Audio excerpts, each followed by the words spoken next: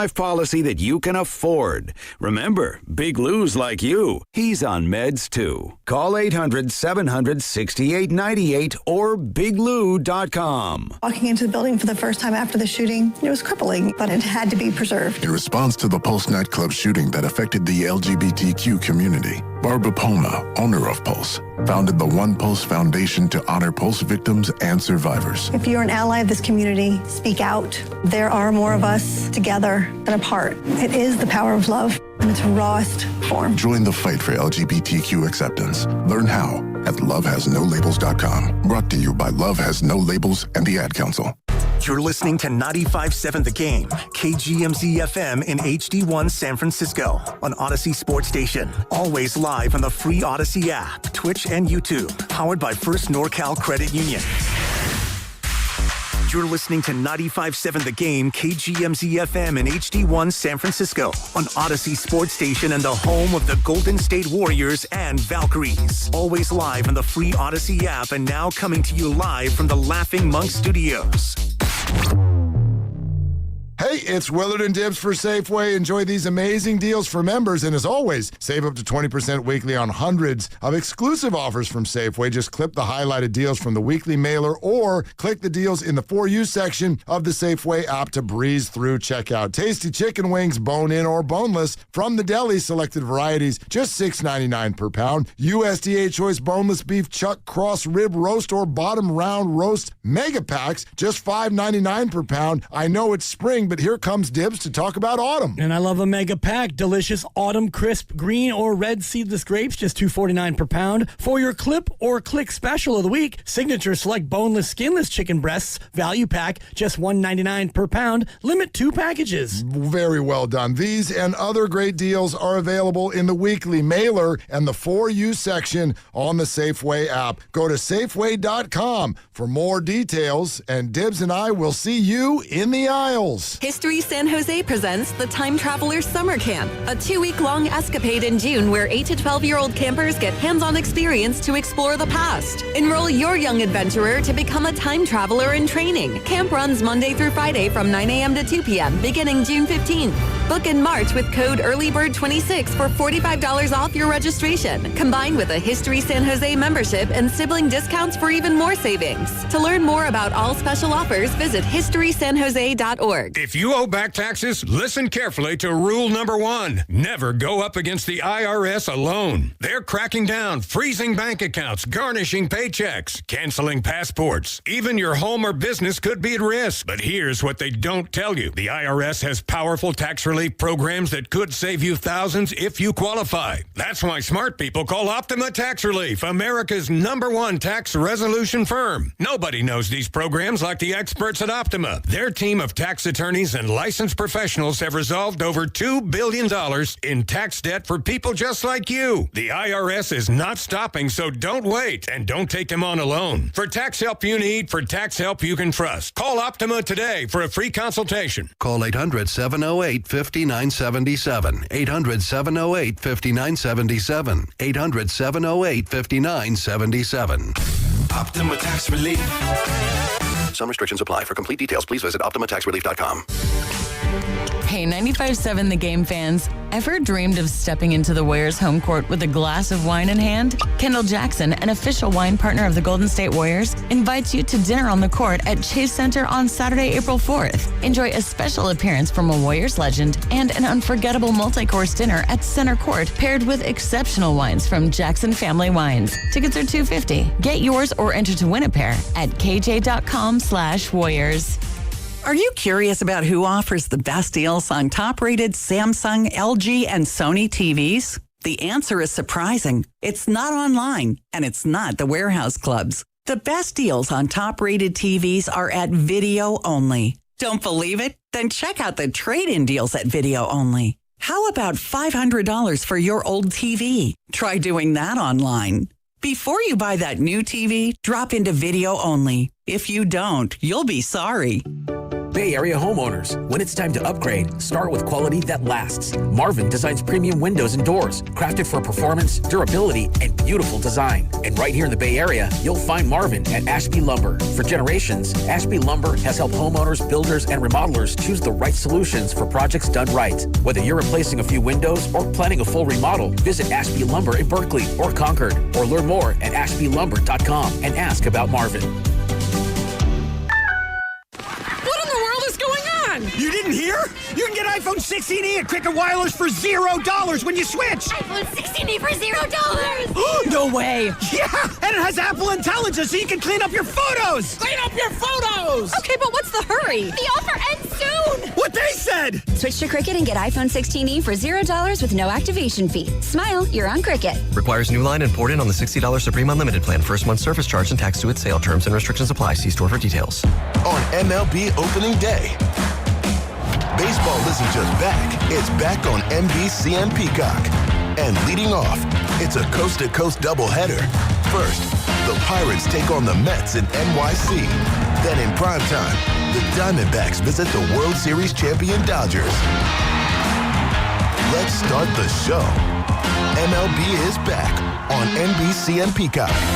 Today, 1 p.m. Eastern and 8 p.m. Eastern. Straight Talk Wireless presents Pickup Truck Wisdom. Trust is earned. That's why I've stuck with Straight Talk. Same price since 2009 on Verizon's 5G network. Cause shoot, anyone can make a promise. Keeping it for years, that means something. Now plans starting at $25 a month with 4 lines. Find us at straighttalk.com and Walmart. Straight Talk Wireless. Straightforward. Always. Same price claim applies only to the base monthly price of our $45 plan from October 2009 to present. San Jose mid-70s, San Francisco mid-60s. Weather brought to you by Duke's Mayo.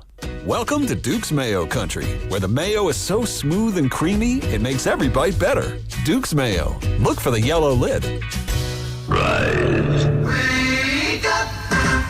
It's time to wake on up. Wake up, wake up, wake up. With a nice cup of Joe. What's up, Joe, bro? Featuring Joe Spadoni. He's an Italian. And Joe, the Butcher Boy Shasky. I am slippery. Oh! The best part of waking up is morning roast in your cup.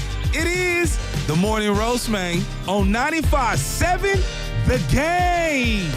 So first and second with 3 runs in and still only 1 away. First pitch to Trent Grisham, cranked up and sent into the right center field gap.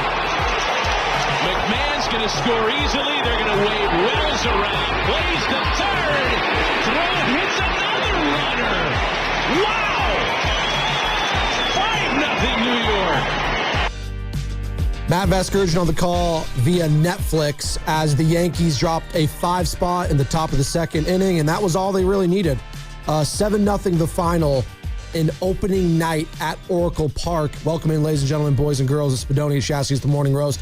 Shout out to Sam Lubman. Shout out to Steven Risotto in the back.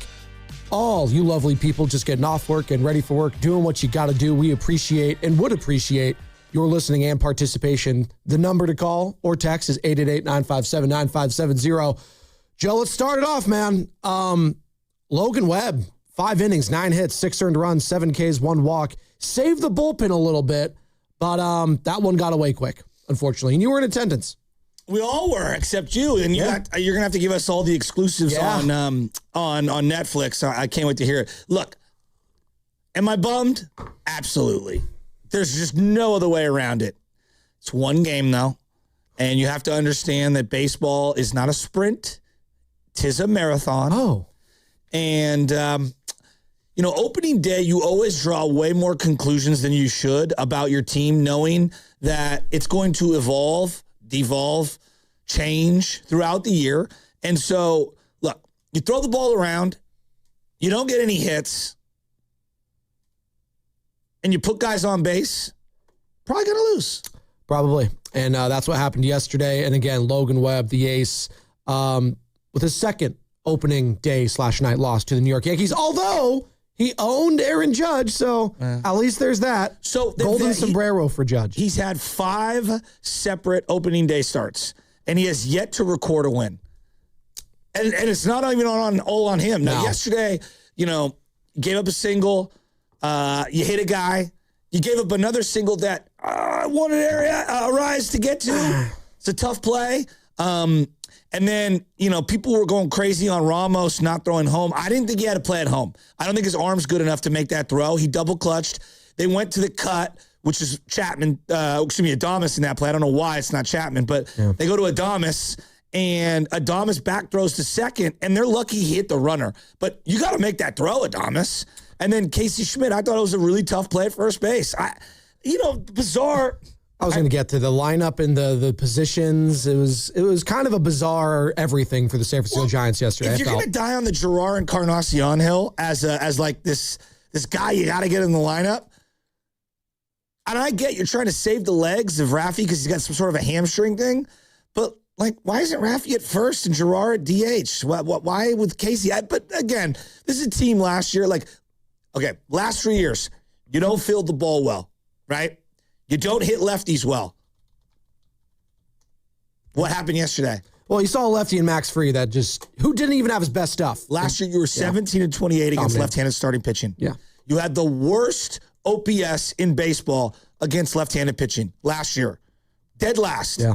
And you just can't throw the ball around. No. And Willie Adames, a guy that they needed to, generate a run or just something. First and third, one out. He batted .218 in his career against lefties and got the strikeout there for Max Fried. Jung-Hoo Lee gets up next, grounds out. The rest is history. Then the Yankees put up a 5 spot in the second, and that was basically all she wrote. And I think, to me, the game it's little games of momentum, right? Hitting is very contagious. When things aren't going well, it feels like it's not going well up and down the lineup. Yeah. When things are going well, it feels like everybody's having a fight at the bat rack trying to get in the circle. Kind of like when you're golfing with a group of buddies and one of you guys, a couple of you guys are struggling, then it bleeds in. Or the opposite is true. Yes. And so first and third, first inning, one out. Here comes Adames. Don't love him in the 4-hole, but he's up. And all I'm thinking is, hey, worst thing you can do here is a ground out to the left side. Best thing you can do here is just put the ball in the air somewhere, shorten up, get a run home. Get a run on Max right now, early in the game. Let's get a lead. Let's give Webby a lead, and let's go from here. And for him to strike out in that situation, look, it's hard to not feel like that was indicative of everything that went wrong with the Giants' offense last year, not being able to execute in certain situations. And then you look up at the end of the game, and you're like, we really only had one rally. Right. And in that one rally, we didn't put the ball in play. Yeah, it was tough. And it's not like the Yankees, on the opposite end were the Bronx Bombers, if you will, hitting home runs left and right. It was just Logan Webb, who's a ground ball pitcher, just elevating that fastball. He couldn't keep it down. And they were taking advantage of it with single after single after single. So it wasn't like, I thought Logan Webb and all of this, as you're talking about the offense, and I'm going to go with the defensive perspective, it wasn't like Logan Webb was the worst pitcher I've ever seen in my life. It was just, it's opening day. He didn't have his money pitch. And that's what happens sometimes. Yeah, and they hit a couple gappers. I thought they had a great strategy. They really attacked him early in counts. I don't know. Did they say that on the broadcast? Correct. Trent Grisham was on and I know you love Trent Grisham, one of your favorite players of all time. He's so grossly overrated. Actually, no, it wasn't Trent. It was Austin Wells, actually. Austin Wells was on the broadcast after the game. By the way, the oldest 26-year-old I've ever seen in my life. He was basically saying the approach was to attack this guy early. Well, and that's what they did. And then he talked about the approach from Max Fried on the opposite end. And he even admitted, he's like, Max probably didn't even have his best stuff, but he was attacking both sides of the plate constantly. And that was making confusing for the Giants. Well, I every time I looked up, it felt like the guy's name was getting called. He walks into the plate, he digs in, and then boom, swinging on the first pitch. Swinging on the very first pitch. And so, that to me is a team that has strategy. Well, scouting, strategy, whatever they were doing, they knew Logan Webb and they attacked him and they did it well. 5-0 in the second, tack on another couple in the fifth. And again, that was all she wrote. I do think, though, overall, you saved your bullpen. You got to see Keaton win. You got to see this guy, JT Brubaker, whatever you want to pronounce his name. Never heard of him. It's Brubaker, right? Brubaker? No, it is. Yeah. And then Caleb Killian. One thing I actually like Killian. He was an interesting arm. I liked his stuff. And then you saw old pal at the end of the game. Well, this is Camilo Doval. Well, classic Camilo all over the place. Well, classic Camilo. His defense not helping him out immediately with an error. Should have been a ground out. And then Sam had tweeted or texted. He's like, oh boy, wouldn't this be something if he blows the game? But they didn't. Camilo got it done. Lots of Yankee fans. Yeah. Lots of Yankee Not fans. surprising. Boy, you know, they are surely an obnoxious bunch. No. They've got the Yankees flags. fans? Oh, God, they're ridiculous. They got the flags. I'm like, hey, dude, this is not the Bronx. Relax. Dial it down, big man. Lot of size. And when I mean size, I mean weight. I mean, that is a fat fan base. Oh, my God. Size matters. You think I'm joking? You think I'm joking? Why we got a body shame? No, Come on. That is a group of fans that hibernates during the winter. Look, it's very cold in New York, Joe. You kind of need that extra layer. It's winter over there, dude. They got snow. They're probably coming over here thinking this is like Cabo, 70 degrees. Come on. We don't body shame on the roast. We don't do that. I just did it. What? Come on. What'd you eat yesterday? Cha-Cha Bowl. Of course. What else? Well, they got a little overwhelmed at the Cha-Cha. Oh, I had a burger and fries. That was earlier in the day. Okay. Yeah, I was really hungry. Yeah. I went to Shake Shack. Oh, well, was it good? Did you get a shake as well? No, I should have, but I knew that I'd do a lot of walking, so I just, your boy couldn't sweat out all the sugar. Shake Shack, sneakily underrated with like the amount of options they have there that you wouldn't think. They have like hot dogs there. I haven't had hot dogs, but I've had the chicken tenders. Well, I think they do have hot dogs, but like just randomly. Tenders, incredible. Well, the chicken sandwich, chicken tenders, it's all good. Chicken sandwich, but the burger, incredible. I love bread. You two schmucks. You two journalistic schmucks out there. They were crushing it yesterday. Not saving a seat for me in the press box. Whoa. Well, that's actually on the Giants, not on That's us. something. Lubman, a real producer would have given up his seat to me. You were never even in the press box, so like, why would I give up my seat to a person who wasn't even there? Hold on. He just I know he's gonna play. I didn't want to be there in the first place. You see, this is why I don't save you anything. I'm not gonna save something for someone who doesn't want it. He just went, you guys didn't have a seat for me. I didn't even want it. It's like, okay, which one is it? I bounced around. So I was walking through left field. I ran into my boy Sean O'Neill and Phil O'Kane. Phil was so happy. Those guys sound like Yankee players. Yeah. What are you talking? Sean O'Neill and Phil O'Kane? It sound like great Irishmen. Irish Americans. Yeah, Yankee players. Yeah, Yankee players. Yeah. Where's my John Sterling call? That's what you should have. That's what you should have came in Irish with. last name. Right here. Hold on. The Yankees win. There you go. I hate them. You love John Sterling, though. That's different. I do love John Sterling. I hate the Yankees. Michael They're K. Ridiculous. You like him? Yeah. What? A-Rod, Michael K. Those are your guys. I saw A-Rod jerseys. I saw Robinson Cano jerseys. What was the most? Was it Jeter? Was that the most number Judge. 2? Tons of Aaron Judge. Oh, interesting. Tons of Aaron Judge. Tons. Well, because the Yankees are so iconic, you can go everywhere left and right. And for the Giants yesterday, I thought you brought something up very interesting before the show. I think you said you saw a lot of current player jerseys. I can't remember. Maybe since the 17-18 kind of season, this many current Giant player jerseys, so many Devers jerseys, so many Adames jerseys, so many Chapman jerseys, so many Jung-Hoo Lee jerseys. Not a lot of Webbs, but those 4, Jung-Hoo Lee, Chapman, Adames, Devers, tons. A lot of throwbacks. I'm not going to deny the throwbacks, but so many of those ones. And I did a lot of videos out front. The boss, I told him for weeks, hey, we're going to do these videos. The microphones that he had just like went out of batteries in like 5 seconds. We have 75 members of 95.7 The Game all standing there getting videos of Dusty Baker and Bruce Bochy. We don't need 17 angles of pregame hitting and fielding, boys and girls. Maybe one of you come out front and do some videos with me. I was interviewing people walking into the game. No, I'm going to bash the crew at 95.7. Risotto was waiting for your text all afternoon. Wow. I told you this. Did Dave Fleming just make an appearance on this roast? Hello, Joe. I told you this. I told you this, Shasky. Great to see you today. That's actually really good. So good. I should have had you do it to Dave yesterday. So I should have. Whoa. Joe, I asked so many people walking in on Embarcadero, can you name the manager of the Giants? How many people? What would you say? It wasn't how many. I was blown away. And you know what? Shame on me. I want to admit this. Shame on me for gender discriminating against knowledgeable sports fans. I was blown away how many men had no answer for who the manager of the Giants was. Every single woman fan that I interviewed knew who the manager was. Chicks no ball, dude. No. We don't give enough love to the knowledgeable female sports fan. And you know what? I'm going to make it a promise to the audience. I know we get probably the majority of calls are from men. we need to show more love to the ladies that clearly are tapped into everything and know ball. They know ball way better than a lot of the guys out there. I'm being dead serious, Joe. No, I'm with you. I'm an ally. Not that I felt sexist or anything like that, but I felt like, you know what? This is a hole in my game.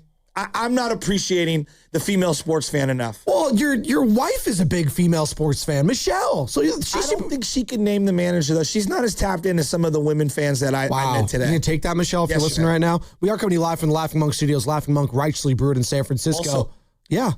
Most favorite Giants player amongst all the fans, like I think 65, 70%, Brandon Crawford. Oh, interesting. And the women love Brandon Crawford. Well, I mean, look at those eyes. Look at that hair. Yeah, I think they're going to love Tony Vitello, too. By the way, we're going to debut a new segment featuring Tony Vitello. What do you hear? What do you say? It's a little quote from Sopranos, Once Upon a Time, Vitello, Italian. You get it. We're going to do that in about 10 minutes. Here's some of the post-game and the sound surrounding Tony V. And I want to hear the people today. How are we feeling after yesterday? Opening night in Major League Baseball, 7-0 Yankees. 0 for 5 with runners in scoring position. 650 says that's just Giants baseball. Oh my God, we're doing this. No, again. but it's tough. It's tough to not have that feeling this morning because it looked a lot like last year. No, not that getting shut out or anything, but I'm just saying defensively, the bats with a lot of strikes. How many strikeouts? I haven't even looked at the box score. I have it up right now. How many strikeouts for the Giants offense? 6 actually. It's not bad. No. The Yankees struck out 12 times. Doubled that, but they put the ball in play. And I thought they ran the bases really well. They were very aggressive. They were. There was a multiple, hey, I'm going to try to take the extra base scenarios. Your boy Jazz Chisholm steal last night, first steal of the season. The broadcast loved them some Jazz Chisholm. Well, he's not a third baseman, so him at second is probably his more natural position.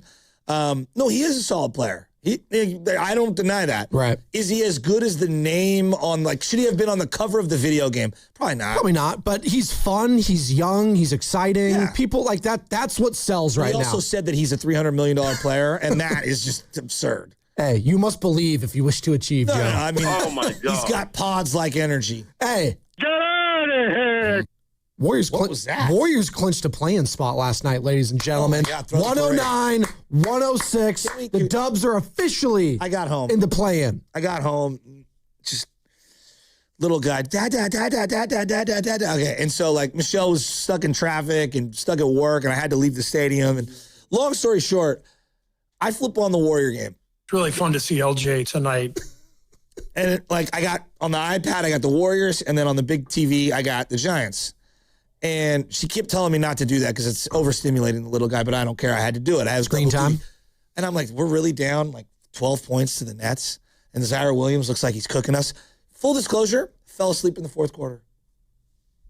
Yeah, I fell asleep in the fourth quarter. Well, you miss Guy Santos dropping 31 points, career high, 11 of 16, baby, 4 of 6 from beyond the arc. Let's go. But that's not the news of the Warriors yesterday. The news is there was an update on Stephen Curry. In the scrimmage, they're going to have another update soon. So, well, still waiting for. I'm going to give you my thoughts, and you guys can all agree or disagree. It's the beauty of sports. Dialogue. I know Steph wants to play. It's very admirable in this era of everyone is being told to rest when we're benching players in the fourth quarter on some teams to get a better draft pick, just to get a chance at a better, ping pong ball in the lottery. And it's admirable that there is a guy at his age who wants to come back and fight and play for something, even though we kind of know that there's a ceiling on this season.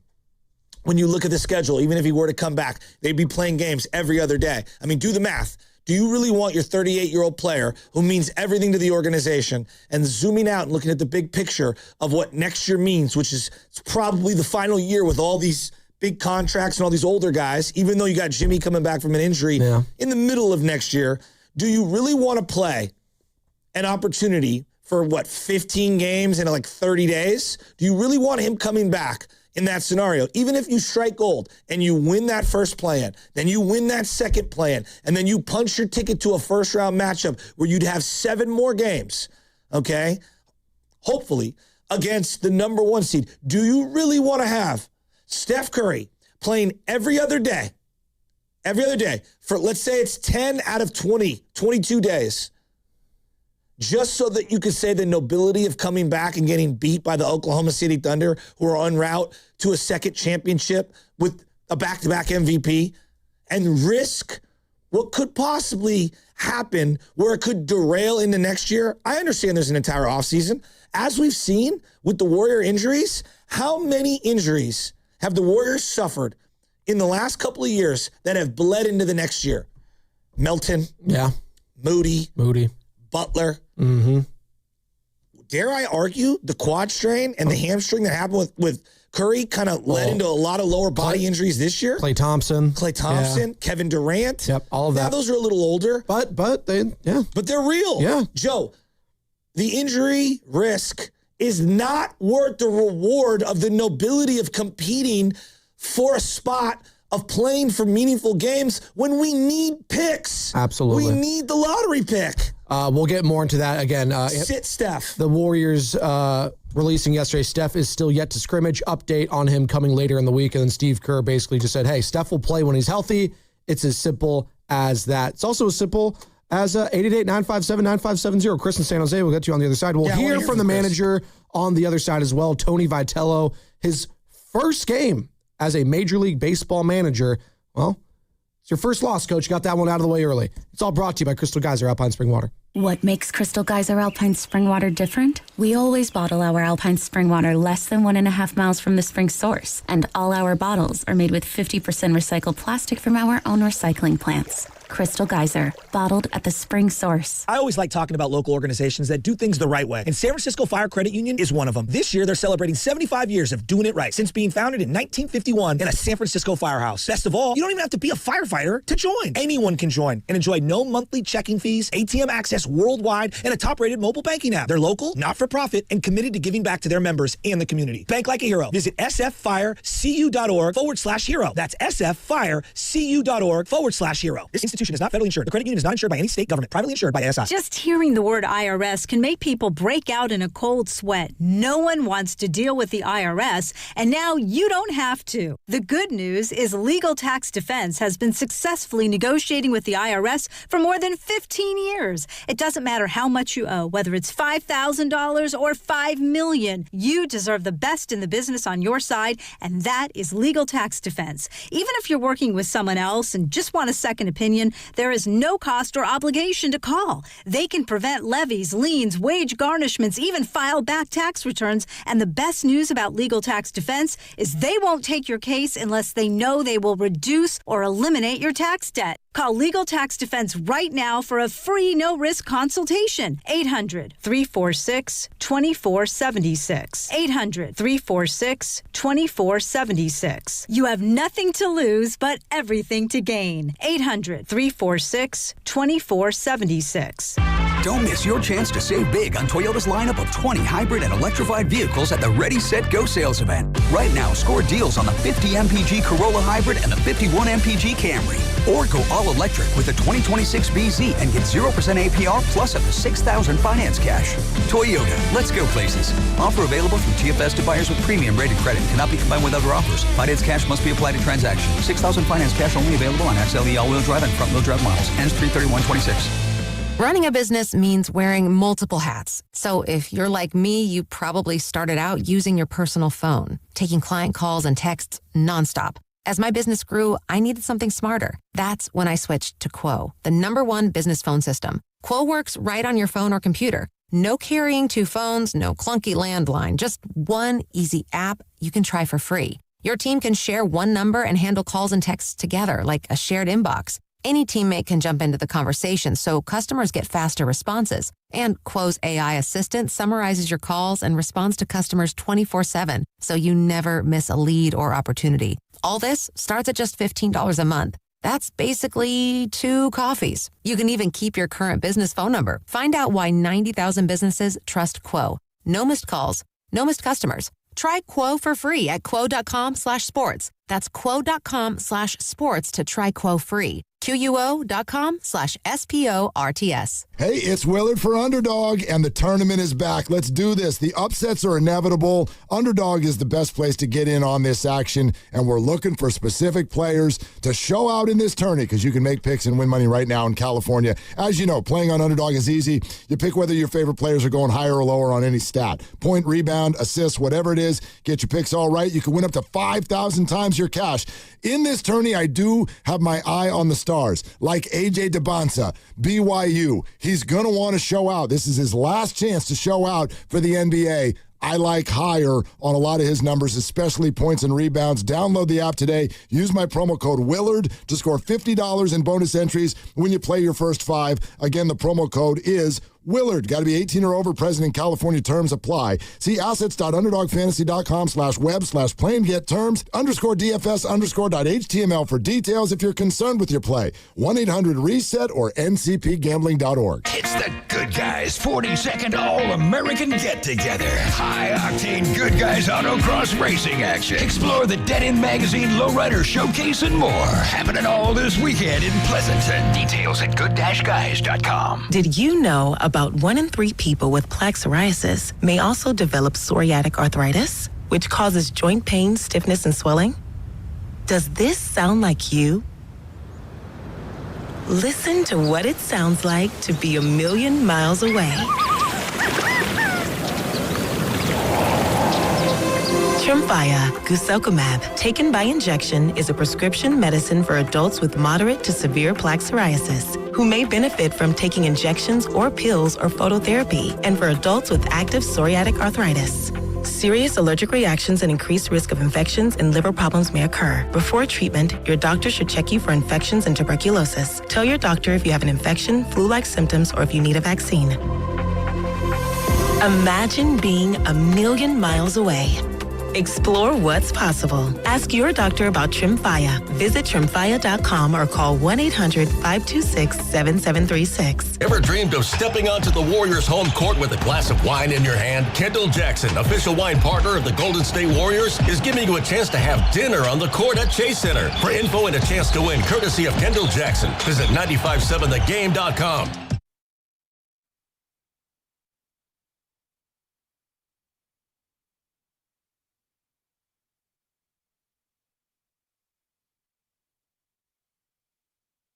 Chisholm bounces into first. Schmidt the second for 1, and the relay's not going to be in time. It gets away at first base, and that'll score a run. A giant misplay leads to a second run this inning. Hey, it's Sarah from Alice. Welcome back to the JoJo Show, the morning roast at the game. Thanks, Sarah, and shout out Matt Vasgersian on the call for Netflix. Yeah, that was going to be an incredibly tough play for Casey Schmidt at first base, which I thought was interesting. You brought that up earlier. Why have Gerard and Encarnacion on the team if we're not going to put him at first base? Bad throw not nonetheless. At first base, just be a DH. Well, DH or at first base. But I don't know if he makes that play. Probably not. That was going to be incredibly hard. But I just thought the entire lineup was strange to me. I don't know if it was strange to you, Risotto. Game. No, it is one game, and maybe it was strange because of who they facing and Max Fried. Maybe it'll be different tomorrow. We'll see. This goes back to the Gerard Encarnacion. Forget Luis Matos. I don't care about Luis Matos. Oh, he's gone. This goes back to the Gerard thing, and Risotto and I were going back and forth. You can't tell me, and every beat writer tell me for weeks on end, well, they need Pop in the lineup. He can get into one. This is why he's on the team, to be a DH. And then boom, here comes opening night. You're facing a lefty. It'd be nice to have someone who could put one out of the ballpark. Right. And then you don't have him. Well, and obviously Devers can play some first base, but he's still dealing with hamstring tightness, so they don't really want to put him in that position quite yet.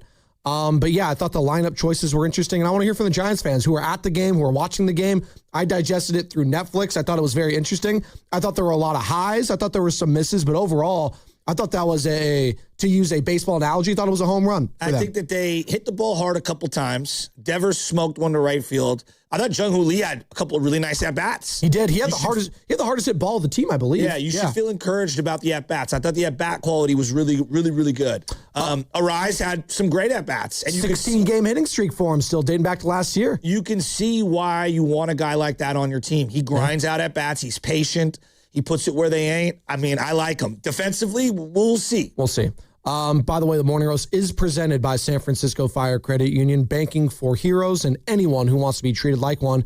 Rob Parker going to be joining us at 8:20. Love Rob Parker, famously called Stephen Curry the Gamote, the greatest mirage of all time. So we know Rob's a hater, but we love him still. You can find him on Fox Sports Radio with The Odd Couple, and he loves him some Major League Baseball. So we'll talk to Rob at 8:20, who was at the game last night, talking shop with Sam Lemon and Tim Kawakami at the Substandard. After we, go to the phone lines here, I want to go around the room and I want to hear about the press box experience. We're going to do that. Plus, we still got What Do You Hear, What Do You Say with Tony Vitello talking before and after the game yesterday as he officially completed his first game as Giants manager in his first Major League Baseball action. Chrissy, San Jose. What's up, Chris? You're on the roast. Hey, Spadoni and Mr. Shafty. Long time no talk. Man, wow. I thought, I'll just kind of get right into it. I thought the Netflix thing, that was one of the dumbest things I've ever seen in my life to start. I thought it was terrible. Bert Kreischer, whatever his name is. Yeah, that was weird. I agree. I mean, the whole start of it, I was like, okay. And as us Giants fans, we get the privilege of listening to Krug, Hype, John Miller, and Fleming, some of the best, if not the best in the business. So for me, it started pretty rough, and somehow it got worse. They got on base 5 times. They had 3 hits, 2 walks. For me, the highlight of the Netflix thing was Jameis Winston acting like an absolute goofball, who may or may not have CTE. The verdict will come, not to make light of that, but, that we'll see when he retires and everything. But so that was terrible, right? And I it's like a TV show that you're looking forward to watching, and then halfway through the TV show, you're like, man, this is exactly like the last season of the TV show. It's like the exact same thing. So you got, it starts in the first inning. We get a runner on, get a little bloop single, first and third, less than 2 outs. And what is Adames doing? Adames is taking some of the biggest hacks I've ever seen, and that's what he does. But you're taking huge hacks to the point where your helmet's about to fall off. 2 strikes. What does he do with 2 strikes? He drops the elbow and he uppercuts. It's like, dude, that is going to be their crux this season. Situational hitting, same thing as last year. Ramos, Chapman, Devers, Adames not being able to hit situationally and getting a runner in from third with less than 2 outs. That killed us last year. So I saw a lot of the same. Webby, love the guy, forever Giant. I've been on this train for a couple years now. For my money, he's our ace, but he's not a true ace. I know it's going to get better. I know he gets another 30, 31, 32 starts, but when his sinker's not on, he doesn't have the velocity and other stuff. That changeup was looking nice, but he doesn't have the velocity and other stuff to overcome when that sinker is not moving and not breaking through the strike zone like he's used to. So, I don't know, guys. That was rough. I was joking with the screener. It was so rough that I was thinking about and looking forward to the Warriors game. Oof. That's how bad it was. And then what happened to the Warriors game? Yeah, Warriors dropped. Hey, Guy Santos, Chrissy. Come on, 30 points. Hey, listen, love Guy Santos. Even Pajemski came out there and had a nice game. Draymond made a couple of plays in the fourth quarter. But, we're just waiting for the play-in to get eliminated or eliminated in the first round. Do you want Steph back, Chris? You're pretty reasonable as a fan. It's tough because there's, it's like 6 in one half a dozen in the other is a saying. It's like I see the logic in sitting him the rest of the season. I don't see any benefit. I love Curry. He's my favorite Warrior of all time, as is, for many of us. And you can't deny a guy, a legend, if he wants to come back, you can't deny him from coming back. But ultimately, you run the risk of, perpetuating this tendinitis, whatever it is, and you run the risk of not being fully healthy for next year.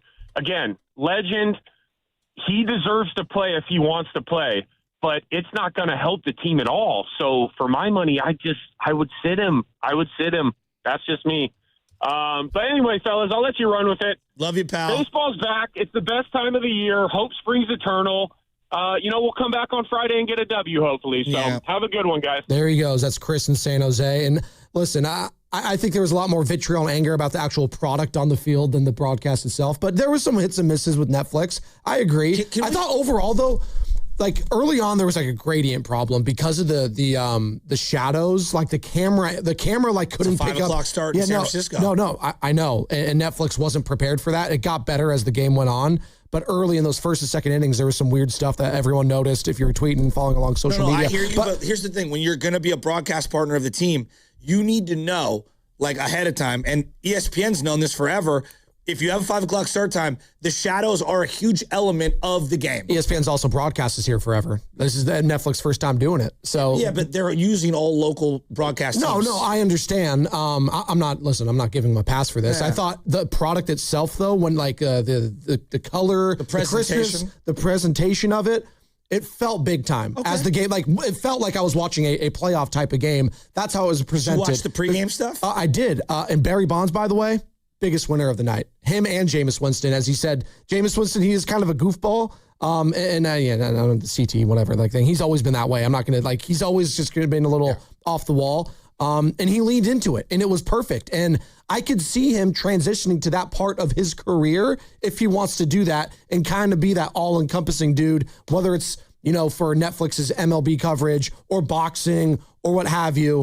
I thought Jameis winner, but Barry Bonds, man, as an analyst, first and foremost, and we'll play some of the sound, he was fantastic. He was just very open, honest, real, didn't sugarcoat anything. He was Barry. And isn't that what we want? You want him to be himself, alongside Albert Pujols, who I actually thought was pretty good too. Anthony Rizzo, he's quiet. He's kind of what I expected Anthony Rizzo to sound on the broadcast. And Elle Duncan's a pro. She's been doing this forever. She's a great host in there. And then, I mentioned it earlier. I thought Hunter Pence and CeCe, as the game went on, because it was their first time doing a game together, they were talking over each other a little bit. It got better and better. And Matt Vasgersian, he's been doing this for a long time, obviously. When's the next time they're doing a game? They're doing like 2 this year? I don't know the other game that they're doing for Major League Baseball. Is it Home Run Derby they're doing? I'm excited for that. I'm excited, officially. I'm also excited to hear from more of you who were at the game, who watched the game. Like, I get it, Giants fans. All the texts on the Boxer and Gerson Work Injury Attorneys text line this morning, Joe. Same old Giants, same old Giants, same old Giants. Well, after one game, you could say that.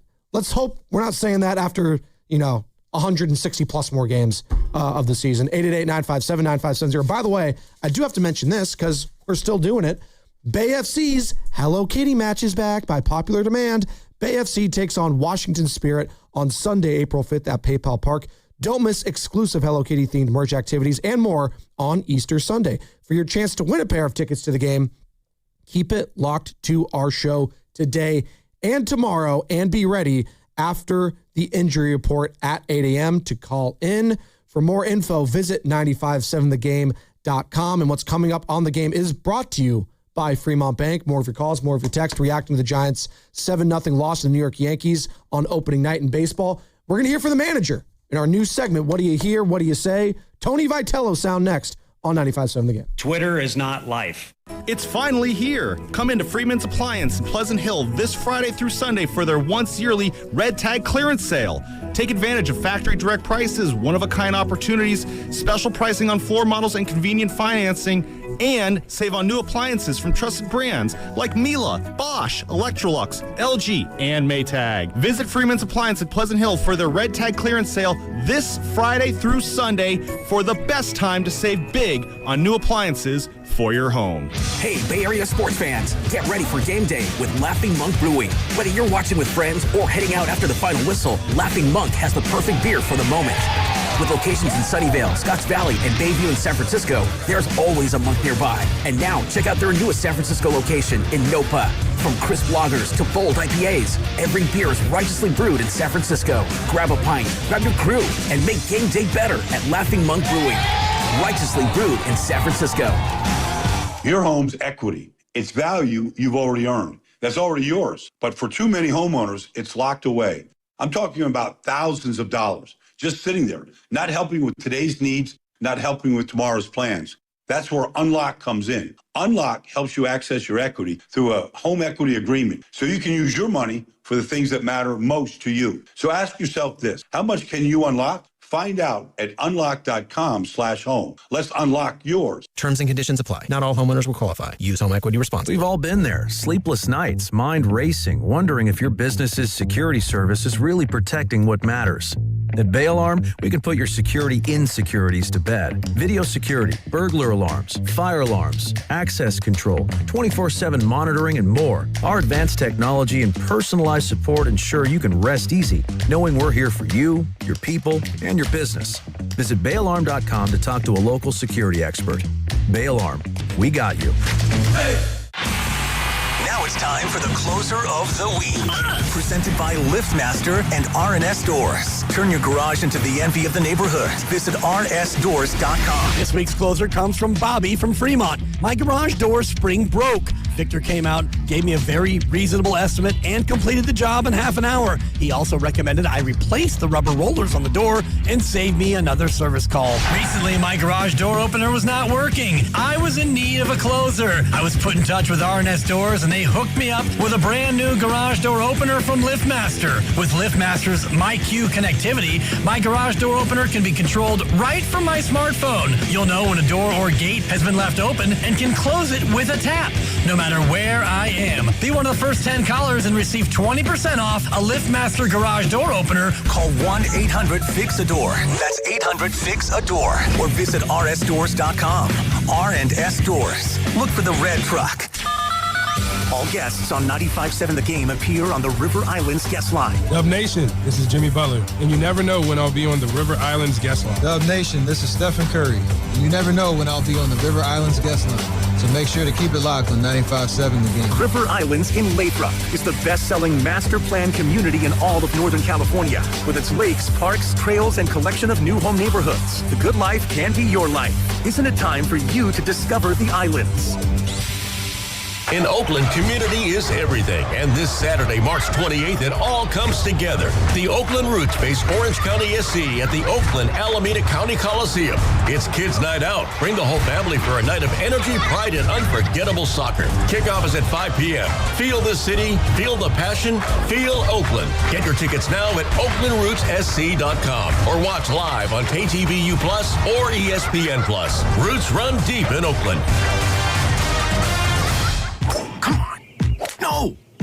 It's just a golf lesson, champ. Listen up. I can't. See that Hyundai Santa Fe? Yeah. I only paid to finish up on your own. I gotta run. Deal's so right, it almost feels wrong. The Hyundai Getaway Sales Event. Get 0% APR for 60 months, plus 0 payments for 90 days on the Hyundai Tucson, Tucson Hybrid, Santa Fe, or Santa Fe Hybrid. Now, during the Hyundai Getaway Sales Event. Hurry, offer ends March 31st. Call 562-314-4603 for details. My name is Whitney Allen, and I'm a widow. My husband, Ryan, died. We never thought we'd ever have to use life insurance, but the unexpected happened. With Ethos, signing up was fast and 100% online. You can get a quote in seconds, apply in minutes, and get same-day coverage. No medical exams, and you can get up to $3 million worth of coverage. I am grateful we were prepared. Get your free quote at ethos.com/radio. That's ethos.com/radio. Paid spokesperson. Time spent on application may vary. Online health questions required. Staples presents That Was Easy. I wanted a new color printer to add pizzazz to my prints. Ooh, pizzazz can be pricey. Well, now at Staples, you get up to 30% off select HP printers. 30% off an HP? Yeah, I saved $120 on an HP Smart Tank 6001 with up to 3 years of ink included. Why, that could be the last printer you'll ever need.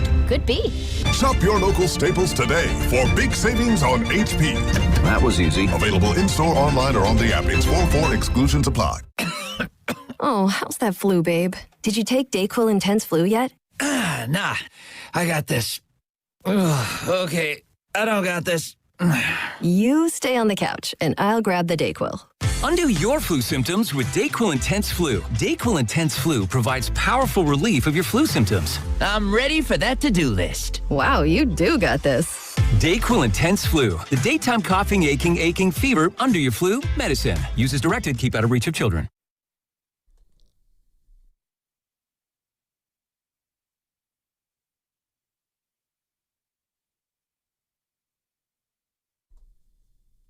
It's Union City's finest, Daryl the Guru Johnson, and I'm listening to my guy, Joe Spadoni, and my brother from another mother, Excelsior's finest, Butcher Boy Joe Shasky. Take it away, guys. All right. I'm tired of y'all. Goo, did Goo show up to the game? You three were there. I didn't see him. That's three. That's two thumbs down to the back, and you said you didn't see him. I didn't hit him up, though, so I don't know. He could. There's so many people there. I don't know. He texted me and said he was not able to make it, so Elle Duncan did not get her garlic fries from Goo. Goo, you let Elle hanging like that? Come on, man. Word on the street was the caddy was having some issues. Convenient. He came from the station. It takes 2 seconds to get over there. Don't shoot the messenger. I'm just reporting what was told to Goo, me. come on. I would love to put an Apple tag on Goo to see where he's really at when he says he's at places. The amount of mileage that guy puts on. Uber drivers are jealous of the amount of mileage he puts on that vehicle. Goo, say it ain't so. I heard Dan Devone on the pre- and post game last night. That was great. Was it right Devone? here for the Warriors game? It was, Dan. Nice. Do you want to be on top? Brought to you by Golden State Lumber and Showroom, serving the Bay Area for 3 generations. When you succeed, we succeed. Visit goldenstatelumber.com. I don't know what to do with that. Do you want to hear from the manager? Yeah. Tony Vitello? Let's go. Give me some music here for Tony V. And our new segment we're going to do after every Giants game. We're going to hear from the manager, pre and post, what have you. And we're going to call it What Do You Hear? What Do You Say? So let's get right into it. You got some... Oh, I kind of like that. I was really loud on the Pauly Wallace The amount version. of people who I go, hey, who's the name of the manager? And they're like, Tony Soprano? It's something Italian, I'm right? dead serious. My brother's name is Anthony Spadoni. He's Tony Spadoni. So there you go. Tony Spadoni? It doesn't get more Italian than that. me? Tony or Mikey. There's Mikey, Joey, and Tony He must Spadoni. have got There you picked on a go. lot. Tony Spadoni's full of baloney. My older brother Sam literally called me growing up. If I lied, he called me Joey Baloney. That was my nickname. So you have a Bologna I friend? thought it was Pinocchio. Yeah, well, that was loosely based on my life, Pinocchio. That's the thing about noses and ears, Joe. They keep growing. So I'm screwed no matter what. Let's hear from the manager. Hey, Tony, recap that first Major League Baseball game under your belt. Personal level, but also the whole team. Everybody would like a better result, but the results are going to fluctuate. I think the biggest thing is, I guess, to pick up with your second question, was a more competitive effort would have been better. They were able to be more aggressive on the bases. They had more opportunities, but that allowed them to be the better base running team. And then, pitching wise, just so happened their guy was better than our guy tonight. A couple guys out of the bullpen did okay. And then with the bats, just better at bats too. So that was kind of more of the focus, is the competitiveness of the game. You also would like to win. And then the fanfare before the game was tremendous. It's kind of hard to, we had that big old thing in front of our dugout to begin with, but it's kind of hard to take all that in because you're doing stuff up until the last minute, pretty much before the game starts. But all in all, I think the fans, at least that part of the whole deal, got what they signed up for. All right. Recapped his first Major League Baseball game there. Tony Vitello, it's What Do You Hear? What Do You Say? There's going to be a lot in regards to the coverage of this guy this season. That much I do know. Just judging from the boys in the back, Sam and Risotto, Garlic Fries and Baseball Guys podcast, they're doing a hell of a job for the station. They obviously, Risotto, Sam, write for the station too, cover the Giants. They think it's going to be a thing. John Shea, SF Standard, Kawakami, Bagger, all like the top main big wigs that cover this team, Pavlovich. He's going to be a topic of conversation all year long. And you know what? I find that interesting, fascinating, and intriguing. I love that. Let me ask a question to all the Big J journalists in the other room who love the Giants. Does anyone remember Bruce Bochy's first game as manager of the San Francisco Giants? I do. Oh, you do? All right. He's putting you on the spot. Who was it against? San Diego Padres. That's very good knowledge. It was former team. They lost 7-0. How Jake Peavy, ironic. Barry Zito got absolutely lit up in that game. The headline in the Chronicle the next day was, "No, seriously, guys, play ball." Barry Zito was the big high-priced free agent. Yeah. And it was him versus Jake Peavy. Cy Young versus Cy Young. And I remember the Giles That was the year brothers. he won the Cy Young, actually, Jake Peavy. Ooh. The Giles brothers were at the top of the lineup for the Padres. And,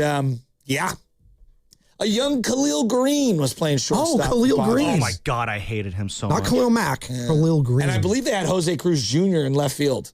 Man. Hey, Tony. Who did? The Padres? Yeah, I think the Padres had Jose Cruz Jr. in left field. Wow, that one. I do remember at one point, I think it was either that game. No, it was that game. Barry Bonds had like a screaming line drive right at Marcus Giles that like he just barely caught and kind of knocked him over a little bit. My dad and I always laugh about that one. Now, I'm not here to pretend that he's going to be Bruce Bochy, but the Giants lost their first 2 games of the year that year to the Padres in 2007. It wasn't the greatest year for the Giants. It was Bonds' final season. So, look, we can't make sweeping indictments on a manager or a team or anyone on one game. We won't do that. Of course, the fans at Shore 4 Fanatic, they might try to do that. And until they prove otherwise, when it comes to runs scored, can you stop the bleeding? They're going to be skeptical. That's why I talked about this first month being so important, I think, for the fan base, Joe, and trying to capture that. You talked a lot yesterday about capturing the hearts and the imagination of this fan base. This first month is going to be very telling about this team. Not to say that they can't bounce back, but if you want to capture us, you capture us early because as we're talking about this Golden State Warriors season, probably going to end sooner rather than later. Can I ask you another question? You absolutely can. Since we're talking manager here, Gabe Kapler's first ever game as manager coming out of COVID. That was against the Dodgers. Okay. Yes, right? it was against the Dodgers. It was in L.A. Uh-huh. Thursday, July 23rd, 2020. Did they win? No, they did not. No, they got destroyed, didn't they? Remember, he subbed Crawford out in the seventh inning. That was a big deal of that game, and people were losing their minds for Donovan Solano. Oh, they had moved Donnie Bats Dubon over to shortstop. Yeah, that was that already the nail in the coffin for Gabe Kapler after night one? They lost 8-1. Yeah, but it was close at one point. Yeah, at first pitch. That's pretty good, Sammy. All right. One more. Okay. I want to hear from my guy, Tony V. I know, one more. The most recent one. The first ever game for Bob Melvin. Well, he was asleep. I don't know. Like, we all were. Against the Padres. Wow. Giants also lost that. Of course they did. They have not won a first game. I don't know. Maybe Felipe did, maybe Dusty Baker, but I do find it interesting that they lost every opener for all these other managers, the last however many. So it's now Vitello, Bob Melvin, Gabe Kapler, and Bruce Bochy. That is a little insane. It is. You guys want to hear how Felipe Alou's first game went as manager? Yeah. You'll never guess what team his first game was against the Padres. It was against the Padres, as is tradition. The Giants won that one 5-2 in that one. And who's the starting pitcher? Kirk Reeder. They were coming off the World Series. That was 2003. Mm-hmm. They ended up going wire to wire NL West champs. I think they started like 15-2 that year. So you had Ray Durham, Jose Cruz Jr.'s on that team, Rich Riley, Barry Bonds. Yeah, fun season that did not end well. We'll play, as you mentioned, Barry Bonds. We'll play some of his sound, what he said on the broadcast for Netflix last night. He was in the booth and also did the pre- and post-game panel alongside Albert Pujols and Anthony Rizzo. Really quick, you guys want to know how Dusty Baker's first game went? Sure. He won. It was. You want to know who was against? I really want to hear from the manager. Tony Vitello was against the Cardinals. Dusty Baker. It was the home opener. It was the home opener. Yeah, mine was home. Yeah, they opened on the road in St. Louis. They beat the Cardinals 2-1. All right. Do you want to hear from Tony Vitello now? I really would, because he's a great Italian American, and I support those Paisans. All right, I support him. Tony V. He says the Giants need to play better catch. Just that we need to play catch better. I mean, whether it's off the mound, pitcher to catcher to me is playing catch. But we had a couple opportunities to get outs. Some people might call them routine plays. I don't know. Again, go back and watch video, see how that was. I mean, we needed to do a couple things better to turn a double play, which was later in the game, and then the part where you're referring to. I think Jazz, I'm not even sure if it was in that inning, but had a stolen base where the ball ends up at center field. Guy had a huge jump. Patty knows how good his arm is, so he took a shot at it. But I think the one that you'd like to have back is, the throw into second on the ball down the line. And you get it out there, maybe it makes a difference. But this is a half painful, half easy press conference to do because it was pretty straight up. Like I said, whichever phase you pick out, we just weren't as good as we're capable of being tonight. And they played well, so it worked out the way that it did. I love what he said at the very beginning. So I have a lot of baseball isms that I've learned from my dad, Steve Phelps, the Schneider boys. I've picked up along the way from Jimbo or Bran and other coaches I've coached with. Me. Everyone's got their little things. Baseball is one giant game of catch. And he said, I consider pitcher and catcher a game of catch. And he's right. And one thing that you hear a lot, especially at the lower levels, just throw strikes, Joe. Just throw strikes, Joe, when you're on the mound. And it's not just throw strikes. Throw balls that your catcher can receive. Yeah. And so many times when guys get crossed up or when you're all over the place in terms of location, it makes it difficult to play catch. You will hear from umpires. Now, there's two different trains of thoughts on this, but if your catcher drops a ball, there are a lot of umpires at lower levels that will not call that a strike at all. Well, the catcher dropped the ball. Now, once it crosses the zone. Well, that's what I'm saying. By the letter of the law, it doesn't matter if you dropped it or not. It's a gray area. It's a gray area. Now here come all the umpires. That's why we have ABS. Pouring in with the actual. Yeah, we'll get rid of that soon. Give me the robot umps. Get rid of these clowns. That's something else I want to get into at some point today. Thank God this is going to take over sooner rather than later. But it is a game of catch. So pitcher with catcher, infielders with their first baseman, outfielders with whether it's a line drive, pop fly, doesn't matter, but also hitting your cutoffs, and then your cutoffs throwing to whatever base they're throwing to. Yesterday, okay, you had how many poor throws in the infield? Oh, a lot. Okay. The cutoff throw, the one Ramos kind of pump faked, maybe went home. I don't know. I didn't think he had to play. Others do. That's fine. I watched it in real time. I didn't watch it on a replay. So I was just going. I'm kind of with you. Down the line. Yeah. I don't know. I watched it on TV. I'm kind of with you, too. Well, you agree with me. I just didn't think he came up aggressive enough to make the throw. Like, I had more of an issue with how he got to the ball versus the actual, where he was going to throw the ball. Big topic of conversation yesterday, his defense, so it's going to be monitored all season long. So then Willie hits Willie on the cut, and Willie goes to back throw to second base. They could have had that guy. That would have been a big momentum play. Yeah. Maybe you get out of that inning with only a couple of runs scored. Yeah. Instead, you throw it into the runner and got lucky because it should have went into right field. Correct. And, so it's just, you got to play catch. I also loved what he said, too. It was a sneaky shot at the team. He's like, yeah, some might call them routine plays. They just messed up on. Some might call them that. Right. The passive aggressiveness from Tony Vitello, I'm picking on very early with this guy. I'm picking it up very early with him. Here's more what he had to say about Logan Webb's outing.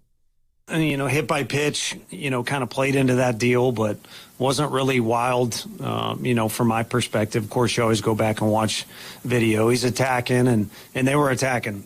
They got to him early in the count a few times, seemed to have made a little bit of an adjustment to be more aggressive. But, overall, he's a ground ball pitcher, and the ball got elevated a couple times. And, again, it's not like those guys were launching balls, over outfielders' heads or over the fence, but they stacked their hits together. And, some of that came from the bottom of the order that had success, too. Yeah, and I think, they kind of dodged a bullet not letting Aaron Judge get a big hit with runners in scoring position. He was the only one. He was the only one that didn't get a hit, Joe. Joe, could have been a worse inning. It could have been. He was the only one that didn't do anything, Aaron Judge. So at least that happened because last time Logan Webb faced him, what happened in that first inning? It was a home run, dead center. That was back in Yankee Stadium. Austin Wells with a couple hits, and again, he was on the panel after the game. And Ben Rice, made a couple of nice dig outs at first base. He did. And I thought that their backup shortstop who's playing for Volpe, I guess Volpe's recovering from some sort of a surgery. Yeah. And so's Rodon. But I don't love that guy at shortstop, and he, healed one. I don't know if you guys saw that one that he's coming in. Yeah, and I mean, that ball 9 times out of 10, when it hits you on the heel pad right there, goes up in the air. I mean, they were lucky, the Yankees, that stuck in the glove. Well, they were also a little peeved, like I was getting from the broadcast, because they kept asking the teammates about him doing the challenge, the first ever challenge of the year for the ABS system. It was a waste. They were up 5-0, and it was the first pitch of an at bat, and it was a strike. It just got the top corner of the zone. All the teammates are like, yeah, probably shouldn't have done that. Maybe we'll save that just in case we actually need it. If the Giants, come back in the game, what are you doing? Again, those are going to be little intricacies because I'm sure this will happen with the Giants at some point too. Something to monitor as the season goes on. One of the big takeaways that I had from this game is that they did hit the ball hard. Yeah. Rafi smoked one to Aaron Judge out in the outfield. Who was that against? I don't think that was against Fried. Oh, that was the other guy. The righty. Bird? I don't know. Hedrick? He smoked that ball. Yeah, it was not against Fried. It was not against Fried. He had a bloop with runners in second and third. Was that what it was later on? I thought Jung-Hoo Lee smoked the ball. He did. He had the hardest hit ball, I think, of the I think he had two really hard hit balls. So, again, we're grasping at straws here. I am a little worried about Harrison Bader's physique. He's thick from like the chest down, and he didn't look like he was sprinting on a couple of balls in the outfield. I worry about where he's at. And then hearing Flem be so worried. I don't know if you watched the game prior. That was the last, whatever they call it, exhibition game, because it wasn't a major league team, so it couldn't be Cactus. I guess the Mexican team? Yeah. So he hit a ground ball, and he just jogged down the line. And they're like, yeah, we told him not to run. He's not allowed to sprint. And I'm just thinking, like, that's not good. No. To start, like, my center fielder to start the season? No. I think center field is still an area. I got it up in the air. Flem had a great interview with us yesterday. David Fleming, obviously, our 95.7 The Game Giants insider this season. We'll have him on each and every week. Voice of the Giants for NBC Sports Bay Area. If you missed any of that interview or all of our interviews, you can find them on the free Odyssey app. As you are listening to 95.7 The Game, KGMZ FM and HD1 San Francisco, an Odyssey Sports Station, and your home of the Golden State Warriors and Valkyries. As mentioned, always live on the free Odyssey app, coming to you live from the Laughing Monk Studios, reacting to the Yankees win on opening night at Oracle Park, 7-0. And no game today. We'll get back in action tomorrow, where it will feel more like opening day, I'm sure, with the pomp and circumstance and all that. The ultimate grunt master out there.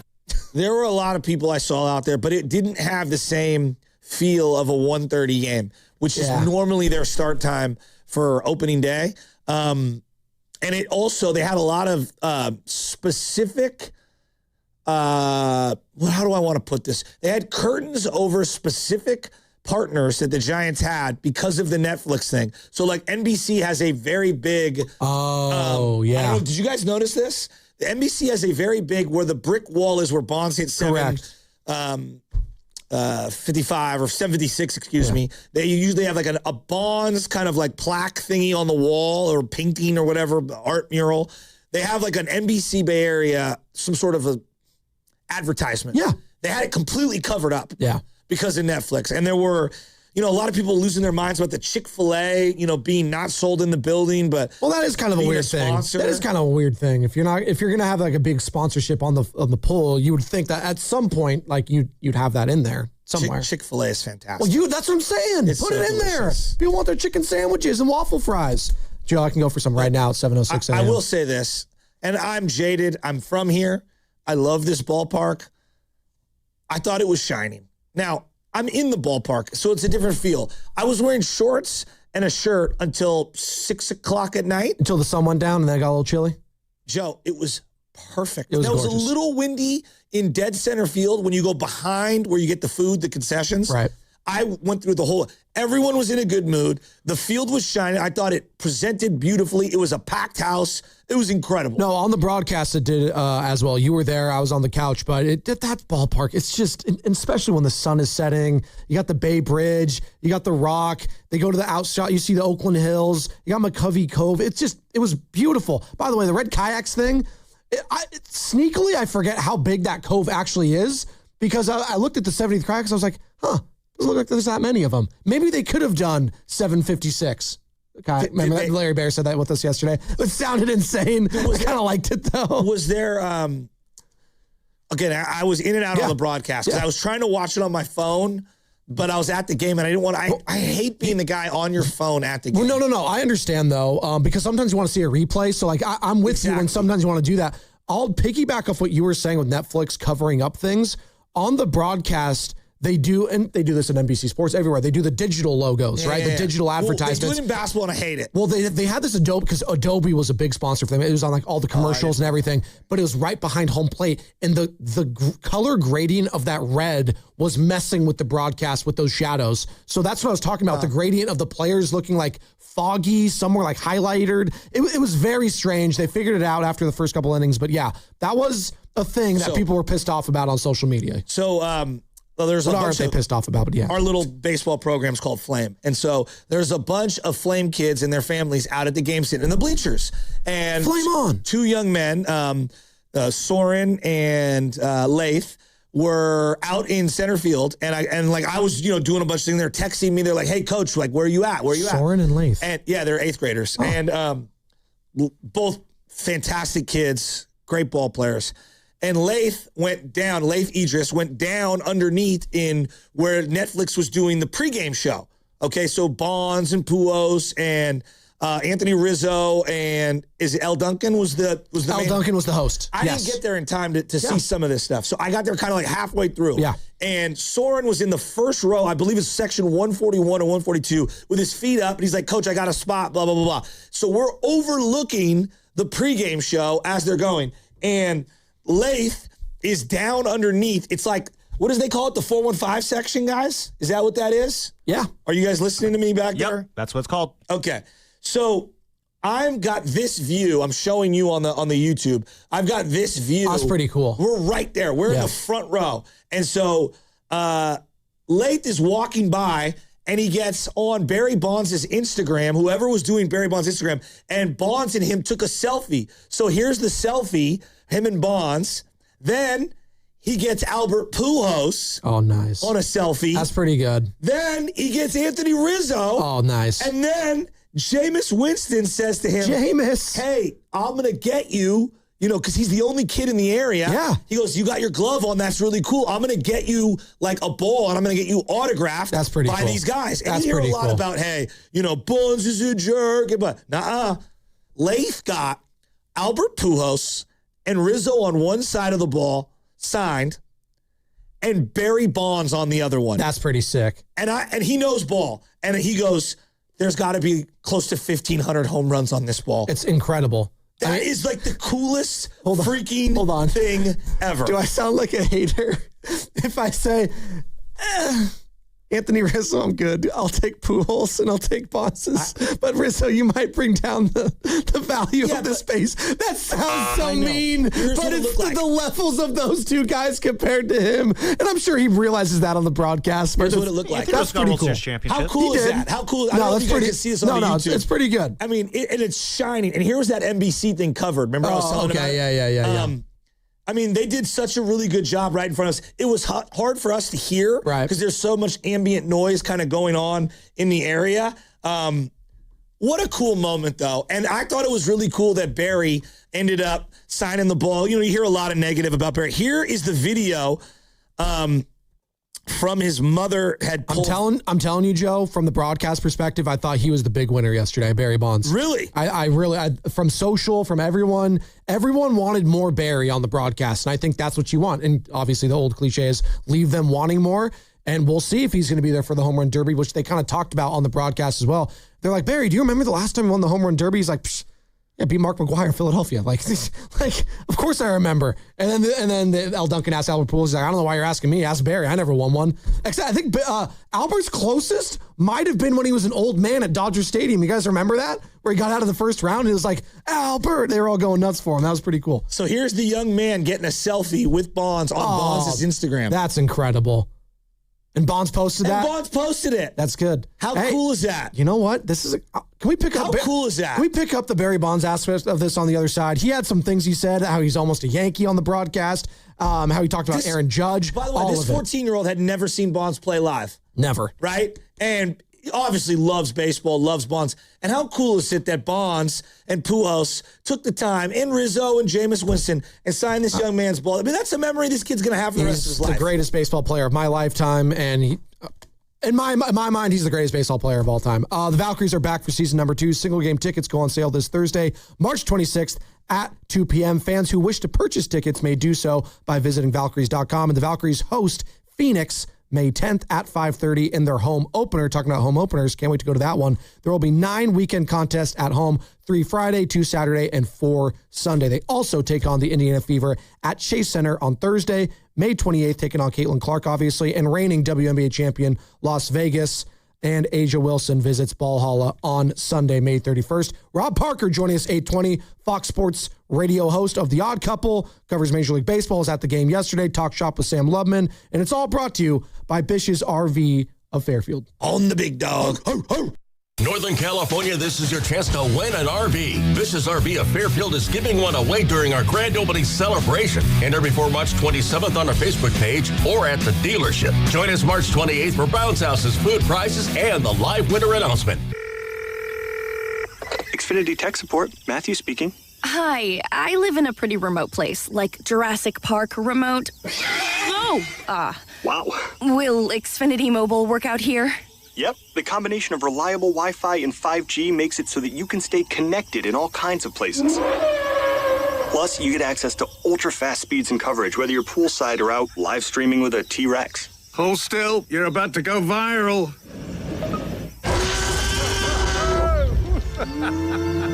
Welcome to a new era of Wi-Fi boosted mobile. Cut your mobile bill in half with 2 lines of unlimited. Learn more at xfinitymobile.com. Xfinity. Imagine that. Watch Jurassic Park with Xfinity. Restrictions apply. Xfinity Internet required. Savings comparison based on promotional rate for 2 lines of Xfinity Mobile Unlimited versus 2 lines of T-Mobile Experience More, Verizon Unlimited Plus, and AT&T Starter as of February 10th, 2026. Taxes, fees, extra. What's your financial future look like? At Pettinelli Financial Partners, we help you shape it. Whether you're planning for retirement, buying a home, or saving for something special, our professionals are here to provide clear guidance and smart strategies. Visit PettinelliFP.com today and take the first step toward a more secure financial future. The financial consultants at Pettinelli Financial Partners are registered representatives with and securities offered through LPL Financial, member FINRA SIPC. Investment advice offered through Stratos Wealth Partners, a registered investment advisor. Stratos and Pettinelli are separate entities from LPL Financial. It's the Good Guys 42nd All-American Get-Together. Thousands of the coolest cars and trucks. Swap meet, Fender, Midway, free family fun zone, live music, and more. Happening all this weekend in Pleasanton. Details at good-guys.com. After a full day of everything, sink into comfort that feels made for you. A recliner takes you from 0 to lazy in an instant. Now's the time to try it for yourself. Hurry into your nearest Bay Area Lazy Boy store during the VIP savings event and save up to 20% store-wide. Comfort this good won't wait. Lazy Boy. Hey, it's your boy Guru. When it comes to pest control, don't guess. Go online and get the facts with Atco Pest Control. Atco is a family-owned local company that's been protecting the Bay Area homes for over 40 years. And quality service does not have to come at a crazy price tag. If you're dealing with ants, spiders, rodents, or anything crawling where it should not be, visit AtcoPest.com. That's ATCO Pest.com to learn more and schedule service today. Atco's got you covered. March matchups are here, and now you can trade the tournament in all 50 states on Kalshi. Duke is currently trading at 19% to win it all. That means a $100 trade pays out $498 if they win the title. Arizona and Michigan are trading at 21% to cut down the nets. On Kalshi, you're trading against peers in a live market. As the odds move, you can buy in and out of your position all tournament long. Download the Kalshi app and use code FAN to get $10 when you trade 10. KALSHI. Kalshi. Trade on anything.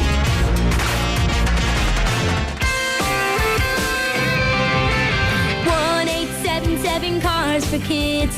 KARS Cars for Kids. 1-877 Cars for Kids. Donate your car today. 1-877 Cars for Kids. KARS Cars for Kids. 1-877 Cars for Kids. Donate your car today. Ready to get rid of that old car? Donate it to Cars for Kids. Call 877 Cars for Kids to speak to a friendly live agent. Donation is super easy, and your car can be picked up as soon as tomorrow. Go to carsforkids.org now or call 877 Cars for Kids to donate your car today. 1-877 Cars for Kids. KARS Cars for Kids. 1-877 Cars for Kids. Donate your car today. Did you know you can donate real estate too? Go to carsforkids.org. That's cars with a K. At Uline, they know going the extra mile takes hard work. For companies pushing to go further, Uline will go the distance with you. 24/7, they answer the phone to get you the shipping and industrial supplies you need. Business can move fast. Unexpected large orders, adverse weather, new safety guidelines, and changing economic trends. Uline works hard keeping 41,000 items ready to ship, minimizing detours on your way to the extra mile. Visit uline.com. This is the highlight of my morning. Hey, what's up? It's Island. And I'm Josh. And a little thing we love about the Chick-fil-A Bacon, Egg, and Cheese Biscuit is that it's our go-to morning comfort. You've got that nice golden fluffy egg. With a soft, flaky biscuit. Crispy bacon. Melty cheese. You want something quick, you want something convenient, but most of all, you want something good. There's no better way to start your morning. There we go. Start off the morning with a Chick-fil-A Bacon, Egg, and Cheese Biscuit with Simply Orange Juice. Order on the Chick-fil-A app today. Real guests paid for their testimonials. It all comes down to this, folks. Yep, the entire season is on the line. But my throat has officially thrown in the towel. Sounds like you need Vicks VapoCool drops. They're max strength and vaporize sore throat pain. Whoa! These VapoCool drops hit fast. Speaking of fast, did you just see that play? Yeah, he vaporized that ball. That pun should have come with a penalty. Vaporize sore throat pain with Vicks VapoCool drops. Use as directed. Bay FC's Hello Kitty match is back by popular demand. Bay FC takes on Washington Spirit on April 5th at PayPal Park. For your chance to win a pair of tickets courtesy of Bay FC, keep it locked to the morning roast all week. For more info, visit 957thegame.com.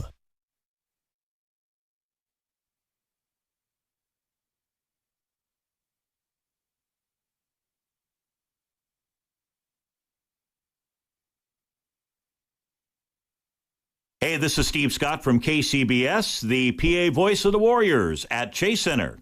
You're listening to Joe Spadoni and Joe Shasky on the Morning Roast on 95.7 The Game. What's up, Steve Scott? He was on the call yesterday at Chase Center as the Warriors finally came back home after a long and grueling road trip. They get the win 109-106. And you heard that right here on 95.7 The Game. We also got some Stephen Curry news that we will dive into in a little bit because time is ticking on when Steph is going to be back as the Warriors officially punch their ticket to be a play-in team. So there's that. There's also the Yankees 7-0 win, and you came back with one of the biggest Yankees fans, Jay-Z. Dirt off your shoulders? Come on, let's go. It's an all-time beat. It is. What did I do wrong? I miss him. He should have been instead of Matt Vasgersian, who I love you, Matty V, Bay Area guy. We should have had John Sterling had like a cameo appearance yesterday. Come on. The comedian guy, what's his name? Bert Kreischer. You're not going to touch the John Sterling? Bert Kreischer, yeah. Totally fell flat in stadium. Yeah, what did it do on TV? I don't find him funny. So I don't even barely know who he is. He's on, the Rogan stuff a bunch. He's, his whole thing is he's big, he's burly, he's like kind of a shock. Like, I don't. If Netflix wanted to endear themselves to true base, again, I go back to he had a shirt on yesterday, but like his whole thing is he has his shirt off. I don't. Maybe he should have done that. Maybe it would have got more cheers. But here, no, Joe. If Netflix is going to go out on a limb and do sports, the last thing that they need to do to legitimize themselves to true sports fans is go all entertaining crazy on you. Right? Yeah. Like, that's not going to endear yourself. You know what would endear? Like, Amazon Prime, when they first got in, what did they do? And I think this guy's washed, but what did they do? We're going to sign Al Michaels. Who brings a level of respect and, 100%. So, Netflix, you brought in Pujols, you brought in Bonds, that's a great start. Yeah. I like Hunter Pence's CC in the booth. That's good. I like Matt Vasgersian. Why didn't they bring in John Miller? Yeah. John Miller was the face of ESPN baseball for how many years? Oh, forever. When people... it's him and Joe Morgan for me. He's one of the most beloved kind of grandpa characters in baseball and really in sports. And so to be a master of the ceremony of whatever the pregame festivities, is there anybody who's a better like talker and in front of a like podium and can blend the history of the game? Absolutely. And also like get you to like more than him. He should have been at the beginning. I agree with you on that. Now he's obviously going to do it for the Giants to be master of ceremonies for tomorrow, but yesterday was more national, and he is a national guy. That was my point. And I'm agreeing with you. It'd be one thing like Dave Fleming, who is somewhat national, but he's more college kind of, like that angle. And yes, he does, baseball stuff as well. But like he's not as well known nationally to a baseball fan as John Miller is, because we all grew up with that voice. Baseball games are a part of it. Him and Joe Morgan. I agree with you there. I just thought the whole thing, and I think Awful Announcing had a good article about this. it did feel like all that.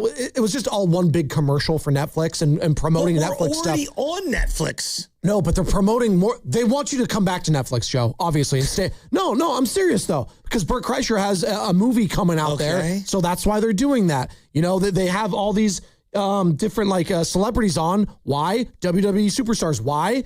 Because WWE's on Netflix. So it's like it is kind of one big commercial and it's one big sell job. And this is their only broadcast till when you said the Home Run Derby. So like this is their kind of big cachet trying to bring everyone and, you know, hey, if you're a subscriber, stay a subscriber, bring your friends, whatever. Yeah, there was a lot of stuff where it's just they're just throwing stuff at the wall, hoping it sticks. But overall, I enjoyed the coverage of it.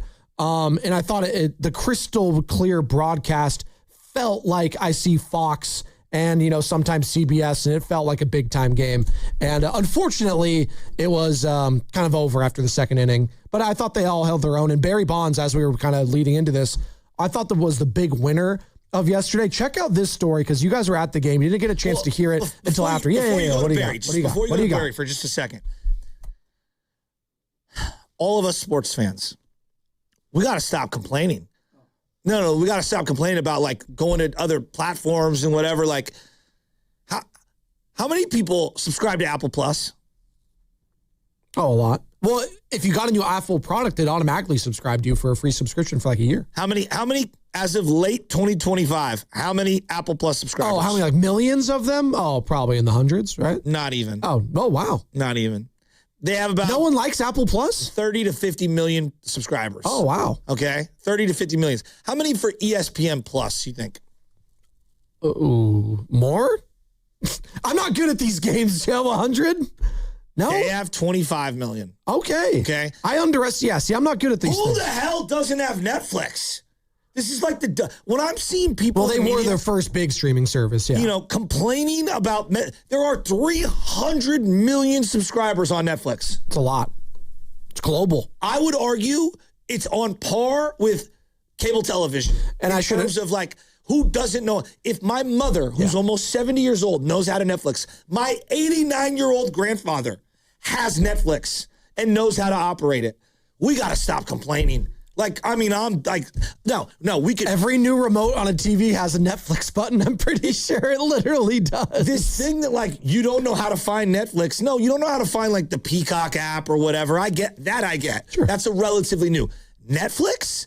Everyone's got it. I've had Netflix since, like, 2005 on my Xbox 360. I'm serious. 20 years ago. Netflix is so indoctrinated like in modern society. We say something called Netflix and chill. It's true. It's gone. It's in our culture now talking about it, and it's global. See, I should have known the subscriber count is way more than those other things. Because ESPN's only going to be American. Apple Plus for the most part. Yeah, other people have Apple products, but it's going to be mostly American. Netflix is global. They have all these different Netflix shows catering to all these different countries.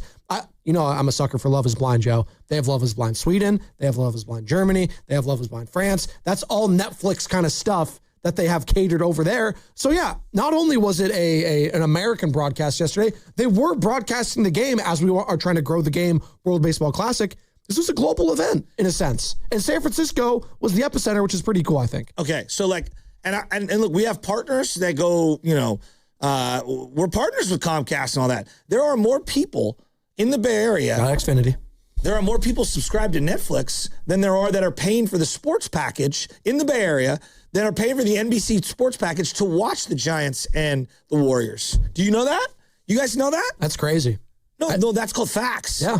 So, I mean, we could like complain all we want, but when Xfinity and Comcast up that package, that sports package, to put the NBC Bay Area on a more expensive tier, like that cut a lot of people that were watching it. I mean, that's just real. I know definitely a lot of people that have chosen to upgrade, and I know a lot of people who are like, I can't afford the extra $20. Because as you said, we're already paying Netflix, Hulu, Disney. Everyone's got to have Disney. I'm sorry, if you have kids, like Disney Plus is a must almost. I agree with almost you. all the time. So it's these things start adding up and up and up. And we're eventually going to get to a point where all these guys are going to like all. We've seen it with Hulu and Disney Plus. They're going to start connecting together. Of course. They're going to try to make it. And it's going to they're be going like to be bundle, cable. and it's going to be. No, it's exactly what it's going to be. It's going to be a cable. matter of time. It's a matter of time. But I mean, you see, YouTube TV's already partnered with HBO and all these other ones. The point that I'm getting at is like I see the media complaining about it being not the Netflix broadcast itself, complaining that it's on Netflix. Now, do I like when we put these things on streaming services that are standalone, like Peacock? No, because they can't really change the channel, and I don't like that. You know, like I want to be able to like oscillate channels and commercials and things like that. But I'm also a weirdo, so this thing that like, it was on Netflix, hence therefore, and no one's watching it. That I don't buy it. No, I just don't buy it. I'm curious to see the numbers that come out. Plus, Joe, if they put it on ESPN Plus behind a paywall, right? No one would have watched it. No. By the way, they didn't show Thing from the Addams Family, like the hand with the first pitch. How did that work? I didn't even came out on a skateboard. Yeah, it was very weird. Like it skateboarded out and then delivered the ball. I completely missed it. Like when it happened, I saw the video afterwards. There was no like, hey everybody, look, here comes Thing with the baseball. It was maybe they realized it was a horrible idea, so that's why they didn't do that. Well, I was kind of surprised. Like, how was he supposed to come out? Like the whole way he walks is like on his fingers, but they put him on a skateboard, which is like, I don't know, it was weird. Real quick, another thing though on that, they're promoting Wednesday, the show on Netflix. So that, again, as I'm saying, this is all one big advertisement why they're doing all these things. The John Cena promo they had, the Stranger Things cartoon series they kept shoving down our throats ad nauseum. They just kept Stranger doing. Things cartoon coming? Yeah, I mean, God, the show just ended, but of course we have to milk it for everything it's worth with the cartoon show now. That's just what we do in society. You want to hear from Barry Bonds? Because you were sitting at home. You think he was the big winner? I do think Barry was not just me, everyone's saying it. Barry Bonds, they wanted to hear more and more and more from Barry. And Risotto has a point that I do think is a very valid point after we play a bunch of this sound from his perspective. I want to hear you explain to me why you thought he was the big winner. All right. First and foremost, this was the sound that kind of took over everyone. Now, Barry spoke about this in the past, about him almost being a New York Yankee and him and then owner George Steinbrenner, kind of going back and forth. I think it was on with Michael Kay and A-Rod a couple years ago. But I think a lot of people heard this for the first time and was like, wait, what? When you came here, Barry, there was so much discussion of the Yankees being interested. You ever think back in a what-if sense? What if I was a Yankee? That short porch, you might have hit 1,000 home runs. I got to tell you a story because George isn't here anymore, so I can tell the truth, right? All right, George. Right, he ain't here. Well, I would have been the Yankees, but Steinbrenner got on the phone and they called us and they told me, Barry, we're going to give you the money, the highest paid player at that time, but you have to sign the contract by 2 o'clock this afternoon. And I said, excuse me? And I just hung the phone up.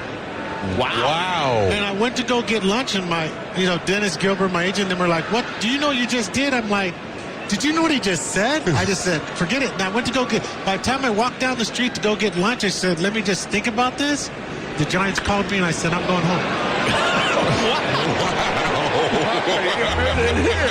Yeah. I think that's going to get pushed around on social media a little bit, that story. It's the truth. That's exactly what I was told. Well, pretty cool. In classic, sound courtesy of Netflix. In classic Barry form, he loves to tell his own tall tales, which I love about him. You think he was lying? No, I don't think he was lying. Do you know? A lot of young fans don't know this. The Giants drafted him out of high school. Yeah. Did you know that? Yeah, I did actually know that one. That one I did know. Did you know why he didn't go to the Giants? Why? They offered him $70,000. And he's like, no. No, he wanted $75,000. I guess the story that I heard was his dad told him to ask for more money and see what they do. So he asked for more money. They said no. And then it's like, all right, I'm going to college. Yeah, his number was $75,000. They gave him 70. And he said, all right, I'm going. I don't want to go. So, none of that surprises me. Telling Barry what to do, that's not how he rolls. Yeah. Also, Mustache Barry at the time would have been a pretty funny look in the Yankee, in the whole Yankee thing. I don't know how him and Don Mattingly would have coexisted. Yeah. It would have been a very bizarre thing. It all worked out perfectly fine. And plus, also, the Giants brought in his dad to be the hitting coach at the time. Bobby Bonds was the first base coach and hitting coach. So do I buy that story? Absolutely, I buy that story. Or is there more nuance and more details to it? 1,000%. Well, and I brought up, Barry, and we're talking about Barry Bonds almost being a Yankee. I kind of like those woulda, coulda, shoulda things, how that would affect history. 888-957-9570 if you want to join the conversation from what you saw from yesterday's game, whether you're at it or watching the broadcast. But he talked about it a couple years ago with A-Rod and Michael K, because what do they call that? What cast? K-Rod. K-Rod cast, right? Well, there's only one K-Rod, but yeah. Anyways, but they talked about it, and he also said on that broadcast, like, hey, the Giants also offered way more money than the Yankees were going to offer. Like, they blew it out of the water. He didn't mention that last night, but that's a part of the story that I think needs to be mentioned. The Giants blew George Steinbrenner's offer and the New York Yankees offer out of the water. And you have to remember, okay, you have to remember, George was coming back from the suspension. Yeah. And there's a scandal during that time with the Yankees, right? They were not what they're viewed like just a couple years later, where they won and we won a bunch of World Series. They had been in a real dry spell. And if you remember correctly, Dave Winfield and George Steinbrenner, who was the high-priced free agent, had just a 10-year spat in the 80s where they hated each other. Yeah. So you think Bonds was going to go play for him after Winfield and him had this big alienating argument? That being said, you also have to remember the Giants' point of view. In 92, the offseason prior, they had St. Petersburg jerseys ready to go. They were going to move. I know everyone says Tampa Bay, but it was the St. Petersburg Giants. Was the jersey that I saw on the cover of the Chronicle. And when the Safeway group, which is McGowan, Larry Baer, all those guys, when they bought the Giants, part of their thing was, they had traded away Kevin Mitchell, which was a huge, huge deal. It's like they knew they needed a splash. Yeah. And part of them anchoring back to the city and part of their pitch to build a stadium was they needed a star to sell to investors. Bonds was that local superstar sell. Bonds was in the playoffs 3 straight years against the Braves with the Pirates in the NLCS when baseball was one of the big sports of the game. Bonds was one of the big stars coming off of MVPs. Believe he had the MVP in 92, if memory serves. And so the Giants were all in on Barry Bonds. They brought in Dusty Baker. They got rid of Hum Baby. They didn't choose. No, they chose to sign Robbie Thompson because he was a little easier to extend. They didn't extend Will Clark. They were ushering in a whole new era, and it was all centered around Barry Bonds. I think, it's funny how history works itself out. We kind of pick and choose what elements to highlight and what to de-emphasize. The Giants were all in on Barry. And thankfully, he chose the Giants, and it ended up being a 15-year fruitful relationship. And I'm also kind of realizing this now, too, just watching him on the broadcast, everything. Like, how is he not part of, the Giants, broadcast team? And maybe he doesn't want to do, Can't pay him enough. Well, he also probably doesn't want to do the grind. And Sam brought this up. He's like, I'd love him to be the future partner with Dave, whenever Kirk and Kipe decide, to leave. And I was like, Barry's just not going to want to do every single day. This setting is perfect for him in that it's national. He's a panelist. He could do some interviews with some of the big boys. If you want to bring him into the booth occasionally, that suits his mold, I think, a lot better. Kind of like what Alex Rodriguez has been doing for a long time with Fox and obviously with ESPN. 415 from the Box and Gerson work injury attorney text line. That Barry story sounds like a future Aaron Judge story potentially. I think Judge is going to be a lifer for the Yankees. I have a hard time. And never say never. Maybe in the last couple of years he goes somewhere else. Feels like he'll be a lifer there. Although yesterday, my God, he did not look very good. It is so fascinating in baseball. You got 2 behemoths. I mean, Judge is way bigger, but Stanton and Judge are just huge. They're large individuals. When you think Yankees, you think guys like that. Yeah, and then you see Arise be a baller the way that he is, or Jazz Chisholm, who's a lot skinnier, even though he's bigger than he looks. It's why it's so funny whenever those classic ALCS matchups with the Astros and Yankees. I know, who was the best pitcher? Altuve was the best guy in all those things, and he was half the size of Aaron Judge. There was a shot from the 2017 ALCS of Judge and Altuve standing at second base together, and it's like those are the 2 best players in the American League right now, and they're just on opposite ends of the height spectrum. Nate Fryman walked so Aaron Judge could run because Nate Fryman was the guy that stood next to Altuve first. He was 6'8". Did you guys hear about what happened with all the height issues with Major League Baseball? So you know how this year they have which I have a problem with because when you get in the batter stance, some guys, even though they're taller, get in a real crouch situation. They go super low. So they're adjusting the strike zone to your actual real height. So everyone got real height measurements this year. And the amount of people that went down 2 or 3 inches in their size is incredible. Like Bregman, I knew he was 5'9". Like, it's so obvious that Bregman was not 6'1". Like, what? 6'1"? No, I felt like I was always taller than him. Maybe with his fro when he grows it out. So I learned this when Rafael Furcal was playing for the Dodgers. That's a name I haven't heard in a minute. You want one of the largest Popeye forearm guys you've ever seen in your life. Rafael Furcal, I was towering over him, and I was like, there's no chance in hell, Rafael. What was Google Rafael Furcal. Well, apparently I shouldn't because something bad. What he just Risotto got me here. Google him. He just got arrested recently. He got arrested last year in Miami for throwing what was described in the police report as a missile. Well, okay. Well, he's listed at 5'8". There's not a chance in hell that guy's even 5'7". He is so short, and his arms were huge. And I realized, these guys are all lying. Former Major League shortstop Rafael Furcal is facing felony charges in South Florida. The former All-Star turned himself into the Broward County. He's charged with aggravated battery with a deadly weapon and throwing a missile into public or private dwelling. What the hell? I don't know. What are we talking about? Here's more for Barry Bonds on the broadcast. By the way, this is very interesting from the 408. Bonds to the Yankees wouldn't have changed much. He still would be the player hitter he turned out to be. I just think he'd actually be a Hall of Famer as of right now. Oh, there's not a doubt in my mind. Because they like you more if you're a Yankee or some other team like the Dodgers. But how's that working out for Alex Rodriguez? He was a Yankee, right? Alex Rodriguez served the largest suspension in the history of baseball. I know. No, Joe. He missed an entire year and is the face of baseball on multiple television platforms. He should be in. I'm in agreement with you. But he was a Yankee, and that didn't help him, his case, obviously. Bonds has had to, scrape and claw to even get to this point, and he has been retired significantly longer than A-Rod. But do you agree, though, Andy Pettitte, one second, Andy Pettitte is the face of WBC coaching staff. Again, you still think, though, that if Bonds was a Yankee, he would be in the Hall of Fame? Because I don't know. Those guys Clemens was a Yankee, and he's not in. That's kind of what I'm saying. And Gary Sheffield was a Yankee, and he's not in. Should be. And I agree. All of them should be. We got to appropriate the blame here on why he's not in.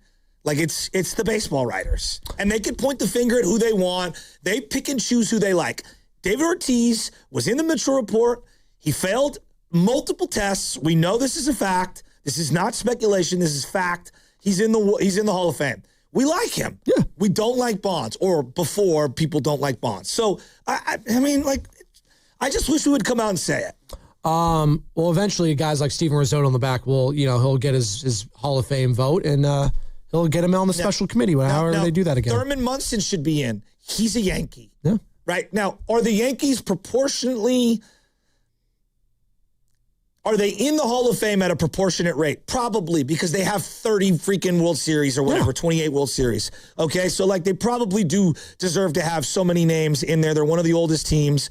I get all that. But this thing that, if he was a Yankee, he'd already be in, I don't know, maybe.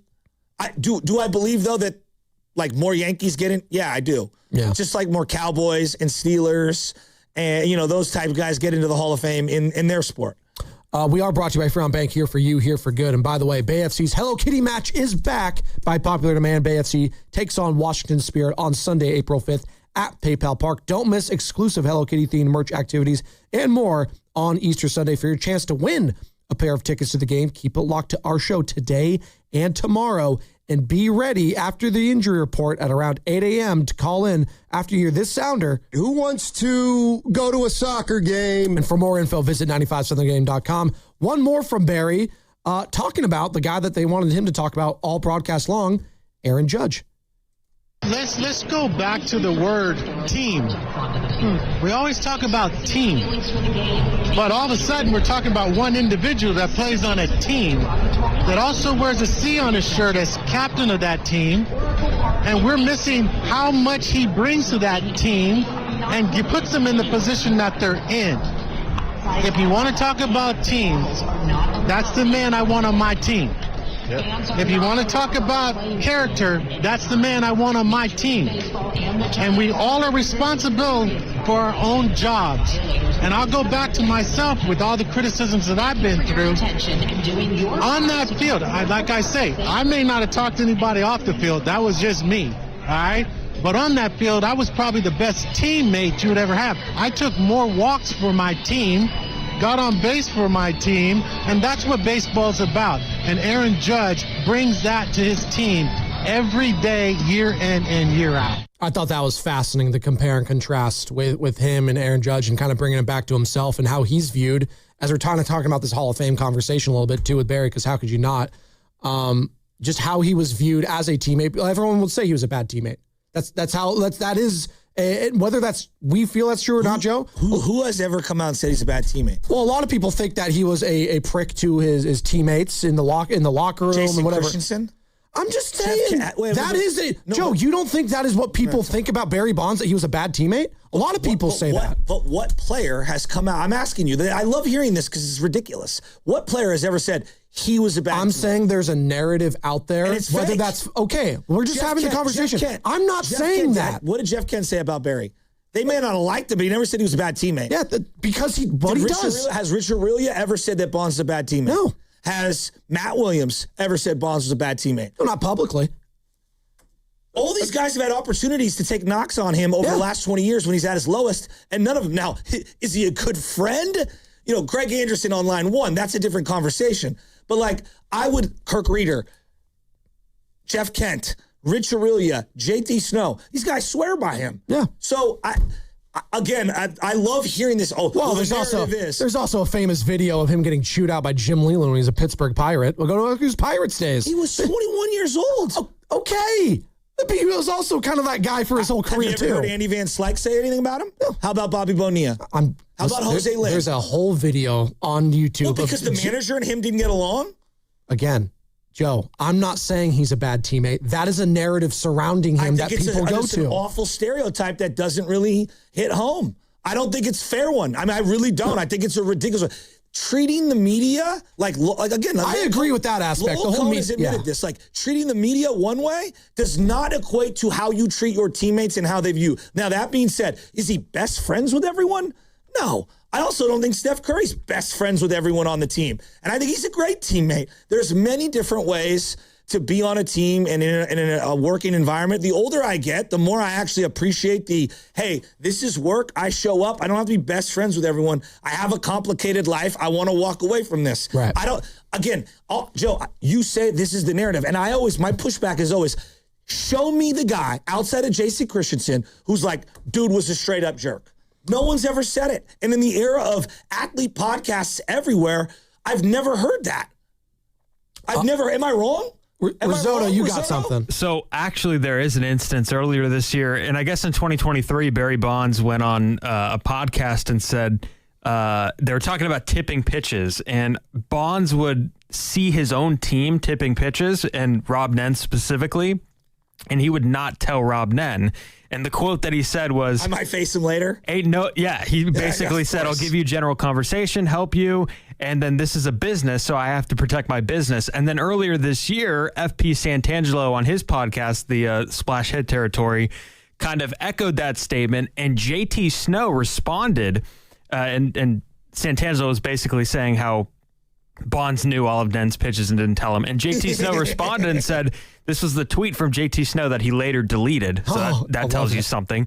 He said, what a teammate. Thought we were trying to win baseball games every day. Most BS Bush League thing I ever experienced in Major League Baseball. There is an example. That is the first time. Yeah. He deleted it, though. So maybe he's having a little excitement. We do this thing. It's so funny. I'm gonna go through the room here. What is Bonds most known for in the locker room? By every beat writer. What is it? Having his own wing with a recliner. Okay. The chair. Do you guys know? Trent Williams has 2 lockers in the 49ers locker room. It's a Hall of Famer right there. Did you know that? He also has an extra area for just his shoes. Did you know that? Well, guys get treated different. We all know that. What? No way. Yeah. No way. You don't even want Trent Williams back. I'm just saying. But has that been reported? You know why? Because Trent Williams is Anytime you want to talk to me, come talk to me. Well, yeah, because, he has a great relationship with the media. Guys like Cam Inman that come on here speak glowingly about him. I agree with you. Shask, you know how many Giants players have multiple lockers? I don't know. At least I would say 4 or 5 of them. Yeah, but in the era that Bonds was in, I don't think it was as prevalent as it is currently. Yeah, but no, I mean, I'm in there last night, and I'm pretty sure Jung-Hoo Lee's got an extra locker next to him. There's an extra locker next to Rafi Devers. Willie and Chapman have extra lockers that are open that are next to him. I think Pat Bailey's got an extra locker. I mean, some of these could just be open lockers, but there's a lot of guys in this clubhouse who, their stuff spills into a second locker. Yeah, okay, now look, the recliner is probably a little much in that era, but if the Warriors gave preferential treatment to Steph Curry regarding the recliner chair, oh yeah, would anyone bat an eye? Preferential treatment. We're asking Steph Curry which of these bum draft picks you want to get rid of. I mean, what are we talking about? Player empowerment's through the roof. I mean, now here's where I would draw the line. If Gerard Encarnacion has 3 lockers and a recliner, that's where I'm drawing the line. Well, he might need it. He's on the injury report all the time, so he might need some extra assistance. Joe, a kid. When was the last time Draymond Green spoke to reporters? We asked this question to Nick Friedel the other day. It's been months. Yeah. Months. Well, he has his own book because he has his own podcast. He wants to reveal the information by himself, which is fine. That's his prerogative. He could do that. There is no modern athlete in what they're doing without the evolution. And these guys, in their era, they were rule breakers. Yeah. The T.O.s, the Ocho Cincos, the Barry Bondses, the Gary Sheffields. Those guys are the evolutionary part of where the modern athlete is currently, where they want to control their own narratives. 510. Maybe if Bonds goes to the Yankees, he does make the Hall of Fame because then he never meets the Balco people and never juices up. That's UPS Zach. A-Rod and Roger were on juice. Everyone was. Remember, guys, there's only steroids in California. No, I was going to say, it's only a West Coast problem. It's not an East Coast thing. It's Biggie and Tupac, guys. There you go. Just ridiculous. But you can understand where I get frustrated. I understand. No, it's your guy. I love Barry. One of my favorite players of all time. Joe, I didn't grow up a Giants fan, and Barry Bonds is my favorite baseball player of all time. Yes. You know who's an eccentric whack job? Ricky Henderson. Absolutely. And it's part of the lore of what makes him him. Well, every time you go third person. I had it. I remember this teammate in another spot I had who wore a helmet like that. Yeah, Ricky, it was me. Sean Olerud is me. But yet we laugh at that because Ricky's Ricky, and yet Bonds, gets vilified. I'm not here to say that he was a choir boy. Yeah. He obviously wasn't. I'm not even here to say that he didn't cheat. He did cheat. I freely acknowledge it. But we act like this dude was the worst human being who ever lived. What I appreciated about that, too, because Barry was... There is actually a lot of similarities with Bonds and Judge in that their postseason success has really not been there. And, they have a lot of low moments in the postseason. And Barry's like, hold up. You're not even getting to this position without me. You're not even reaching this height without what I was able to do in the regular season and leading up to that. Yeah. So, he was the franchise. I am a good teammate in that I'm helping all of you on a given day, getting all these intentional walks, putting guys in positions to succeed. I'm doing all that. And I got his back in that regard because I don't think that's talked about enough when it comes to players' shortcomings in the playoffs, all the work that led up to getting to that point. Joe, the way that the modern Bay Area sports fan feels about Steph Curry was how we felt about Barry Bonds with scandal. I will admit, with scandal. There is no San Francisco Giants in the heart of downtown San Francisco without Barry Bonds. Yeah. They probably move. There is no giant investment into a stadium that is the greatest civic partnership with a sports team, maybe in the entire North America, territory. Yeah. Which is AT&T Park, now Oracle. Yep. How many different guys made millions of dollars because of the impact Barry had on sports and baseball and just the blow up of these contracts? It's can't be understated how much what you're saying is true. Okay. Launch era, meaning launch angle era. Everyone's looking, hey, why do I want to make a lot of money? If I hit a lot of home runs, I'm going to make a lot of money. All right. How many players on that team feasted off of second, third, fourth contracts, batting somewhere in the lineup with him? Jeff Kent on line one. All right. Who was an MVP and a Hall of Famer in his own right, that benefited a lot from Barry Bonds. Does Dusty become Dusty if he doesn't manage Barry Bonds? I don't know. Maybe he does. Maybe, but it sure helped. It really helped. It sure helped. 971 on the Boxer and Gerson work injury attorneys text line. Griffey had a recliner too. People forget that Bonds was always guarded / spiteful toward the media because of the way his dad was treated. His dad was traded 6 times. We know this locally. It's not. This is like going real deep here. His dad is one of my favorite. My dad's favorite woulda, coulda, shouldas. He said it all the time. My dad believed, and a lot of people believed in the 60s, Bobby Bonds was as talented as Willie Mays. I know it sounds insane. But people of that time thought Bobby was as talented as Willie. Okay? Yeah. They did. They truly did. He could run. He could hit. He could hit for power. He was an elite defensive player. Like, you got to talk to people of that particular era. Yep. And there were people that talked about his father's alcoholism, and it got out to the media that he had these personal issues, and it soured how teams felt about him and how fans felt about him. And Barry grew up with that knowledge. And it jaded him. And that's real. That's a character flaw. There's no other way around it. And I think that Willie himself went through, and I don't know if you guys watched the Willie doc. Willie admitted that he couldn't understand why he wasn't beloved like Jackie Robinson. He couldn't get over it. Yeah. He couldn't understand why the San Francisco fan didn't embrace him the way they embraced Willie McCovey at the time, right? So he learned from his godfather. He learned from his father. And that really seeped in to what made him him. Barry Bonds, as we're talking about all this, I felt was the big winner last night for Netflix. And, maybe this is the start. And not that I think his entire image need total rehabilitation, because he has been doing a lot of podcasts recently. He's been out more in the public eye. I think that is good for him. And I don't know if he cares at this point whether or not he gets into the Hall of Fame. He cares. I think that's B. I think he cares. But we, the fans, care. At the end of the day, I can't speak for how he does internalizing it. I know you and I care whether or not he gets in, but I do think it's interesting. The mythology around him is kind of greater because he's not in there. He is the greatest baseball player that I've ever seen. He's the greatest living baseball player in my mind. Yes. And we could argue about, he was the greatest show of all time. Do you think Pete Rose not getting into the Hall of Fame added more to his legacy?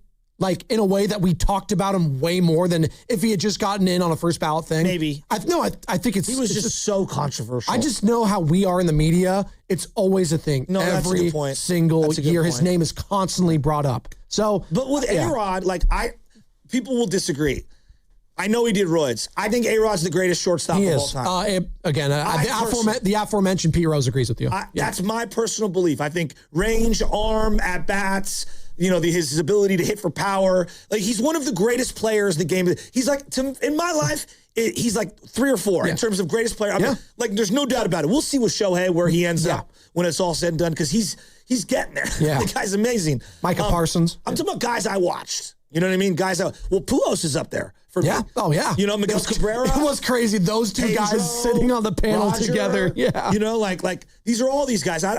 It's tough for me when it comes to the pitchers versus position players. Yeah. It's just tough. Because Roger was amazing. Verlander, Kershaw. Yeah. Look, you don't win 6, 7 Cy Youngs without being one of the greatest players of all time. Not in the Hall of Fame. It's just wild. But there is an element of the scandal made those guys so big. Yeah. In terms of the TMZ-ification of it all, I do think that puts more on them. Absolutely. I would more Barry Bonds on broadcast and baseball, I think, is a good thing. And there is a little bit of, I understand the cynicism of fans saying, oh, wow, Major League Baseball, Netflix, this big thing. You have the cojones to put Barry Bonds in front of our faces and tout him and pay him and do all this stuff, and yet you want to ban him from the Hall of Fame. Joe. And I understand it's a beat writer thing and it's different than that, but I understand where Giants fans feel some type of way about that. I want people to understand this. It's as close to Peyton Manning and what his family means to football was at the time what the Griffeys and the Bonds meant to baseball. Yeah. Okay? And Bonds having his godfather be Willie, okay, and to him be that good, and his father be such a good ball player who didn't reach his full potential, it's the close equivalent to what the Mannings mean to football. Yeah. All right? And,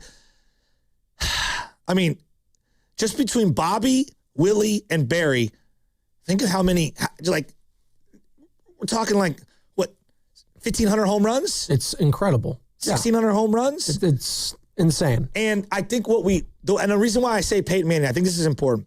When I think of football and Peyton Manning, it's the brains, the IQ, the amount of football IQ him and Eli had, even though they would throw picks and stuff like that. Like, they live, eat, breathe the game. Barry lived, eat, and breathe the game and still does. Yep. I know he does. He's one of the smartest players ever. And what bugs me more than anything is that we diminish all of his IQ of the game and how much he knows about baseball because of the cheating stuff. And it tarnishes the whole thing for me, and it bugs me, because when I think of the geniuses of that sport, like the way LeBron is, his IQ, or Draymond's IQ in basketball, or Steph's IQ in basketball, is a part of what makes them great. Yeah. That was Barry. He knew what pitch you were going to throw in what circumstance, in what situation, and tendencies, all of that. Yeah. And so you ask, like, does he care about? No, he does care, because he loves the history of the game. Yeah. He knows the history. He grew up in the history of the game in the same way Peyton grew up in the history of the game. And so I do think it really bugs him. I do. Was it last year or the year before, the Rickwood game, when it was him and Ken Griffey Jr. on the panel when they played down there in the Birmingham, Alabama, and they asked him, he's like, yeah, who would win in a battle between you and Satchel Paige? He's like, me and Satchel Paige? Gone. That's all he said. Yeah, it's great. He's like, I'm not going to be humble like Ken Griffey Jr. is being humble over here. He's like, no, I'm taking him yard, dude. And look, am I biased? Yeah, I am biased. I'm 43 years old. My favorite player of all time is Barry Bonds. Yeah. He grew up in the Peninsula. His dad played for the Giants, who was one of my dad's favorite players. His godfather is my father's favorite player. Yeah. He went to Sarah High School in the WCAL and played against my uncle. All right. I heard about the legend of Barry Bonds when I was a child from my dad and my uncle because of what he did at West Sunset Field playing for the Sarah Padres. Right. He played basketball and was a point guard. And I heard he was a better basketball player at the time than he was a baseball player.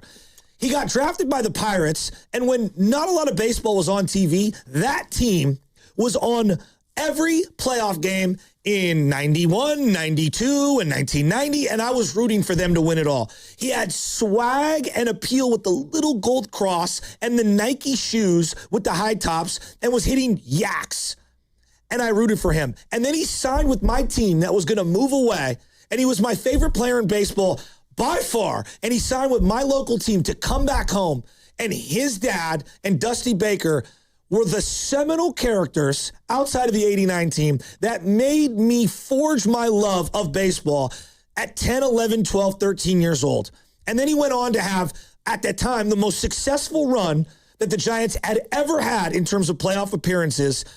And he had one of the most historic runs the game has ever seen as a prolific home run hitter. And yeah, he cheated. And he was my favorite player. And I know he cheated, and it sucks, and I hate it. And other guys cheated as well. That doesn't make what he did right. But no, it just evens the playing field. He's my favorite player of all time who helped keep my favorite team in this park, which built the best ballpark, hands down, maybe in North America, that is in my backyard. And I wear that team proudly. It was my dad's favorite sport, and he was the godson of my dad's favorite player, and he was my favorite player. So I'm always going to go to bat for Barry Bonds, and warts and all. And part of what makes him so endearing for me is that he is flawed. You know, Curry's almost too good to be true. It is. He's almost too good to be true. He's almost too perfect, you know? And there is something, I gravitate toward people that have a little more flaws because I'm flawed. Absolutely. So I love Barry, and I'm always going to defend him. It's well said. Leads us now to the injury report.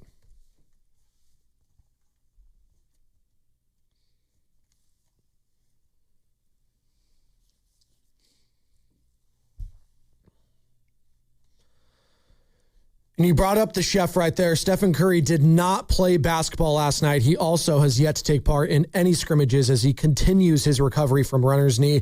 The Warriors will have another update on Steph later this week, but Steve Kerr kept it blunt last night before the game when he said that, quote, Steph will play when he is healthy. It's as simple as that. The injury report was brought to you by Boxer & Gerson, Northern California's premier workers' compensation law firm, helping injured workers get their lives back for over 40 years. Halfway home here on a thirsty Thursday and a payday Thursday for some of us like me. 95.7 The Game, Spadoni and Shasky. We're reacting to the Yankees shutting out the Giants on opening night in baseball. 7-0 the final. Logan Webb. There we go. Go to a soccer game. Logan Webb gives up 6 earned runs. As you heard that sounder, Bay FC fans, now's the time to call for your chance to win a pair of tickets to the game versus Washington Spirit on April 5th. Be caller number 5 to the contest line, 415-523-4652. That's caller number 5 to the contest line right now at 415-523-4652. You'll score tickets courtesy of Bay FC. People want to talk Barry. People want to talk Barry. We'll get into Steph, I promise, because it's a big story too. Look, and I know you guys clip a lot of videos. I hope you clip the last one that I just did and add this to it. Maybe kind of blend them in. But like, I grew up in the Excelsior. All right. Every kid, when we played strikeouts in our neighborhood, wanted to be Barry Bonds. I played ball at St. Mary's Park for the St. Mary's Park Giants. That was our name. Schneider was my coach. I had Reggie. I had Reggie Gage, Reggie Milligan, God rest his soul. I had Racer. We had a lot of I was like one of 2 white boys on the team, me and Duncan and Peter, who doesn't get more white with the name Duncan, by the way. Yeah. And shout out Sir Duncan the Tall. It was a bunch of Latin kids from the Excelsior, Outer Mission, from Bernal Heights, and a bunch of black kids from Alamany Projects. That's who played baseball on my team. Our favorite player was Barry Bonds. Yeah. Everyone's favorite player. He showed up. They were redoing all the fields with the Junior Giants, and I'll never forget this. Him and Dusty Baker showed up to redo the little tiny field.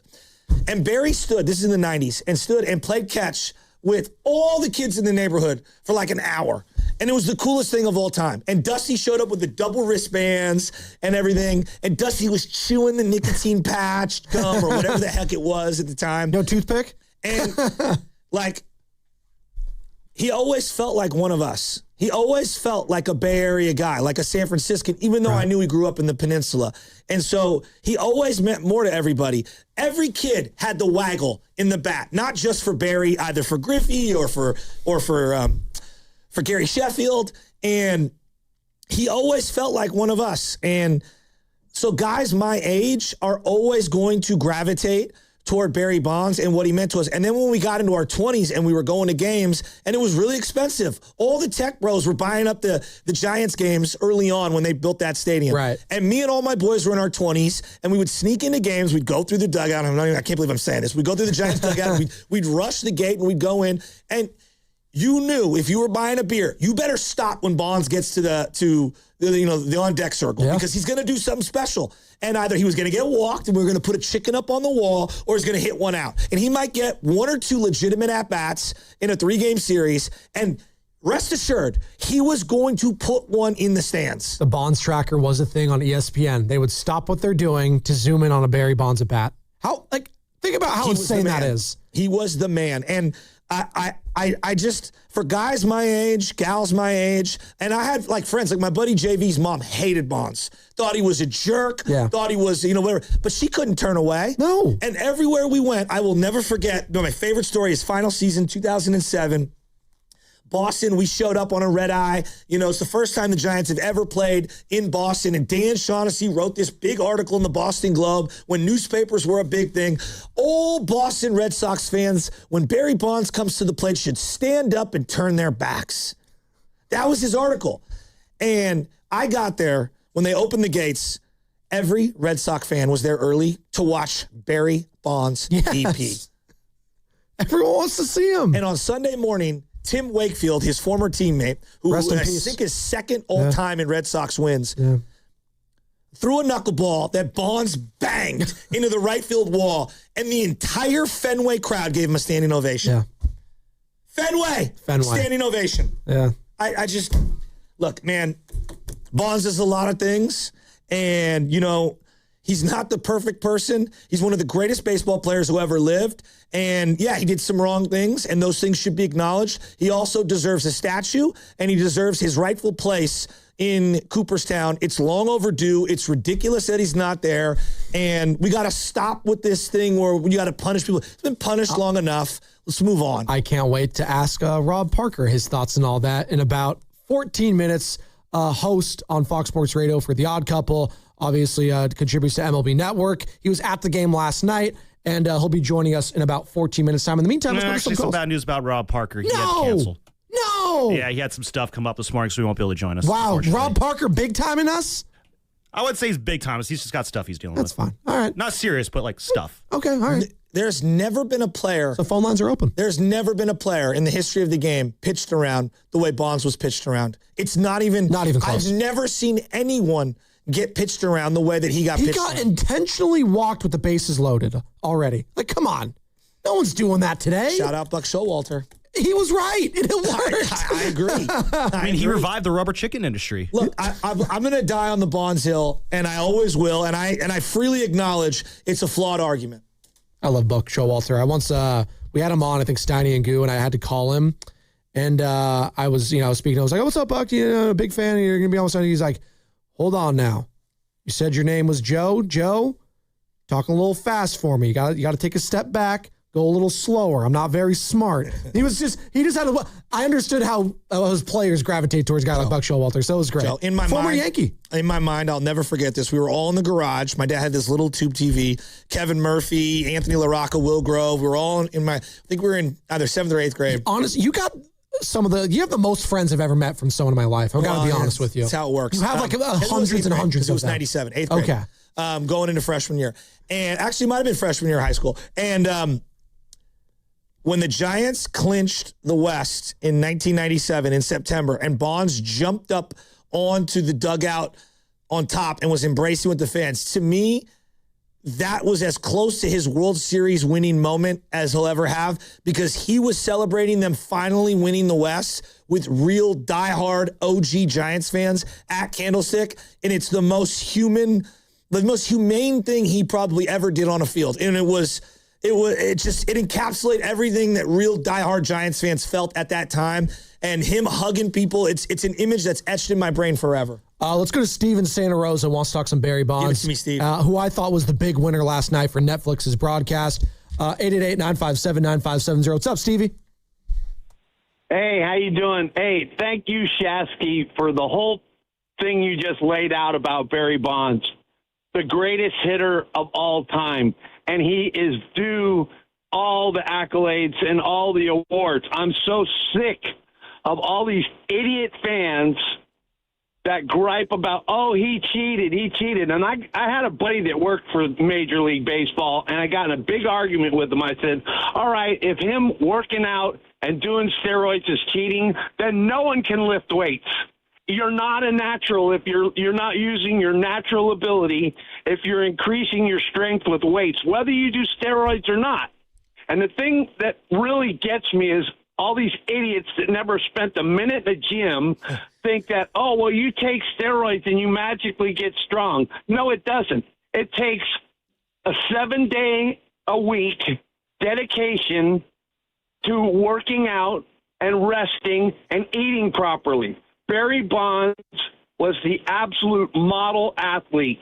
Everything he did was geared towards his craft, towards his game. He worked his tail off, and he had natural ability. He came here with 3 MVPs? He already was hitting home runs before all this controversy began. It's the most ridiculous thing in sports, and these Bay Area fans, should be behind him. We are. Like Shasky is. We are. Shasky, you said everybody, when you were a kid, everyone wanted to be Barry Bonds. When I was a kid, everyone wanted to be number 24. Yeah. You had to be the best player on the team to get number 24. Yeah. And everybody, worshipped Willie Mays, and he got all the respect and everything from the fans. Maybe not so much nationally, because, this thing with the media, too, how they demonize people. I am never going to meet Barry Bonds and hang out with him and get to know him on a personal level, and I don't care. Yeah. When Barry Bonds came up, he delivered. Yeah. Great call, Steven Santa Rosa. We're up against it, so we have to move on. We'll get to couch potato and Oreo cookie on the other side. I got more Bonds stories. I got a zillion of them, but, it's just – I don't think people will understand how big of a hero he was in my part of the city. And I know Bonte's talked about this in his part of the city. I'm not joking with it. Hero. Yeah. Me and my brother used to play at Gilman Park for junior Giants when they had the pitching machine.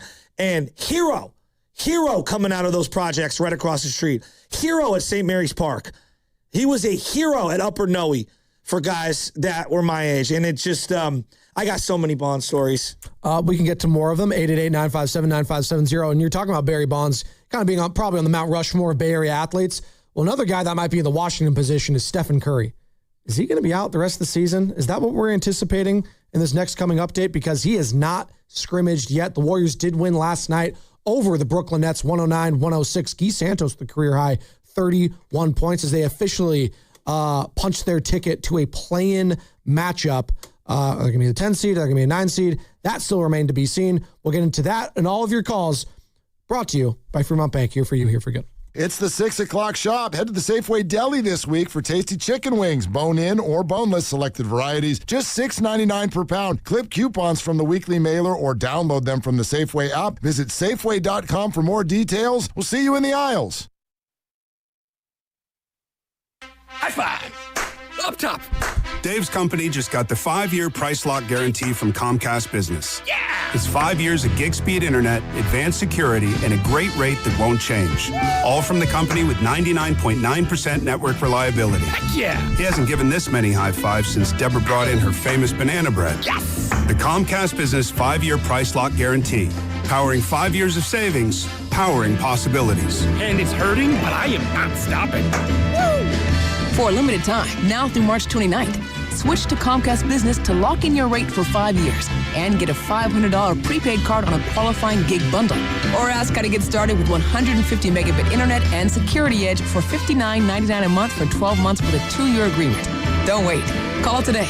Restrictions apply. New customers only. 1-year contract required for guaranteed rate. Paperless billing and automatic payments with bank account required. 5-year pricing applies to monthly service charge excluding taxes and fees. If you're thinking about a new Ford truck, but you're probably waiting for the best incentives, you're probably asking, when is Ford Truck Month? Well, it's here. It's right now, and it's at Ceremony Ford.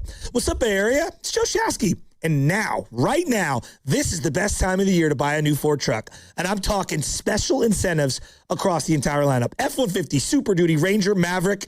But Rizzo, let me tell you about the big dog. Ho, ho, ho, ho. The 2025 F-150. Right now, get 0% APR for 60 months, plus $1,000 in truck month bonus cash. And with 0 down payment and 0 payments for 90 days, that's power, that's value, that's timing. You can drive it today and now make a payment for 3 months. Ford Truck Month doesn't last forever, so get to Ceremony Ford right off at 280 in Colma and Daly City, or shop anytime at ceremonyford.com. Stacked It's inventory. finally here. Visit Freeman's Appliance in Pleasant Hill Friday through Sunday for their once-yearly red tag clearance sale. Take advantage of one-of-a-kind opportunities on floor models and factory direct pricing. Visit Freeman's Appliance red tag sale for the best time to save big on new appliances for your home. March matchups are here, and now you can trade the tournament in all 50 states on Kalshi. Duke is currently trading at 19% to win it all. That means a $100 trade pays out $498 if they win the title. Arizona and Michigan are trading at 21% to cut down the nets. On Kalshi, you're trading against peers in a live market. As the odds move, you can buy in and out of your position all tournament long. Download the Kalshi app and use code FAN to get $10 when you trade 10. Kalshi. Kalshi. Trade on anything. Yeah, Dan Dibley here for Fremont Bank, which, as you know by now, it's my bank, and it has been for more than 6 years. And I love this bank because it's a family-owned bank with the family-owned feel. They started back in 1964, and when they did that, it was just one branch, but now they have 21 branches. So if you go around in your Bay Area, you're going to find a Fremont Bank branch, and you're going to see it, and you're going to think, you know what? I want that full-service banking with no compromises, and you should. It's not a big box bank. It's a good local bank. And when you deposit your money with Fremont Bank, they reinvest it locally into businesses, philanthropy, home ownership, all the good stuff that makes our Bay Area the best area in all of the country. And that's why you should be a Fremont Bank customer. The money stays here. It's local. It's not a big box bank. It's a good, solid local bank. And we talk about Fremont Bank, and you know that they're here for you and here for good. You know that Big Bargain detergent jug is 80% water, right? It doesn't clean as well. 80% water? I thought I was getting a better deal because it's so big. If you want a better clean, Tide Pods are only 12% water. The rest is pure, concentrated cleaning ingredients. Oh, let me make an announcement. Attention shoppers, if you want a real deal, try Tide Pods. Stop paying for watered-down detergents. Pay for clean. If it's got to be clean, it's got to be Tide Pods. Water content based on the leading bargain liquid detergent. During Lowe's Pro Savings Days, the job works in your favor. My Lowe's Pro Rewards members buy more and save more on materials they rely on every day. Get up to 25% off select molding when you spend $1,000 or more, and up to 25% off Pergo Evercraft laminate flooring. Put Pro Savings Days to work for you. Members get more at Lowe's. Valid through 3/27. Selection varies by location while supplies last. Loyalty program subject to terms and conditions. Visit the Pro Desk or Lowe's.com/terms for more details. Subject to change. I'm Bob Burke, founder and chairman of Burke America Parts Group, a family of brands that includes RepairClinic.com, an appliance and HVAC parts solution company that's grown into an international brand. Before AmericanEagle.com, we partially launched a new technology platform developed by another firm. American Eagle helped take our technology to a whole new level with digital marketing, software development, and business insights into our key markets, appliances, HVAC, and outdoor power equipment, and did so both on time and on budget. AmericanEagle.com has the resources, experience, and talent needed to produce solutions. Our new technology platform, developed by AmericanEagle.com, has produced tremendous results with higher traffic, conversion, engagement, and online revenue. If you have any home repairs you need to take care of, check us out at RepairClinic.com. If you need a world-class website or technology project, then I would highly recommend AmericanEagle.com. Call AmericanEagle.com at 773-NETWORK. That's AmericanEagle.com, 773-NETWORK.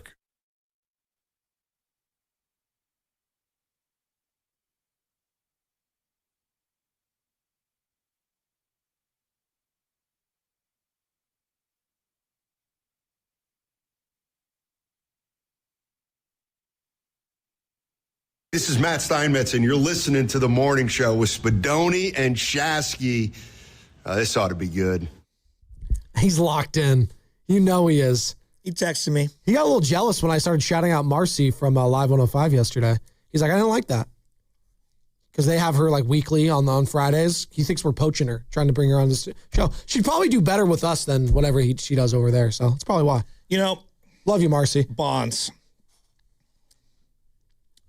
I don't think people understand. He was LeBron meets Mahomes meets Curry with almost like a Logan Paul-like mystique of terms of like a lot of people hated him. I think more people hate Jake Paul than Logan Paul these days, but you can pick either one. Okay, all right, Jake Paul, whatever. Yeah, you're probably right. But you get what I'm saying? Like, yes. he had a little bit of everything.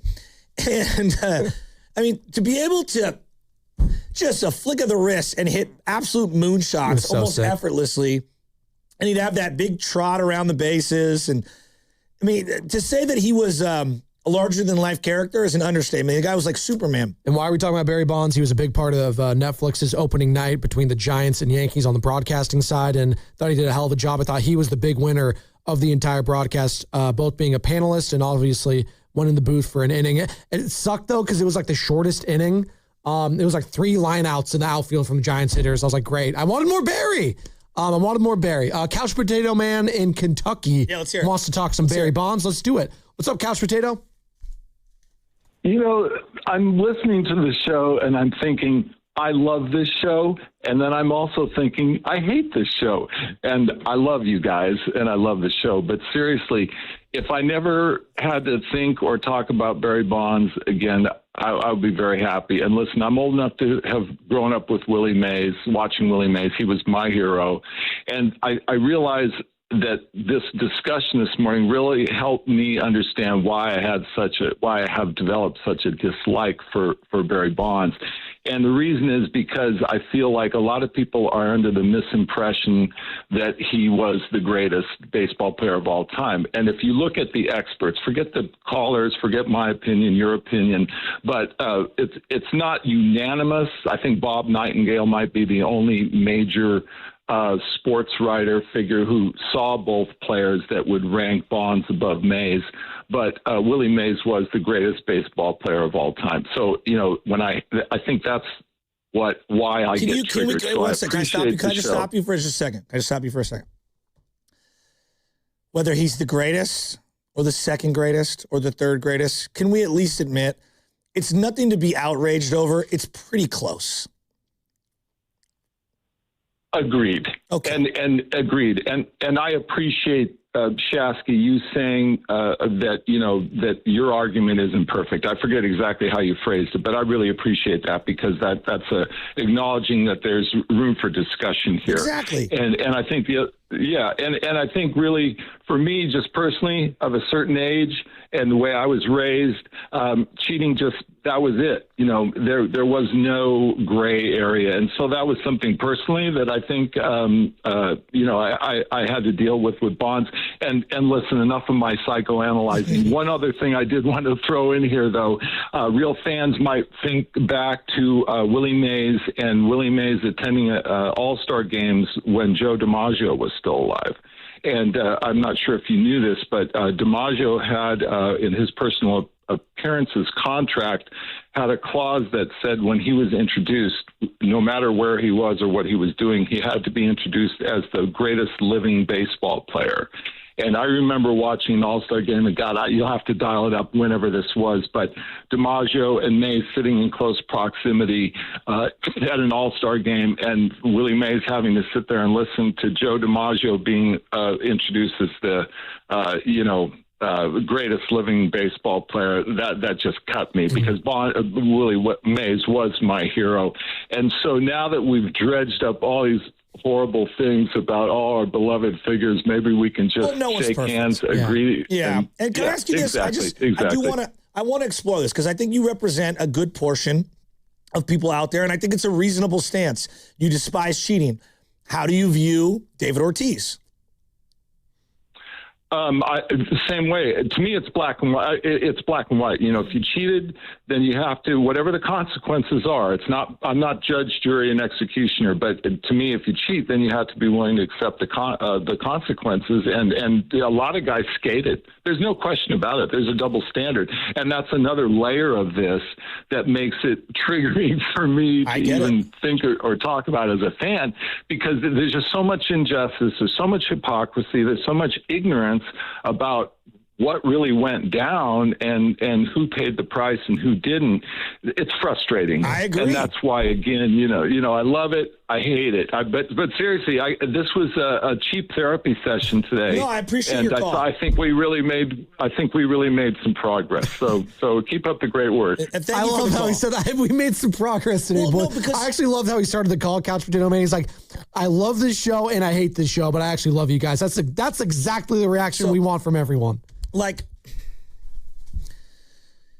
I guess my question to those that are out there, because he's like, you do the crime, you got to do the time. Hasn't it been enough? Well, he retired 20 years ago. He never, in his playing career, he never got popped for doing it. But that, honestly, Joe, that is a part of it that bothers me, because the amount of players that were actually using amphetamines in the 50s, in the 60s, in the 70s, in the 80s, when they weren't testing them, like, that bothers me. But I don't want to do those guys, and I'm not trying to. I don't want to do what about that guy? What about that guy? I know you don't. That's not what I'm trying to say, is that we don't even know if these guys' favorite players that they love and idolize so much, they might have been using too. Well, Willie's his favorite player, right? Yeah. Willie said Barry was better than him. I'm just going off what he said. I always do this argument too, because Magic would always say that about Kobe, and people would always say, oh, well, if Magic is so, yeah. I know. It's always at that certain era, though. See, Magic and Kobe, different eras. It's Bonds, Willie Mays, different eras. So 20 years. We all love our own guys. That's just what we do. Now, look, 20 years. Look at our American judicial system. Oh, that's a loaded. Yeah, where are you going with this? Well, if you get a 30-year sentence, I don't want to say what the crime is because I don't want to equate this to different things. But like a 20-year sentence, a 25-year sentence, you'd be out by 20 years. Yeah. It's 20 years. He retired in 2007. We are in the year of our Lord, 2026. Yeah. All right? 20 years. 20 years. So my argument to everyone is, all right, it's the same with Pete Rose. The guy's paid his price. Yep. He's paid his penance. Why are we treating baseball like it's like holier than thou and this giant like stain on the game? But yet, A-Rod, do a song and dance for us before every single game on multiple platforms as the face of baseball. It also bothers me, Joe. not to get too serious here, when there are guys like who are horrible human beings too, that just because they didn't do steroids still get elected into the Hall of Fame, like, or they get kept out. And I actually agree with that reason. Racist commissioners who are in the game. The Tennessee. The Mountain Landis or whatever. Yes, thank you. Kennesaw, whatever his name is. However you pronounce his name. Exactly. No, it's true though. Barry might have been a prick to some people, to some fans, to the media. I don't think he was a horrible human being. And when I say that, I'm talking about no. I'm talking guys like Karl Malone, NBA. Do I need to say more? Like no. Yeah, but the argument that's is what always, I'm talking I know, but about. you know what the argument is? Well, they don't have the character clause. The character clause has been completely misinterpreted. Who are you, Joe Schmo, to judge someone else's character? Are you perfect? No. Am I perfect? No. No one is. No. Am I in some position? Who is it? Tom Verducci thinks he's in some position to judge someone else's character? Here's the Kiss irony my is, ass. the irony is Tom Verducci does. And that's why I can't stand him. Please. Now that's my personal beef, whatever. He's a Paisan. He could take Before it. we go out to more calls, Risotto, you said something to me before the show started. You're mad at Major League Baseball. Yeah, no, I'm mad at Major League Risotto's Baseball. gripes? Reasons related to this. I think that for a long time he was blackballed. He could not play the 2008 season, not because there wasn't interest, but because I think there's a conspiracy against him. I agree. And it wasn't a conspiracy. It was a deliberated, no one signed this guy. We're not going to put it in an email or on pen to paper, but everyone knows, do not sign him. The OG Shador Sanders. And he's the poster child of this entire era, whether people like it or not. That's the case, and that's how his image has been. And now Major League Baseball on their social media page, all we just see is the king, the home run king, 7-time MVP, joining the Netflix team. And it's like now all of a sudden on social media, Major League Baseball wants to kind of kiss ass a little bit. And I just think it's not fair based on the way Bud Selig treated him, based on the way Major League Baseball has treated him. It's just not fair. I mean, now you're coming back. So now I feel like when we talk about rehabilitation, this is kind of part of it. Major League Baseball, I don't know if this is them coming to a realization that let's hype this guy up, but not allow him in the Hall of Fame. And I understand people want to say the Hall of Fame is its own entity, but that's stupid. That's a lie. They're synonymous to me. I did. They're the same thing. Yes. They talk. They're, Don't they broadcast it on the network all the time? MLB Network? So yes. Yeah. No, to me, they're one and the same. Yeah. They make requirements with each other. Yeah. And they change the rules. They work in unison. So that's my point is that I just, not to be long-winded, I just don't think it's fair for them to hype him up like they've always kind of been on his side. Yeah, it's ridiculous. It's like, oh, you love me now kind of a thing. Oh, yeah. And here's the thing. I think one of what I find to be the endearing, and people can say, Joe, he was never convicted. Back then, they didn't want me. He was never convicted, okay? Now, I don't want to go extreme here. OJ was never criminally convicted. I still think OJ had something to do with whatever happened in that situation. When you write a book that said, if I would have done it. All right. Now, he was found guilty in the civil trial. Barry had to say, if I would have done steroids, it's like, oh my God. But like, I don't think you have to be convicted in an actual court for the public opinion to be that you probably cheated. And that's how I feel. Like, you probably did, Barry. Like, that's okay. Is it cheating when everyone else in the sport is doing it too? Well, I don't care about that to me, because I'll tell you why. Like, that's more whataboutism. It's not even whataboutism, because the whole thing, people say you got an edge on other people, but if everyone's doing it, you're not. See, this is the Lance Armstrong. Lance Armstrong is the same thing for me, because every single cyclist in that sport was blood doping. Every single one of them. There's a woman right now, Shannon Roberry, who's one of the great Olympians of America, and she ended up running in the Olympics. She's from Sacred Heart, and she's Olympic Club Hall of Famer. I ran into her just the other day. In the race that she ran, I forget exactly what it was, and I'm doing this all off the top of my head. A bunch of people got popped for roids, and she got jumped up because of all these other people getting popped for roids and whatever, and she ended up getting a medal. And does that take anything away from her? Not at all. No. But I guess my argument. I wonder how she feels about that. Here's my argument to all that. Like, everyone else was doing it. Yeah, but that doesn't make it right for Barry. Now, I want to be fair here, because like I've thought about this for 25 years. I've had to go through this. I remember Dan Dibley and Radnich doing the Balco at the courthouse conversations. He probably did it. Let's just deal in like being reasonable here. He probably did something. He also was amazing. I also believe that he's paid his penance for having done what he did, which others have done as well, but that doesn't make it right. I also believe he had a Hall of Fame career before the steroids. Yep. But that doesn't necessarily tell the full story. I also believe, even if you take steroids, this is my belief, it doesn't mean you know how to lay off a 3-2 slider. Does it help you play every single day? Absolutely. It does not improve hand-eye coordination. It does not. Well, it might improve eyesight. Well, Joe, you don't take it unless it helps you. It helps you, but I think, see how I always, like, and doctors telling me this, I'm not a doctor, you're not a doctor. It does, if you were going to hit a ball that maybe you needed a couple more feet over to get a home run, that's how I always felt it was going to be, that a little extra Yeah, but push. you still got to put in the lifting, and you still got to put in the work, and Like you still if I got to just put in took the BP. steroids and didn't work out, I'm still going to look. You don't do it. Look, let's not be naive. You don't do it unless you think it's going to make you better, right? Yeah. That's something. So that's all true. He still is one of the greatest players, and that era happened. Baseball, you let that era happen. So if history is recorded and it happens, and I saw it, and it was the 15 at that time, the 15 best years of Giants baseball in my life. Like, we can't pretend that era didn't happen. It's the steroid era. Here were some of the people we suspected of doing steroids. He's paid his penance, 20 years. He was, black-eyed the game, and we profited big time. Has one owner given back $1 from that time? No. How about one writer who jumped from publication to publication, printing money? Ray Ratto, I said to Ray, Love you, how many Balco articles you write? How many Barry Bonds articles did you write? So you didn't make money off Barry? That's a little interesting. Now, did Ray say he shouldn't be in the Hall of Fame? No. He had pivoted his opinion. We were just discussing it. And so my thing was like, I love how everyone is sanctimonious, yet they're the ones also simultaneously profiting from it. So this is like hypocrisy everywhere. There's players that were doing it. There are, jealous Hall of Famers like Joe Morgan, who I love Joe Morgan. Salty Joe. Yeah, but was Willie Mays his godfather salty? No. Yeah. Were there other people like Mike Schmidt who defended him? Yes. Yeah. What does Mike Schmidt mean to Barry Bonds? Yeah. Nothing. It means nothing to him. No one ever brings this up. Poor Hank Aaron.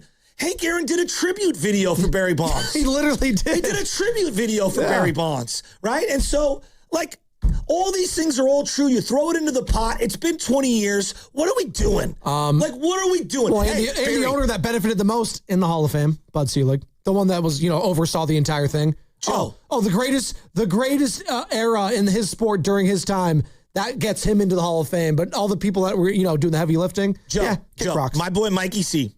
White Mike, who you love to love bring White up. Mike. Let's go. Biggest baseball fan ever. The strike happened in 94. Hated baseball. If you interview him to this, and he's a great baseball player, you ask him to this day, he's like, hate baseball. He loved the Atlanta Braves, right? Loved the Braves because TBS.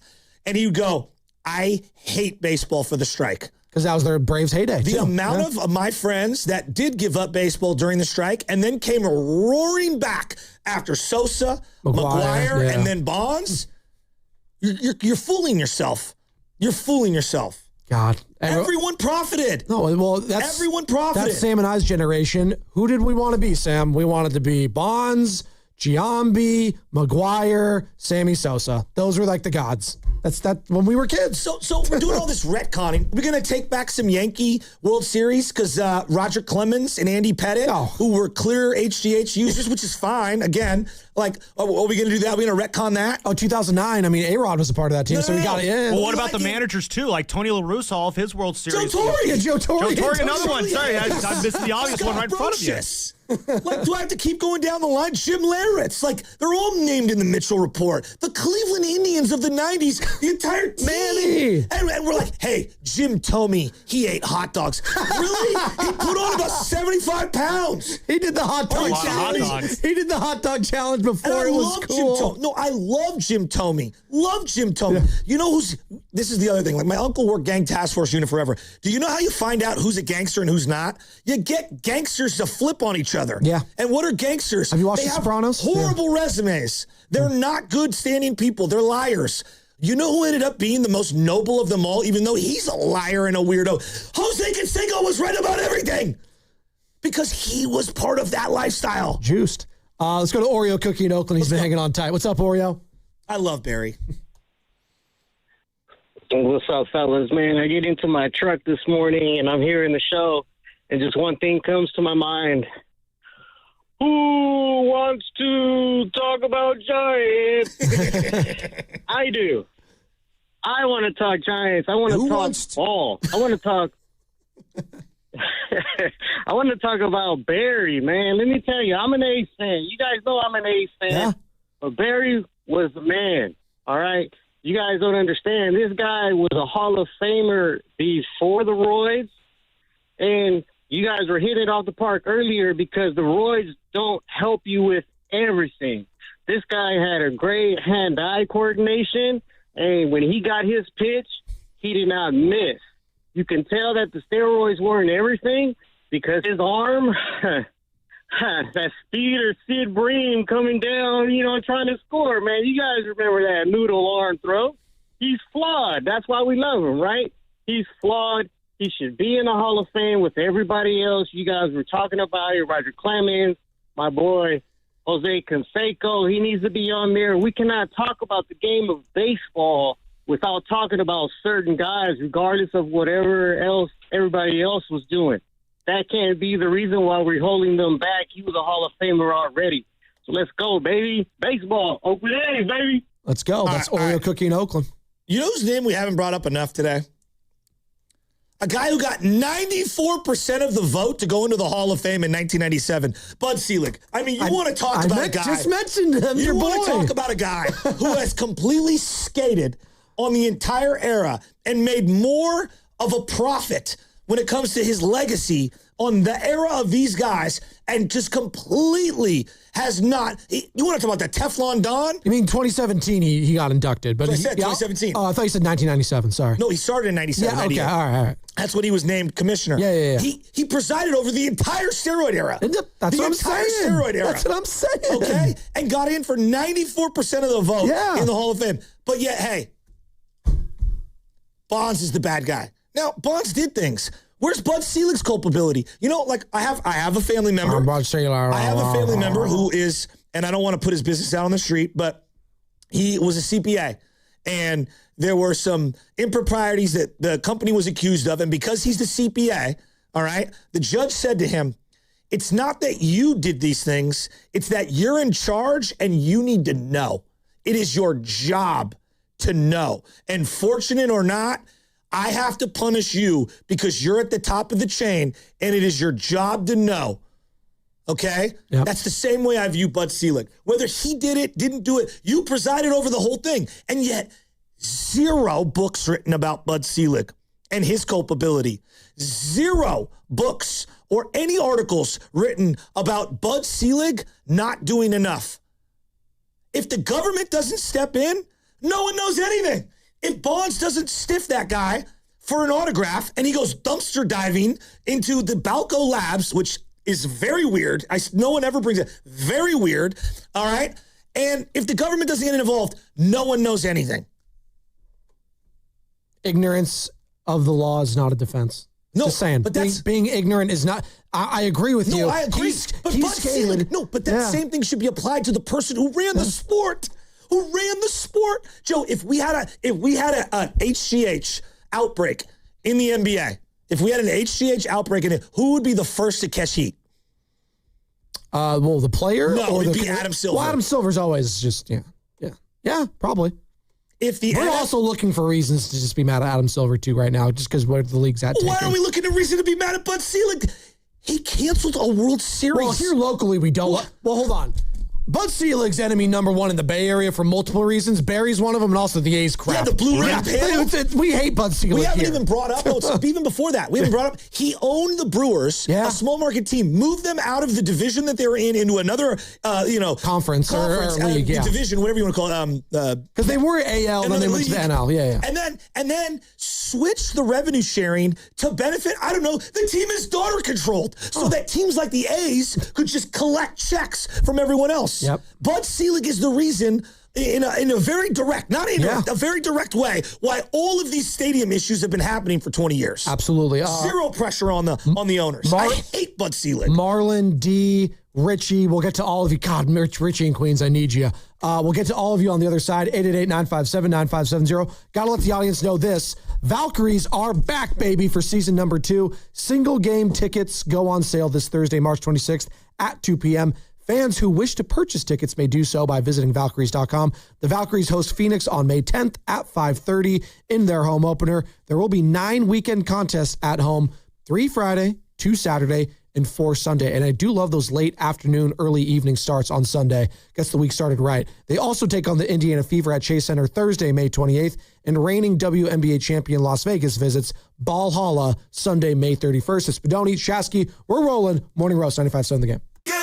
New Game Plus with Oxy makes your laundry smell incredible and fights stubborn smells, like the ones your dog Biscuit brought into your freshly made bed last night. But you washed that all away with Game, and now you're drifting asleep to the scent and sound of waves.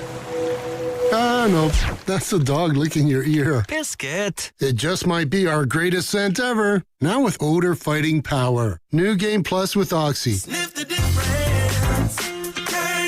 Staples presents That Was Easy. I wanted a new color printer to add pizzazz to my prints. Ooh, pizzazz can be pricey. Well, now at Staples, you get up to 30% off select HP printers. 30% off an HP? Yeah, I saved $120 on an HP Smart Tank 6001 with up to 3 years of ink included. Why, that could be the last printer you'll ever need. Could be.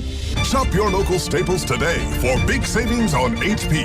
That was easy. Available in-store, online, or on the app. It's 4 exclusions apply. Hi, I'm David. I'm Chris. And I'm John. We are the 3 brothers who own Jack's Restaurant and Bar. And we are here to... Not again. That's my line. That was my line. Boy, stop it. Mom? What are you doing here? Have you heard your commercials? They're terrible. That's not our fault. You taught us how to cook delicious food. Using only the freshest ingredients. And to treat all our guests like family visiting our home. But you didn't teach us how to write catchy radio spots. They remember that and get back to work. Yes, Mom. Jack's, serving delicious breakfast, lunch, dinner, and drinks the way our mom taught us. ILoveJax.com. It's the Good Guys 42nd All-American Get-Together. High-octane Good Guys autocross racing action. Explore the Dead End Magazine Lowrider Showcase and more. Happening all this weekend in Pleasanton. Details at good-guys.com.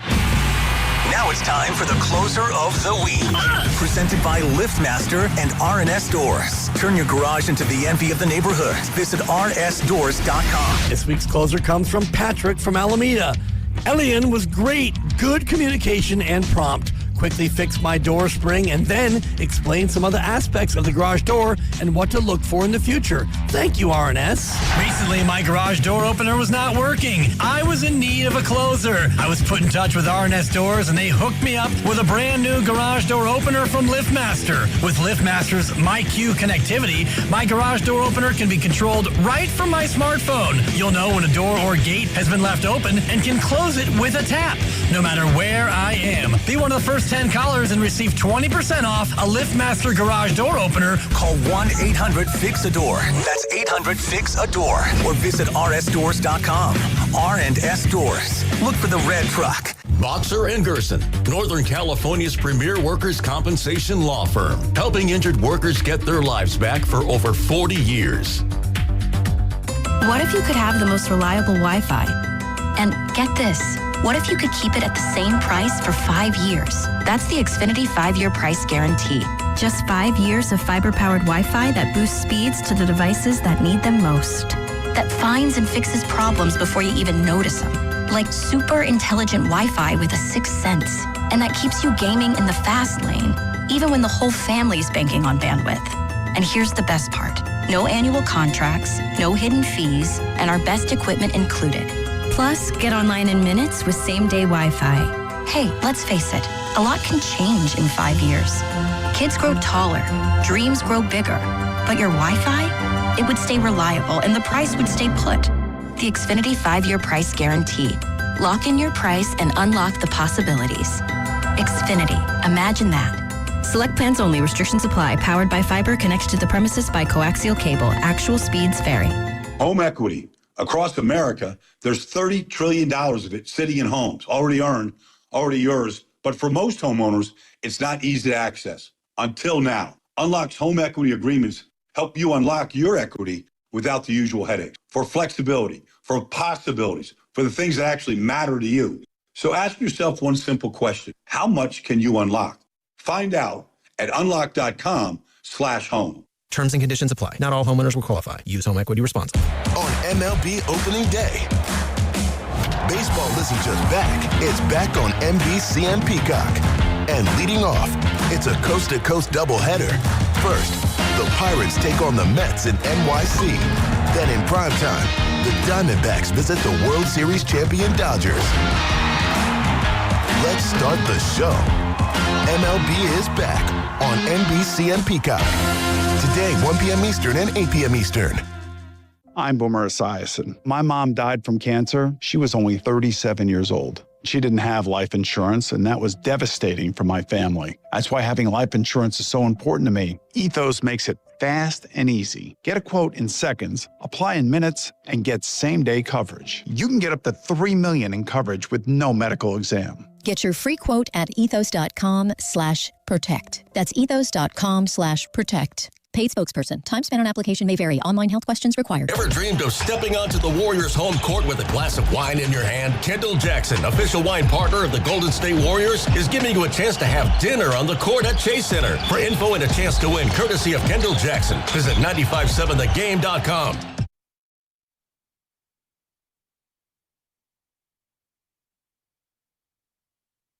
Hey, this is Steve Scott from KCBS, the PA voice of the Warriors at Chase Center. You're listening to Joe Spadoni and Joe Shasky on the Morning Roast on 95.7 The Game. That's that. Oh, man, we're rolling today. Talking baseball, talking Barry Bonds. I love Jim Thome. I love Barry. You love Jim Thome. You love a lot of things. That's what I love about you, Joe. Yankees 7-0 over the Gigantes last night. Opening night in baseball.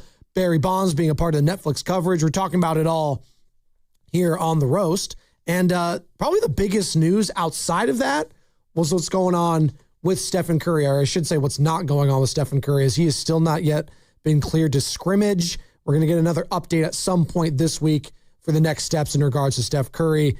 And Steve Kerr said it bluntly yesterday. Hey, when he's healthy, he'll play, but he's not healthy right now. And I would be shocked at this point. I'd be shocked if he comes back. I wouldn't be surprised if the next update is saying, hey, he's not coming back this year. I do want to get into, you want me to do it right now really quickly? Sure. What is it? I'll do it quickly and then we'll get right back into Bonds. Because Bonds is what everyone wants to talk about. April 1st would be the earliest he would come back. Okay. Who's that against? He's going to practice Sunday morning. Who's that against? I don't know. I don't have that written down. Right. But they play. I think it's the Spurs. 7 in 12 days with 2 back-to-backs. 7 in 12 days. So the earliest he could come back after Sunday's scrimmage in the morning would be April 1st, which is Wednesday. Yeah, that is against the Spurs at home. It doesn't matter who they're playing. I'm just going to tell you the games. It really doesn't. I know. They could be playing the Jesus and the All-Stars from the moon. All right? It doesn't matter. Jesus and the moon. Sounds like a show. All right. The play-in will be on April 14th through the 17th. So no matter what, if they win one, that would be 2 games in 4 days after 7 in 12, okay? And then if you make the playoffs, let's just say, hypothetically, they play 4 games in the playoffs. That will be in 8 days. So you would have a grand total of 13 games in 24 days. That's if he plays in them all.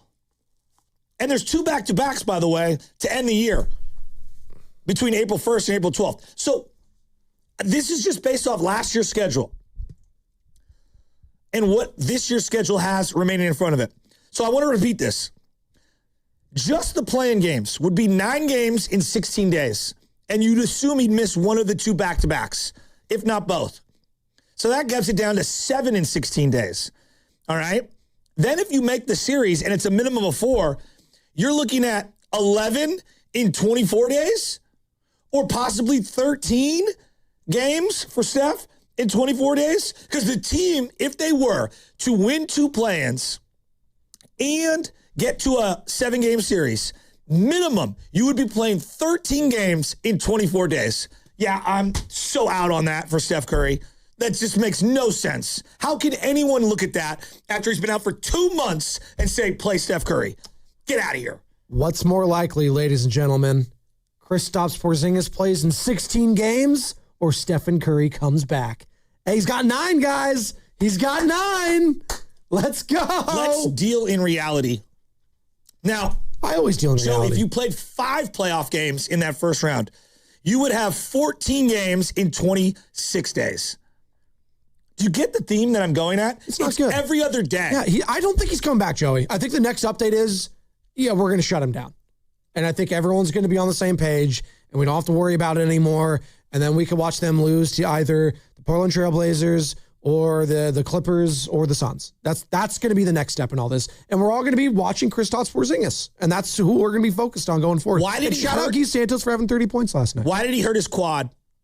Because they played 41 games in 84 nights last year to end the year. You're talking about the hamstring. Yeah, the quad. I call it the quad. Yeah. Heaven forbid something happened and he comes back. That's what I'm saying. Even if he thinks he's healthy enough to suit up versus go through 13 team games in 24 days. Get out of here. Let's deal in reality.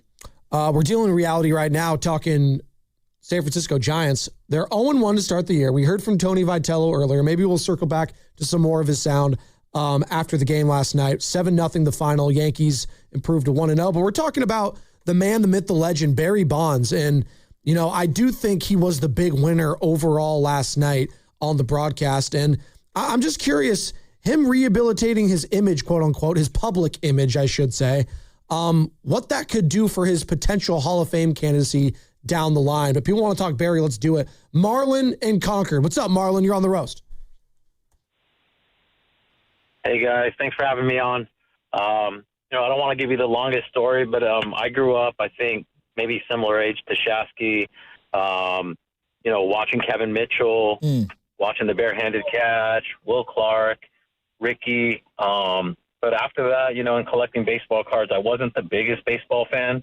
I'd be the kind of fan that would watch the World Series. When I went to college, though, man, and even before that, just watching Barry was just a special thing.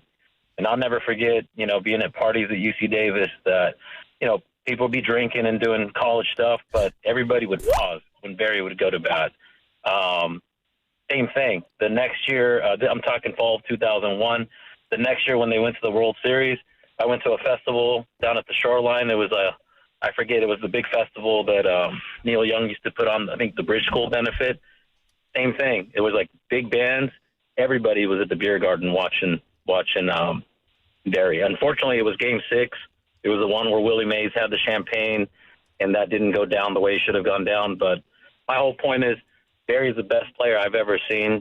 I love baseball. I love Mike Trout. I was thinking he might be the only equivalent of a right-handed Barry Bonds player, but best hand-eye coordination I've ever seen. Yep. I feel like he could have just waited to the last millisecond to smack it out.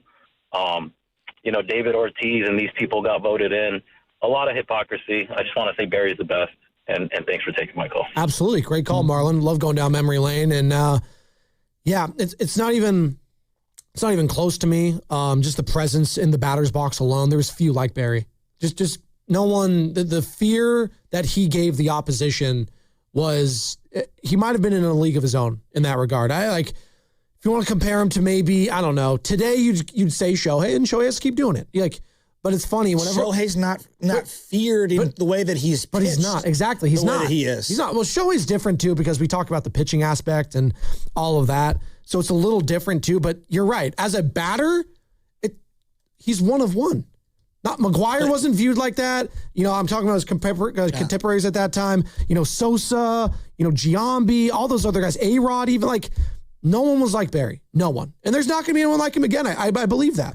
He's one of one. Shohei has played 8 years in the bigs. Now, one of those was a COVID year. Yeah.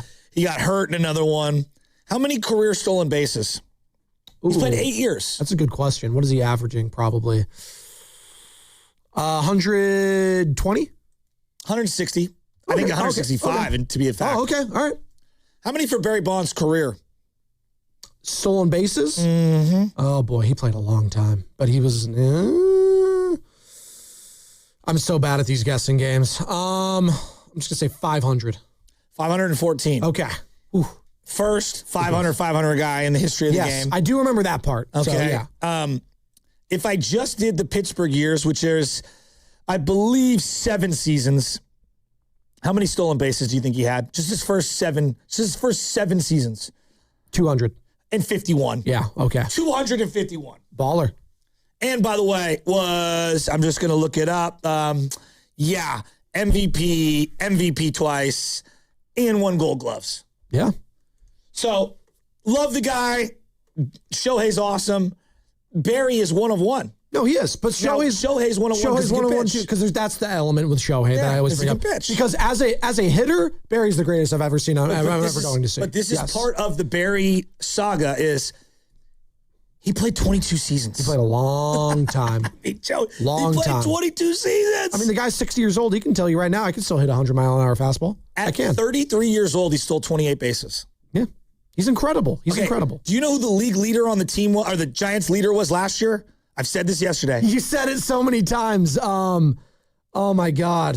Why do I keep forgetting who stole the amount of bases last year? Willie Adames with 12. Willie Adames. At 36 years old, the year he hit 73 home runs, Bonds stole 13 bases.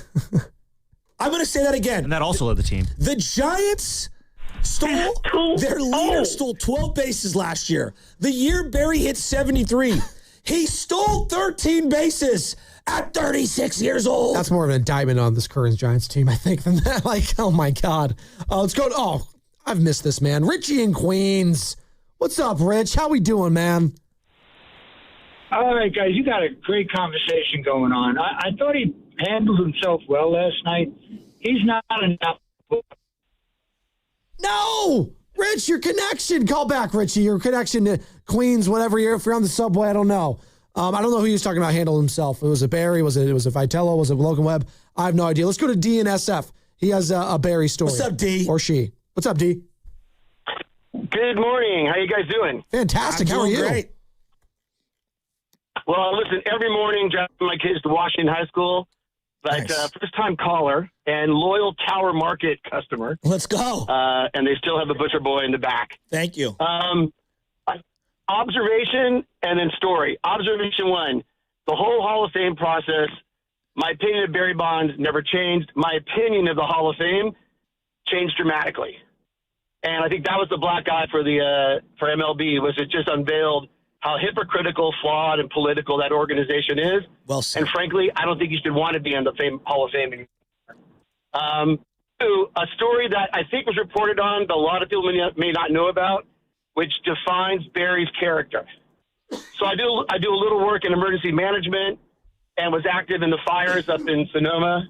And you may remember the Tubbs fire in Santa Rosa that came down the hill.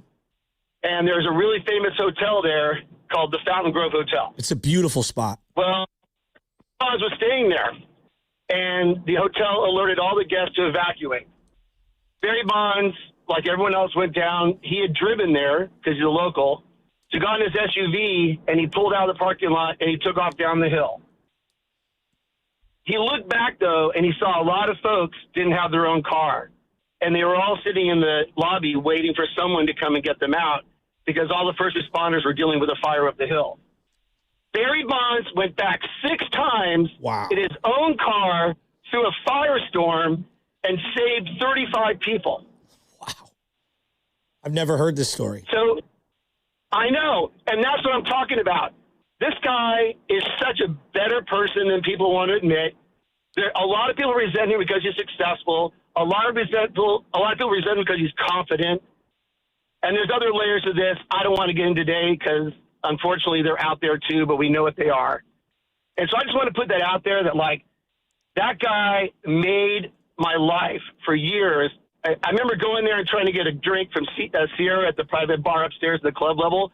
And if you missed the first inning, you'd miss the home run. Remember those days? It's so true. It's so true. Steroids save baseball. Thank you. Right? Thank you. Let McGuire. Look the other way. The owners, TV, media made more money writing stories about it than anything else, right? And so in the end, the bottom line is that I think it'd be nice if everyone just took the focus off the Hall of Fame as a way to measure Barry Bonds and start talking about all the other things about this guy that people need to know about. I really appreciate you. I really appreciate you calling in with that story. That is cool. I'm actually looking up. So people did write about it. I'm seeing Susan Slusser of San Francisco Chronicle. So a couple people too. This was out Santa Rosa, obviously those big fires back in 2017, horrible.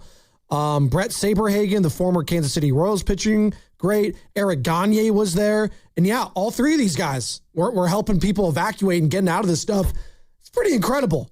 And listen, 6 times and stuff like that just doesn't. No one ever talks about it. It just glosses over. No one ever talks. Well, because it's not.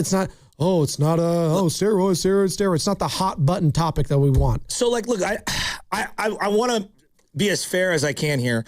I don't want to crush this guy. I'm not trying to. I'm trying to explain what he was saying, how everyone made money off him. If I say the name Mark Fenner-Iwata to you, what do you think of?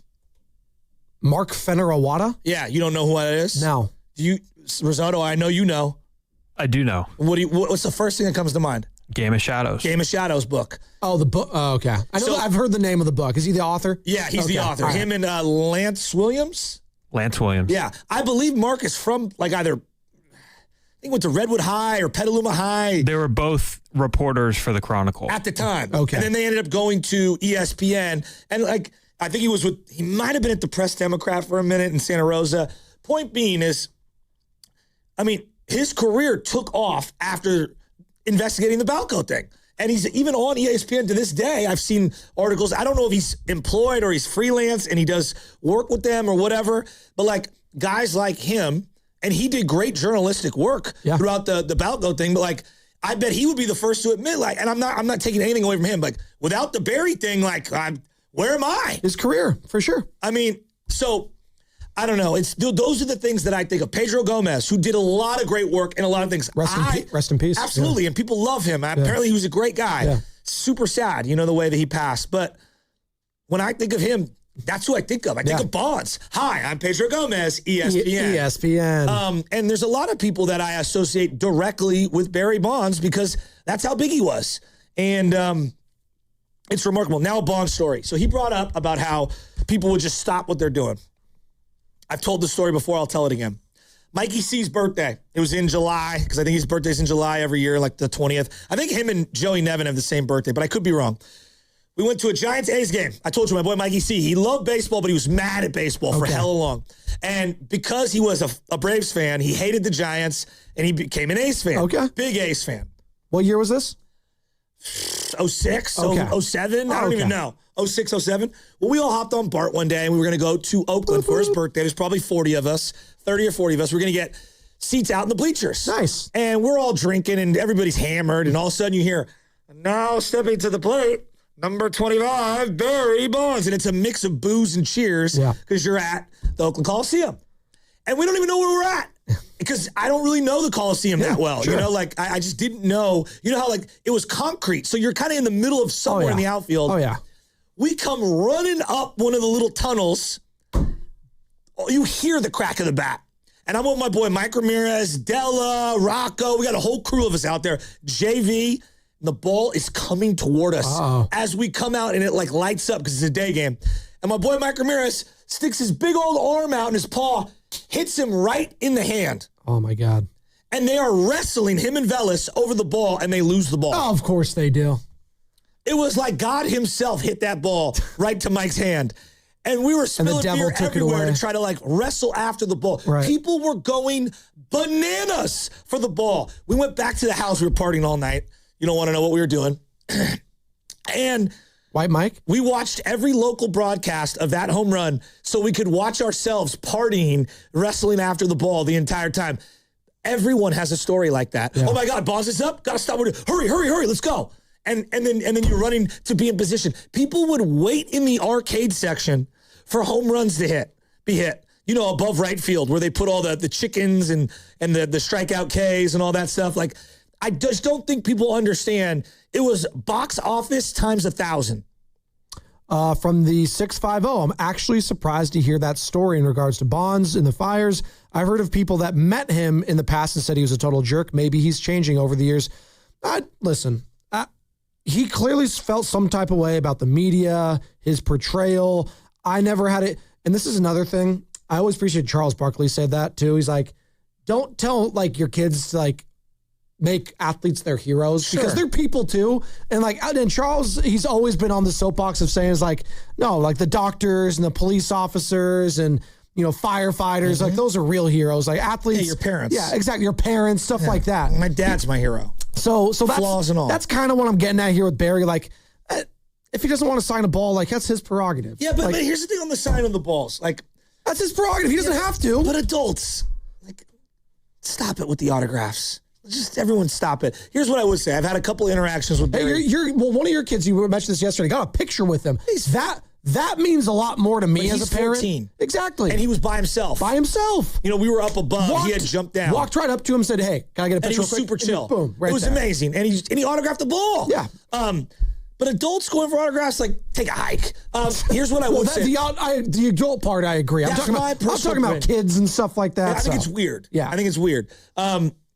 That being said, I've had a couple interactions with them as a kid, a little older, and then as a full-grown adult. I was in Tiburon, Sausalito, Tiburon, and this guy on a bicycle is like, stop drinking water, talking. I could hear the voice, and we all know the voice, the Barry voice. Oh, yeah. We know the Barry voice. A little higher. Yeah. And I turned to my left, and I think it was at Sam's, which is in, I think, Tiburon. And I turned to my left and I go, Barry Bonds? And he goes, nah, like laughing as he's looking at me. And I go, hey, dude, my uncle played against you at Sarah. When you were at Sarah, he said you were the truth back then. And he goes, oh, yeah, where's your uncle go? I get Reardon. He's like, Reardon sucks. So, like, if you hit him the right way and you let him know that you're a local and you know a little about him and it's not like this, oh, my God, you're Barry Bonds. Like, he will stop and give you the time of day. And this is before I even got onto the radio or any of those things. And he was super chill and down to earth. And he like shook my hand. And then we were talking WCAL and he was hyping up. He goes, the Padres are the best in the entire conference. You know that. Everyone knows that. And I'm just like, Barry is just, he's one of one. Here's a good one. 925. And I'm in total agreement with what this guy's saying. If you say Barry's the best, then you must also say that Lance Armstrong is the best. Can you say it? Yeah, I can. Yes, Lance Armstrong was the best in his sport. And the amount of money that guy raised for cancer and cancer research, miss me with, he was a prick. He was. He was very checkered. He had a lot of, I've watched the 30 for 30 of him. Yeah, he was a prick. He did a lot of bad things. He also did a lot of good things. Well, again, like any person, Joe, it's not black and white. There's a lot of gray area. And again, I think cycling, in this case, 925 is a lot different because almost every single other person was doping in that sport. It's been widely documented. Continue. Well, look, I mean, we all saw it. I coach a lot of baseball. I'm telling you. Was Lance Armstrong not inspiring to people with cancer at the time? Of course, the whole Livestrong thing was a phenomenon. But he also had a lot of, because I watched that doc on him. There's a lot going on. He's got problems, dude. There's a lot going on. Yes. But he is the best cycler, right? Yeah. No one cared about cycling until he came around. Exactly. All right. But size doesn't help you be the best player on the planet. Right.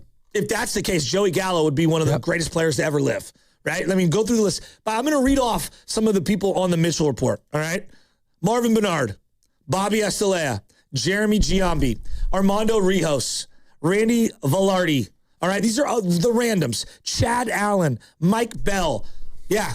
Kevin Brown. No one ever brings him up. Mark Carrion, Jason Christensen, Howie Clark, Clemens, Jack Cust, Brendan Donnelly. Cust. Lenny Dykstra, Matt Franco, Ryan Franklin, Eric Gunn. This is just who they caught, by the way. Yeah. Jason Grimsley, who was like sneaking back into the clubhouse to steal stuff and got caught in like a cellar, like in like a Bond movie. Jerry Hairston Jr., Matt Hergis, Glenn Allen Hill, Todd Hundley, Dave Justice, Chuck Knobloch. Like, do you want me to keep going? No, well, hold on. Why are they not all the top 100 players of all time? You're listening to 95.7 The Game, KGMZ FM and HD1 San Francisco on Odyssey Sports Station, and the home of the Golden State Warriors and Valkyries. Always on the Odyssey app, coming live from the Laughing Monk Studios. And yes, it is a Warriors Wednesday, brought to you by Freeman's Appliance. Come see their full selection of in-stock luxury appliances in live working vignettes. Visit Freeman's Appliance in Pleasant Hill today. Denny Nagel, Bartolo Colon, Ken Merker, Cody McKay. Like, how far down on this list do we need to go to start reading off all the people that were all, like, I'm not saying that, of course it helps. That's why you wouldn't take it. He would say what you said to me in my ear before 1999. Say it. So Gabe Machado said that 1999 was the first reported use After the 98 home run chase, he was so pissed that everyone was giving him Mark McGwire and Sammy Sosa all their love. Keep going. And he was already in the 400 club. Which had never been done.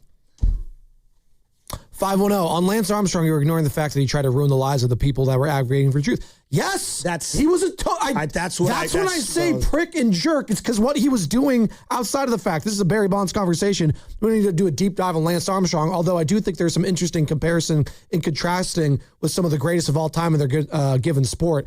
And yeah, that guy. Can I read you another one? Can I read you another one? And this is from my boy Matt, one of the biggest baseball fans of all time. What's up, Matt? You can make a major argument that Barry Bonds changed San Francisco to this day. UCSF, the Warriors Arena, Mission Bay in general, nothing is there without that ballpark. His economic impact on the city of San Francisco isn't just off the charts. It's almost unquantifiable. There you go. That is, again, there's a video circulating about 1998 Mission Bay. That's people driving around. So on Retro Bay Area, the Instagram account. I don't think people understand there was nothing there at the ballpark. Nothing.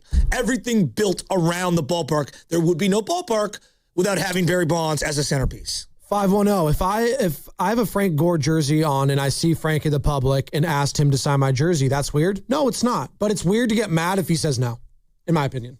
It's not the end of the world.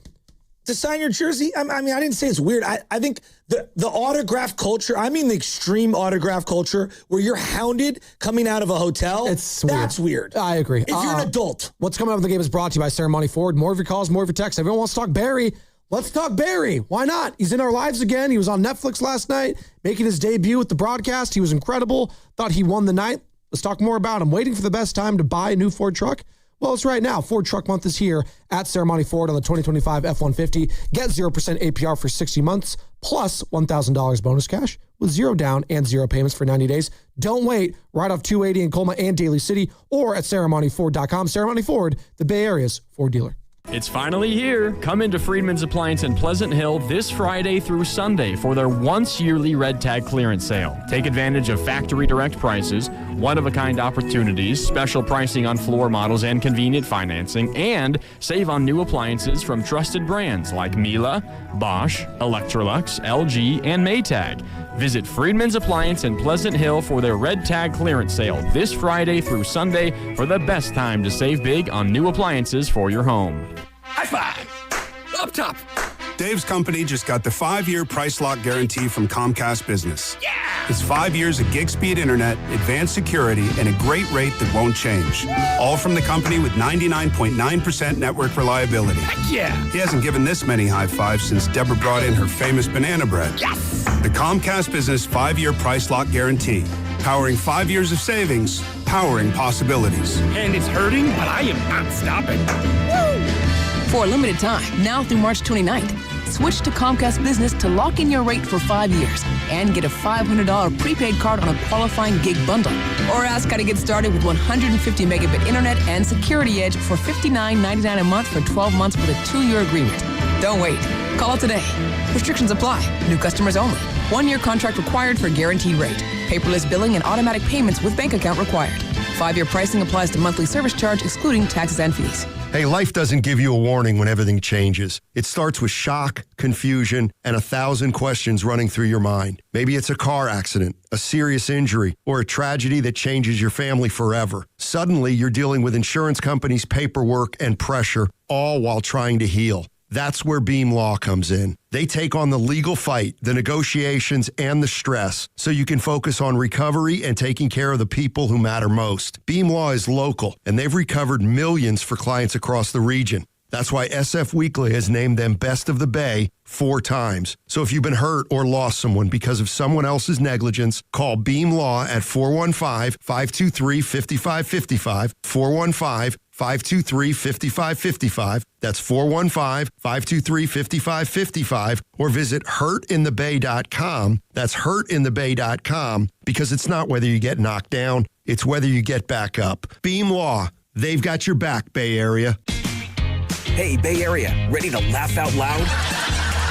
At the legendary Punchline Comedy Club in San Francisco, comedy history lives on. Icons like Robin Williams, Dana Carvey, and Ali Wong all started on this very stage. For 47 years, it's been the place to see the comedy stars of tomorrow, today. Catch top comedians 6 nights a week. Grab your tickets now at punchlinecomedyclub.com. That's punchlinecomedyclub.com. Bay Area homeowners, when it's time to upgrade, start with quality that lasts. Marvin designs premium windows and doors, crafted for performance, durability, and beautiful design. And right here in the Bay Area, you'll find Marvin at Ashby Lumber. For generations, Ashby Lumber has helped homeowners, builders, and remodelers choose the right solutions for projects done right. Whether you're replacing a few windows or planning a full remodel, visit Ashby Lumber in Berkeley or Concord, or learn more at ashbylumber.com and ask about Marvin.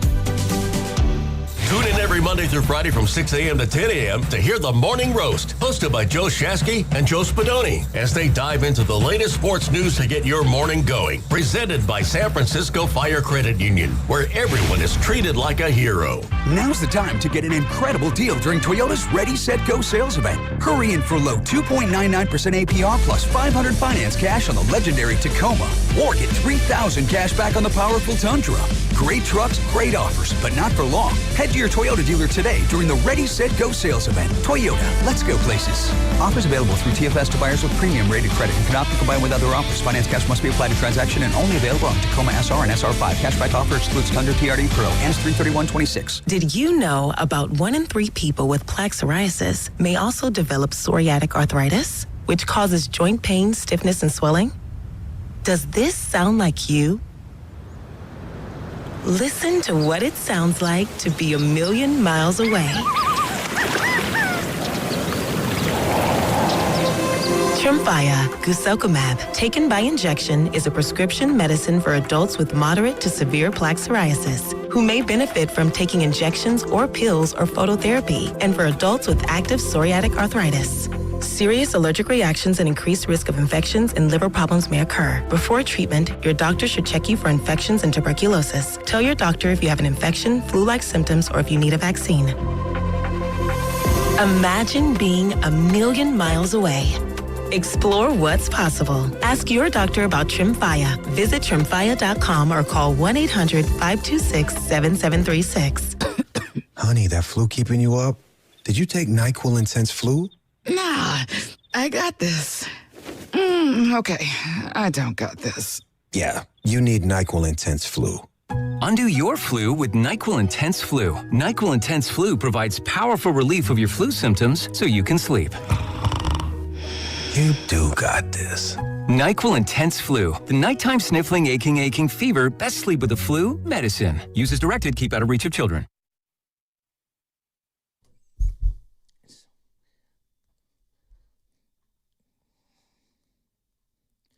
Morning Roast. This is the Morning Roast with Joe Saboni and Joe Slasky. We'll be right back after the break. Yep. We're rolling, baby. You got one segment. This show has flown by. It's so funny how steroids in one sport is viewed versus steroids in other sports. And I'm just going to lay some things out here. And I don't even know where I draw the line on any of these things. I admit that. Let me raise my hand on all that. I believe Barry did steroids. And on some level, it was cheating the game. I acknowledge that to the fullest. He's extremely flawed. Not the greatest human being of all time. I also don't think he's the worst at all. And I think he's paid his penance. Did you see Tiger Woods yesterday? Did you see the veins popping out of him? Oh, yeah. He's clearly on THT, HGH, and TRT, and all the different testosterone stuff. It's obvious. He might be. No. It's Joe. Well, what's prescribed? You got to get major injuries and surgery. What do they tell him to take? In the Balco world, we're prescribing you certain things that are not illegal by the federal government standards. If they're not illegal. They were brand new. I'm just saying. Yeah, that's what your point is, right? Yeah. And I'm not even saying, I want to see Tiger, so I really don't care, right? But people are like, well, it doesn't help you be a better what? It doesn't help you hit the ball farther? Doesn't help you be healthier? Right. What do you mean? Yeah, that's what I'm saying. Like, does it make you? Of course, it helps a little. Yeah, absolutely. But is it going to help you not pull the 7-foot putt? Probably not. Probably there's some feel involved in that. The next thing, football. Yeah. Sean Merriman got caught for HGH and won Defensive Player of the Year. He was suspended for 3 games. I know. Okay? Does anyone remember the 02-03 49ers and Raiders? Did you ever see the Balco list?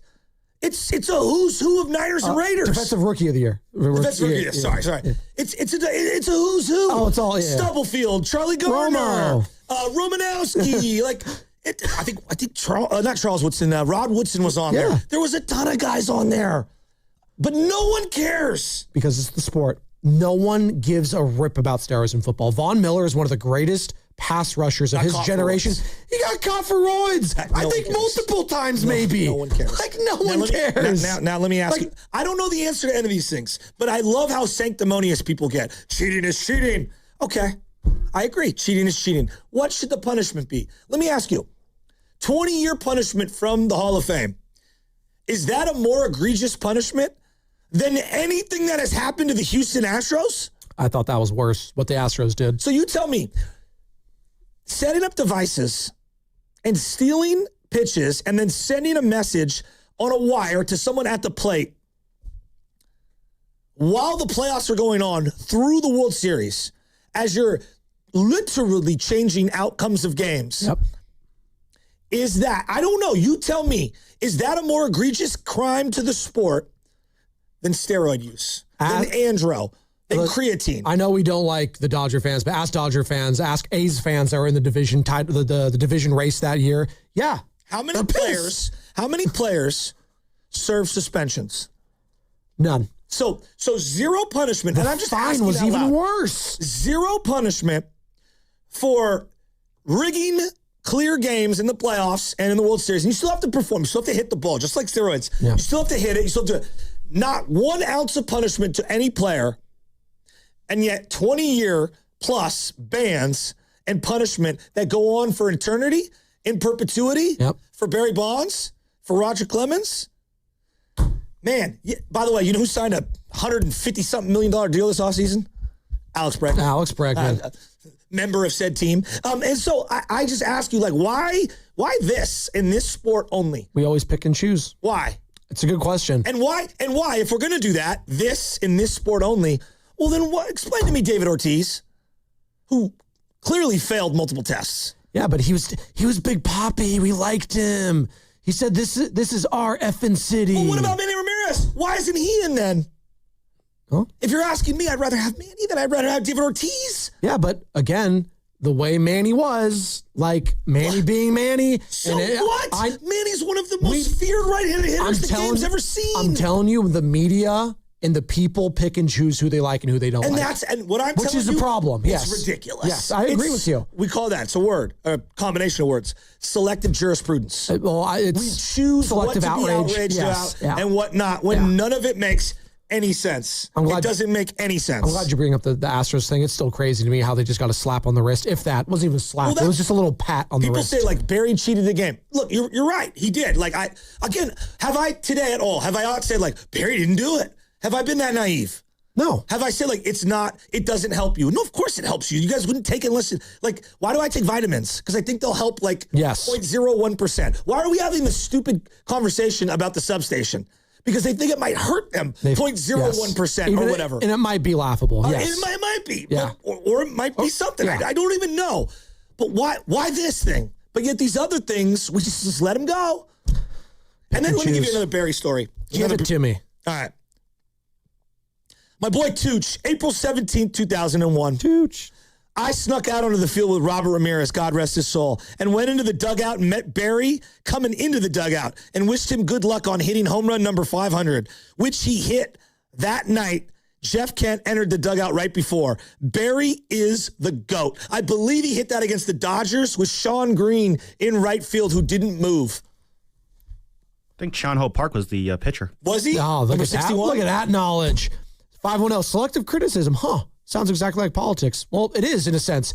Sports is littered with politics. That's exactly what it is. And I'm not here to do this. Everyone was doing it, so that makes it okay. No, that's not good enough. Everyone's speeding, but I get caught speeding.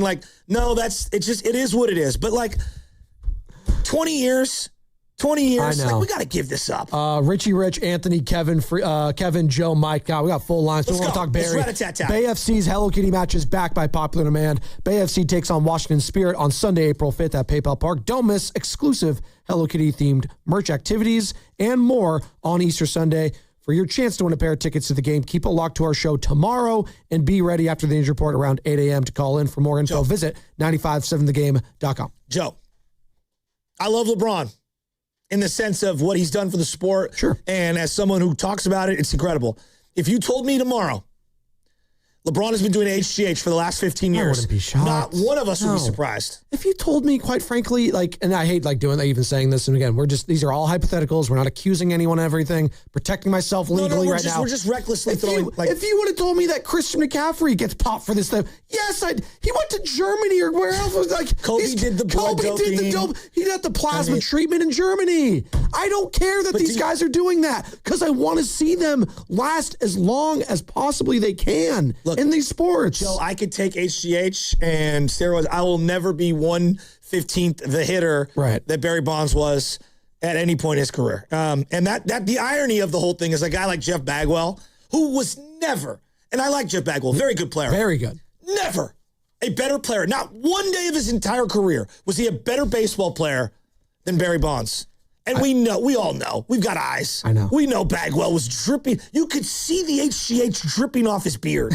I mean, you could see the needle had just got, he was sweating and the HGH was just permeating all over the jersey. You could see it. And yet he goes into the Hall of Fame. Why? Because he smiled a little? Oh, it's great. Not one day of his entire career could you say, yeah, I'd rather have Jeff Bagwell than Barry Bonds. Never. What's the... I keep thinking we're talking about steroids. We're going to get to the calls here in a second. What's the Mark McGuire? Do you want to know the terrifying truth about baseball, or do you want to watch me hit dingers? I'm in the latter part. Just let me watch the dingers. Is that from The baby. Simpsons? It's exactly what it is. It's Mark McGuire roided out of his mind. Well, South Park had this whole episode too, and they brought out Barry, Giambi, McGuire. It was a Special Olympics episode, and it was Cartman who pretended to be mentally challenged. And now I'm of the belief. I think this is me, a 12-time All-Star, World Series champ, a Gold Glove, a home run, supreme, Rookie of the Year. I think McGuire should be in the Hall of Fame. He should be. Okay. Yes. That being said, we all know McGuire did something. Yes. Okay. Is he a better ball player than Barry? No, he's not. No. If you're asking me a bat for my life, who would I rather have, Bagwell or McGuire? I'm taking McGuire. McGuire, I am taking too. McGuire. Who's still had one. What are we doing? I mean, he saved the game. That home run, What are we doing? What was it? The Kingdom, wherever in Seattle, of Randy Johnson was one of the Bash Bros were the most feared combo. I'm not an A's fan, and I love those two. Yeah. 808. If you're going to text into anything on Jack Cust, I will read it. 808. Jack Cust would have a $100 million contract right now if he played. 220 hitter, agree. But he would hit 35 Jack bombs Cust a year. played in the wrong era. So if you say Jack Cust, I don't know why, even though they kind of overlapped, I have to say Matt Stairs. Matt Stairs, yeah. I love those two. Oh, yeah. I love those two. Two-A's legend. Dude, for the longest time in the studio, we had a Jack Cust bobblehead. Obviously, it used to be the flagship, but it was just there and no one wanted to remove it. Shout out Vince McMahon, who's definitely on HGH 808. Let's go to Richie Rich in Livermore. What's up, Rich? What's up, Richie? What's up, fellas? Man, this topic is amazing, dude. It's phenomenal. It's bringing me back to my days of watching Bonds. And let's be real, right? The steroid era revived baseball, dude. Baseball was so watered down that it was just completely watered down that literally survived baseball for those years, right? And I think you don't appreciate it unless you're like me and you, Shafky, where you love the sport, you coach it, and you freaking realize how hard a 12-6 curveball is to hit and catch it at its peak point and send that ball 450 feet over a fence. You can't tell me. And this is my point. The Hall of Fame is so fugazi, and it's all about who's popular, that what really pisses me off the most about this topic is how come the Giants organization has not stepped up and put a damn statue of this guy in front of that place, right? Thank you. I think that right there would move mountains in the right direction, dude, and that's what I got to say about this. And let me just end on this note, Shafky. I don't know if you paid attention, dog, but my boys, Bert 2-4, went to Arizona spring training to the baddest Triple Crown tournament with 56 teams and got the 1 seed and smoked them and played in 105-degree weather 3 days in a row and brought the ship home, dude. The team did phenomenal, and my boy hit his first home run over a 290-foot fence with a BB Corp bat, and it brought tears to my eyes, and he pitched 7 innings with 6 strikeouts and won the championship game, dog. That was the best feeling, man. Richie, I watched your son play. He's a hell of a ball player, and a few years ago, he was one of the smaller kids on the field, and hands down one of the best hitters. And I mean that legitimately. Yeah, dude. How many big... It's crazy, bro. How many fields you've been on where there are kids 3-4 times his size who can't hit half as well as him? As much as size does help, and I know you wouldn't do the roids if it didn't help you. I acknowledge all that. It's not the end-all, be-all when it comes to hand-eye coordination.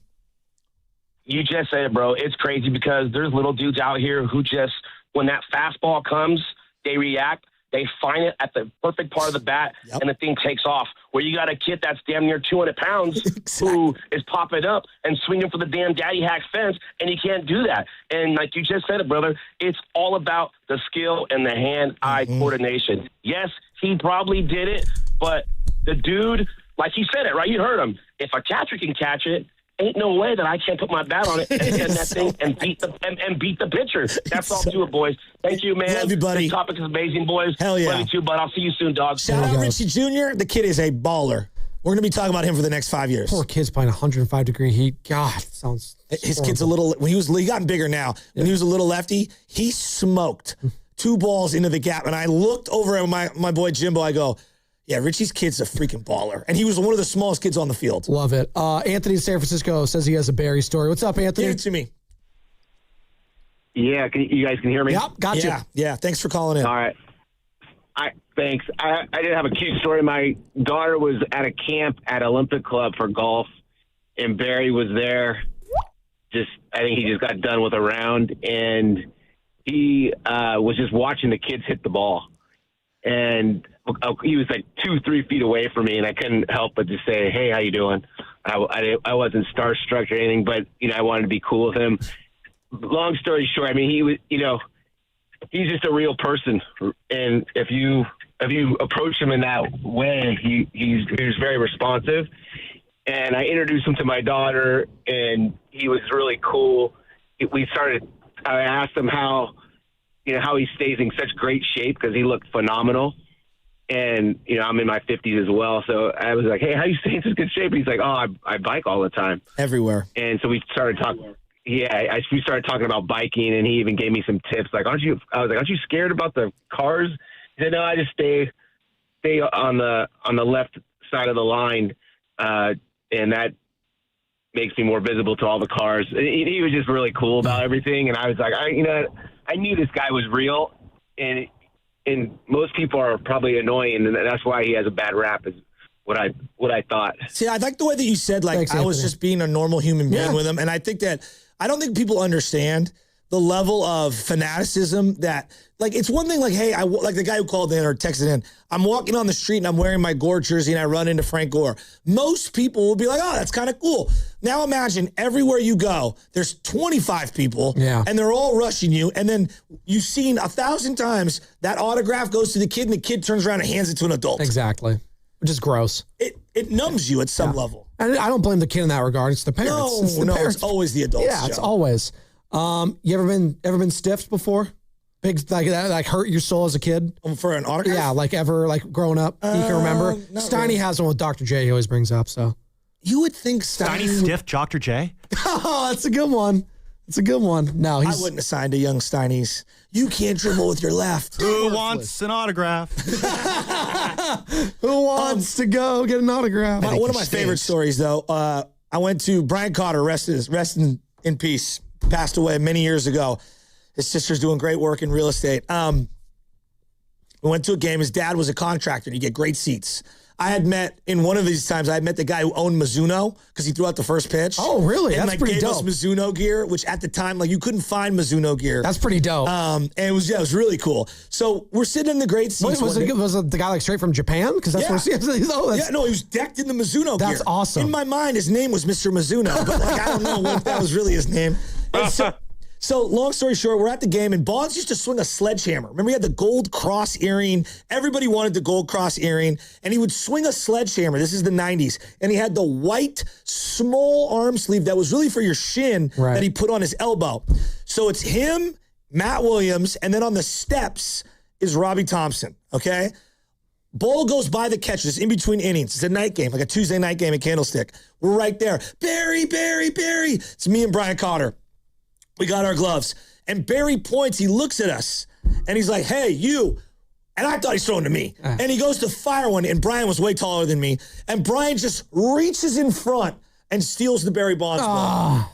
Now, Matt Williams is on deck. Robbie Thompson, I said, is kind of in the well with on his like knee on the steps. And he's looking and he goes, hey, kid, come over here. And I go over there and Robbie Thompson flipped me a ball. Oh, that's cool. And then, of course, Robbie Thompson became one of my more favorite players because of that moment. But to this day, I always think about Brian Cotter stole that Barry Bonds ball from me. And I love him. That's a good God story. rest his soul. That's a story, though, too. But Bonds was smiling and he was like looking at us and everything. We hear all these negative ones. I'm telling you, dude, there are so many good stories as well. 650. Jason Schmidt once called the cops on 8-year-old me when I asked for his autograph at the red light on Embarcadero outside the Players. No game. way. He was definitely not calling the cops on an 8-year-old. That had to have been a joke. That's pretty funny, though. There's nothing better than getting a baseball that's been mudded by the team. Like, it's the weirdest feeling, because we're so used to pulling a pearl out right from the bag, and like when they rub them up with the mud, whatever they call the Mississippi mud, it's just the best. The dirt. Kevin in Fremont wants to talk Barry. What's up, Kevin? Not much, but this has been a very compelling conversation about steroids and baseball.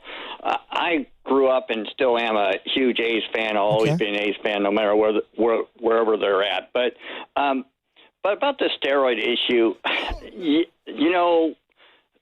I think my whole thing is baseball in the Hall of Fame now is starting to become a joke. I think the Hall of Fame was supposed to be depicted as the history of the game. It's supposed to represent the history, right? Museum. So, a museum of it. So, if it's going to be a museum of it, the people that deserve to be in there and have the numbers should be in there no matter what the era is. It doesn't matter because the eye-hand coordination, as you've been pointing out over and over, you still have to hit the ball, you still have to pitch the ball, you still have to do whatever you have to do to be the best in your game. And so my whole thing and argument has been down through the years is, and it changed, I used to say keep everybody out that cheated. No. What happened throughout the history of baseball, you had Gaylord Perry, who supposedly threw a spitball. That wasn't legal. That wasn't legal. That was against the rules.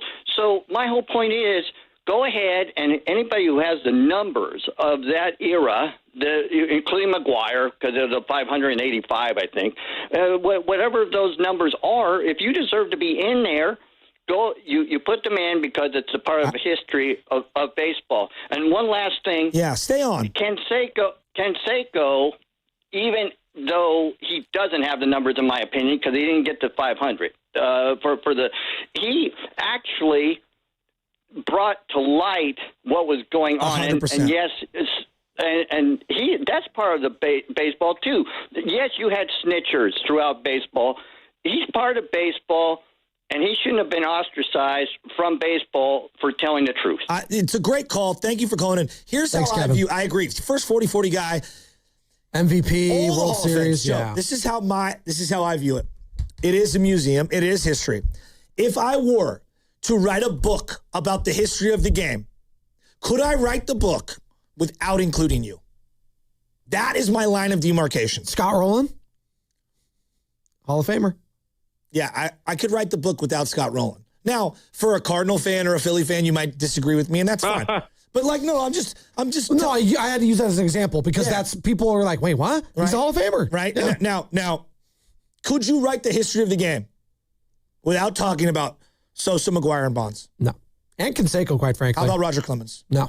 The history of the game. Nope. Going back to the 80s when Red Sox fans are going steroids to Canseco in the playoffs. That's not the end-all, be-all, but I agree with you that it should be a part of the conversation because a guy like Bo Jackson, I think, is going to be included in both those, but he's not a Hall of Famer. No. Yeah. But But you could write the history of baseball without Bo Jackson. But what he meant to both sports, I think, at that time, right? Like, you probably had a poster of him in your room, right? But that's different. That's sports.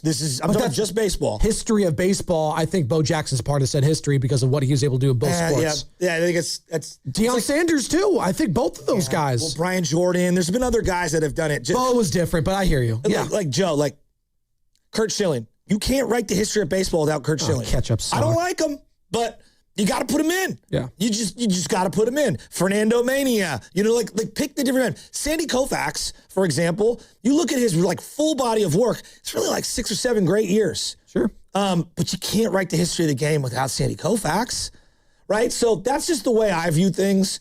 And look, there's going to be some that fall a little outside of that.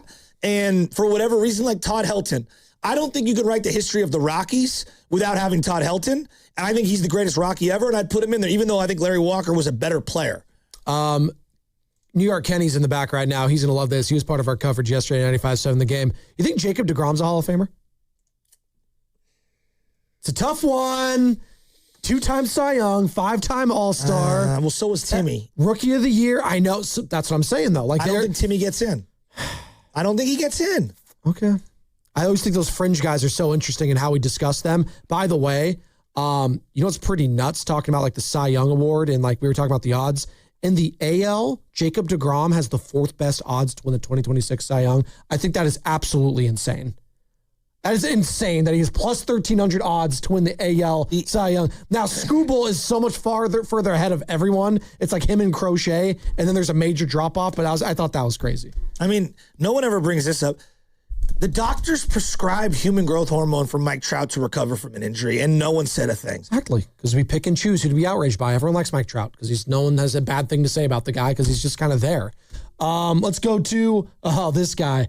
I know he was loving last night and all the pomp and circumstance of the Netflix and Barry Bonds. What's going on? It's Brian Palo Alto, baby.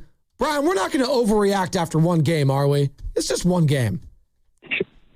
No, I'm very even-keeled on the path to 82 wins. Though there will not be a lot of up and downs for me. So yeah, I'm good. It's an 82-win team, as it has been. And Chasky, I would have loved to challenge Larry Bear on the state of their farm system and their developmental program, because it's not good enough still, and that's been the case for, I don't know, 12 years, I guess. Longer, actually. But, yeah, they're just an okay team. I think the Bond story, it just feels like that's been litigated. You know, they're either going to let – it's not just Bonds, right? I mean, like Clemens, McGuire, all those guys, they're either going to let them all in or none. I mean, A-Rod, it's so hypocritical. A-Rod is, not you, I'm saying them. A-Rod's the face of baseball on television on 2 networks. Things where, you know, it's done. You know, the only place where Bonds has real, true support is here. At least from a fan standpoint, is here, right? And that's been the case, you know, he brought part of it brought on himself, just the way he's, no doubt, you know, that he's dealt with people and all that kind of stuff. But yeah, and I think the fact they won 3 World Series after him, I think that dampens the organization's like desire to go, you know, put their head that far out there to try to evangelize him as a Hall of Famer, right? I think. Yeah. Had they not won those 3 World Series, maybe it would, you know, they would be clinging to that history more. But yeah, all that stuff. But yeah, it's just an 82-win team, as it has been, and we're still waiting for the farm system to be anything to be proud of, and it's still not. And they still have a lot of the people running the developmental program that were there with Farhan, right? That, yeah, it's unfortunate, but yeah, I don't see any progress in the farm system. I don't know if you guys do, but that's the only path back to like super relevance. I hear you. Maybe even like beating the Dodgers, they'll have to start developing. But it's just at this point, it's like almost impossible to believe it will happen. Well, they're hoping, Brian, and thanks for the call, that hopefully Eldridge can be that guy this year for them. And look, I help. Thank you. You know, it's hard to not be jaded and cynical about the performance last night and start to think in the back of your mind, oh, God, here we go again. But it's one game. It's one game, but this first month, as we talked about, is going to be tough. These first kind of 4 series is going to be maybe a litmus test on how things can go from here. We got 2 more calls. Let's get these 2 calls. And then we got final thoughts. No, you don't have to shut up. You're good. Because I want to hear from this guy who dropped out a little bit earlier. I put the bat signal out. He called back. This is Richie in Queens. What's up, Richie? What's up, Rich? Hey, guys. Yeah, I think that's a great subject. And you got some really incredible callers. I have to tell you. You know, WFAN's considered number one, whatever. I listen to you guys, and I'm not just blowing smoke. Your knowledge and the people you have on, I comparable to any place in the country. So I just want to throw Appreciate that it, out. Rich. That means a lot coming from you because you're a diehard. Yeah, last night the game is like, you just hope it's not, things to come. Obviously, first and third, 1 out. Adames hit a ground ball, get a run in, strikeout. Shady defense. I mean, that play at second was big. They didn't even touch him on touch. They should have followed up a little bit more on Netflix. The guy's out by 10 feet. And he catches the relay, turn around and just throw the ball to the second baseman. Obviously his throw into the third with Smith is not a accomplished first baseman. So they're hitting against questionable. I hate the bullpen guys. I do. I don't want to hear JT, whoever that fellow is. I think Wynn has some possibilities. I like Keaton Wynn. With Budo. Yeah, I do too. But again, is he going to be? Got a lot of guys that can throw 98, still get hit. I thought Pence did a good job. I thought the overall, stuff with Netflix, it's all about who's on the shows and what movies, and they keep introducing people that have actual, affiliation with Netflix. But overall, it was pretty good. The thing with Bonds, real quick story. I don't think I ever told you this. 96, I'm at the game, Giants Mets. Line drive comes down the line. I'm in the first row down the left field seats, right? And I'm with my 10-year-old niece. She gets hit 1 bounce in the shoulder, and it really stunned her. Bonds is there, and he looks, and he holds his heart, and you read his lips, and he says, "Is she okay?" Right? And we said, "Yeah, she's good." He sent somebody out later to make for one of the fellas there came out that worked there and said, "Mr. Bonds wants to know if she's okay." Now, who does that? Jeez. I thought I should have brought that up years ago. Does that get him into the Hall of Fame real quick with this? There had to be consequences with this, okay? There had to be like, okay, we're going to ignore it from the go. No. There has to come to a point now where, and I don't want to equate it to criminals. Criminals that kill people get out in 10 years. Richie, that's my point. So when does it... No, it's a good point, Rich. We're up against it. No, thank you for the call. I'm with him. He'll be calling in all season with the Giants. The punishment now does not fit the crime. No. 20 years? Sal in Fremont. What's up, Sally? Come on. What's up, fellas? Hey, really quick. I know you guys are up against it, so I'm going to say you guys, no one's talking about the recoverability factor of using steroids. That's a good point. That is the main thing, that's a man. good point. That is the main thing. It's not the lifting of the weights. It's the recoverability. And then me, that's man, how you could play so late in your career. Yep, and that's exactly it, man. Hey, I know you guys are up against it. I'm a Dodger fan. I had this exact same argument with discussion with a buddy of mine. He deserves to be in, man. Hey, you could juice up all you want, bro. There is no way you are going to hit a home run juicing up off of freaking all the pictures he hit home runs off of. Just name them. All the pitchers he hit home runs off of are all in the Hall of Fame. So how is he not in the Hall of Fame, man? I agree. And, I mean, look at the pitching side, too. Yeah? Thanks, Sal. My bad.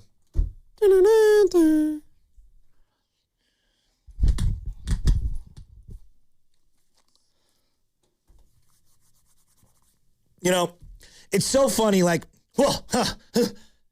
if you build up enough mass, you just throw 105. You know how many guys in the minor leagues throw really hard and have no second pitch, have no third pitch? Why they stay in the minor leagues. Can't throw strikes. Yeah. You saw one. His number is 75. He plays for the Yankees. Yeah. Why is Camilo Doval no longer a Giant? It's not because he didn't throw hard enough. Well, why is it, guys? Couldn't get guys out. He couldn't command his pitch location. Yep. Gonna get him out. His second pitch, I don't even know what his primary pitch is. He went to like a sinker cutter thingy. Well, it was the slider, remember? And he didn't trust his fastball in that Game 5 of the NL, opening round of the NL a couple years ago. My favorite line. I don't care how hard you throw ball 4. Yeah. It's still ball 4. It's a good line. Who said that? Everyone. Oh, well, I thought there was an OG someone. I don't know. You know the history of baseball. You thought you know all your quotes. Risotto, for example, he's got more of a Ted Lilly kind of like he's just going to throw a bunch of slop up there.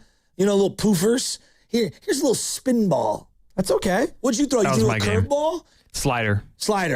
Fastball, slider, changeup. Okay. The fastball is a stretch. Yeah. But that's all right. Hey, if you got all the other stuff, that's fine. Ball. I threw strikes. He did throw strikes. You were Bronson Arroyo. There you go. That's good. There you go. You Right-handed got the late kick. That's good. With the grit of a Jesse Chavez. I love Jesse Chavez. I'm teasing He was Risotto. the big winner. I got to send that email to the Giants. Get him on. Bullpen coach Jesse Chavez. Hey, they didn't give up any runs. Did you see what he was wearing? What? Dude, his fit was... He was in like the bathing apes outfit. He was looking pretty good. Hey. I didn't know that was still a thing. Shout out my boy, Sean Joyce. Caleb Killian, intrigued by the stuff. Intrigued. That's all I'm going to say. It's one game. Let's not freak out. And for the love of God, Steph, please don't come back this season. Just stop. I love you, Steph. You got that one. I love you, Steph Curry. Please stop. Sam. My fault. I love all the. My fault is I really do enjoy all this love that we're hearing from Barry Bonds today. I'm glad that so many fans still love and appreciate him. You know, we're talking earlier about, were you ever stiffed by an autograph by someone? Yeah, when I was 9 years old at spring training, I got stiffed by Barry Bonds. I asked, hey, Barry, can you sign? I said, hey. He said, I can't. I'm working. And I was like, well, that sucks. But you know what? I got over it because it's not always about me or him or whatever. Sometimes these things happen. It's sports. Dems the breaks. And I still love Barry, and I hope he gets in the Hall one day, and really need to get that statue taken care of, Larry. You said it was going to happen. Let's make it happen. 925 to echo off that, Sam. Another autograph story from the Boxer and Gerson work injury attorneys text line. I got a stiff for an autograph by Jose Canseco at the batting cages in Dublin back in the 90s. He told me to wait here, and he never came back, which is peak Jose Canseco. No, that's not peak Jose. Peak Jose is sending Ozzy, his twin brother, as his... Remember he did that? Yes. He was like, hey, I'll be there. And then he sent Ozzy. Who looks just like him. Just like him. God, I love Canseco. He's a great character of the game. I'll tell you this right now. Canseco was a bad dude. He's so 1988 good. Canseco. Woo! Well, he was a rock star back then. Madonna and everything, right? Yeah. Everyone wanted to be Jose Canseco. Everyone wanted to be. The Bash Brothers, Risotto, like you and Sam in the back. Yeah, so I have a real quick one. I told Sam I'm going to try and shorten it, but there's a Barry Bonds story, kind of a negative one, but there's a Barry Bonds story. Jeff Pearlman was writing a book called... You love Pearlman. Called Love Me, Hate Me, and it came out around the same time as Game of Shadows, so it kind of got overshadowed, no pun intended. And he was trying to interview Barry Bonds for the book, and Barry just wouldn't talk to him. And he told him, and I guess... Jeff had done all this reporting. He talked to college teammates at ASU. He talked to one college teammate at ASU. Let's call him John Doe. And he goes back to Barry and he says, hey, maybe you want to talk to me for the book. I talked to your Boy Scout den mother. I talked to John Doe from ASU. And Barry stops him and goes, John Doe? I don't know a John Doe. So then Jeff Pearlman's like, well, what the heck? So he goes back to John Doe and goes, hey, I talked to Barry. I said that I interviewed you. And he said he doesn't know you. And John Doe goes, doesn't know me. He was in my bleeping wedding. So that's one of my favorite Barry Bonds stories. To be fair, can I be real here? I meet a lot of people that I don't remember where I know them from, and then circle back around, we walk away, and someone next was like, a wedding? You went to grammar school. A wedding, though? I'm just... Come on. It's still, come on. Chassie, you remember the people in your wedding, right? Come on. Well, yeah, I had a small wedding party. He might have, too. That would make it even worse. That Barry was a part of it. He was my best man. That was fun. Let's do it again tomorrow, boys. Steiny, go next. What do you think they're going to talk about? Whenever you meet somebody that you can't remember where you know them from, you're like, oh, yeah. How are you doing? What's up, buddy? No, you're hoping someone will say their name around you. My favorite one is, hey, you. It's good to see you. Hey, you. When was the last time we saw each other? Yo, Give me some clues. Give me some clues. I hope to be at a deli or something one day, and I just overhear Brian and Palo Alto, just the voice behind me. What's the deli in Walnut Creek that I really like, Concord area? Marucci's. Come on. Marucci's? Marucci's. There you go. So bomb. I love mayonnaise. Steiny, go next. Brought to you by Fremont Bank. Here for you, here for good. I love Jim Tomey.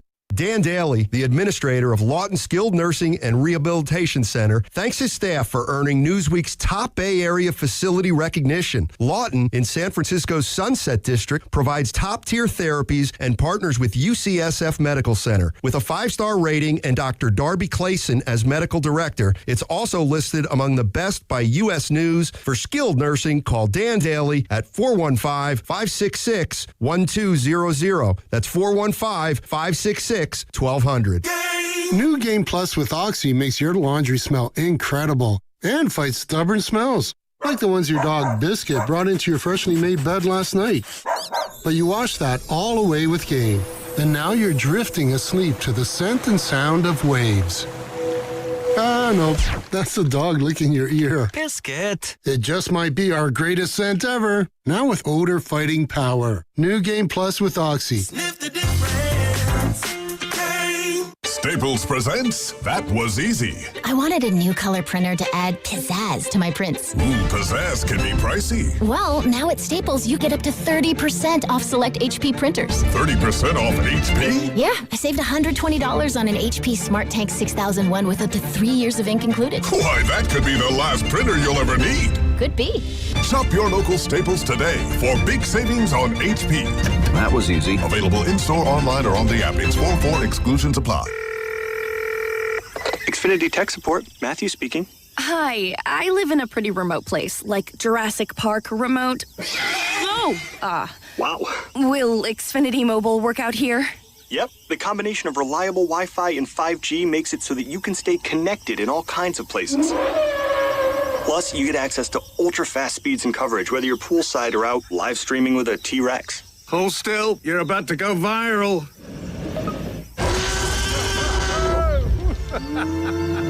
Welcome to a new era of Wi-Fi boosted mobile. Cut your mobile bill in half with 2 lines of unlimited. Learn more at xfinitymobile.com. Xfinity, imagine that. Watch Jurassic Park with Xfinity. Restrictions apply. Xfinity Internet required. Savings comparison based on promotional rate for 2 lines of Xfinity Mobile Unlimited versus 2 lines of T-Mobile Experience More, Verizon Unlimited Plus, and AT&T Starter as of February 10th, 2026. Taxes, fees, extra. Your home's equity. It's value you've already earned. That's already yours. But for too many homeowners, it's locked away. I'm talking about thousands of dollars just sitting there, not helping with today's needs, not helping with tomorrow's plans.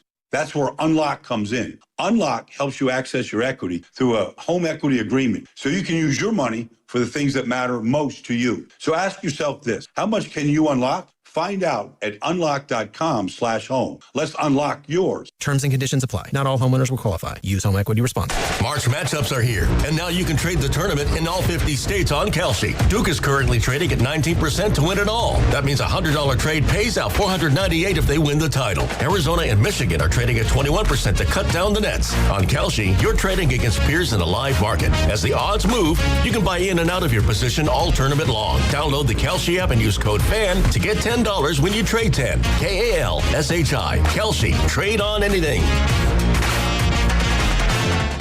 Pizza's here. Oh, great. I'd love some, but I'm worried about my stomach issues. If you're worried about having diarrhea, gas, bloating, stomach pain, or loose, oily stools, it may not just be stomach issues. It could be a condition called exocrine pancreatic insufficiency, or EPI. With EPI, the pancreas doesn't release enough enzymes to break down food, but EPI is manageable. Use the symptom checker on identifyepi.com and talk to your doctor. That's identifyepi.com. Sponsored by AbbVie. Hey, Bay Area, it's Guru. You know what's really bugging you? It's not your fantasy team or the refs. It's the bugs in your house. Ants stealing snacks, spiders showing up uninvited. That's when you head straight to AtcoPest.com. Atco Pest Control has been handling Bay Area pest problems safely and naturally for over 40 years, protecting your family and your pets without breaking the bank. Get the details now at AtcoPest.com. ATCO Pest.com. Atco's got you covered. Hey everyone, I'm Josh Radner, and I am so excited to tell you about How We Made Your Mother, a rewatch podcast looking back at How I Met Your Mother. And I'm here with Craig Thomas, who co-created the show along with Carter Bays. Hi, Craig. Hey, Josh. Somehow it has been 20 years since the show premiered.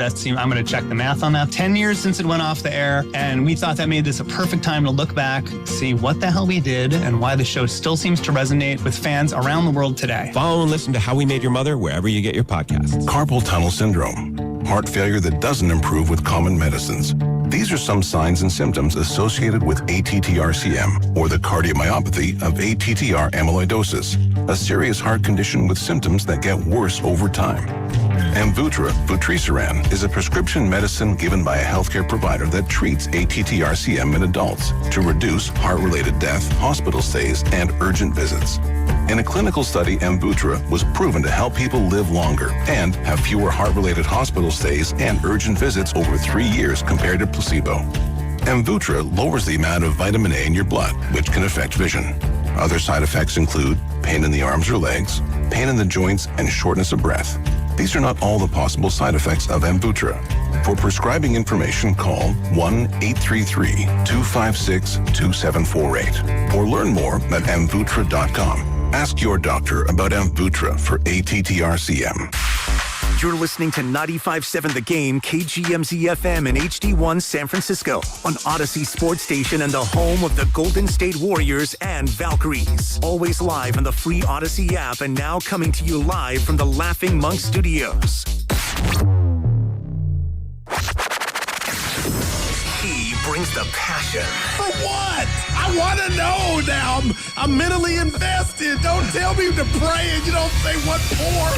He brings the perspective. Yeah, I think they both have great points. Get off me, text line. He's truly one of a kind. That is wow. Oh, my God. And he's doing a great job. I need you to man up and say what you really want to say. Simon, you're doing a great job. It's just a feeling. And together, they are Steiny and Guru. Yeah. On 95.7 The Game. All right, good morning, everybody. Matt Stein, Matt Darrell, the Guru Johnson, coming to you from Chase Center, sponsored by Ashby Lumber today. Yes, sir. And I'm with my main man, Darrell, the Guru Johnson. Giants opening night. They get beat 7-0. Warriors win a game against the Brooklyn Nets. Officially clinching a play-in spot, Goo. Yeah, What? Yeah, no bubbly here. And if you watched that game, which I know you did. I did. Yeah. A win is a win. How about that? And a grin is a grin. And we're both grinning because we're out here at Chase. I'm excited. But, yeah, if you want to, I don't know what you make of that win yesterday, but we need the chef in the kitchen. Fast, quick, and in a hurry. Yeah, and I guess that's the latest on Steph Curry from last night. Steve Kerr basically said he's going to play when he's healthy. And he kind of let it there, and it's clear that maybe they don't want to deal with this unless he comes back. Pretty simple. And I know you and I are fundamentally different just on how we look at life, but you do understand when I hear that from Coach Kerr and other Warrior fans, the possibility of him not being healthy could be the reason we don't see him back. You know, I was listening to Willard and Dibbs and Grandy the other day, and Will was right in regard to if he can go, yes, hell yes, put him in. My fear as a lifelong Warrior fan is, what if he doesn't get to that plateau? And, partner, we're running out of time now. Yeah, I think 9 games left now for the Warriors. Again, they clinch a play-in spot last night, for what that's worth. Giants obviously played the first game of the Major League Baseball season last night. And right off the bat today, coming up at 10:30, we're going to be joined by Tim Kuhn, senior writer at ESPN, longtime Bay Area writer and author. He has a spectacular piece about Tony Vitello. It dropped yesterday, and it is a lengthy piece, put it that way, long form. And he obviously spent a lot of time with Vitello in spring training, and he was at the game last night. So Tim Kuhn, the bottom line, is one of the greatest sports writers that I've ever read. And if you want to read an incredible story, go to ESPN and check it out. There is so much info in this story, and I can't wait to talk to him about it because, you know, he really did a phenomenal job of dramatizing the uniqueness of this situation with Tony Vitello becoming the manager of the San Francisco Giants and all the challenges and obstacles and maybe, you know, some of the good things. But the whole tone of the story is nobody knows what to expect from Vitello himself to Posey to the players, and it's a great read. So I'm looking forward to talking to Tim, Goo. Yeah, and unfortunately last night for Giant fans and Tony, he didn't get his first win, his first crack at it. I know it's 101-62. I was listening to the morning Joes. I get it. Nobody's going to overreact, but the bottom line is everything was set up. It was this new regime, and it was only game of the night, opening night in baseball at your park, and to see Dusty Baker and Bruce Bochy, the greats, come out and throw the first pitch, all that stuff. Netflix, I thought, did a good job. We'll get to L. Duncan here in a second because you won't let me not. But the bottom line is 3 hits, and then your ace gets shellacked, and Aaron Judge didn't do anything, and the Yankees, ran away with it. So how was L. Duncan? I didn't get to her. Oh, so, I got this. So she went hungry? That, I don't think she went hungry, but do you know how bad traffic was yesterday? I don't. I got out of the city in a hurry yesterday. Okay, well, that's why you don't. But I was coming back. I had to turn around. But, I'm getting ready for a trip to go see my daughter in North Carolina. I had to get out the city, tried to come back, and partner was just, I wasn't going to make it. And I don't know if I should reach out and apologize or... She probably didn't even remember I was going to bring it to her. Well, I knew you were in trouble. Yeah. Right off the bat. Evan was supposed to bring the crab. I was going to bring the fries. I'm bringing Evan into it. So we both know, Joe. And we love you, Al. Just to be honest and just to be, straightforward with the listeners, we left the studio yesterday at 2:30.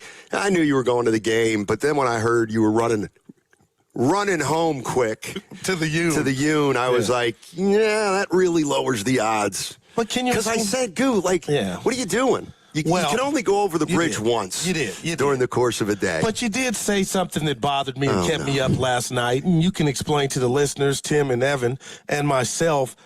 Once I told you I didn't make it, you responded on the thread.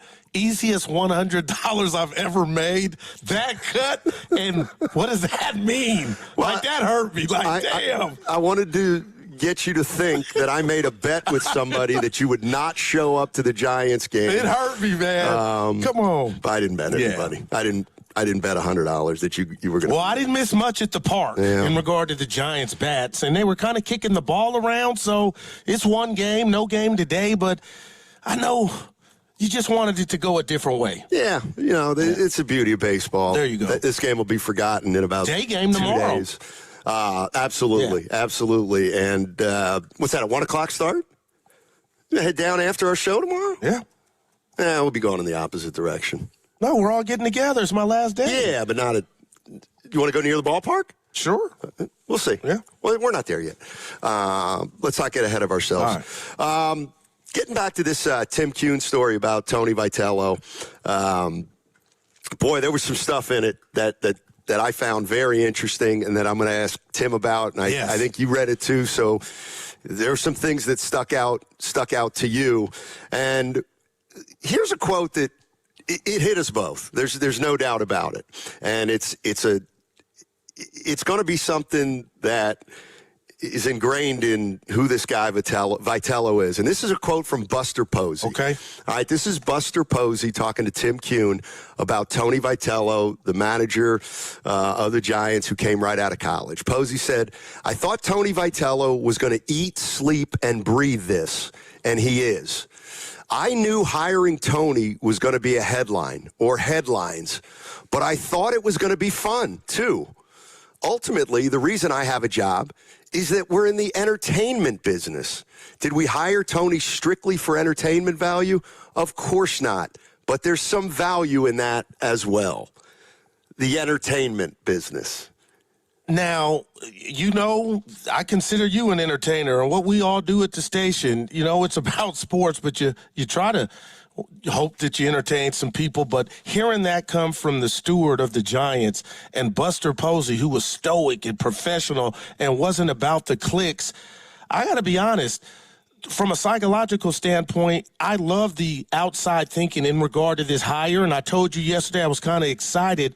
But what if I told you when I hear it in print or I read it in print, it hits different? Because I would like to follow up and ask Buster, I thought it was all about baseball. What do you mean the entertainment value? Well, I think with that... Now it sounds like you're playing to the crowd and the clicks of... What about the purity of just the baseball component of it? That's what I find interesting, too, is, to me, Buster Posey is old school. There's no doubt about it. But if you're telling me Buster Posey acknowledges and recognizes that the sport is part entertainment, well, then you've got to address that if that's part of the equation. And that's what I find interesting about Posey is apparently he does, because that's what he said. He said, I thought it would be fun too.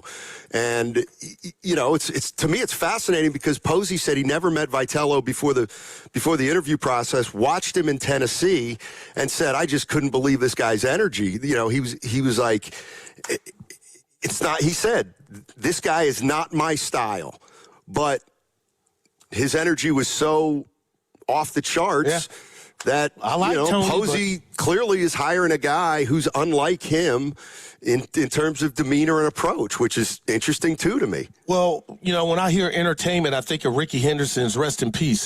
His when he would snatch the ball out the air and the flair he played with Acuna Jr. and Barry Bonds that the Joes were talking about this morning. Those guys. To me, that's entertainment, the actual athlete. I guess my question for Tim and you, right quick, Steiny, is what does that look like from a manager? I mean, maybe he's going to get run a few times. Clearly, he's passionate. So maybe Posey means he'll be one of the more entertaining managers through the media. In fact, Can you rub some players the wrong way in doing that? Well, I don't think the players care about the way the manager talks to the media, but how Vitello talks to the team, that's what it's all about. We're up against it because there was one more thing that jumped out. He said in Tennessee the media felt like teammates. Yep. Well, it ain't teammates here, and we already got that from that story leak that he thinks happened a couple weeks ago. All right, 888-957-9570 is the number. Giants start their season with a loss to the Yankees. We're going to get heavy into Tony Vitello today. Once again, Tim Kuhn, senior writer at ESPN, a terrific piece on Tony Vitello. I would highly encourage everybody to read it. He's going to join us at 10:30 if you want to jump in either before or after Tim, 888-957-9570. But it's clear the Tony Vitello hire isn't getting any less fascinating, let's put it that way, as the season begins. What's coming up on the game, ladies and gentlemen, is brought to you by Fremont Bank. Here for you, here for good. Bay Area homeowners, when it's time to upgrade, start with quality that lasts. Marvin designs premium windows and doors, crafted for performance, durability, and beautiful design. And right here in the Bay Area, you'll find Marvin at Ashby Lumber. For generations, Ashby Lumber has helped homeowners, builders, and remodelers choose the right solutions for projects done right. Whether you're replacing a few windows or planning a full remodel, visit Ashby Lumber in Berkeley or Concord, or learn more at ashbylumber.com and ask about Marvin. Welcome to SF Fire Credit Union. Why do you have all those cats? I've been saving them from trees, just like a firefighter. So, can I join SF Fire? We're not just for firefighters. Anyone can join and get lower fees than banks, ATM access worldwide, and the top-rated mobile banking app. Wow. Say, do you want a cat?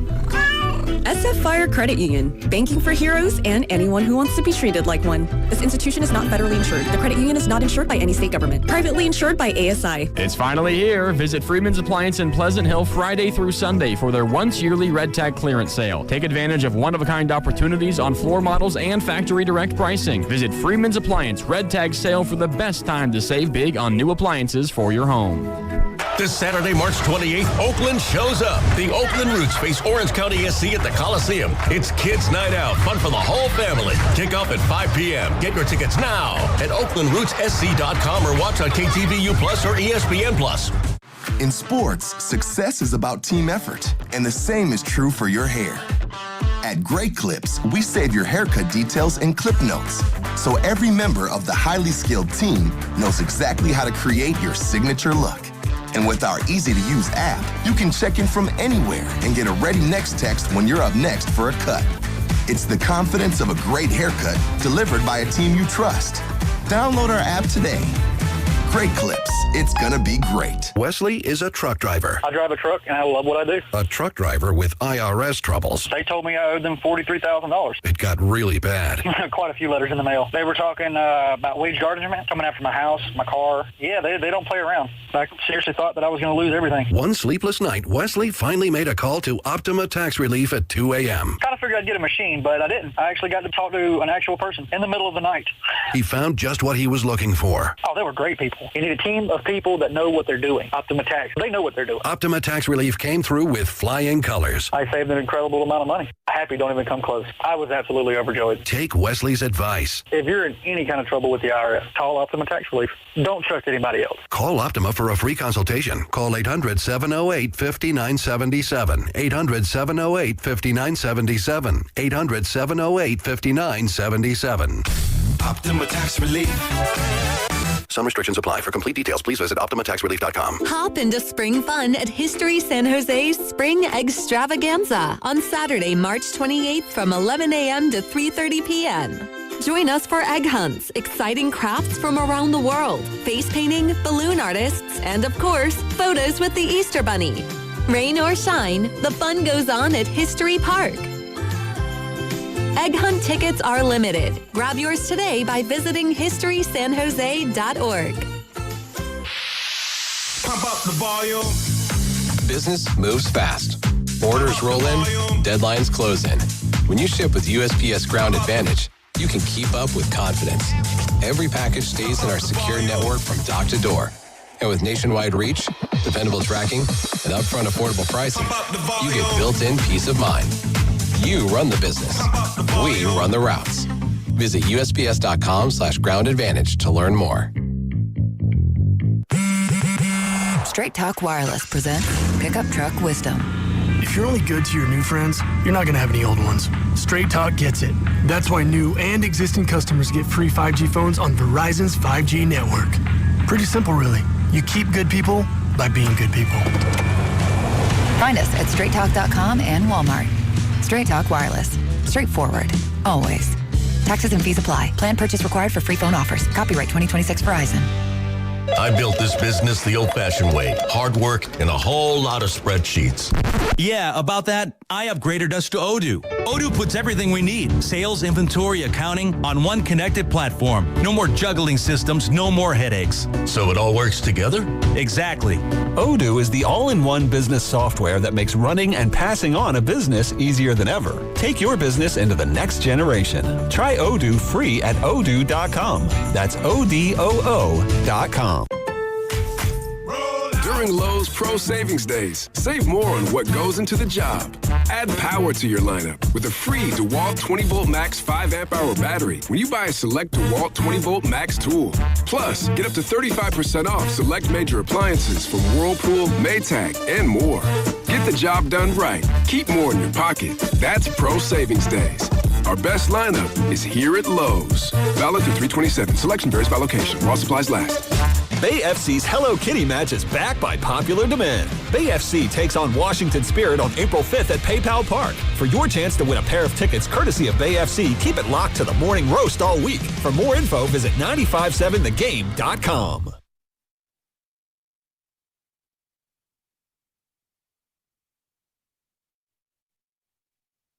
Now, back to Steiny and Guru on 95.7 The Game. All right, greetings from Chase Center, sponsored by Ashby Lumber. Guru and I sitting in together today on location at the Warriors practice facility and, of course, their arena. We're going to get some Warrior players in here after practice, probably around noonish or so. All right. Up until then, we're going to talk some baseball and sprinkle in some Warriors. Coming up in 10 minutes, Tim Kuhn is going to join us, senior writer, ESPN. And like I've been talking about, he wrote a story on Tony Vitello. It dropped yesterday, a lengthy piece. And, you know, I wrote down about 6 things that stuck out to me. And one of the things about Tim Kuhn and his ability to write is anytime you read something from Tim Kuhn, there's about 6 or 8 nuggets in it or just things that you just find interesting or compelling.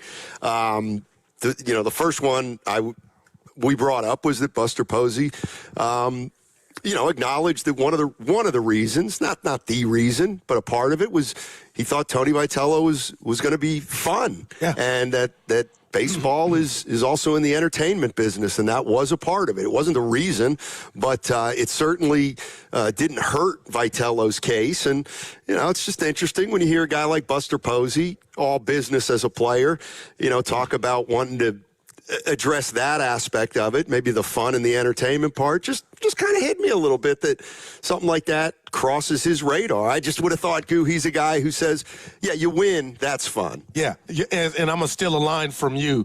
Buster's the kind of guy that just hands the ball when he scores a touchdown to the ref. And now he kind of outside the box thinking in regard to this Vitello hiring. I really am. I can't contradict myself. It's going to be hard not to, but I thought the Giants were a bit boring. I thought Melvin had a part to do with that, and you are who you are at the end of the day. But I felt like somehow that the team, became a part of his personality and kind of dead men walking.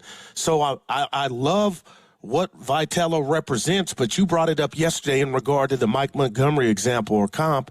You said you don't know what you know until you don't. How do you go find what you need to know? And that, to me, leads to success.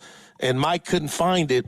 And I'm wondering if Tony is thinking that same way and just going to be his natural self. But, again, the quote, and I'll ask Tim when we have him on, and his dad beaming, just proud about Tony's dad, saying, a new era of manager for a new era of player. And I'm like, whoa, is that the mantra? Is that what you're shooting for?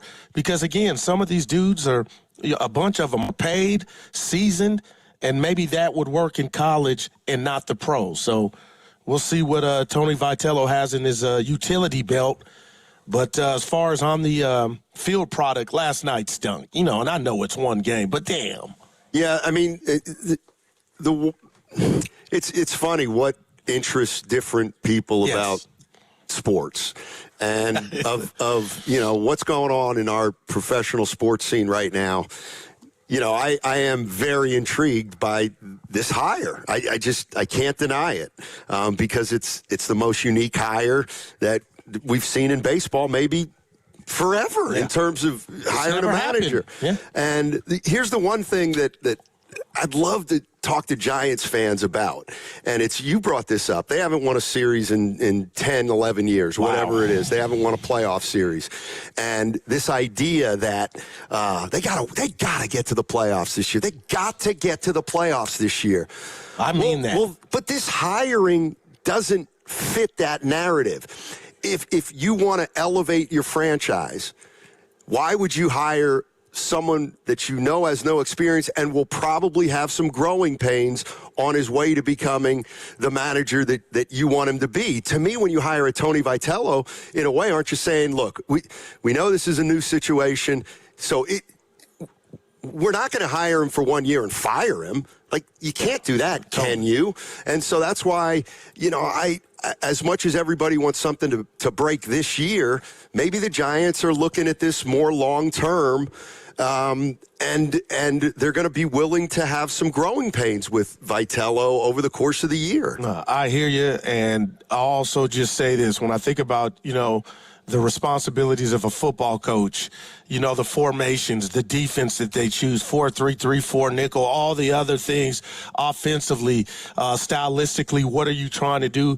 And you can put like a chessboard pieces in the right position, but baseball's 162 games. He doesn't throw, he doesn't catch, he doesn't hit. So if I'm the Giants and I'm Buster on a year that I thought was unsatisfactory with 81 wins, if I feel like I got the necessary talent on the field, and don't take this the wrong way, Giant fans, if my players do their job, let's just say Tony Vitello wasn't, at 100%, could the talent on the club still make him look like 100 because they were getting the production on the field from the defense, pitching, and hitting? So I don't know anything about him yet to even put that jacket on him, but I think baseball, to me, because it's so long, is so much about the players that the Giants front office is like, we got the players, and they think he can enhance the things that are, in the dugout, the conversations.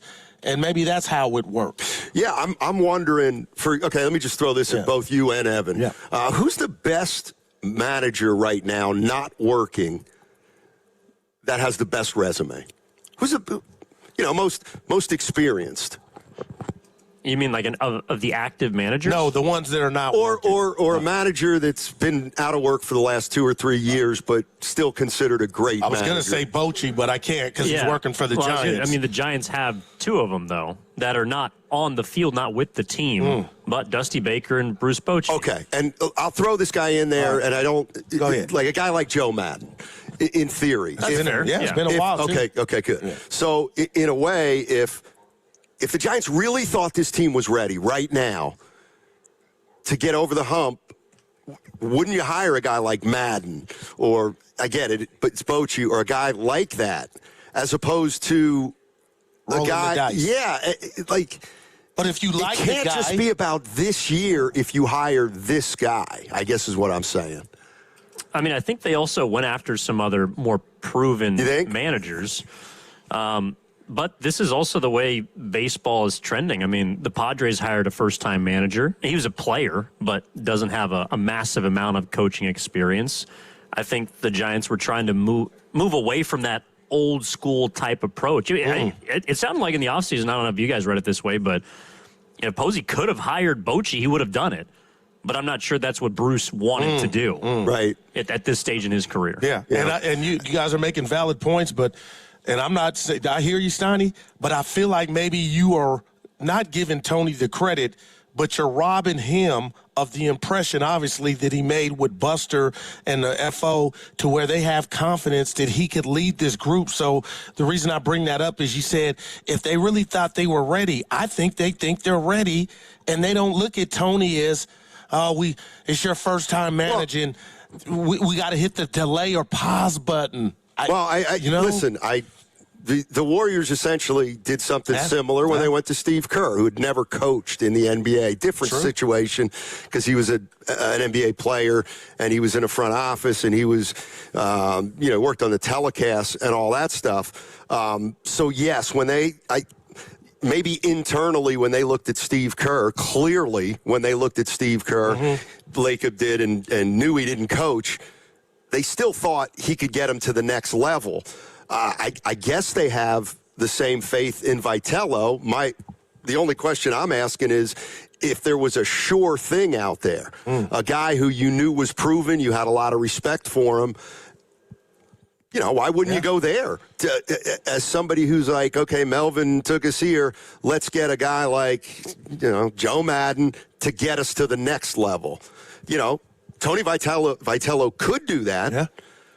Madden has done that. No doubt. And I'll say this, and you know this, Evan knows it, Tim Jordan knows it, and so do the listeners. How many times does, in corporate or just in life, the more seasoned candidate not get the job? And, yeah, they got the most experience, and some are overqualified. But at the end of the day, candidate B brought something to them that they felt like, could get us to the promised land. And to me, again, going from 81 to 90, I'm assuming 90 will get a wild card. That, to me, is the progress to get into the postseason. Oh, yeah. 90 gets you 90. That's only 9 more wins. That's and they a lost lot. 14 of 15 at home. Maybe under Vitello and his natural the personality, the team has woken up just from one of his exercises or just conversations. I know I'm reaching, but it's got to be something to that to where when the doldrums hit, you got a guy that can kind of get you out of it when you don't even think you're in it. Yeah. Inspiration, I guess. Melvin didn't give desperation me that. or inspiration? Inspiration. Maybe Melvin thought he was giving it, and he's old school and he played, but I'm just like, man, it's got to be something that Buster thinks this dude can do that maybe some of these old cats, old season guys, don't. Yeah, I also think and people can disagree with the way I think of things, and that's fine. But let's jump into somebody more important than me right now for this segment. All guests on 95.7 The Game appear on the River Islands guest line. Isn't it time for you to discover the islands, River Islands, and Lathrop? Let's welcome in Tim Kuhn, senior writer at ESPN, wrote a terrific piece on Tony Vitello. Yes. Dropped yesterday. Bay Area guy, been around for a while. Tim, just a phenomenal piece. Really enjoyed it, and there was a ton of insight in there. So thank you so much for joining us, man. Oh, no problem. Thank you for the nice words. I appreciate it. Absolutely. Okay, so here's where I want to start. There were about 6 or 8 things in your story that kind of hit me that I made a note of that I'm going to ask you about. But what was the singular takeaway that you had after obviously spending a bunch of time with Tony Vitello this spring and up to last night? Well, it kind of sounds simple, Matt, but I think my takeaway was that I'm kind of on board with this. You know, I feel like a lot of times we complain when there's, you know, we use the word retread, somebody gets rehired, they kind of cycle through all the same guys. I do think that he is not like just notionally new blood, but he is definitely new. Like, he has different ideas. He has different ways of doing things. And, you know, from my experience being around them for about 2, I think what I did, went at the beginning of spring training when they first had full squad workouts.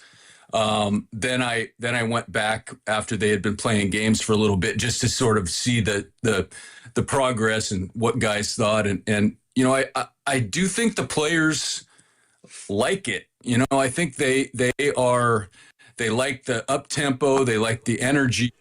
You know, as we saw last night, that only goes so far, right? A good starting pitcher can sap your energy in 2 innings, and that's what happened.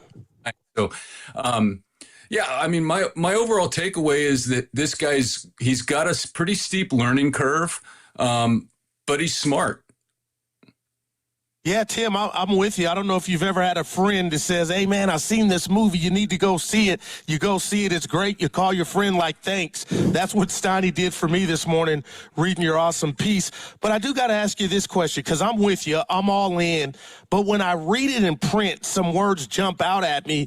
But Buster Posey, you know, he was old school, right? You know, didn't say much. But when he says this move was about baseball, but the entertainment, and I'm paraphrasing, component to it, that stood out to me. And what do you think he meant by that? And what does that get you at the end of the day? You know, I think we have to look at this whole thing in the context of the Giants being pretty stagnant the last 4 years. You know, I think that Buster, this, you know, and on 81 and 81 or a couple games to either side of it, I think he got tired of it. I think he got tired of watching it. I think a lot of fans got tired of watching it. And so I think he just wanted something different, you know, and I think the entertainment value is that there are eyes on this team now because of this, right? Mm-hmm. Like, this is something, you know, if Bob Melvin was still the manager, I wouldn't have spent 2 weeks with the Giants this spring. You know, it just wouldn't have happened. This guy, you know, he's got some charisma. People are interested in the Giants because of him. And I think, you know, you could interpret the entertainment value as saying that this is a guy who has all this intensity and that he might, you know, go nuts on umpires or whatever. I didn't take it quite that way. I took it more as there's entertainment value in having a fresh face with new energy in the dugout, having people pay attention, and maybe, you know, making the Giants relevant nationally again. Tim Kuhn joining us on 95.7 The Game, senior writer at ESPN. Great piece on Tony Vitello. I'd encourage everybody to read it. One of the things that stuck out to me is on the surface, if you hire Tony Vitello, it doesn't scream urgency. You know, that to me tells me that this isn't a make or break year, and the Giants are looking at it in a longer term like that. However, it feels like Buster Posey's allowing for the possibility that this guy immediately could just create a spark that he doesn't even know what it is, but it could happen early. like he's allowing for something to click right off the bat. But if it doesn't, it's not the end of the world. That's the way it feels to me. I think that's a good point, and I think it gets to the question of what is success in the Tony Vitello's first year? Is it progress? Is it a guy learning the ropes and getting better and more confident as the season goes on? But I do think in terms of the urgency thing, they see him as somebody who, rightly or wrongly, but force of his personality can maybe swing 3 or 4 games. If last year they had stretches where they were just dead, right? There was just no life team. And they think that because this guy has the ability to keep people on board and focused and alert, that, if you swing 3 or 4 games, you get a wild card. Yeah. Tim, let me ask you this, because like any, proud dad in your piece, Tony's dad is quoted that, there's a new era of manager talking about his son and a new era of player. And I'm telling my partner, there's a fine line to me on, him not being a major leaguer and this being his first time. Does he come off as a guy that is going to tap into that or kind of force it down some player throats? And if he does, we'll find that and hear rumblings. What do you think of that quote by his dad? Well, I think what his dad's getting at is that Tony has dealt with sort of this generation that is now becoming, the Major League Baseball, the age of player, right? He was at Tennessee for 8 years. So, the oldest guys that he coached are probably, 26, 27 right now, or maybe 28. So he has a connection to, the smartphone generation, if you will, and the guys that, and being able to reach them without the, how do I put this? Sort of the curmudgeonly, these kids these days, that kind of thing, which might be a little bit more prevalent with, a 67-year-old manager. I think that's part of it, is that he can reach the younger generation, that he understands it. He's very curious about it. He reads a lot. He wants to know the tricks to that, right? And he pays attention. Like if he feels like he's losing guys, he wants to know why, So that's what I think that new generation or new era for a new era of player is coming from. Tim, what do you make of Buster Posey, a guy whose reputation obviously precedes him, and we know everything about the kind of player he was? He was humble, professional, all business. What does it say to you about him as the organizational head man, that he's hired a guy who's completely different than he is, and kind of what he represented as a player? Yeah, that was one of my questions to him, and his answer was that he was more of an internal psychopath than external. Exactly. If you watch Buster the way we did, you get that, right? Like he outwardly there was just no emotion, not even joy, but right. And that was psychopath, is that it never felt like anything was good enough for him. But what it says to me, flexible, right? And that he can read and see where it needs to go, and that, he understands that not every player is like him, and not every player is motivated internally the way he was. So right. I think, that's how I it is, that he gets that he maybe wasn't the norm.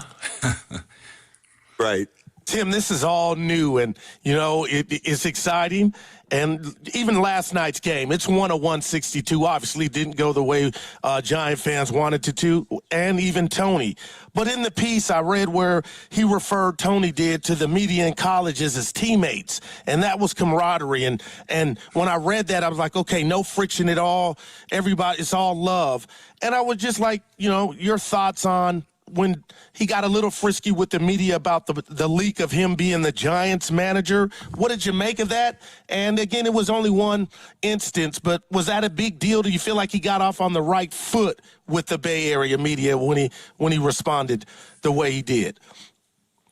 Yeah, so Guru, I was there that day, and it was kind of it kind of came out of the blue a little bit because it was it was done so abruptly. Like, he just asked guys, when did you think I was hired? And he got the answer he wanted, which was like 4 days before it was announced. And that allowed him to go on that sort of, I think he called it I don't think it was tirade. I think tangent is his word for that kind of thing. And I feel like it was kind of an unforced error. You know, I feel like there was, and I think he'll learn, and I think he did learn. You know, there were rumblings at the first week of spring training that he was talking about college players too much, and he was talking about Tennessee, and everything was, you know, related back to who he had coached there. And my thought for that was, yeah, of course, that's sort of your reference point, right? Like, if he had managed the Padres for the last 8 years, you would expect him to be talking about guys he managed on the Padres. It's the same idea. But I think he learned from that. I think he will learn. You know, the college media landscape is so weird. It's like all fan sites and, you know, and people rooting for the team and people whose livelihood depends on the team being good because their sites are irrelevant if they aren't. So that's what I think that teammate thing is. And I talked to some people that covered him there, and they were like, yeah, that's kind of the way it was. And college baseball is weird, right? Like, if you're great, then you're a hero. And if you're average, nobody knows your name. And if you're bad, nobody cares, right? It's just not like, it hasn't reached that point where, like, SEC football, where, you know, you got to win 11 games or they want you out of town. So I think that is something he's really going to have to learn. I had told him, I said, you know, I don't really think this is a real cutthroat media market when it comes to baseball. I don't think it's soft necessarily, but I don't think anyone's out to get him. And I think he gets that. And you know, he's pretty savvy. I could see him, you know, he can kind of sometimes be a little less straightforward than I think he should be. You know, he kind of leaves room for interpretation, like he did in that situation where he said that the course of history might have been different if that hadn't happened. Led people to wouldn't have taken the job if it hadn't leaked first.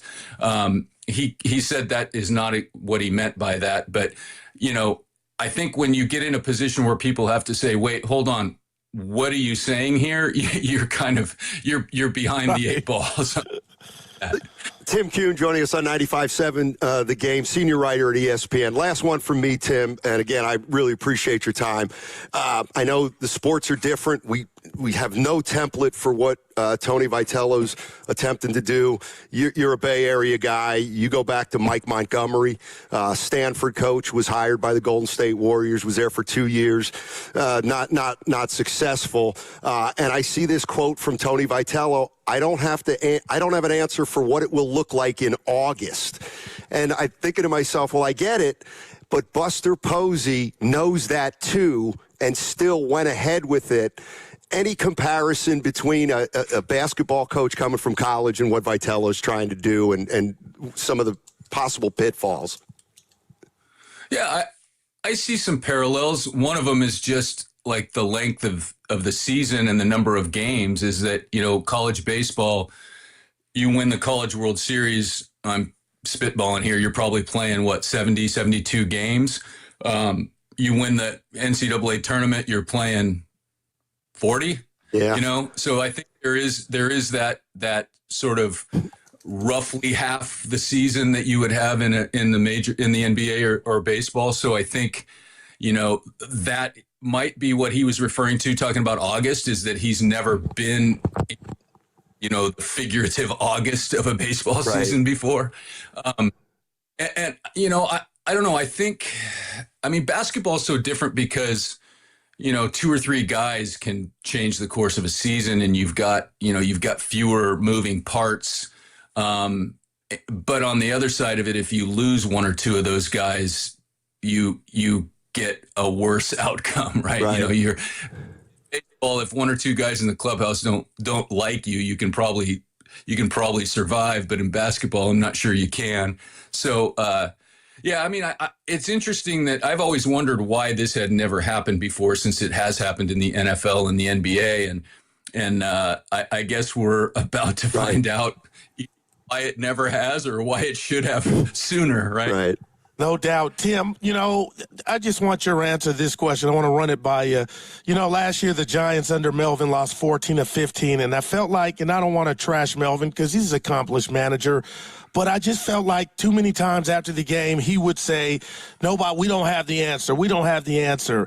And I felt like had there been more fire, maybe that would have been 7 of 8, and they would have won more than 81. I told my partner and the fans, I got them winning 90, and I know they have some warts. When you look at this team from your vantage point, does that sound like a ludicrous number? Just how good is this team currently constructed in your estimation?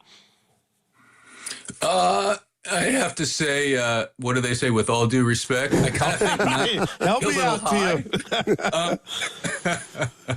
I think, you know, I mean, I think 86, 87 would be like a good year.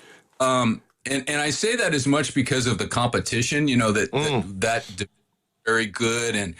And you know, I think the lineup is really strong. I mean, you know, Harrison Bader hitting 9th, you know, I think you would have taken that most years for the Giants, just because there's a little bit more length and depth to the lineup. So, you know, the bullpen, there's another thing that Tony's going to have to learn that he's never done before is when do you use guys? How do you use, you know, you've got a game every day other than, you know, which is far different from college. So you know, I also come back to the fact, let's not forget that he's got Ron Washington sitting there too, you know, and he's got room managed. I think that was very intentional, the way that coaching staff have guys that have seen everything. So, I mean, I think 90's high. I think, you know, I think it would be a disappointment if they were what they were last year or worse. Okay, you know, yeah. I think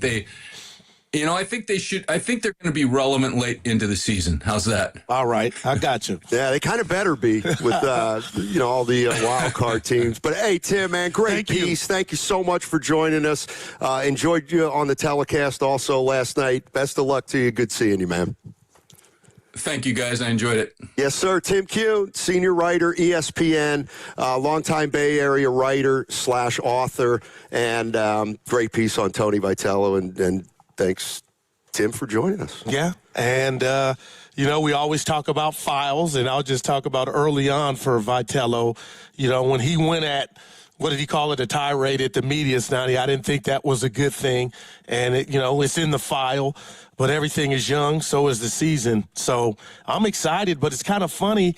You know, he didn't want to subscribe to 90, but, I would take 86. You know, that's an increase, but I just feel like this offense is going to hit. Obviously, they didn't do it last night, but it's a long season. So. All right. I'm sorry, Gil. 888-957-9570 is the number. You just heard the Tim Kuhn interview. Spent a lot of time with Vitello and the Giants in the spring and was on the scene last night. And, you know, if Bob Melvin were managing this team as opposed to Tony Vitello, there would not be the interest in the Giants that there is right now, I don't believe. If they were coming back with Melvin this year, even with the new pieces.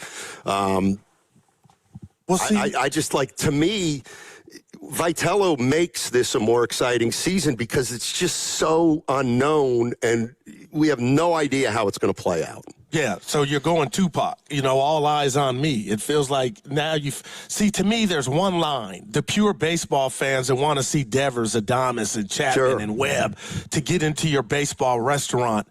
But now hearing Buster talk about we're trying to, I'm paraphrasing, get that entertainment crowd, that's a whole nother line. So the purists are going to come if you're managing. They're going to watch the Giants if Evan's the manager. But I am wondering how big that line is. And is it, because there's always a natural curiosity when there's a new manager, coach in any sport. But what are they aiming for? Because most often, I thought the ballpark was packed. You got the best ballpark in baseball, but who are you trying to attract? Is it the fair weather fan by this hire? What if I told you a guy like me is way more interested?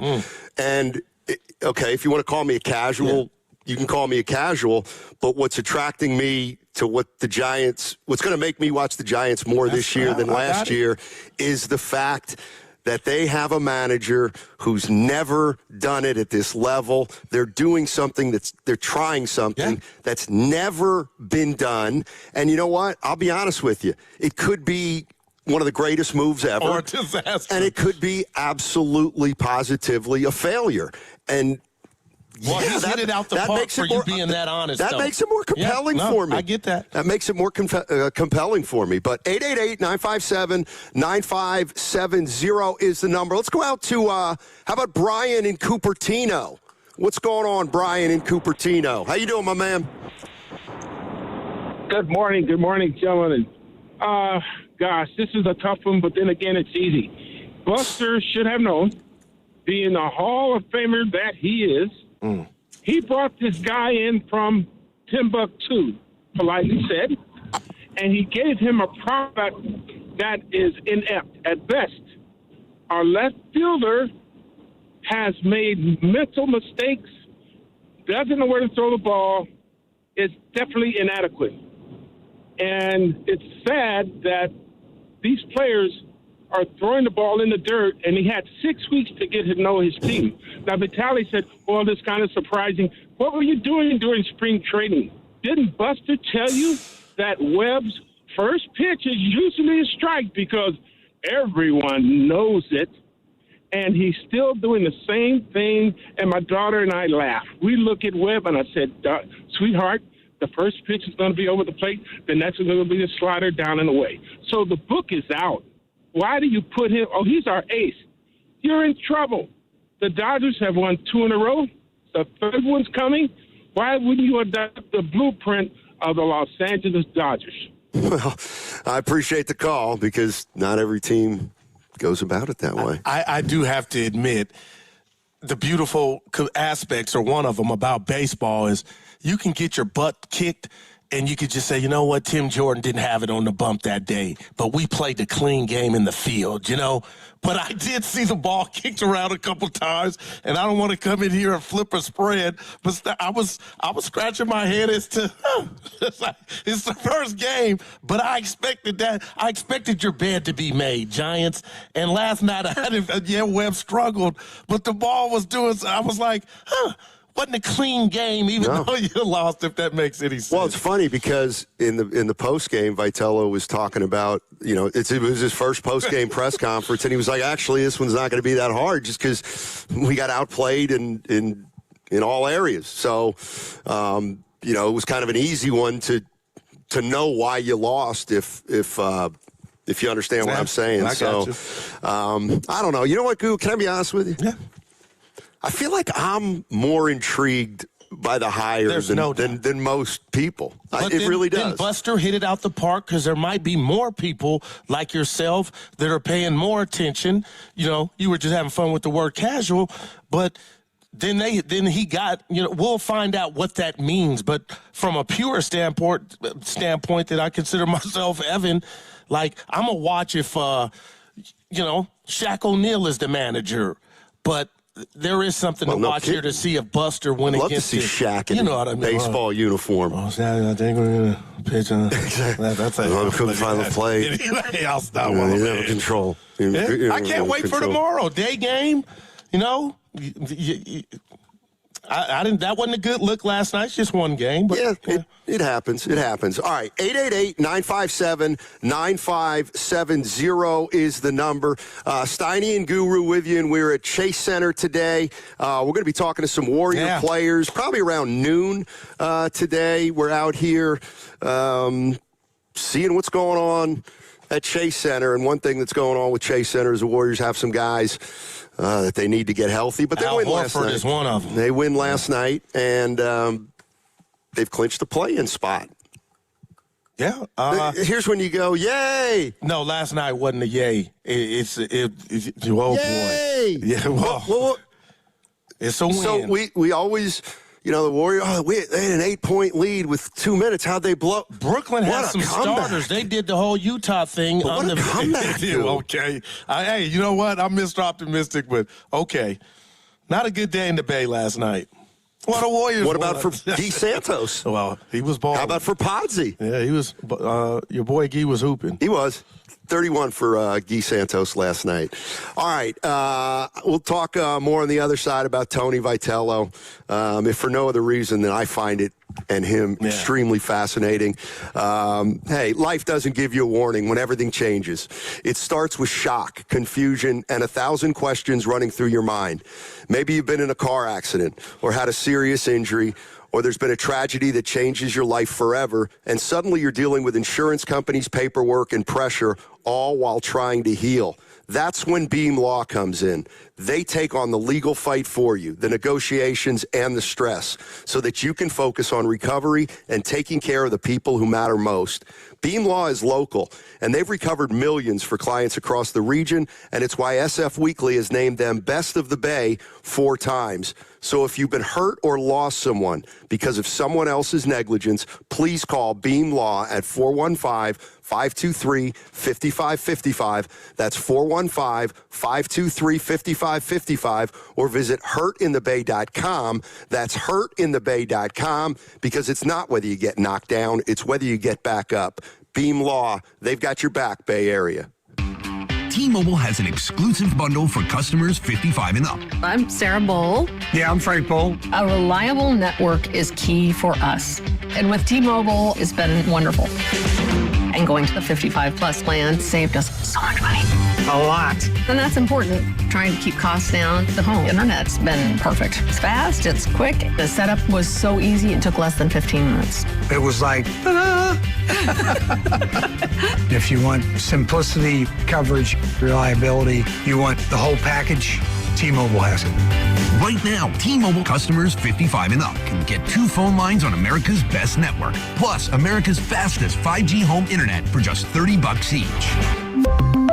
$30 per month each line with autopay plus taxes and fees. Minimum age 55. Pricing for home internet rely on 2 lines of Essentials Choice 55. $35 connection charge per line required. Best mobile network and fastest 5G home internet based on analysis by Oak Cliff Speed Test Intelligence Data 2H 2025. All rights reserved.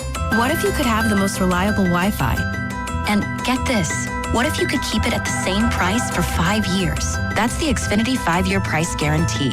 Just 5 years of fiber-powered Wi-Fi that boosts speeds to the devices that need them most. That finds and fixes problems before you even notice them.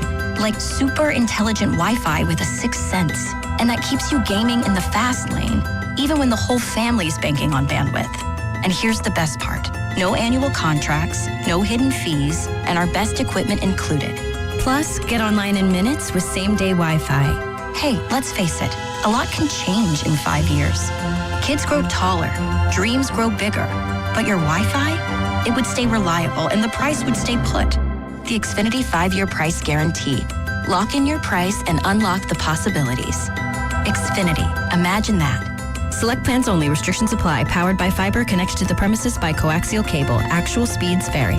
Yeah, Dan Dibley here for Fremont Bank, which, as you know by now, it's my bank, and it has been for more than 6 years. And I love this bank because it's a family-owned bank with the family-owned feel. They started back in 1964, and when they did that, it was just 1 branch, but now they have 21 branches. So if you go around in your Bay Area, you're going to find a Fremont Bank branch, and you're going to see it, and you're going to think, you know what? I want that full-service banking with no compromises, and you should.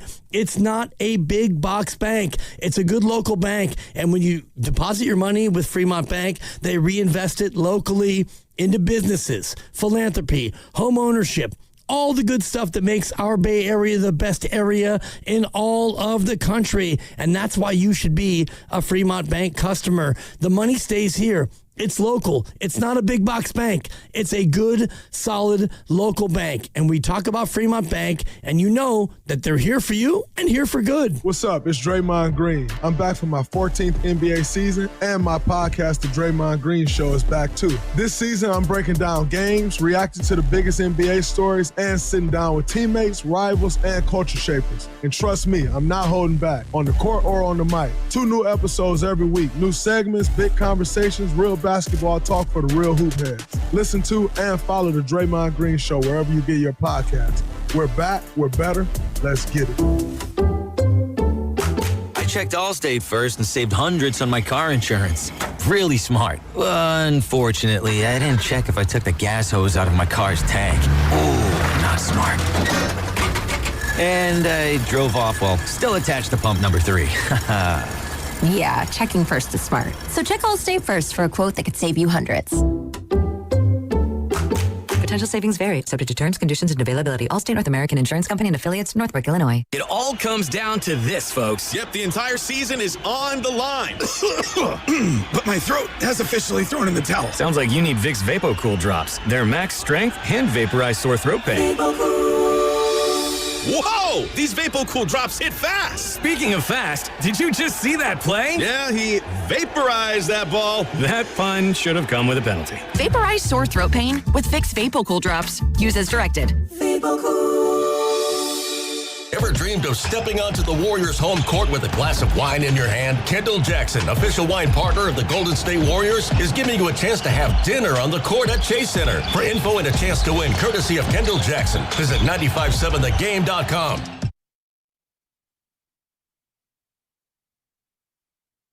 Now, back to Steiny and Guru on 95.7 The Game. All right, you're listening to 95.7 The Game, KGMZ FM and HD1 San Francisco, an Odyssey sports station and the home of the Warriors and Valkyries, always live on the free Odyssey app and coming to you live from Chase Center today, but we're still sponsored and always are by the Laughing Monk Brewery. Laughing Monk, righteously brewed in San Francisco. Can we, our boss is in the house, can we revisit something real quick? Because my phone blew up yesterday and, you know, I was yapping about Elle Duncan and I was going to deliver her the crab sandwich and Evan also was supposed to bring her the garlic fries. But the fact that I didn't, do you look at me differently or do you look at me like, Goo's word is pretty, you can take it to the bank because when he says something, he's going to deliver. All I really care about is the boss because I'm sure he heard that I was going to do that. But when I didn't, Shasky was waiting on me for the videos in front. I told him I'd be there. And then life happened. But I'm wondering, like, does it change how you look at me that I didn't make it to L? No. Evan? Well, I have no room to speak because I was supposed to go with you. I think we both know Willard $5 Well, now I feel better. Okay. Life happened, right? Yes, okay. it does. Hey, that means something, Stoney. I appreciate that. Right. I mean, it's but kind of thing that if were you like just ripping me. I didn't leave her at the altar. I mean, honestly, had you done it, I would have been more surprised. Now, wow. Especially after I knew you were leaving for the U. I was just like, what? Hey, you did I'm yelling at you on the way out, being like, what are you doing? You might not be coming back. Somebody brought up Timbuktu earlier. That's basically what the journey for you would have been yesterday. Exactly. What did you think of the Netflix broadcast? They had Jameis Winston, the football player, in the crowd. A lot of people throwing rocks at it. I kind of enjoyed it. Barry Bonds was on the set. Yeah. He was, and I said he was almost a Yankee. What do you make of that? And what do you think of stories like that when you hear that? I think it's partially true.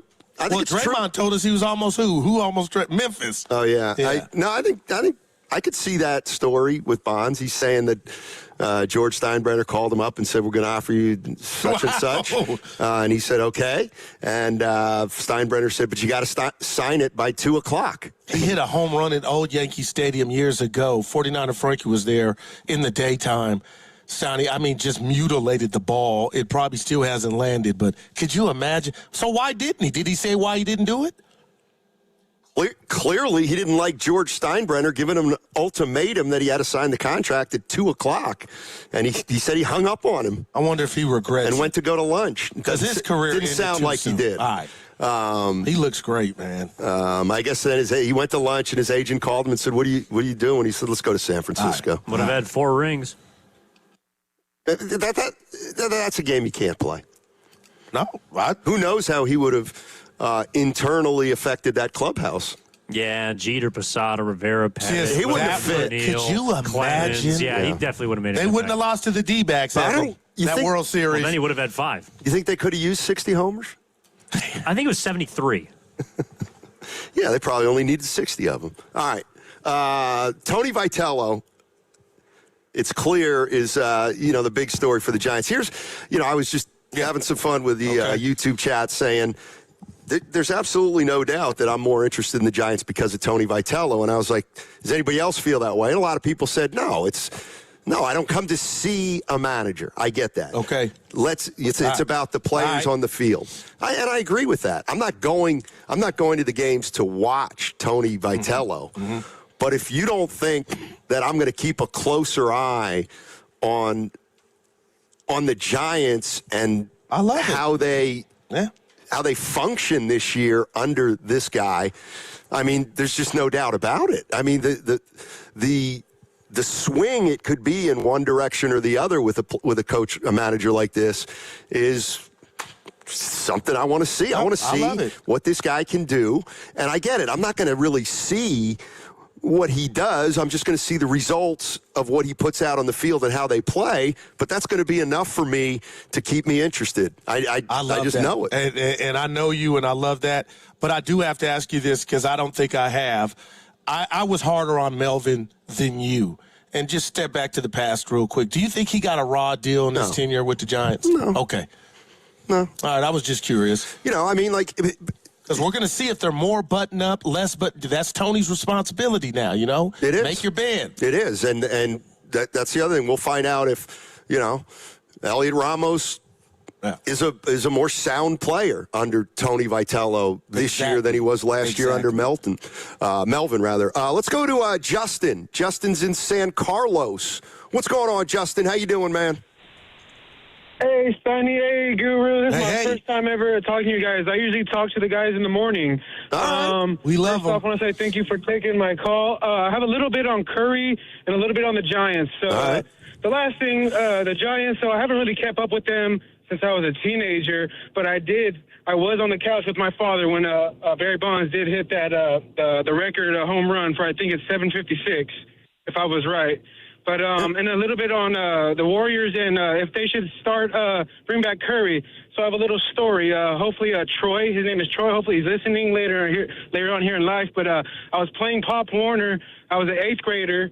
And this was our best running back, and he hurt his neck, and he was a little bit sick. He had a cold. They were unsure. His parents, maybe they didn't have health insurance, whatever it may be. I'm an adult now, and I have my own kids, and stuff is hard. But maybe there wasn't no coverage, and they seen a professional, but the coaches pushed him to play, and the next thing you know, this guy Troy is now paralyzed for life since that moment. So we don't want to move. I'm not saying if we bring back Curry and he hurts his knee, he can't do anything after that. Yeah. Oh, boy. We love the energy, but I got you. Guru. Yeah.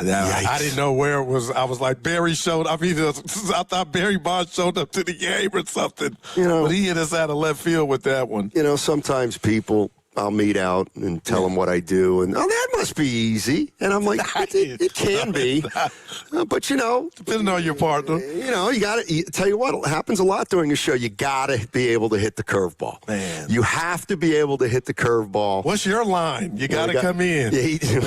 We got to. So Justin, geez, not broke his ankle. Yeah, no doubt. All right. Yeah. So Tony Vitello. You know what? Here's the other thing. I love that and I get why you are, but I love how you're explaining it. Like, I get it. And I tried to come at you a little bit yesterday, and I don't even know why, but I'm like, he truly is fired up. We know why. We know why. And in a way, we don't need an apology. In fact, we'll take some responsibility, and I'm lumping Evan and myself together. There were times yesterday we'd forgotten what happened, and clearly, listen, Goo, I know what you were going through yesterday. There was something in the Tim Kuhn story about how Tony Vitello has feel, a lot of feel. We didn't have much feel yesterday, and that's probably what happened. I got to tell you, when we got to the elevator, you guys could text each other, and I know you do. When I heard you weren't hooking up, I said to myself, that's a good thing for you, Goo, because I know they'd be like, what's up with your boy? But, yeah, I love that you're fired up, and you're not by yourself. Everybody's watching, but I do believe, what do you give me for this? For any manager in any sport, except Phil Jackson when he had Kobe and Shaq. That was dysfunction. He had to be Dr. Phil. Oh, I'll give myself a 4 for that, no pun intended, to get that thing right, and he did. Dale Harris couldn't do it, no other coaches. But what if I said the players are responsible for 91% of Vitello's success? And if he's smart enough to know, I'm not going to be a phony. I'm not going to try to incorporate all, movie night and all this stuff that worked in Tennessee. I'm a treat and remember, I'm a big league manager. I'm going to be stern. Don't get me wrong. What if I told you 90% the players are going to make him look like all managers do? Tony's a good manager. The players are more important than him, I believe. Well, of course. Of course. But if they win 80 games, then lead the league. How's he different or the same as Bruce Bochy, the guy you let go? Yeah. Funny line in Tim Kuhn's story, and we had Tim Kuhn on. He's a senior writer for ESPN. Wrote a piece in ESPN on Tony Vitello, and I guess. Tony Vitello and Buster Posey were talking into the interview process, and at one point, Vitello's apparently ridiculously competitive. Okay. And Vitello said to Buster Posey, I do want to be honest with you. I don't know how I'm going to handle losing 60 games a year, obviously using the college schedule. And Posey goes, let me tell you something. You lose 60 games a year, we're going to be doing backflips here, because obviously that would mean you win 102. But the point was, you know what the point was. Couple things. This is another thing about Vitello, and I'll just read this quote right now. Actually, I'm going to push it off to the other side. 888-957-9570 is the number. We're here at Chase Center, sponsored by Ashby Lumber today. We'll be getting some Warrior players. Hopefully, they'll start spilling in here around noon or so. We'll talk some Warriors, but right now we're on to the Giants and their opener last night, Tony Vitello. The number, you know it, 888-957-9570 is the number. And don't forget the Valkyries. They are back for season number 2. Single game tickets go on sale today at 2 o'clock. So here's what you do. You listen to Steiny and Guru till 2 o'clock. And then you listen to the crossover. But while you're listening to the crossover, you can go get your Warrior tickets on the computer. The Valkyries, they host Phoenix on May 10th at 5:30. That's their home opener. They take on the Indiana Fever at Chase on Thursday, March 28th. And the reigning WNBA champion, Las Vegas Aces, they visit Valhalla on Sunday, May 31st. So at 2 o'clock today, you can start purchasing your tickets, and all you got to do is visit Valkyries.com, and you'll be going to a WNBA game. We'll be back on the other side on 95.7 The Game. The deadline for filing taxes is now. Don't miss this chance to donate your car to Cars for Kids for a 2026 tax deduction. Go to carsforkids.org today. That's cars with a K. Don't wait. Donate now and have your car picked up by tomorrow. Hey, it's Willard. On Saturday, March 28th, Habas Law is covering the adoption fees for every dog and cat at the San Jose Animal Care Center. Right now, wonderful dogs and cats are waiting, some for weeks, some for months, for someone just like you. If you've been thinking about bringing a pet into your life, this is your moment. Join Habas Law and the San Jose Animal Care Center from 10 to 4 at 2750 Monterey Road in San Jose. Come meet your new best friend. Give a loving animal the second chance it deserves. For details, visit the San Jose Animal Care Center website. What if you had the smartest Wi-Fi? If you did, it'd be Xfinity, of course, and it'd come with their best state-of-the-art equipment. It would boost speeds to the devices that needed them most, prioritizing your most important connections, whether you were streaming, gaming, or gaming while pretending to work. And it would let you stream 4. That's right, 4 games on one screen. It would even power your mobile connection so you could bring faster, secure Wi-Fi speeds with you where you use it most. It would be proactive and fix problems before you knew you had them. Impressive, right? And it would have security features that protect you from threats at home and online. Kinda like a force field for your life. If you had the smartest Wi-Fi, well, everything would work together seamlessly to keep you connected, no matter what. Xfinity. Imagine that.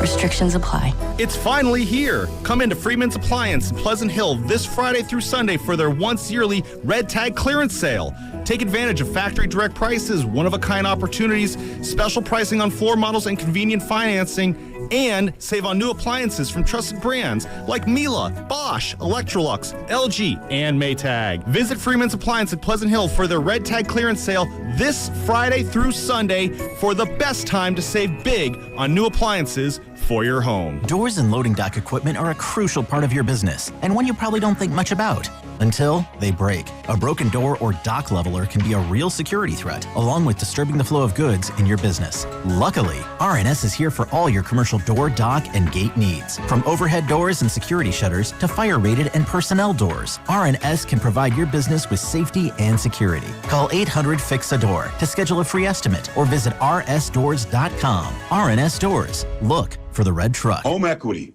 Across America, there's $30 trillion of it sitting in homes, already earned, already yours. But for most homeowners, it's not easy to access. Until now. Unlock's home equity agreements help you unlock your equity without the usual headaches. For flexibility, for possibilities, for the things that actually matter to you.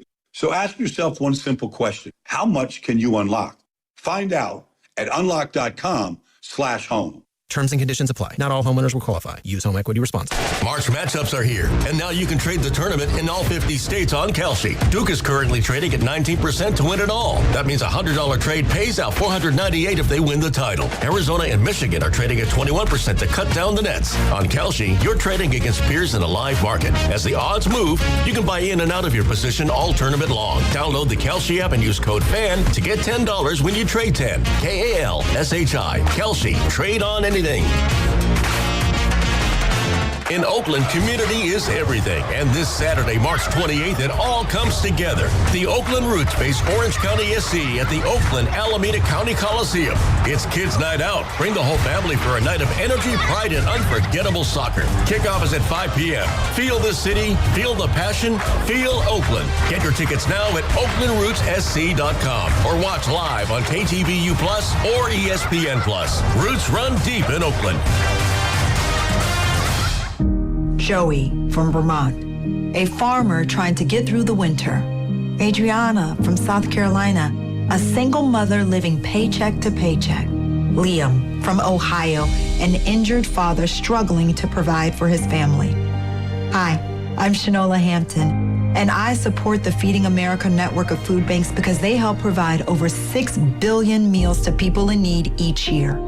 Learn more at feedingamerica.org. How was your break? It was great until I stopped for gas. Prices have gone up almost $1 with no end in sight. I might have to start watching how much I drive. That's exactly why I use Upside. I never pay full price for gas with the free Upside app. Upside? Yes, Upside. It's the free app that gives you cash back just for buying the gas you're already buying. So even with the rising gas prices, I'll never have to limit how much I drive. Does that actually add up to anything? Just last year, I made over $200 with the Upside app. Wow, that's serious extra cash. I'm downloading the free Upside app right now. Download the free Upside app to earn cash back on the gas you're already buying. Use promo code WAGON for an extra 25 cents per gallon bonus on your first tank. You can cash out anytime, right to your bank account, or an e-gift card for Amazon and other brands. Just download the free Upside app and use promo code WAGON for a 25 cents per gallon bonus on your first fill-up. That's WAGON.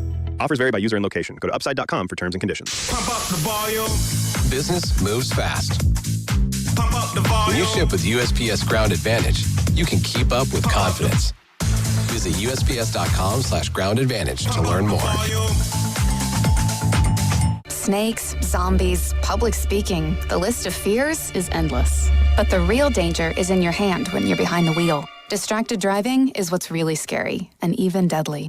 Eyes forward. Don't drive distracted. Brought to you by NHTSA and the Ad Council. Bay FC's Hello Kitty match is back by popular demand. Bay FC takes on Washington Spirit on April 5th at PayPal Park. For your chance to win a pair of tickets courtesy of Bay FC, keep it locked to the morning roast all week. For more info, visit 957thegame.com. Now, back to Steiny and Guru on 95.7 The Game. All righty. We're coming to you from Chase Center, sponsored by Ashby Lumber. Yes. Later on in the show, maybe about an hour or so, maybe a little less. We'll get some Warrior players in here, talk about their season. Big night last night for them. They clinched the play-in spot, which, what is that, 3 out of the last 4? Yeah, well, we know what Draymond thinks of it, and he had some sound about defense in the league. Somebody asked him about Wemby's comments, and Dre he's a scientist when it comes to the game. But you're burying the lead. Oh. The Rockets and Kevin Durant are That's not the lead. Yeah, they blew not a 15-point lead in overtime, and he missed free throws. Curry would never Bird, Kobe. You know they have a stat on This is the second Steph time Curry. in a month that he's missed free throws to continue the game. One against the Warrior. KD is lemon booty, man. Yeah, that's unless he's in a Warrior uniform and you get your super friends by him. You know, and this is one of the things that's always puzzled me about you and me and my life and your life. The story was not the Rockets. The story was the Timberwolves. Without the Timberwolves. Look at him now. Got down 13 in overtime and won the game. It was the biggest comeback in overtime history. Wow, man. And this is the difference. Like, I look at the good side of things. Great but job. I'm focused Great on job KD. by the You know I have T-Wolves. been. Right. So I've been doing a case then acknowledge your negative. You know what I have in More this than me, in a instance? way. I am. Okay. I got to read this last text about L. Duncan. I want your thoughts, and this is from my boy, friend of the show, Squirt. You should definitely reach out to L and apologize and explain what happened. Don't want to leave a bad impression. You and Evan no-showed. He threw you in it. Maybe I will reach out. Now we had John. Just to, you know what I mean? I didn't think about it like that. Now, maybe appreciate that Squirt thinks that she knows who we are. And that's on him. He's a great friend. Okay. Squirt's a great friend. This is one of those. She may not even remember. Well, that's the thing. This is one of those things where I would love to know if she spent a split second. Just one split. Oh, that's right. Is that guy? Like, you know how sometimes. The guys, right. Okay. You know how sometimes, like, for example, a couple weeks ago when I said, hey, Priest, you're down in Palo Alto. Why don't you pop by? And that was amazing. He popped by. Yes. And if it were somebody other than Priest, I saw Priest, I was like, pretty well guy, you know, but let's say it would have been, I don't know, Estimated Eyes or who got Bee's Knees. Yeah, right. I would have been like, oh boy, they showed. Oh man. So I wonder if you even. I might take his advice, Eve, so we can find out as she responds. Yeah, she'll remember. We'll send something into the Netflix PR staff to pass along to L. Duncan. He was just concerned about us. That's all. Oh, my man. All right. Let me ask you this question. If I said this about Tony Vitello, you're on it. Will it work? I'm saying yes. But okay. And then what is saying will it work?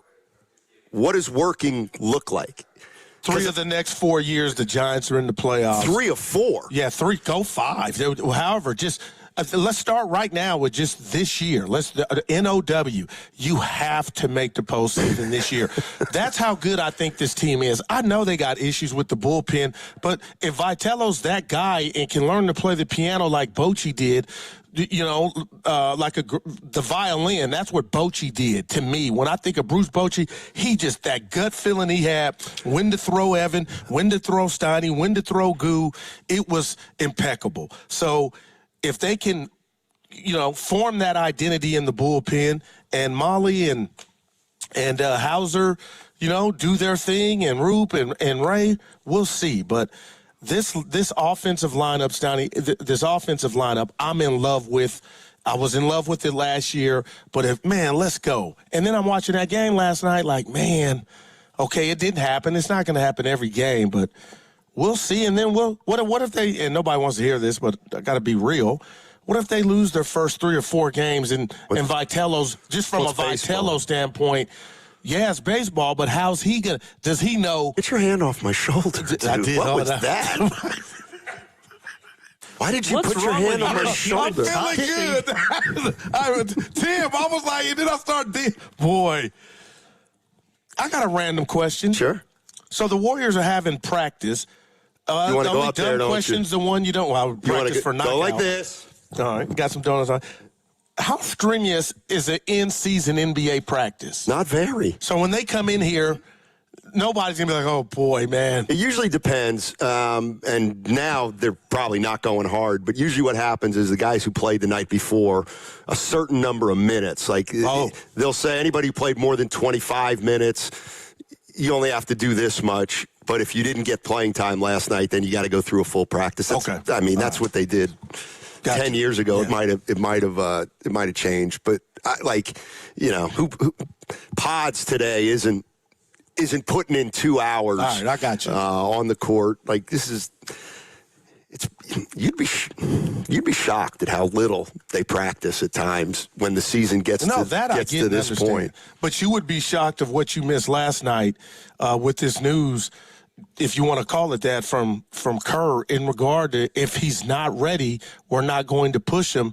And there's a lot of reaction out there, and every day that goes by that we don't get a positive report. Again, if he's healthy, he plays. I understand that.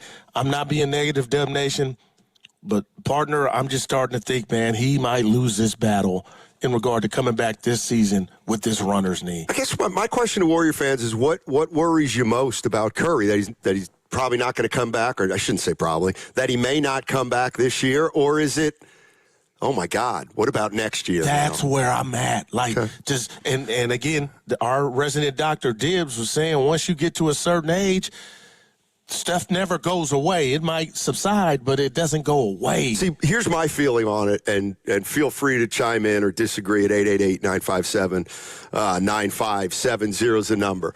Obviously, here's the way I look at it. If he comes back this year, obviously, the worst case scenario is he would get hurt in the game he comes back. Okay. I mean, that's the nightmare. However, if that doesn't happen, and he plays a game or two here and looks fine, but they don't make the playoffs, I'm not going to be any less worried moving forward with Steph because he played a couple games here at the end of the year as opposed to didn't play, from the halfway point of the season on. I feel like next year, who knows, too, regardless of what happens, whether he can play at all for a few games or whether he can't. Next year's next year, and all bets are off next year, no matter what happens this year is the way I feel like. No, I get it. And I can't shake the feeling that I have. Do I want to use the word fear?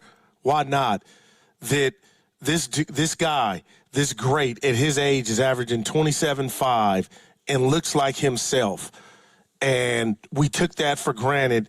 And there was not a defense. There was not a team. There's no Curry stopper. But the Curry stopper now, to me, and it's abundantly clear, now is runner's knee or father time.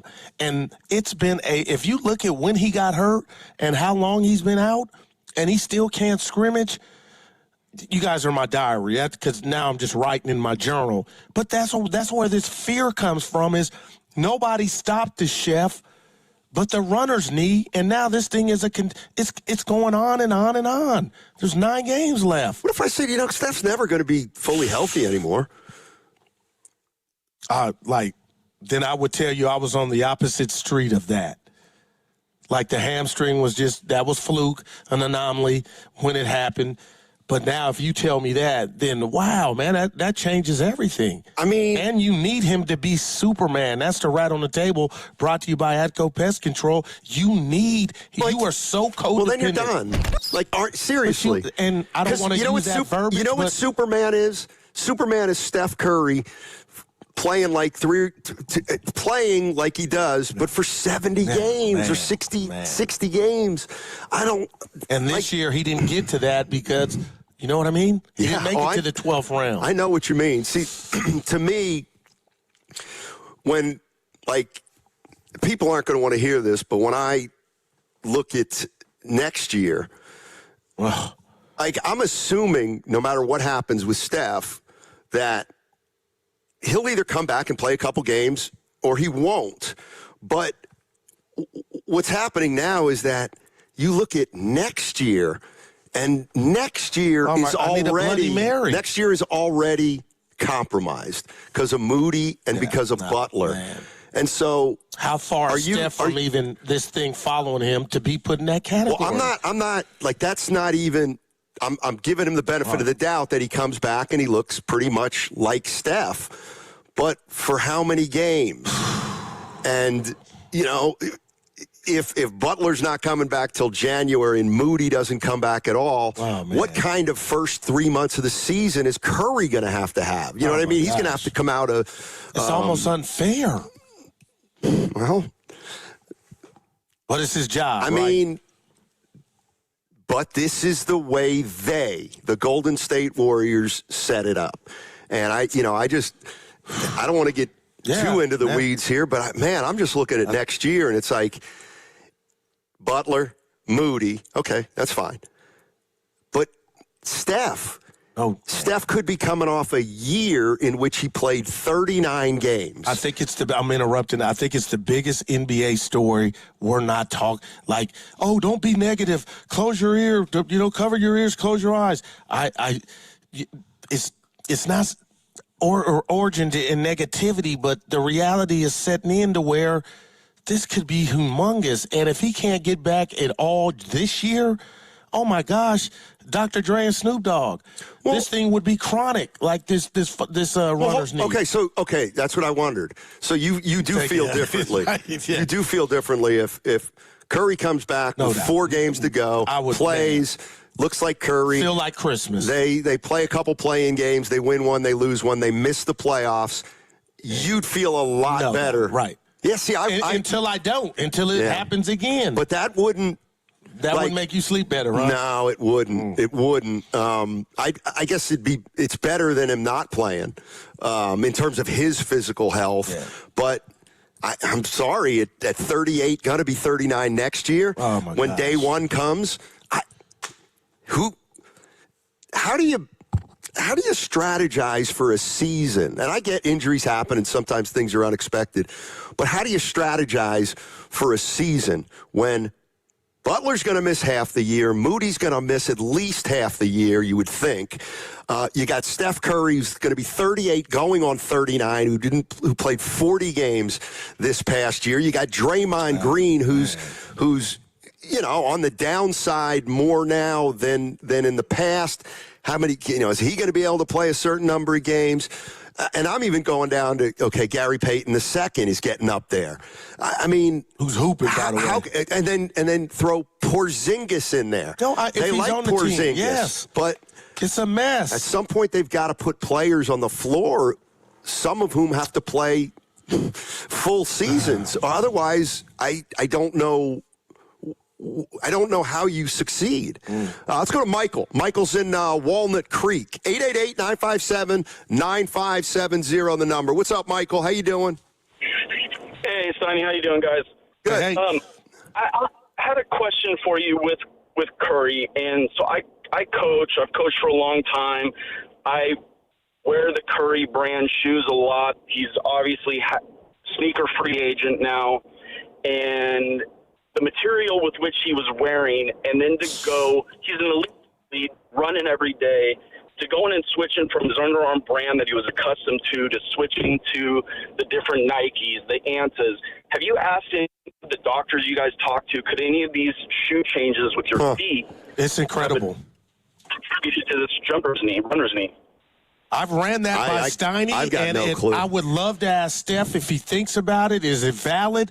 But how can you not have that thought of he's been a free agent, now he's playing games in shoes he's never, you know what I mean? Like, and maybe you'll never know, but I think there's something, like, could there be, I would love to hear Steph's answer on that. You know what's weird is that's not, like, I don't care about that. Like, let's say Steph were to come in today. Hey, you put 7 pair of different shoes on this year. Do you think that might have been the problem? And he goes, Yeah, you know what? It might have been. Okay. Well, no, I guess, can we fix that? Well, can you go back? Can you know what I mean? Like, I always feel like okay, Moody. You know, they're now saying the floor might have been a little wet. Some are not saying because he planted, but yeah, okay, I'm hearing that. But what I'm saying is, like, I hear you. What's it going to change? It sucks, but, like, it doesn't matter. Sometimes there's wet spots on floors. Well, what if I missed. told you this to the caller's point? It would matter in the sense that if he says, I think that's where it originated from, wouldn't you feel better about, okay, you change your shoes? It makes all the sense in the world. Oh, with Curry? Yeah, with Curry, you would almost, you can't fix what's been done, but you could almost, that's what started it. Oh, what shoes was he wearing against Minnesota? Was that his old shoes or his 9? That's 9. I got you with that one. You know, that's just one of those. Those were his regulars. You know what I compare that to? The substation. Yeah, but what are your thoughts on, as quick as you can, or take your time, on the substation? Well, my point is, do I think something's going on? I don't know. Do you think the players maybe? Some players do. Yeah, but what I'm saying is Curry's. I'm saying with Curry's shoes are like the substation. It's like, could it be the shoes? I don't know. I don't know. Could it be the substation? I don't know.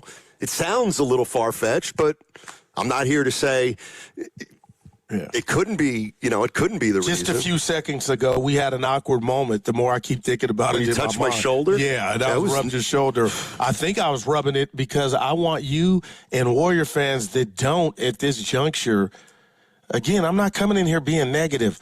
Do you realize how robbed we've been of not watching Steph play in these games? Like, just think about it. It has gone on too long, and he's trying his best to get back. But just think about, this is Michael Jackson still in his prime, Elvis, Lennon. This is also, this is another indication.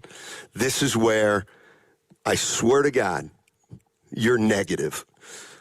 Because when you say we've been robbed, my first thought is there has never been a player in NBA history, particularly at his size, who has ever played at this level this late in his career. Right. So be thankful. Yeah, everything you're getting is gravy. Wow. I mean, I hate to say it. If it ends tomorrow, he's given us probably 3 years that we didn't deserve because we didn't no see other this player. coming, though. Of course we did. And that's the other thing. If you're saying, when people say at 35 that, he's going to play till 40, 41, that's when I'm always like, well, let's hold on. He may. But the reality is if he doesn't play another game, he will have had a different story. He will have had maybe the greatest. Let's say he retires. He's not. Let's say he retires at the end of this year. He'll have like the greatest 3 years from a 36 and 37-year-old that's ever been. That's ever been done. But we didn't see it coming. Well, we were fat cats. Okay. I assumed. Let me ask you. Let me ask Warrior how many fans times, this. real quick, before you ask him, have I come into the station and said on air to you and Evan and the listeners, we take him for granted? I don't. I don't. I recognize his greatness. He shouldn't be playing at this level when he plays. It's unheard of. And like this is the other thing. Like. And this is where you and I are different. Steiny, nobody saw this coming. I got to call BS on that. A guy hits a certain age in the NBA, you just know that the likelihood becomes more and more possible. And did I see it specifically coming? No, but has it been a worry for a guy like me for a while? Yeah. And I was worried about this before he started getting hurt at the end of last year and the rest of this year. But, I mean, at some point when he plays, if he continues to play and starts putting, games together, he's a lot better. He can't continue to play at this level. He just can't. It's impossible. He can play at a great level for a guy his age and maybe at a greater level than anyone his age at his size. But over the course of the rest of his career, he's going to become less effective. And it almost sounds like I don't even want to say it because I'm thinking Warrior fans are going to get mad at that. But it's like, well, what do you expect? He's almost 40. He's going to be 40 in a couple years. But he's Steph. So what does that mean, Goo? He was like a machine, man. I had him on that pedestal. But let me ask you, Yeah. how long? What? I got you. How do you expect it to come to an end with Steph? Well, again, not an opponent, Father Time. And, Father Time's in regard to this latest injury is up 20, and that's about as many games as he's missed, and it'll be more. But I'm just sharing my thoughts, man. I just want him back, and I just want you to know, and it sounds like you do, but, man, I was not ready after what happened last year, which was, I just thought, an NBA tragedy because the Warriors were gelling, and to have him get hurt in the fashion that he did, I just assumed he would get through this. We'd get to the playoffs. Jimmy happens, but now it's our guy. And Jimmy was our guy, but you know what I mean. And now there are question marks. And I just, I'm reading everything, hoping, but depending on who you are and what type of person you are too, is the best thing for him to come back. And if he wants to, he's playing. Trey said as much. But I'm just starting to think, man, if that knee is not responding now, 2 more weeks, well, and you're going to wake up out of bed and be able to run like Forrest Gump? Okay, it happens, but, man, my point is it's been a stretch. Well, and for me, I look at it, too, the other way. And you're right about, if he can't come back this year, okay? But, whether he comes back this year or doesn't, next year's that's scary. Next year is next year. And, if you were to, let's say, hypothetically, somebody says, all right, so Curry's going to come back, play 3 or 4 games, play a playing game. They're going to lose, but he'll at least play 6 games at the end of the year. Okay. As opposed to doesn't play at all. And if somebody says, actually, if he doesn't play at all, it would actually be better than even if he just plays 6 games, even though the next game will be 4 months from now. I guess I would just... Even sitting him the rest of this year wouldn't make me come into next year saying, all right, well, now, since we sat him, since he hasn't played since December or January, he's not going to play till he's going to be fine. He's going to play 65. If there were a guarantee that by holding him out the rest of this year, he would be healthy next year, it would be a no-brainer to me. Yeah. But if he's ready, he's got to play, to my way of thinking. But my word, I feel like I'm in a Curry intervention, people, and I'm sorry, but I'm just being real again. But if that word is he can't play, that's when I'm like, man, this has been a stretch.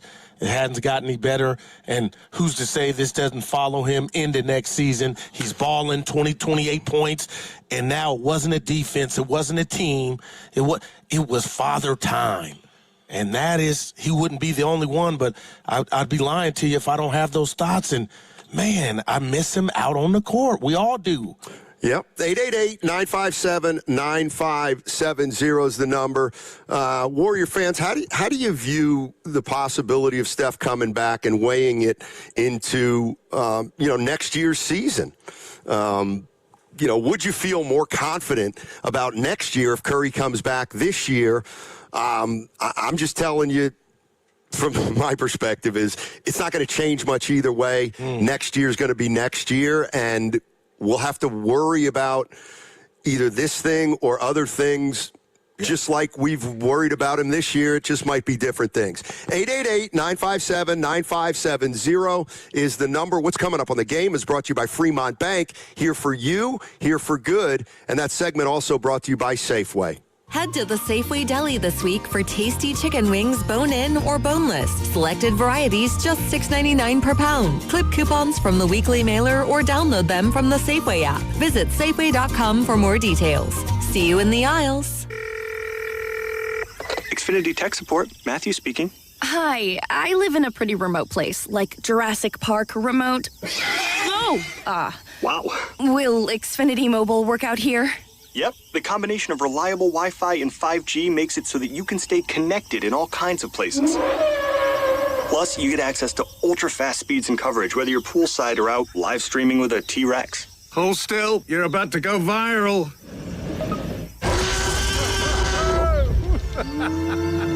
Welcome to a new era of Wi-Fi boosted mobile.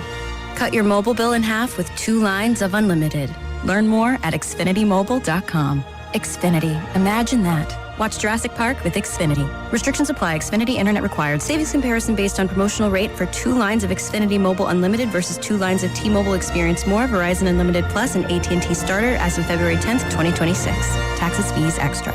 It's the Good Guys 42nd All-American Get-Together. Thousands of the coolest cars and trucks. Swap meet, Fender, Midway, free family fun zone, live music, and more. Happening all this weekend in Pleasanton. Details at good-guys.com. Injured at work? Don't wait. Every day you delay can mean lost wages, delayed medical care, and more stress for your family. At Boxer & Gerson, we fight for people just like you. Construction workers, delivery drivers, factory workers, restaurant staff, hardworking folks who get hurt just trying to earn a living. We won't back down. We get results. You work hard, you deserve real help. Call Boxer & Gerson now at 510-835-8870 or visit boxerlaw.com. The consultation is free, but waiting could cost you. Boxer & Gerson. Justice for workers. 95.7 The Game and Great Clips have teamed up for the new basketball season. We want our listeners to look fresh with a great haircut from Great Clips. Each week, we'll pick a lucky winner to score a gift card. For a chance to win, courtesy of Great Clips, enter online at 957thegame.com. It's finally here. Come into Friedman's Appliance in Pleasant Hill this Friday through Sunday for their once-yearly Red Tag clearance sale. Take advantage of factory direct prices, one-of-a-kind opportunities, special pricing on floor models, and convenient financing, and save on new appliances from trusted brands like Miele, Bosch, Electrolux, LG, and Maytag. Visit Friedman's Appliance in Pleasant Hill for their Red Tag clearance sale this Friday through Sunday for the best time to save big on new appliances for your home. Toyota, the MVP of MPG. With class-leading MPG and more hybrid models than any other brand. Toyota, let's go places.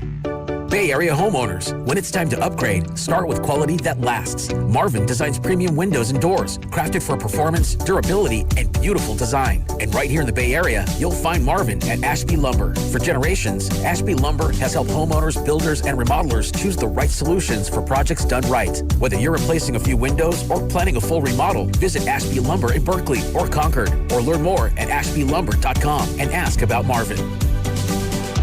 Dan Daly, administrator of Lawton Skilled Nursing and Rehab, is proud to announce our award as the top Bay Area nursing facility in the Bay Area and third best in the state of California as reported by Newsweek magazine. Under the medical direction of UCSF-affiliated medical director Dr. Darby Clayson, if you or a loved one is in need of inpatient physical therapy, please don't hesitate to contact our admission team of Dab Sterling or Charlotte Lawrence at 415-566-1200. When selecting a financial institution, how do you know you're making the right choice? As Bay Area bank customers find themselves at a crossroads, maybe it's good to consider if you want your bank to be community-oriented or corporate-minded. Fremont Bank has grown by providing stable, consistent service to the region, its families, and its businesses for 60 years, all without a single merger. And we intend for more of the same for the next 60. Fremont Bank, here for you, here for good. Just hearing the word IRS can make people break out in a cold sweat. No one wants to deal with the IRS, and now you don't have to. The good news is Legal Tax Defense has been successfully negotiating with the IRS for more than 15 years. It doesn't matter how much you owe, whether it's $5,000 or $5 million. You deserve the best in the business on your side, and that is Legal Tax Defense. Even if you're working with someone else and just want a second opinion, there is no cost or obligation to call. They can prevent levies, liens, wage garnishments, even file back tax returns. And the best news about Legal Tax Defense is they won't take your case unless they know they will reduce or eliminate your tax debt. Call Legal Tax Defense right now for a free no-risk consultation. 800-323-8922. 800-323-8922. You have nothing to lose but everything to gain. 800-323-8922. In the South Bay, mid-70s, a bit warmer for tomorrow, upper 60s in San Francisco. Weather brought to you by Staples. From posters and presentations to labels and loyalty cards, Staples has all the print to boost your brand. Shop now in-store and online. Staples. That was easy.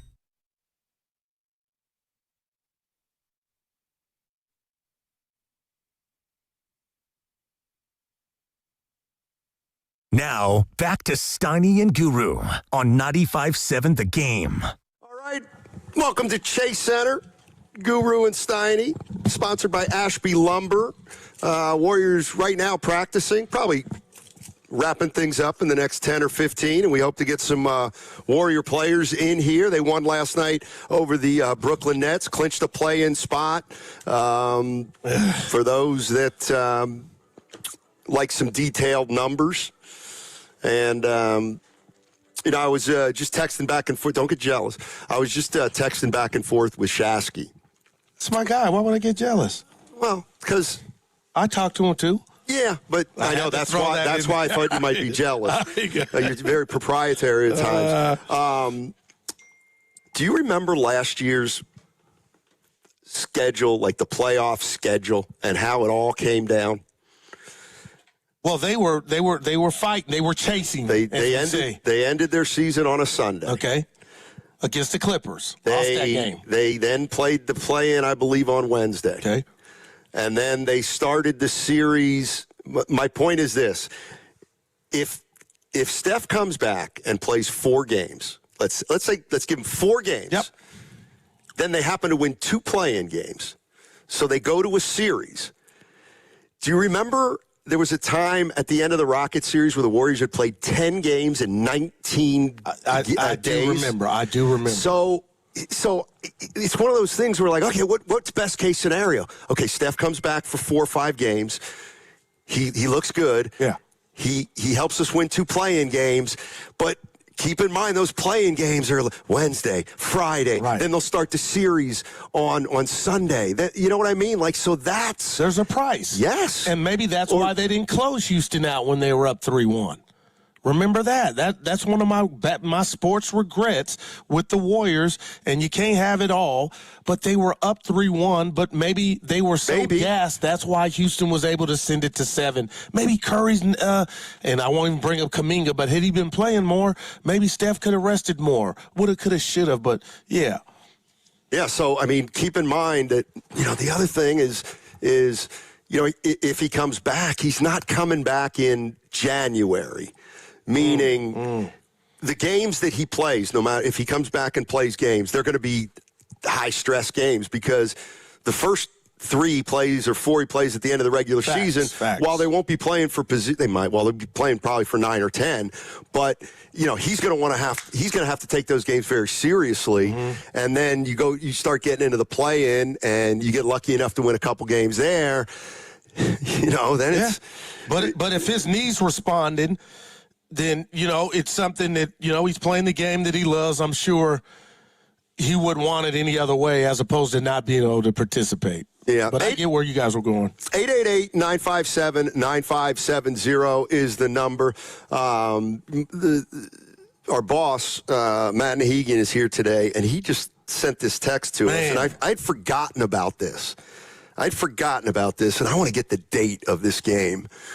Because, it's going to take me a minute, Goo. No, go ahead. How was your drive in today? It was good, but I got to tell you, I'm shocked. That was the first time we've ever come back, and you referred to the show as Guru and Steiny. Oh.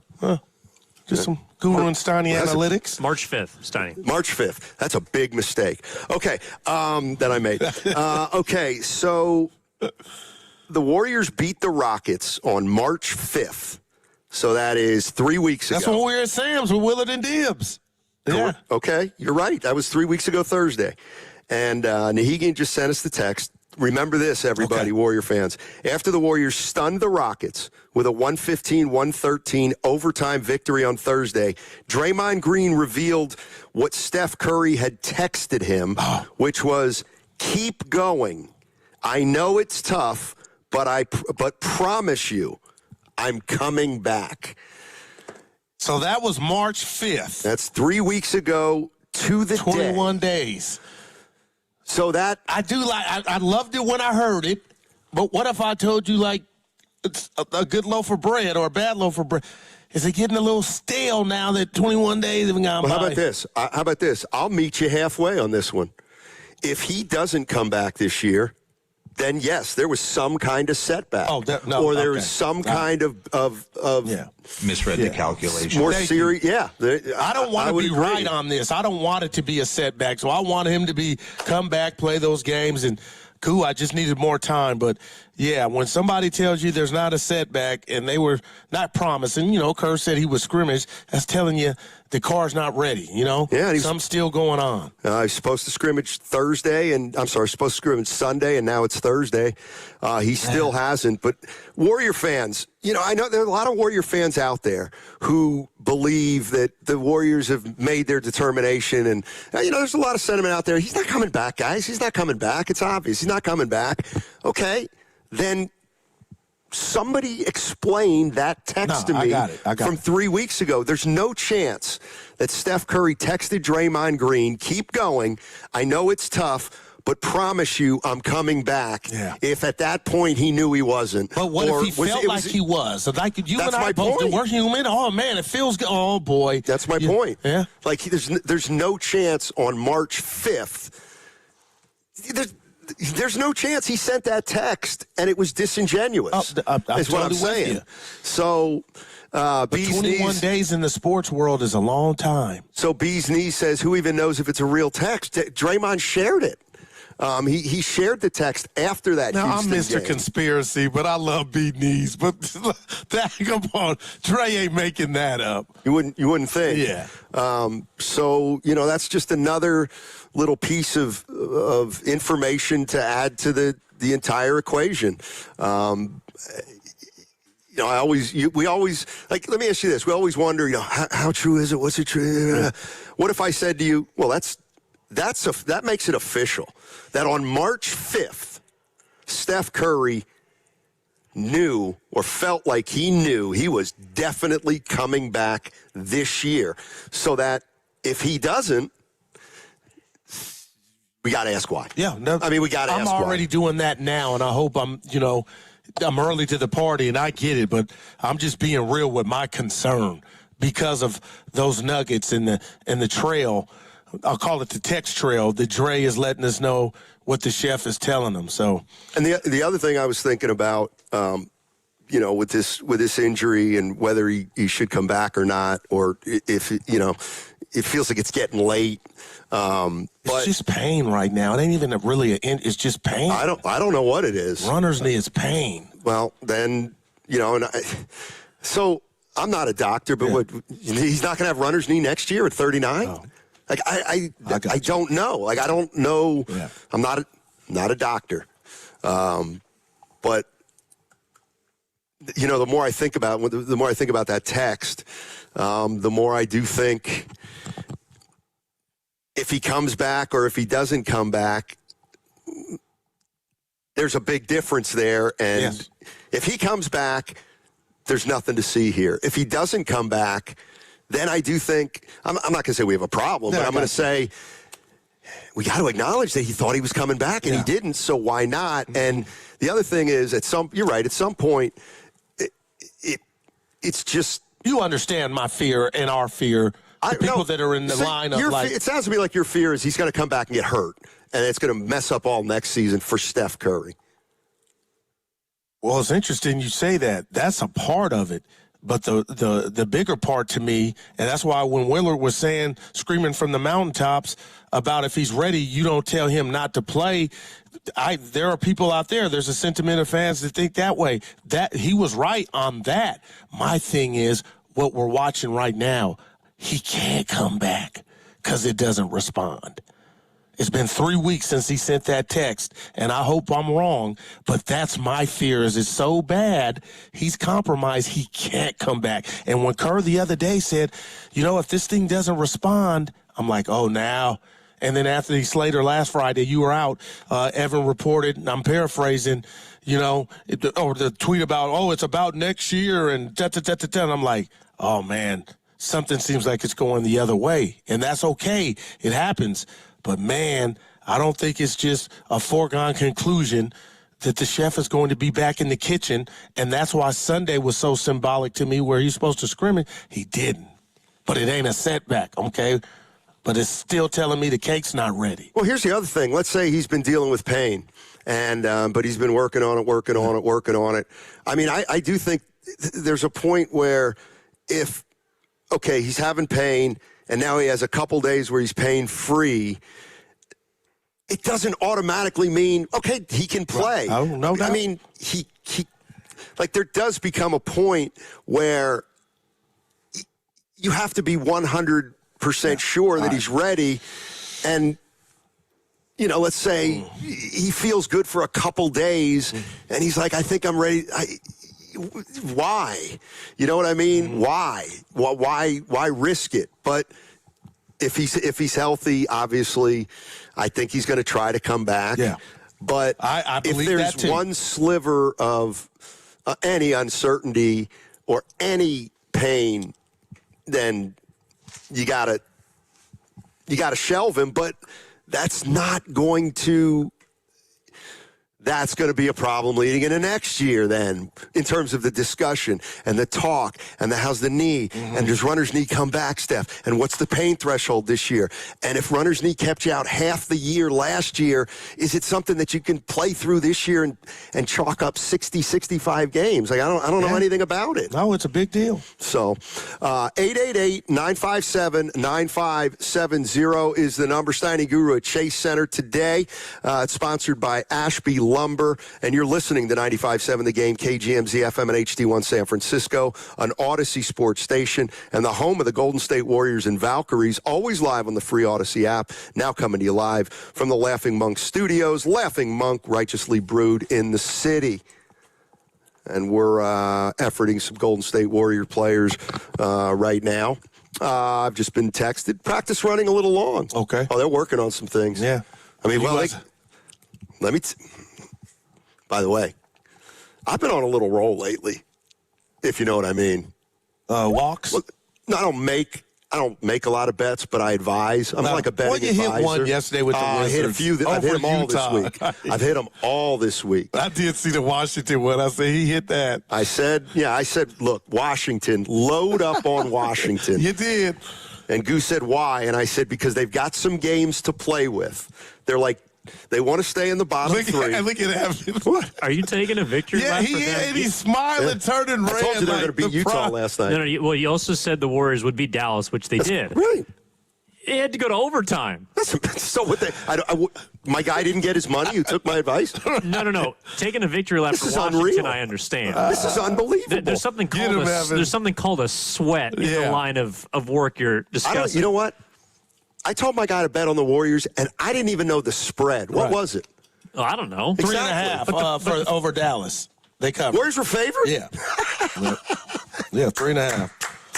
They covered. Oh, man, do I know the league or do I know the league? Well, you also had the Warriors last night, right? Yeah. Which they didn't cover. Yeah, that one was full. I didn't let You've been throwing them out a lot lately. I'll tell you what, and I'll come in with a pick tomorrow. Okay. We can't wait. It's going to be the Washington Warrior game. Are you going to that one? Yeah, I'm going. I think I'm going going to with Travis today. It's none of your concern. But you'll tell me when Shasky will text you. You going to leave me hanging again? With what? Oh, wow. Today. Oh. Back to back. Dude, he left you yesterday, Evan. I didn't. Now you're feeling pressure. See. I got to do something at 2:30 today. Man, where was I? You with your picks. Yeah, let me. Your victory lap. I'll tell you what. I'll do it right now. I'll tell you the team to jump on tomorrow. Just let me look at the standings. We're all one more holding time. our breath, partner. Yeah, you can talk amongst yourselves. Let me see. Wins. Pacers 16, Nets 17, Wizards 17, Kings 19. So the Kings Wizards got 19, huh? The Wizards, they could come in tomorrow and win and not kill themselves, but why would you want to play that game? Well, I'm going to tell you why. Tomorrow. Because of Dallas. I still got the PTSD from Dallas. They won? It was rigged. No, last year's lottery with their slim chances. So you could play that game. Oh, we're going to get the most ping pong balls. Oh, yeah. Yeah, good luck with that. I think everything now, hey, what's going on in Golden State? Boy, they're hemorrhaging. They need some help. Let's go ahead and get the Bonza. Hey, you know what? I believe we're in that world. I know we're in that world. Turn on the news. What world? We're cheating and scandal and, hey, Adam Silver, Joe Lacob, we're going to hook up the just lose the play-in. And I know you got slim chances. We'll take care of you. You know, the funny thing is I believe that's going. So How did Dallas get flagged? Okay. Because they traded Luka. Here's the thing, though. Okay, so you really believe that? Then bet me. I bet you right now the Warriors will not get the number 1 pick. But give me if they got 3. If they got if top 3. If you're so sure. Well, they got to be. They're not going to be top 4. Yeah, top 4. Exactly. Hello, Evan. It's got to be top 4. They're not even going to be top 4. No. Yeah, so they would if they got the top 4 pick, then we got action. Like, I wouldn't bet I'll just bet the you one. They don't get the top 4. All right, if they're in it, I got you. I mean, like, I got you. This is no malice. No, this is 95% to 5%. They got this expansion coming. We're hurting Adam right Silver now. doesn't even like Joe Lacob. Okay. All right. Like, I'm just telling you. Here's the other thing that I find interesting. All-Star game is just I find this so interesting.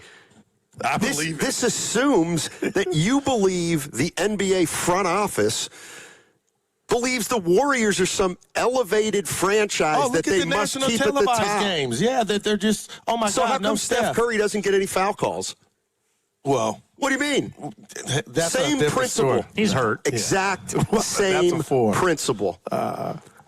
No such thing. And you would say, and a lot of people do, he does get the calls. I know. Yeah. Evan asked this while you were gone last Friday. I'll throw it to you. Warriors MVP since Steph has been out. If we really want to be, I got a new answer. Okay. Go ahead. Heath Santos. Yep. Yeah. Tell me I'm wrong. You know, it's like, I compare him to Freddie Carter. But see, that's not the activity. But you can do that, and you're free to do it. But it was once pods. I told Evan GP2, and then I looked up his shoot numbers. I was like, you know what? Well, last night Santos was compared to Luka Doncic. Dude, that footwork, he can dance. I know he can dance. Of course, you'll remember the great Freddie Carter. Played for the Philadelphia 76ers. They won 9 games. They were 9-73. It was the worst record of all time. And at the team banquet, he got the MVP award, the team MVP award, and he said, I don't know whether this is an honor or an insult. So great stuff, think about that when you're elevating Guy Santos. I'm not elevating. He has become the MVP of a team. That's 6-16 over their last 22. You know what? I guess it boils down to he's made the most of his opportunity, and I know Pods has to. They all have. Sure. But Guy Santos, nobody saw that coming. And he's got a contract, and you sit there and laugh. I'm not telling you he's Karl Malone, but, man, he's giving some of these dudes the business down low with the footwork. I would love McHale's thoughts on him. You know what? It's almost like you would like Kevin McHale's thoughts on Guy Santos? Do you think Kevin McHale knows who he is? It's serious. Yeah, the footwork. Kevin watches the league, I'm sure. When's the last time you saw Kevin McHale talk about basketball? It's been a while. And let me tell you something about McHale. I like if him. you would ever see McHale, you're not. I know you're not doing this. I'm not. You're not comparing Santos's footwork to McHale's. No, I'm not. Okay. I'm just saying when I see the moves, you don't compare him. You don't compare him to You don't see that McHale. everywhere. You don't compare him to Malone, and yet those are the names you use. Evan, would you say the footwork is rather stellar for young Guy Santos? Well, it's the only way he's going to score the basketball. Yeah. He's not going over anybody. Yeah. And But so you've now transferred the MVP title from GP2 to Santos because that's where we started. No, last it's a fluctuation sensation. Where's Willard and Diz when you need them? But last week GP2's been playing his ass off. I mean, if we get to talk to him, I'm gonna shake his hand. Well, I'm gonna have to jinx him. What are you gonna do? Because he's got. I don't know the exact numbers, but he's got to be on the verge of setting a record for most consecutive shots made. I'm pretty sure he was 8 for 8, and then he was like 6 for 6 yesterday. Somebody's got to go back and check the game before that if he made his last 2 shots. Ask him about that. Okay. I'll go back and look at the shot chart. Oh, he's playing. But you can find out. I wonder what the record is in the NBA for most consecutive field goals made. Like Kuminga went 11 for 11 against the Hawks. That's a great one. I'm talking like over a stretch of games. Of course, no one will ever. It's got to be Luka, right, or some. I think it's not going to be a guy like that. It's going to be a guy like Peyton who. It's not. It's actually. Oh, you know this? Some hits? I just looked it up. Okay. Well, just give me the background on how many games and what the number was. The number is 35 in a row. Somebody made 35 in a row? And you are going to kick Chamberlain. Yes, okay. it's Will. All right, okay. Does the list go any... Right. Yeah. So now you want to know who's Of course I do. Of course I do. Went to put here's the problem. Wilt has a 35. He's got a 30. Right. He's got a 26. You'll never guess the second longest streak, though. See, this is like the first one. He just recently played against the Golden State Warriors, actually. In a game, Steiny was quite confident that they would win and needed Najee Marshall to miss a shot to head to overtime. Oh, is it? Oh, my God. Is it Gafford? It's Daniel Gafford. Oh, see, I knew it was going to be a guy like that. And I love it's all dunks. Well, how many, though? How many? 33 in a row. Gafford made 33 in a row? Damn. I don't know if they're all dunks, but... I know they're all dunks, but... Look at the boss. I mean, guys miss dunks. I mean, I get it. Yeah. All right, so he's got a long way to go. I thought the record would have been had like that, man? 20. Of course, you know the greatest... Gafford did it over 5 games. Okay. Of course, you do know the greatest shooting performance of any college or pro game. Bill Walton? Yeah. Yep. No, I mean, it's not even close. Who was Memphis against? State. Wow. Man. 21 for 22. That's wow, man. From the field.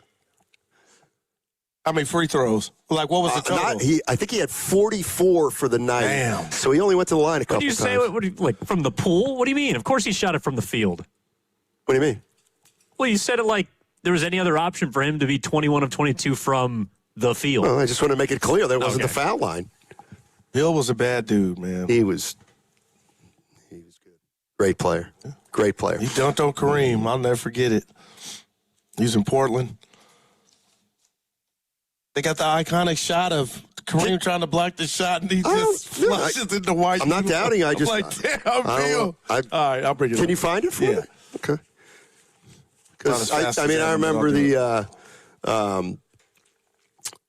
Walton had some great dunks against the Sixers in the 77 finals. That I know. But I don't know the one you're talking about now, but I'm sure it's real. 888-957-9570 is the number. Let's see. Okay, we got, now we got Steven. I'm going to get Steven on the other side just to give him a fair crack at it. But there you go. Oh, that's a fake. That's a jumper. Yeah, hold on. You said a dunk. It is a dunk. Okay. They call it official. Hey, everybody out in the Bay Area, just lay low. Guru and I are watching highlights right now. Okay. 888-957-9570 is the number. Guru asked the question, who's the Warriors MVP? Who's the MVP for them this season? Curry hasn't played enough games. I mean, man, I'm like, how could you, what would you combat with that, man? I love you, Mel, but you ain't been Pod, huh? Who's been the most consistent? It's key to me. He hasn't played every game. Odds has, huh? That is a man. But Gee's played a lot, right? He just kind of moved into the starting lineup not too long ago. But if the Warriors have played 72 games, am I wrong? He's played 60, right? Even if he's been coming off the bench. Did I miss? Yeah, he's played 62 games, and 37 of them have been off the bench. Gotcha. All right. 888. Hats off to Guy Santos. Are you showing me? Yeah. Okay, here it is. Okay, we got to get out first. Hey, it's finally here. Friedman's, baby. Friedman's. Come into Friedman's Appliance in Pleasant Hill this Friday through Sunday for their once-yearly red tag clearance sale, and you can take advantage of factory direct prices, one-of-a-kind opportunities, special pricing on floor models, and convenient financing. Also save on new appliances from trusted brands like Miele, Bosch, Electrolux, LG, and Maytag. Visit Friedman's Appliance in Pleasant Hill for their Red Tag clearance sale this Friday through Sunday for the best time to save big on new appliances for your home. I'll be out there. Grandy and Loveman will be out there from 12 to 3. Come say hi at Friedman's Appliance. Simply put, the greatest showroom going. Come on, kids. We're almost there. The map says straight ahead. One-a-day 50-plus multivitamins are made for your overall health with nutrients to support your brain and muscle function. Because don't you want to make the most of each day? So even on the family hike, you're not just keeping the pace. Hey, Dad, wait up. You're one step ahead. One a day 50 plus. The one for you. This statement has not been evaluated by the Food and Drug Administration. This product is not intended to diagnose, treat, cure, or prevent any disease. March matchups are here, and now you can trade the tournament in all 50 states on Kalshi. Duke is currently trading at 19% to win it all. That means a $100 trade pays out $498 if they win the title. Arizona and Michigan are trading at 21% to cut down the nets. On Kalshi, you're trading against peers in a live market. As the odds move, you can buy in and out of your position all tournament long. Download the Kalshi app and use code FAN to get $10 when you trade 10. Kalshi. Kalshi. Trade on anything. In Oakland, community is everything. And this Saturday, March 28th, it all comes together. The Oakland Roots face Orange County SC at the Oakland Alameda County Coliseum. It's Kids Night Out. Bring the whole family for a night of energy, pride, and unforgettable soccer. Kickoff is at 5 p.m. Feel the city, feel the passion, feel Oakland. Get your tickets now at OaklandRootsSC.com or watch live on KTVU Plus or ESPN Plus. Roots run deep in Oakland. Hey, Jimbo, why is your cubicle full of plastic coffee pods? Well, I brew a lot of pods. How come yours isn't? Because I brew San Francisco Bay Coffee's commercially compostable 1-cup coffee pods. Commercially compostable? Indeed. They're just like yours, but they're made from plant-based materials. So I'm helping to reduce plastic landfill waste. Commercially compostable 1-cup coffee pods from San Francisco Bay Coffee. One small sip for a better tomorrow. 1-cup coffee pods can help reduce plastic waste in landfills when commercially composted. Commercial composting is available in limited areas and may not be available near you. Tune in to 95.7 The Game for Warriors Live, 60 minutes before tip-off. Every Warriors game throughout the season as we get ready for the action. Presented by Xfinity, your home court advantage. Brought to you by Xfinity. Watch all your favorite teams all in one place. Xfinity, imagine that. Your home's equity. It's value you've already earned. That's already yours. But for too many homeowners, it's locked away. I'm talking about thousands of dollars just sitting there, not helping with today's needs, not helping with tomorrow's plans. That's where Unlock comes in. Unlock helps you access your equity through a home equity agreement so you can use your money for the things that matter most to you. So ask yourself this, how much can you unlock? Find out at unlock.com/home. Let's unlock yours. Terms and conditions apply. Not all homeowners will qualify. Use home equity responsibly. 1-877 Cars for Kids. KARS Cars for Kids. 1-877 Cars for Kids.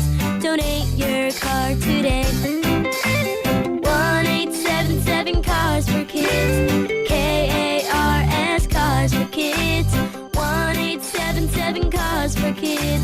Donate your car today. Ready to get rid of that old car? Donate it to Cars for Kids. Call 877-CARS4KIDS to speak to a friendly live agent. Donation is super easy, and your car can be picked up as soon as tomorrow. Go to cars4kids.org now or call 877-CARS4KIDS to donate your car today. 1-877 Cars for Kids.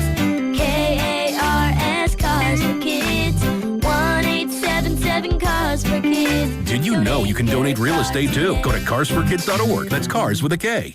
Yo, Harvey, Zoe, group selfie. Ooh, nice new iPhone 17, Drewski. Let's do a triangle formation. I'm in front. With the center stage front camera, everyone fits in the shot. You got it at T-Mobile. But switching takes forever. Not anymore. Now you can switch to T-Mobile in just 15 minutes. Focus, people. Nail your pose. And you get a new iPhone 17 on them. No way. Yes way. No way. Yes way, guys. Switch to T-Mobile and get iPhone 17 on us. And right now, we'll pay off your old phone up to $800. I'm grabbing my phone and switching to T-Mobile right now. Get back, Harvey. We're taking a...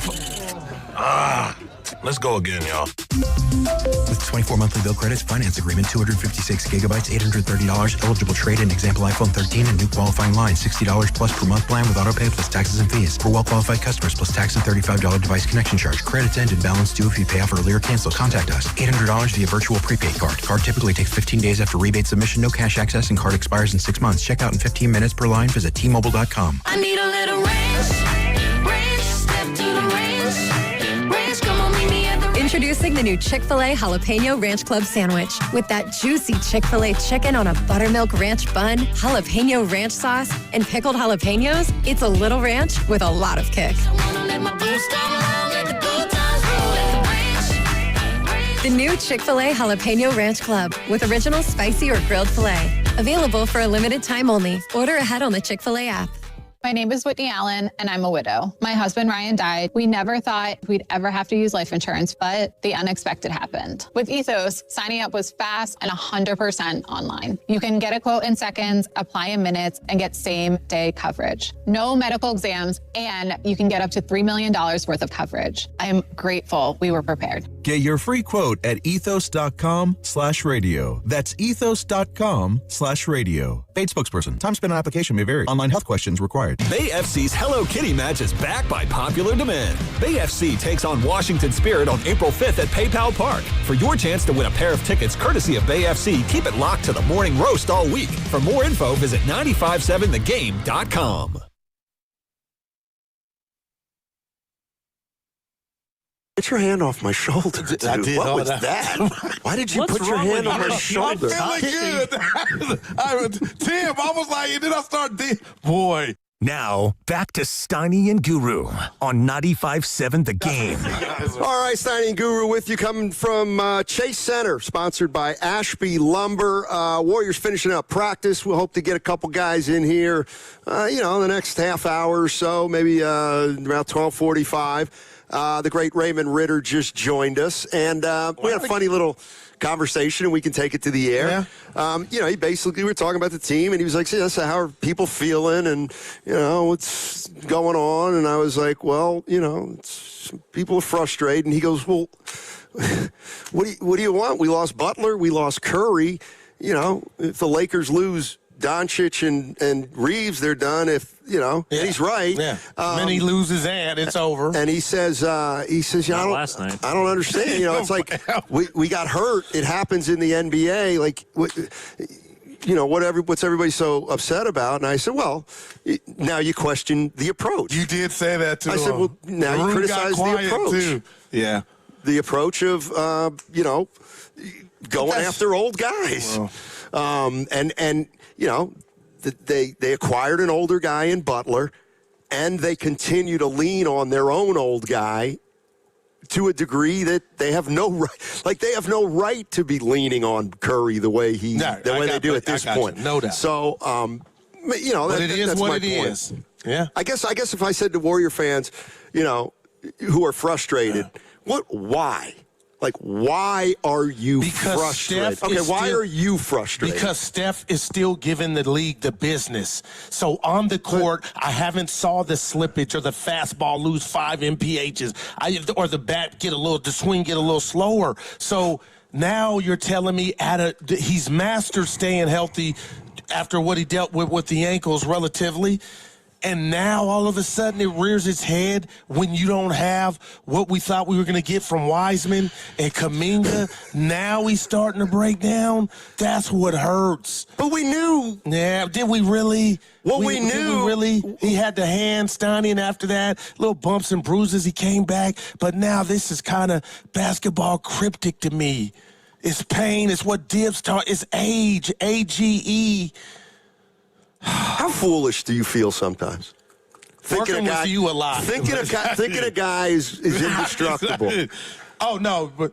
Nate Williams said it about... Who's the guy he said bleeds? Kawhi Leonard. Kawhi Leonard. Nate! Don't get mad at me. Oh. Steph bleeds. Steph bleeds too. Well, yeah, he gets grabbed every game. Man, it looks like Jesus, man. All the scratches. Okay, I got to tell you something. Like so I said, what's frustrating? Yeah. Curry's injury? Like, I don't know. Yeah. Frustration to me. And watching the Warriors, who I appreciate the efforts and the growth for some. I don't know. Like, I'm not frustrated because of Curry's injury. I'm being honest, and this is no shade at anybody. How could it be? They're NBA players. When you grab that remote, or when you go to the cathedral tomorrow and watch the Warriors play, to know you're not seeing 30 perform, one game a week, 10, but this many, you don't just say to yourself, good God, I took this for granted. I don't. Yeah. I don't. And you might say, well, you're just saying that, but I'm not just saying that, and I can prove it. Because I've been the one saying he's old for 4 years. Right. But you were proven technically wrong. I was wrong. I was wrong. I never heard you predicted say that. it. sooner. I was wrong. I didn't think when Steph Curry would be on the court at 38, he would be playing to this level. And that's where the frustration comes. So now it's the body's, not giving out, but that's what has him off the court. Right. Not these young whippersnappers coming up with a new defense or being more athletically inclined in Well, him. So, you know what I mean, man. No, 27-5 is 27-5. And you know what? I'm being real now. I'm letting it all out. 27-5 at 38 is like 37-5. The fact that nobody can That's why when you say we're robbed, I would say, actually, you haven't been robbed. Hey, you Warrior fans, you've been stealing money for the last 3 years as it relates to Steph Curry, because he's playing at a level that nobody's ever played at when he plays at his age. Like, honest to God, I don't. So when I wonder, does he get back there just as soon as he comes back, he's the same as what we thought? I don't know. Does he trust it? Or I don't know. You know what I mean? I mean, at 20 in 2022, 2023, I'm watching Curry. I can't believe it. I can't believe he's playing like this at 35. Incredible. He can't keep this up forever. Night. Okay, next year. Oh, yeah, see? He, came down to 39 a little bit. Made the playoffs, though. He did. Yeah. I mean, he's done all those things. Lakers. But, this is I don't know what I guess I don't want to. As the great Gary Radner said, you feel how you feel, but how can you be frustrated about Curry's injury and Butler's injury when even if you were all on board with the strategy, you knew this could happen, that the old guys could break down more quickly than their contracts run out. We knew that. And so now they've gotten hurt. So, I'm not, if you say, well, I'm really frustrated they got hurt. Even with the playoffs gearing up, this excitement and I would say everybody should have been watching the Warriors kind of with crossed fingers anyway, because of how old they were. But what I would say to you as partner, and you just admitted it, and I appreciate you doing that. Okay, now you're finally right, but it doesn't take away the pain of of him being hurt, and you're not happy you're right, but now he, is catching up with him to where he's out the game, but you're finally right. But can't you understand the longer it went, the more we expected it? No, that's... I'm just... Dude, that's dumb. I'm just talking for me. I mean, that doesn't make sense. I mean, are there delusional fans out there that think that he's going to get better from this point on? You've never had your heart broken? Just in relation, yes, you have. I know. I don't know. But this is. But that's how you get your heart broken. This is like you hoping. You know what, Steiny? I don't think I'm going to die. No, it's not. Now, I don't think. That's funny. Steiny, I'm going strong. I don't think I'm going to die. Stop. Okay? That's hilarious. Okay? Come on. You're having a good run. You're 50. You know what? I'm 60. I'm having a good run. 70, I still might be here. Great. Hell, I might be here at 94. I'm Guess not what? doing that. I'm probably not playing till 120. I mean, that's pretty good. But come on, it is not to that degree. But that was pretty good. I mean, the other thing is, I had my heroes, Larry Bird, and, 1991, 92, I was like, he's not the same player. But now it's bigger. Now we got to bring the organization into it. It's not heroes, because that's what he is to me.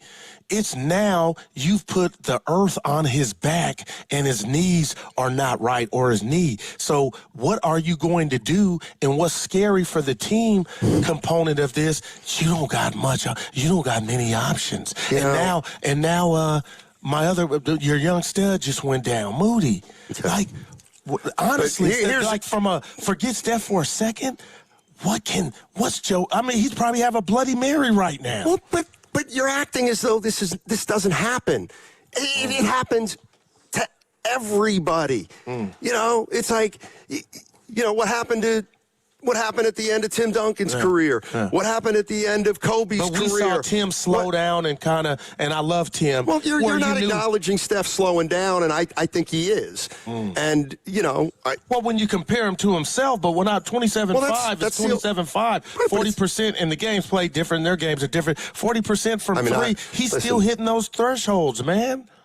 He's played 39 games. Yeah, well. That I have nothing for you. And 30. If they would have had a 40-game season, he'd have been great. But like, what do you want to hear from me?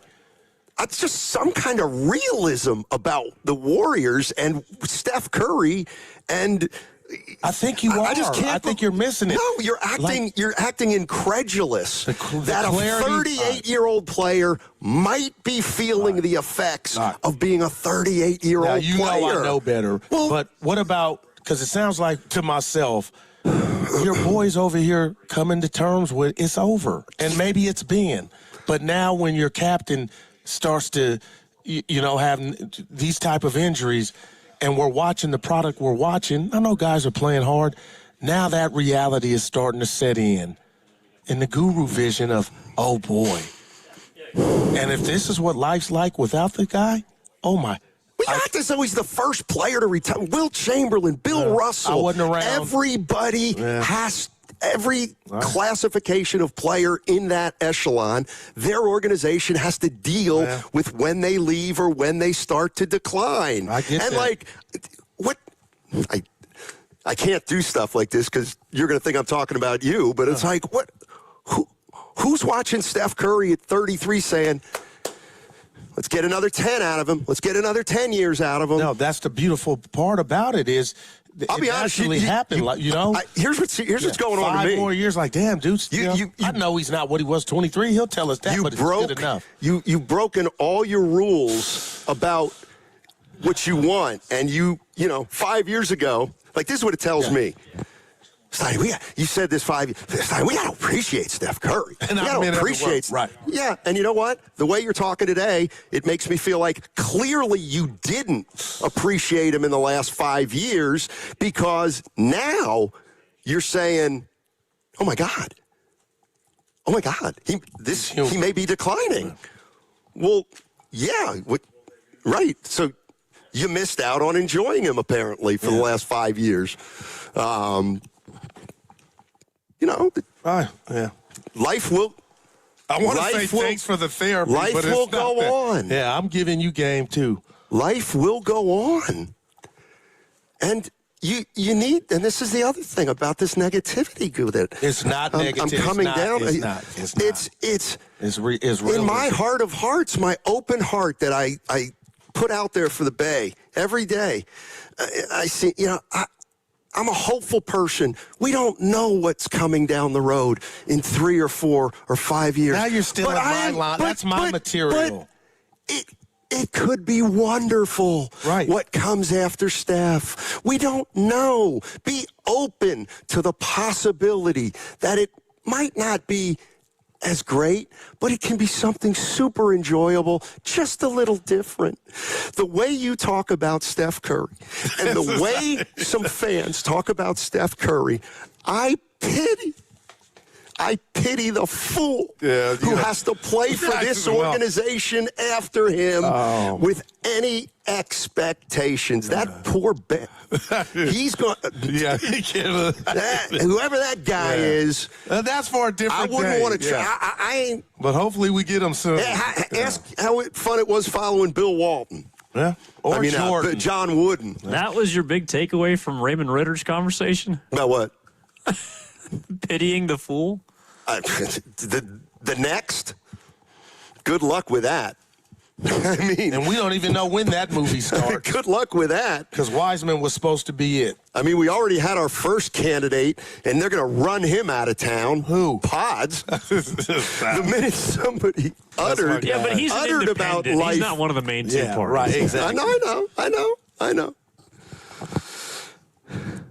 Stein, it's not Draymond, Steiny, you're not hopeful. Disappointment. Please. And I think it's what? Disappointment. That's the umbrella. That's clarity for me. It's not negative. Your negativity. Oh my God! What we're doing is disappointment. Evan, man. That's all. I just put 2 and 2 together again. Where's he going, E? So I know what's going on. It's not about the caddy. No, I know. Yeah. It's about Skeensy today. Oh, yesterday was the caddy and the ticket. Today, it's about Skeensy, who got rocked. Your guy. So that's why you're not in a good Do you think I'm 13 years old? Are you raising your voice? Well, you do talk about your youth These a lot. are the biggest insults ever. If you think I'm 13 years old, that team is done. But Skeensy. Yeah, dude, come on. Do you have money fantasy team? They could have been undefeated for one day, though. You don't get it, man. By the way, Guru loves Paul Skeens and the Pirates. What do I? Because the Giants are really my team. You're going to want to drop O'Neal Cruz. Yeah, like, dude, you are some, like, I want you to respond. It's not negativity, it's disappointment. Like, respond to that. Sure. Oh, so you buy that. I ain't got to sell you on that. But you're constantly disappointed by the same thing over and over and over. Well, that happens when your team is, man, we may not be 500 when this thing is all said and done, just from a record standpoint. You won't even be close. They're not 500 now. I understand that, but just think about that. Like, do you even watch the games? Yeah, I watch them a couple of times. Here's the other thing. But it's not resonating doom with and you. gloom. How about talking about their 2-game win streak with a chance of getting First 3 time tomorrow? since Butler went down. But, hey, you beat Brooklyn. Come on. They clinched the playing spot. I don't even like hearing that back-to-back clinch. Now we go for that home game. No, what? See, I don't even like the oxymoron. Where are they? Are they 9th or 10th? Yeah, they're in that game. What? It needs to be here at Chase. It's a just mandate. like the Giants don't have to make the playoffs. It doesn't need to be, but I would like that game, the first game, to be at Chase. Man. Absolutely. Who you excited to talk to? All of them. Whoever we get. Well, I'm getting ready to put the whammy on Peyton's consecutive make streak. I know that. Dude, and you came down my road, I hope we get too. Santos. Yeah. I hope we get Santos. Dude, you are Lucifer sometimes. What do you mean? There's no doubt. You got to keep it real. No.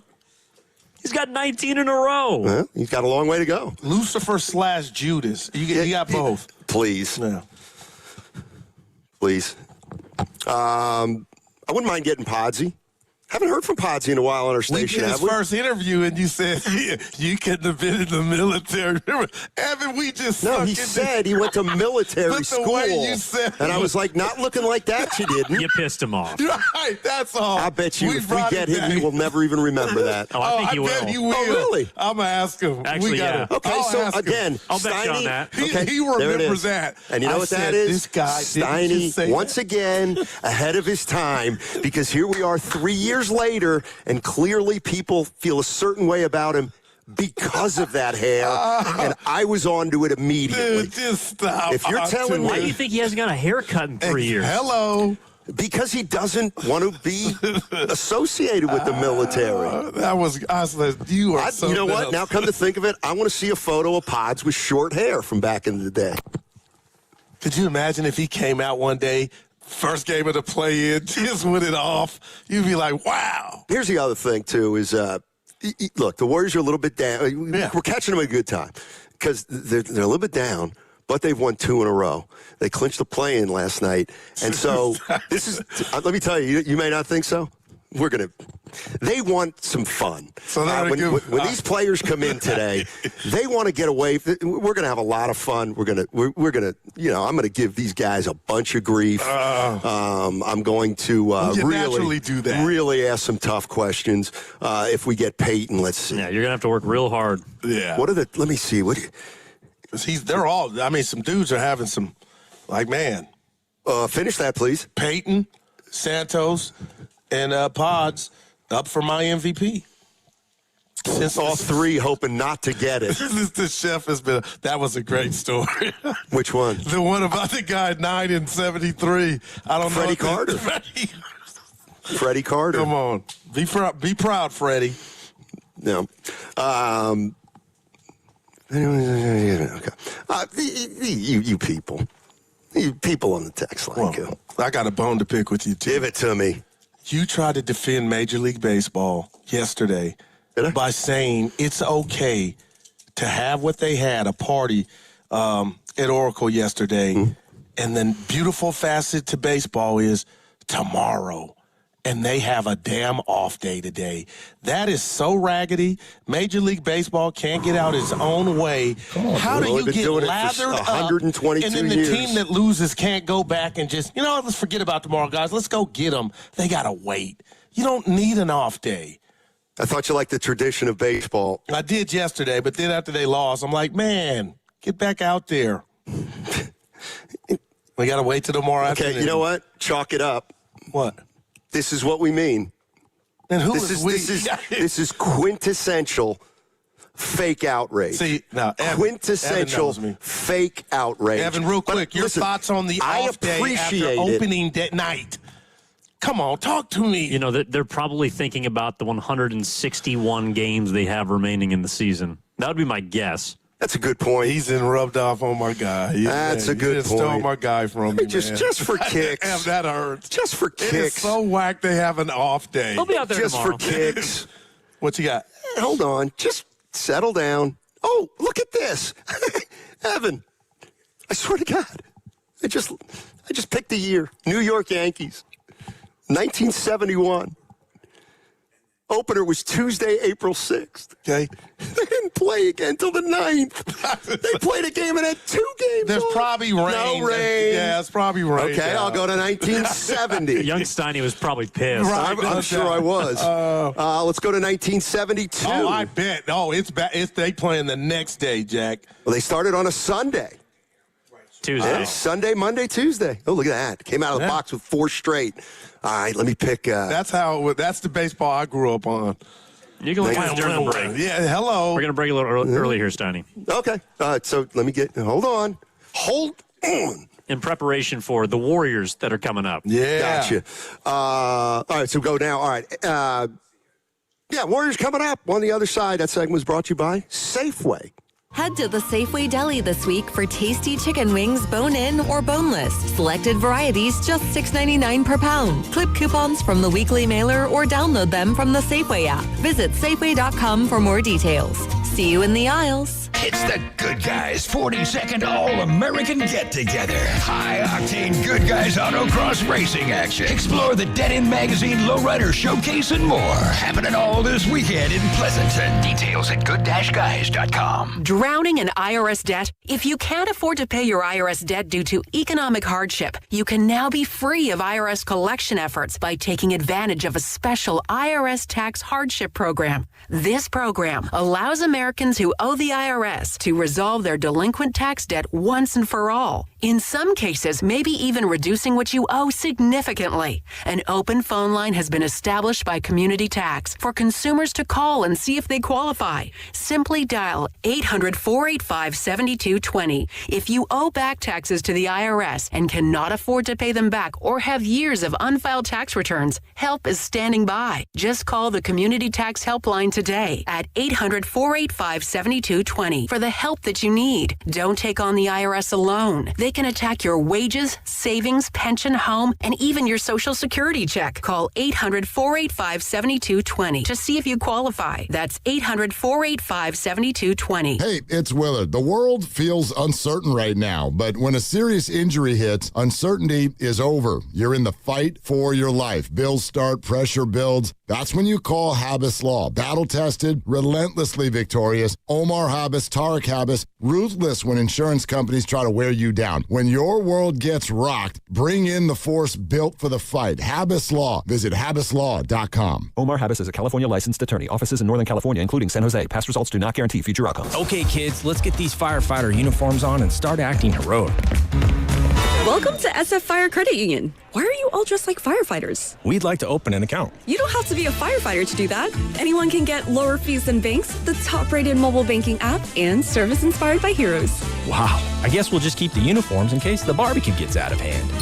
SF Fire Credit Union. Banking for heroes and anyone who wants to be treated like one. This institution is not federally insured. The credit union is not insured by any state government. Privately insured by ASI. Running a business means wearing multiple hats. So if you're like me, you probably started out using your personal phone, taking client calls and texts nonstop. As my business grew, I needed something smarter. That's when I switched to Quo, the #1 business phone system. Quo works right on your phone or computer. No carrying 2 phones, no clunky landline, just one easy app you can try for free. Your team can share one number and handle calls and texts together, like a shared inbox. Any teammate can jump into the conversation, so customers get faster responses. And Quo's AI assistant summarizes your calls and responds to customers 24/7, so you never miss a lead or opportunity. All this starts at just $15 a month. That's basically 2 coffees. You can even keep your current business phone number. Find out why 90,000 businesses trust Quo. No missed calls, no missed customers. Try Quo for free at quo.com/sports. That's quo.com/sports to try Quo free. QUO.com/SPORTS. From carriage house to glass aluminum doors, R&S Doors has a full line of commercial and residential garage doors and gates to suit anyone's taste and budget. Visit rsdoors.com. R&S Doors. Look for the red truck. Hey, it's Willard for Underdog, and the tournament is back. Let's do this. The upsets are inevitable. Underdog is the best place to get in on this action, and we're looking for specific players to show out in this tournament because you can make picks and win money right now in California. As you know, playing on Underdog is easy. You pick whether your favorite players are going higher or lower on any stat. Point, rebound, assist, whatever it is, get your picks all right. You can win up to 5,000 times your cash. In this tourney, I do have my eye on the stars, like AJ DeBonsa, BYU. He's going to want to show out. This is his last chance to show out for the NBA. I like higher on a lot of his numbers, especially points and rebounds. Download the app today. Use my promo code Willard to score $50 in bonus entries when you play your first 5. Again, the promo code is Willard. Got to be 18 or over. Present in California. Terms apply. See assets.underdogfantasy.com/web/play and get terms _DFS_.html for details if you're concerned with your play. 1-800-RESET or ncpgambling.org. On MLB opening day, baseball isn't just back, it's back on NBC and Peacock. And leading off, it's a coast-to-coast doubleheader. First, the Pirates take on the Mets in NYC. Then in primetime, the Diamondbacks visit the World Series champion Dodgers. Let's start the show. MLB is back on NBC and Peacock. Today, 1 p.m. Eastern and 8 p.m. Eastern. That's the sound of James adding long-lasting Gain scent boosters to his laundry this morning. Several hours later, James sniffs the irresistible scent of Gain on his shirt. Gain. Several hours later, James has even caught the attention of his mother-in-law, and she never gives him attention. Ooh, you smell amazing, James. Oh, thanks, Mom. I love you, too. I never said that. Add Gain scent boosters to your laundry. Add joy to your day. Ever dreamed of stepping onto the Warriors home court with a glass of wine in your hand? Kendall Jackson, official wine partner of the Golden State Warriors, is giving you a chance to have dinner on the court at Chase Center. For info and a chance to win, courtesy of Kendall Jackson, visit 957thegame.com.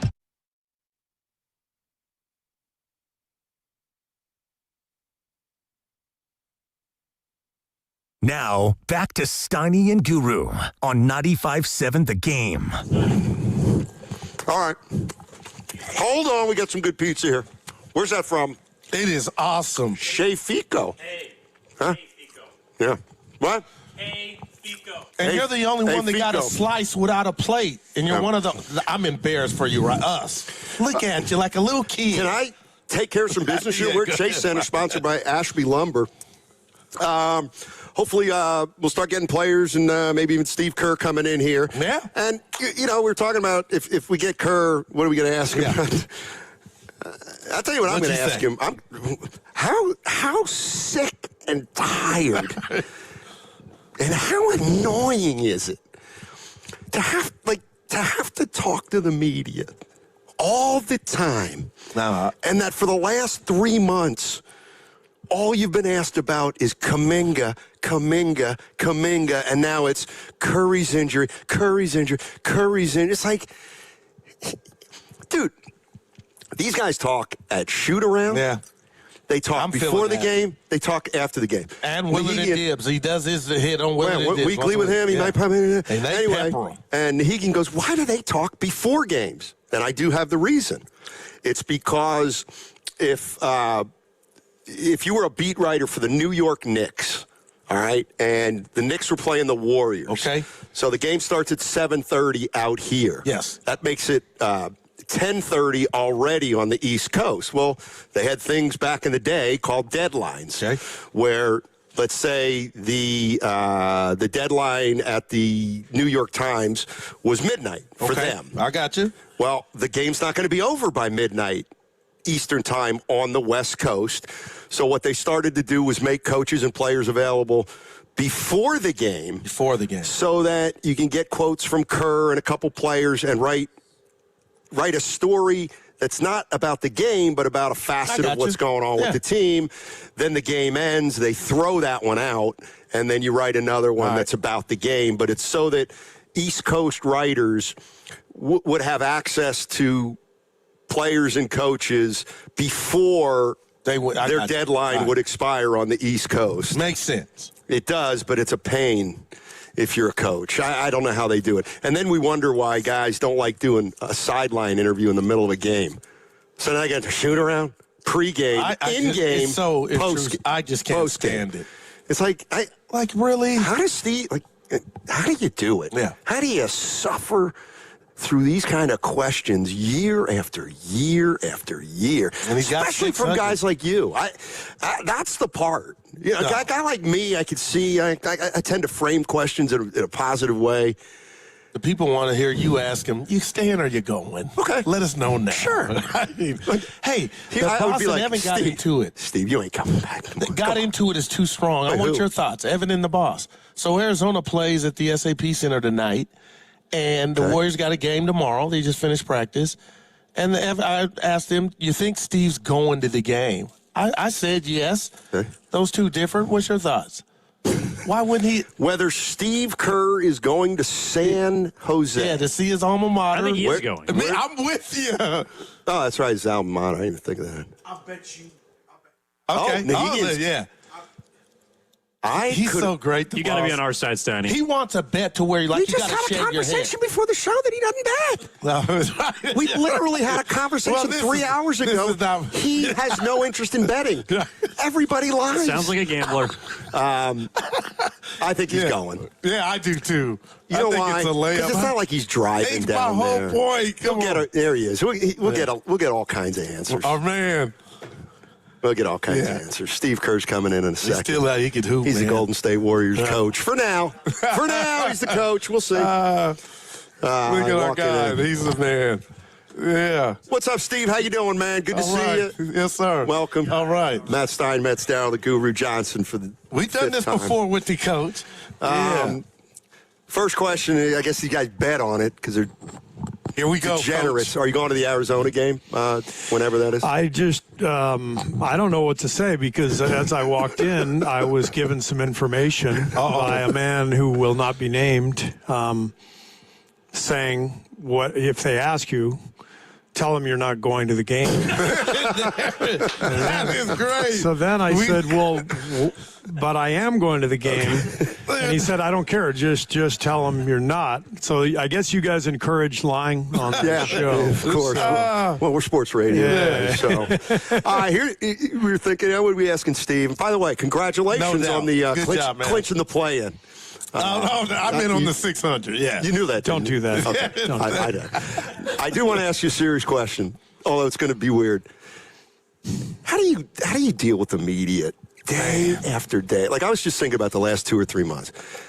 Kuminga, just a harangue on every day asking you about Kuminga, and then it was Porzingis every day. Now it's Steph. Like. Yeah.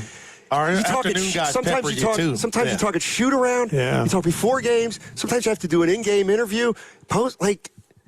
And I was just getting ready for a nice, calm afternoon, and Raymond walked me in here and said, "All right, talk to these guys." So it's the job, you know. It really is. It's a huge part of the job. I mean, I tell our players all the time that the reason they get paid a lot of money, and it's not only because they're good at basketball. It's because there's this machine that we have to feed, this media machine that our fans eat up, right? And it's not just the games themselves, but it's the talk, it's all the conjecture, the speculation, and you're part of the machine if you're in the NBA. So if you can't accept that and everything that comes with it, which is the criticism and whatever else, then go coach high school. I love it. I love it. Coach, I'm different. That's what you're going to be doing next year. Yes. Yes, probably. You got some info.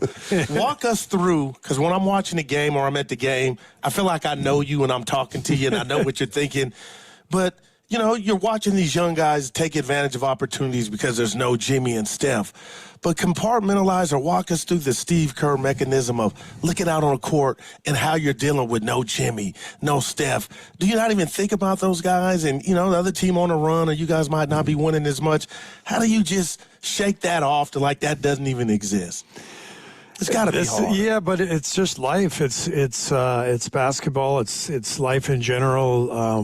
Who knows what's going to happen tomorrow? And when you're in the league for a long time, you realize that some years you're charmed and you stay healthy. And I know all about that. First 5 years of my coaching career, we go to the finals. We have one of the best rosters in NBA history.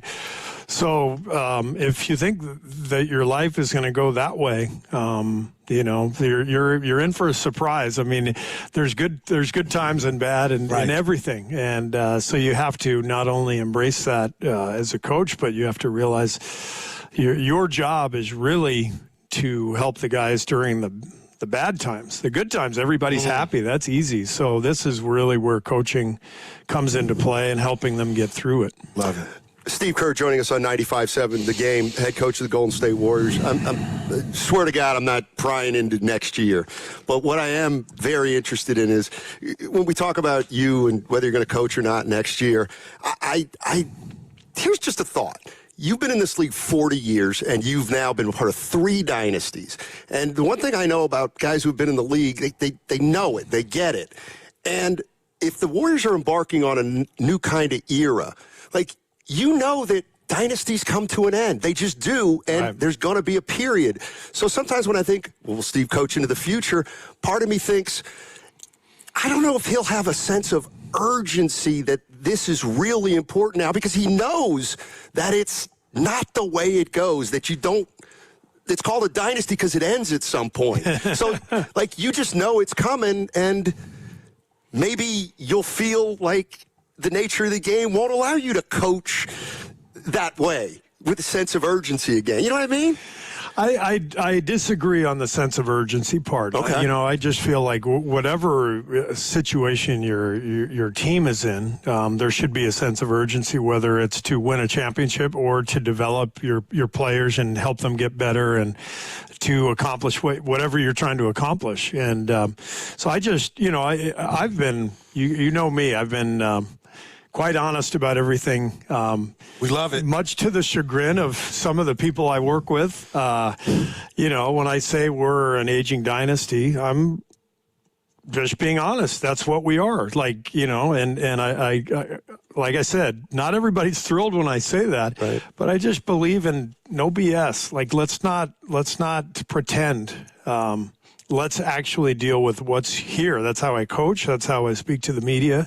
So what I'm working with, what our team is working with, is an amazing group of guys, a bunch of guys who have done some amazing things, and a group of young guys who are just trying to get their careers started.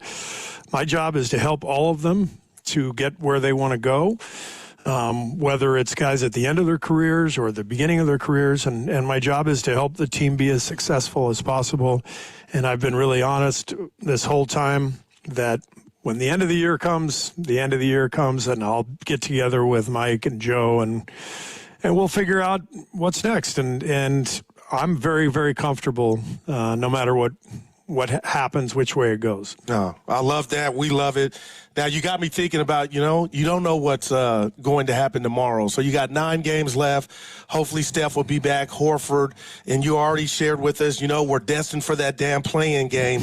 But, Steve, do you talk or try to manifest if we get healthy and have visions of that, what we can do? Or it's just game, we get there, whoever's available is available, and we go out and try to win? I mix it in with the players sometimes, Hey, we've got to hold down the fort while we're waiting for guys to get back. But in the meantime, there's an opportunity for our younger players to get more time. There's an opportunity for us as a group to tighten up some things.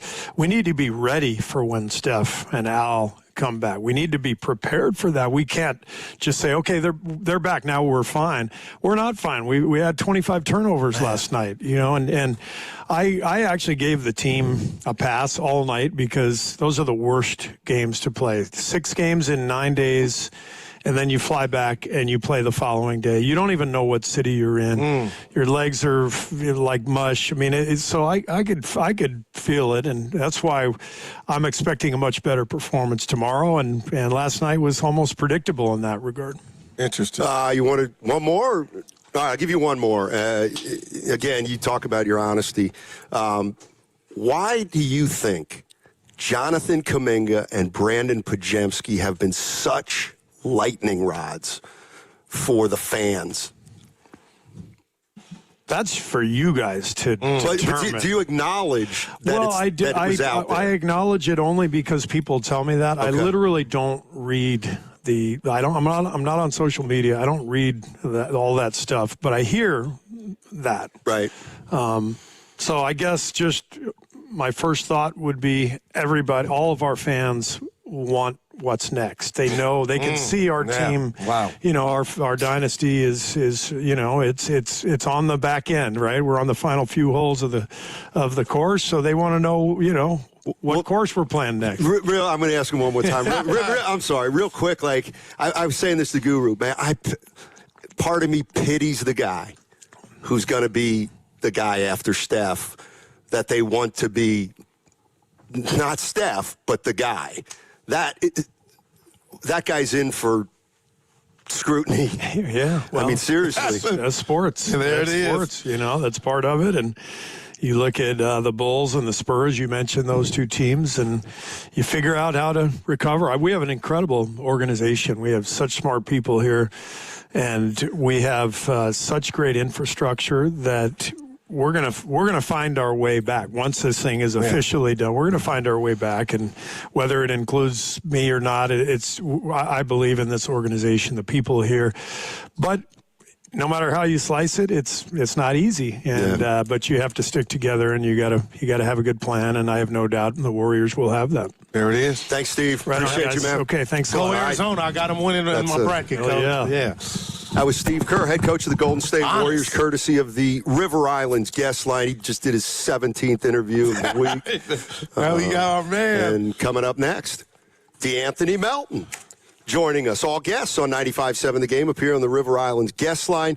Isn't it time for you to discover the islands, River Islands in Lathrop? Welcome, D'Anthony. How you doing? With the fresh cut. I say, you got the team barber or you got your own barber? How that work? Yeah, team. I went to the team barber, man. Okay. Hey, you mind if I take care of one slight piece of business? Let me hear it. You ready? Uh-huh. You're listening to 95.7 The Game, KGMZ FM and HD1 San Francisco, an Odyssey Sports Station, and the home of the Golden State Warriors and Valkyries.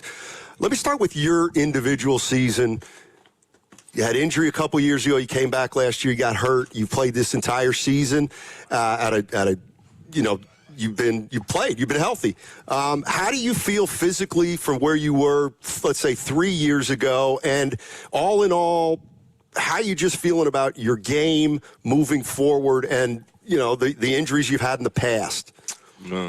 Thinking about 3 years ago, I mean, that's a little tough. You know what I mean? But, I mean, ultimately, I feel good, in terms of my knee and everything like that. But I think with the season, other stuff comes up, especially the way I play, pretty physical out there, just offensively and defensively. So, bumps, bruises that come with the sport, it's stuff I'm battling with. But ultimately, I feel well, and I think that's the most important thing.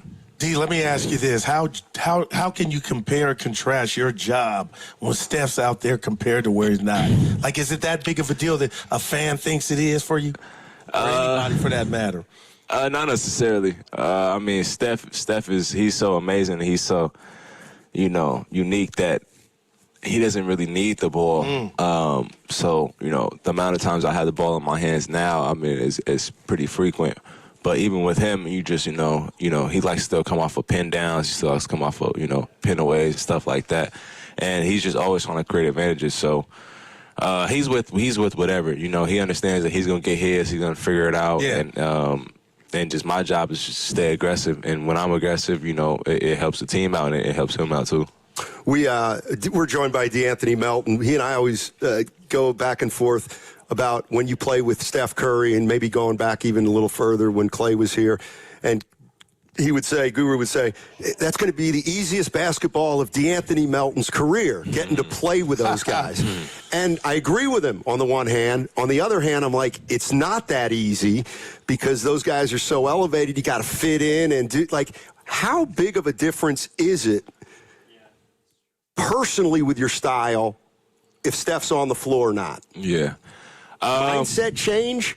I mean, the mindset a little bit, just like, acknowledge where he's at. Like I've said before early on, like, it was one time he swung it to the wing and, he cut down the middle, and then I'm on the opposite wing and he kind of came back running towards me, and I was just like, oh, snap. Like, this is the time where, like, you know what I mean? You see where the pin down or the slip or whatever it is, and just like, those are the type of stuff you got to be acknowledgeable about when he's on the floor. Just, sometimes when he's running around and he's, trying to create advantages for us that, sometimes you're locked in and on, on par with him. And sometimes he's just like, you know what?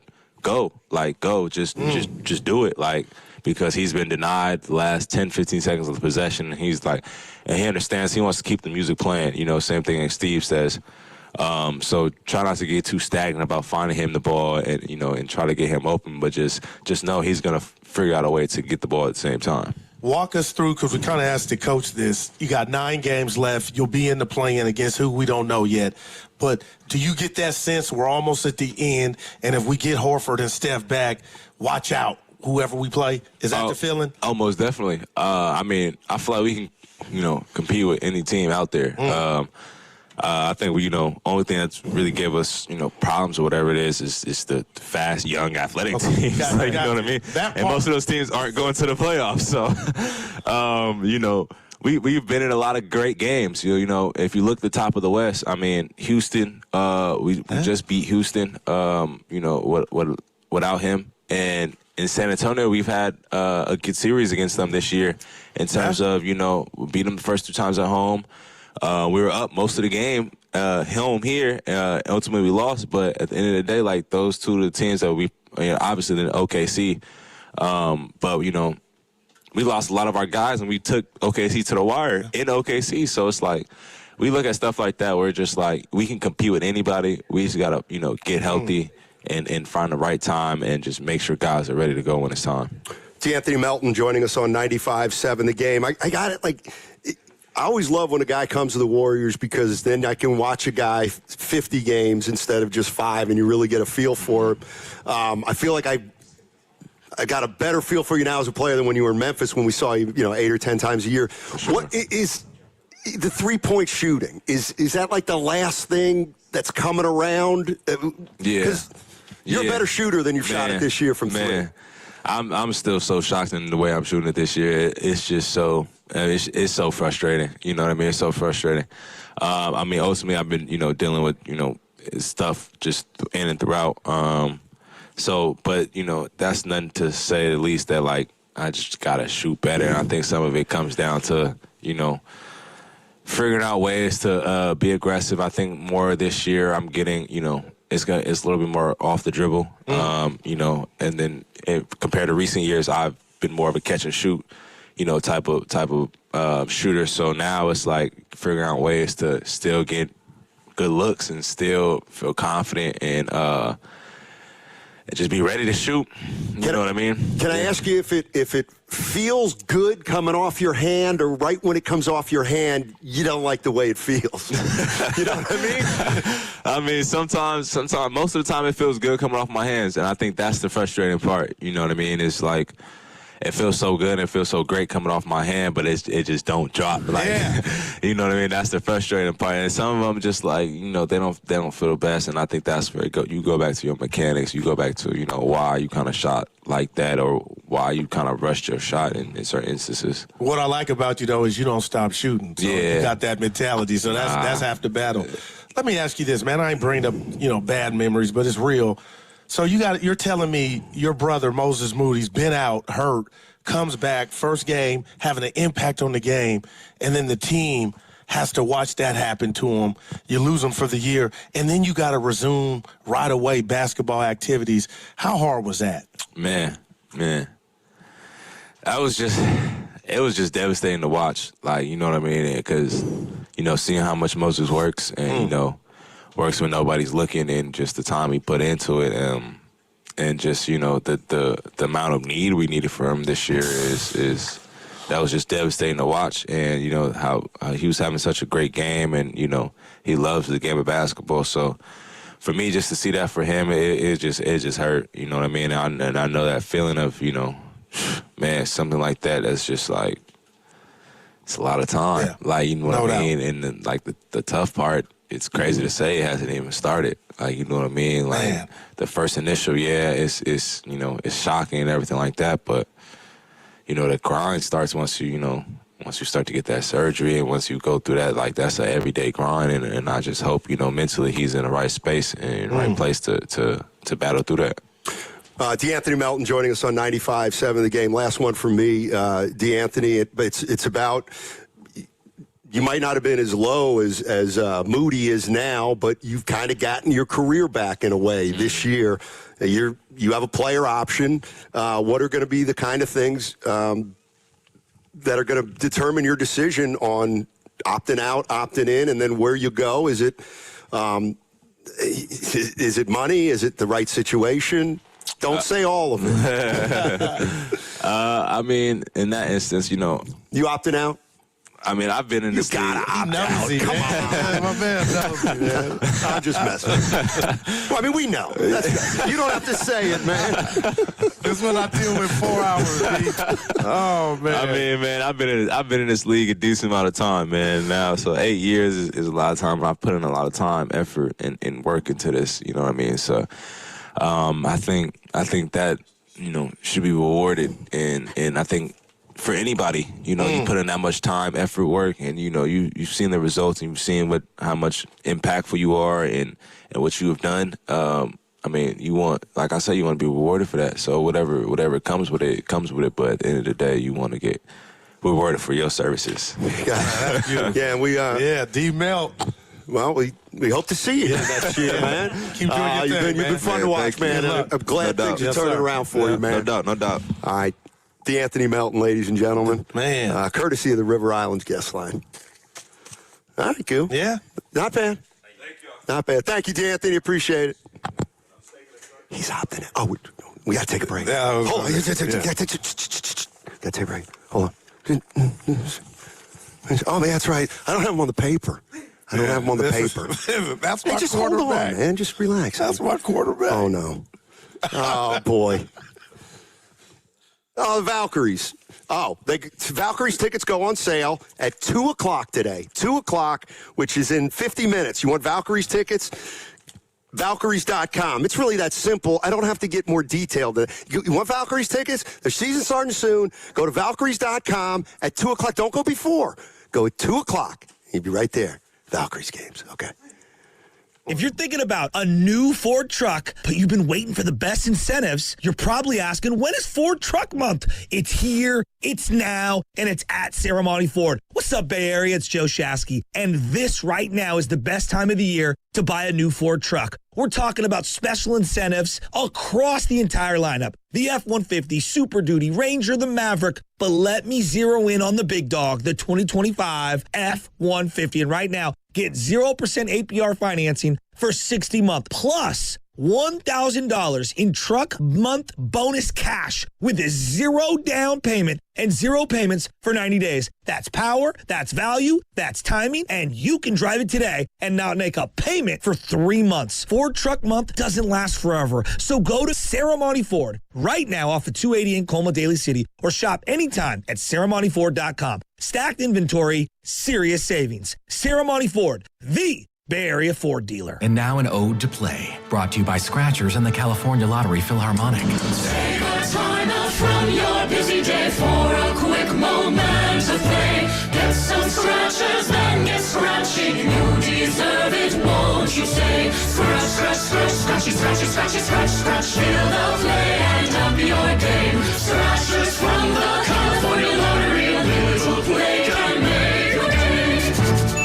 Play responsibly. Must be 18 years or older to purchase, play, or claim. What if you could have the most reliable Wi-Fi? And get this, what if you could keep it at the same price for 5 years? That's the Xfinity 5-year price guarantee. Just 5 years of fiber-powered Wi-Fi that boosts speeds to the devices that need them most. That finds and fixes problems before you even notice them. Like super intelligent Wi-Fi with a sixth sense. And that keeps you gaming in the fast lane, even when the whole family's banking on bandwidth. And here's the best part. No annual contracts, no hidden fees, and our best equipment included. Plus, get online in minutes with same-day Wi-Fi. Hey, let's face it, a lot can change in 5 years. Kids grow taller, dreams grow bigger, but your Wi-Fi, it would stay reliable and the price would stay put. The Xfinity 5-year price guarantee. Lock in your price and unlock the possibilities. Xfinity, imagine that. Select plans only. Restrictions apply. Powered by fiber. Connected to the premises by coaxial cable. Actual speeds vary.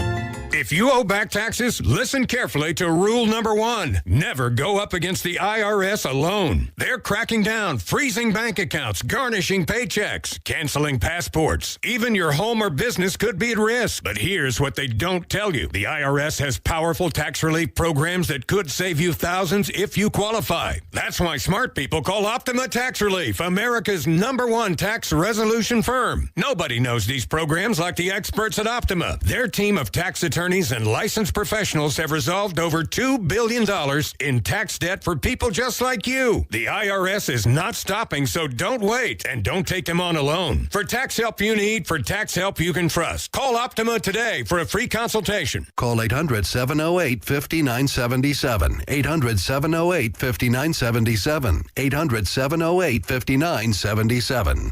Optima Tax Relief.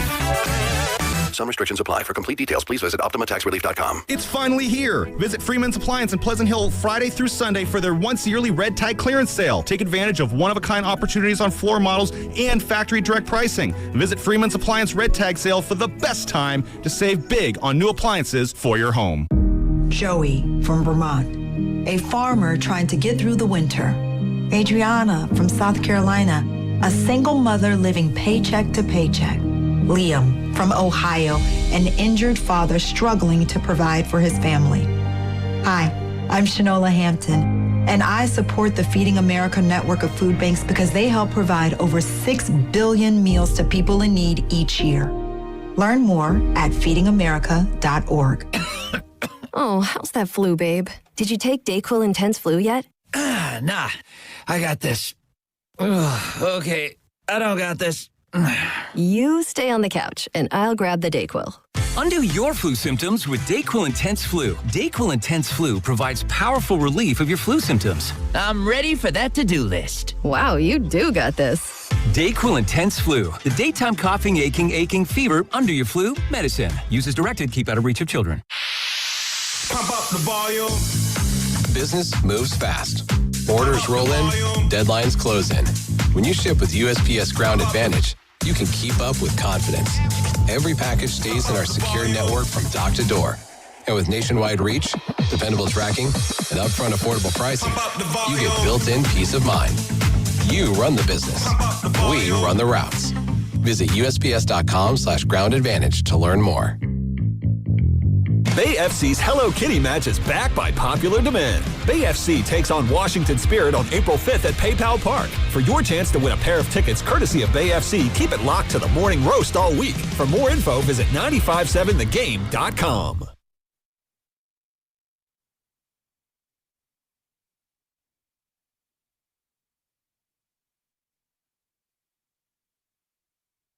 By the way, congratulations on the clinching the play-in.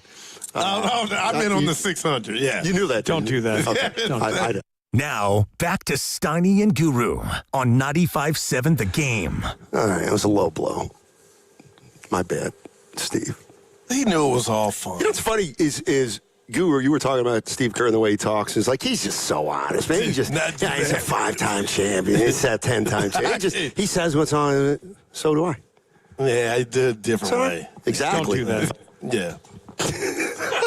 Yeah, you don't have accolades. He does, you know. Well, did that slip out? My bad.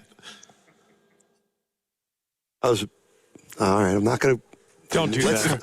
Let's not go through my Division III I changed resume. my feeling about Kerr's future just on You've been covering the league about as long as he has. and watching him. About as long as who has? Kerr. Yeah. He was a guy. Yeah. I think you might be right. When did Kerr come into the league? There he is. Yeah. Anderson. I just had Anderson Varejao on my mind because you giving away the Guy Santos joining us on 95.7 The Game, courtesy of the River Islands guest line. First of all, congratulations on last night's game. Heck of a game, man. Thank you. That was a good game, huh? The heck of a season. Yeah, how about that? How has this year been, for you in terms of your getting more and more of a role in this team, playing more and more, just kind of your growth as a player here at Golden State? That comes all the way back in Santa Cruz. My first season back there, I was just trying to develop my body, develop my game. When I got here, I used to play point guard in Brazil, and then it was like, okay, Guy, now here you're not going to have the ball in your hands. We got Stephen Kerr, we got Klay Thompson, we got, all the Draymond Green, all the legends. And then I just changed my game completely. I started playing as a cutter, don't have the ball in my hand, catch and shoot guy. And this season, the biggest thing I think that changed for me is because of the injuries, like Jimmy and now Steph being out for a little bit.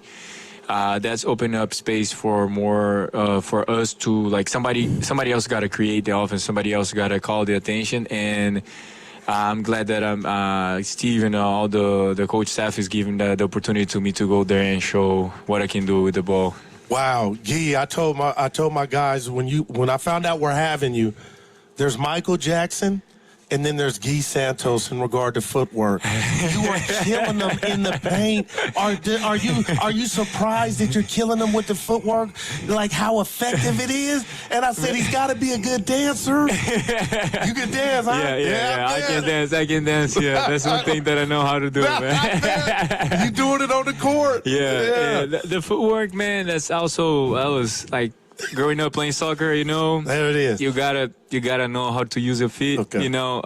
Dancing, you gotta know how to use your feet. I was a big dance guy, and you just translate that to the court. Of course, my dad was a big center. He had a good footwork. Watching him play helped me a little bit, but just be on the court and just doing that every day, working on that every day, and now have a chance to show that in the NBA level is very, very awesome, special, man.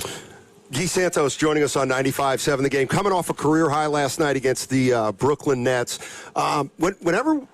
Here's one weird thing is we talk about young players, and for some reason I don't think of you as a young player. But you're like, what, 23, 24? 23. And we always talk about upside, and particularly when Jonathan was here, or what's Moody's upside. What do you think your upside is? What's your ceiling as a player? It's very, very hard for me to say that, because I still like developing my game. I still working what else I can do. But I don't want to put any limits or put any, I'm going to get to this, because I know the basketball, like the way that I play basketball, when Steph is back, I can be a completely different player. When Jimmy's back, I can be a completely different player. I'm just the type of guy that I'm going to make everything that I can to fit in the team that I'm playing it, So with the Warriors, when Jimmy's here, I know that Jimmy going to have the ball, and I'm going to be the guy to cut and catch and shoot. I'm going to do it. But if I need to do something else, have the ball in my hand and go there and try to score, find passes, create offense for us, I will do it too. So I don't know how to, I don't know how good I can be and all that, but I just know one thing for sure. I'm going to be whatever the team needs from me, I'm going to deliver it. Yeah, and you do it, and you're doing it right now, man, and we're proud of you. I want to ask you, because you're in the paint, and you're going up against some older, stronger, big dudes. Does Guy Santos feel that on some nights? I know you can't tell the opponent, but you're like, damn, some strong dudes out here. How are you dealing with the physicality of the game on a nightly basis? So I think for me, because I played FIBA a lot in my, before I got here, and play against older dudes. I was 16, 17 years old playing with 30 years old guys. And I had to do that by that point too. So for me, it was always like that. I was a skinny guy, got a work and lifting a lot so I can get stronger, and now I can bump guys. But of course, there are nights that the guys are really like strong and physical, and you're like, damn, it's tough to move that guy, you know. And that's just what I'm trying to do. Like every game, you know, it's tough. Your physical like body, why is you so tired? Because doing that for 82 games is so tough. And that's make me like just appreciate guys like Steph and Jimmy, Dre that do that for so long, man. And we're joined by Guy Santos, Golden State Warrior forward, center. Forward, center, okay. point guard. Yeah, exactly. It's positionless. I want to know like what changed for you. You came into the league 1 year, came into the next year 1 year, last year 1 year, and then what is it? What changes when you get a 3? And I get you're not LeBron making 50, but you've got a 3-year deal now, and you like. How does it change who you are, or does it? So for me, I think change more for my family than for myself, because just for me to have the shirt that my family gonna be good, you know, like my mom, my dad, my brother, my fiance. I know I got 3 years, you know, I got money for like to just, you know, give the best for them, and that gives me the calm that I need to perform on the court, for sure. Because some, you know, the rap, like now you got your deal. Yeah. You can exhale and cruise, exactly. But you're not going to do that. No, I'm not. Because, you know, when you play every day with the pressure and worrying about contracting and all that, it's kind of tough to get your mind right for all the games, you know. But when you have the shirt, like I said, like, oh, my family going to be good, I can't just go there and hoop and do whatever I do. And that's another level of, like, confidence for me. You know, just go there and if you like go well, nothing changed. If you go bad, nothing changed. So you gotta just keep playing your best on the court to help the team. Man, good stuff, Guy. And you mentioned that word, confidence. I'm watching the games, especially without Steph and Jimmy, and there's possessions where there's like begging, somebody shoot the three. Where did that confidence come? Because you're shooting it when it gets to you, you're letting them fly, and you're hitting them. Like, where does that confidence stem from, man? A lot from the teammates, you know, they trust me a lot. The coach staff, they trust me a lot. And especially like yesterday in particular, there's a play that I got the ball in the low post. And I had the ball in the low post, and you just hear the whole team or like the bench, go to work, go to work. And that's another confidence, man. When you have the ball in the low post and you hear the whole team like saying, go, Guy, you got to go. And that's different. You just go at him, and even if you don't have a clean look, like a clean look. How do you balance the fact that, you know, while you're getting this opportunity, you got guys that are really banged up, and Steph may or may not come back, but just knowing that your role could change and maybe will when and if these guys come back. So is it hard to go from they need me to get 18 or 20 a night to, well, now I'm a role player with Steph and Jimmy and those guys? Is that hard? For me, no. Like I said, I think that's my biggest quality, because I know exactly, like, if the coach tell me, Guy, you got to do this, I completely just put my pride on the side, and whatever you need, coach. You need for me to get 5 offense boards like I was doing at the beginning of the season, I got you. I'm going to do it. You're going to play me like 10 minutes? I got you. I'm going to play 10 minutes and hardest that I can, because we know what Steph can do. We know what Jimmy can do, and nobody else in the world, in the team, can do what they do. So I respect that a lot, and I know when they come back, if I need to come back to do whatever I was doing, I will do it, and I will do it happy, you know, because I know how much quality they got. We just had D'Anthony in here, and I asked him about the 9 games left and then the play-in, which you guys will be a part of. You know, what do you get out of the 9 games, and how confident are you in your team and your brothers on making some noise once you get into the postseason? So we have that in mind. We know that nothing gonna change about the plane. We're gonna be in the plane, doesn't matter what. So that just give us like the good reps before the plane, you know, because we know that we gotta make to the postseason. As soon as we got Steph back, we got Al back. That's a good and great help that we need out there. And just by these two guys join us on a postseason, it's gonna be a huge impact for us. So we just need to do through that, and the whole team are together. Everybody's in the same goal, and we just trying to go there and just play together so we can get it done to have them back this season. There it is. Goofy question for you to leave on. You know Oscar Schmidt? Yes. When did you meet him? When did you learn about? He's a legend. Yeah, legend. In Brazil. Like, when did you meet him, and what kind of role does he have in your life now, or did you see him? And so I never had a lot of contact with him. I never met him personally. So most that I know from him is just like my friends that met him, but I never had the chance to meet him or, you know. Who is he? You don't know Oscar Schmidt? No. He's like, I think the biggest legend of Brazilian basketball. Wow. He put it on the U.S. too. Yeah. He put it on him. I should have known. Yeah. And I think LeBron, if I'm not wrong, he's the second biggest scorer in the basketball history. Wow. Like if you look at FIBA and all that, LeBron is in front of him right now, but yeah, he's really so he's an big time. icon. Yeah, he's really big time. he Hall is. of Famer and You everything. knew that, huh? I didn't know. I can't remember the game, but he had a monster game. I don't know. That was I think that was the America Cup. Yeah. Wow. They U.S. couldn't stop him. I'll tell you, Chris Mullen was like, Oscar Schmidt. That guy can play. So I got to check him out. So if anybody says he could be the next Oscar Schmidt, that's a big time compliment. Keep up the good work. You appreciate man. you guys. Thank you, Guy. Appreciate it. That's Guy Santos, ladies and gentlemen, courtesy of the River Islands guest line, and good guy, and you know, got a nice little deal a month ago, and he's going to be a Warrior for the next 3 years if it all breaks right. Changed his life, not only his life, his family's life, man. That's a beautiful story, man. Yeah, You would have went I changed my family's life for the worse. For the worse. You know, people rely on Guy. He comes through. People rely on me. They're on their own. Okay, let's see. Oh, I got it. All right. Hey, let's do this one. No, 142. We're going to break. We're still doing the crossover, right? Okay, that's up in the air.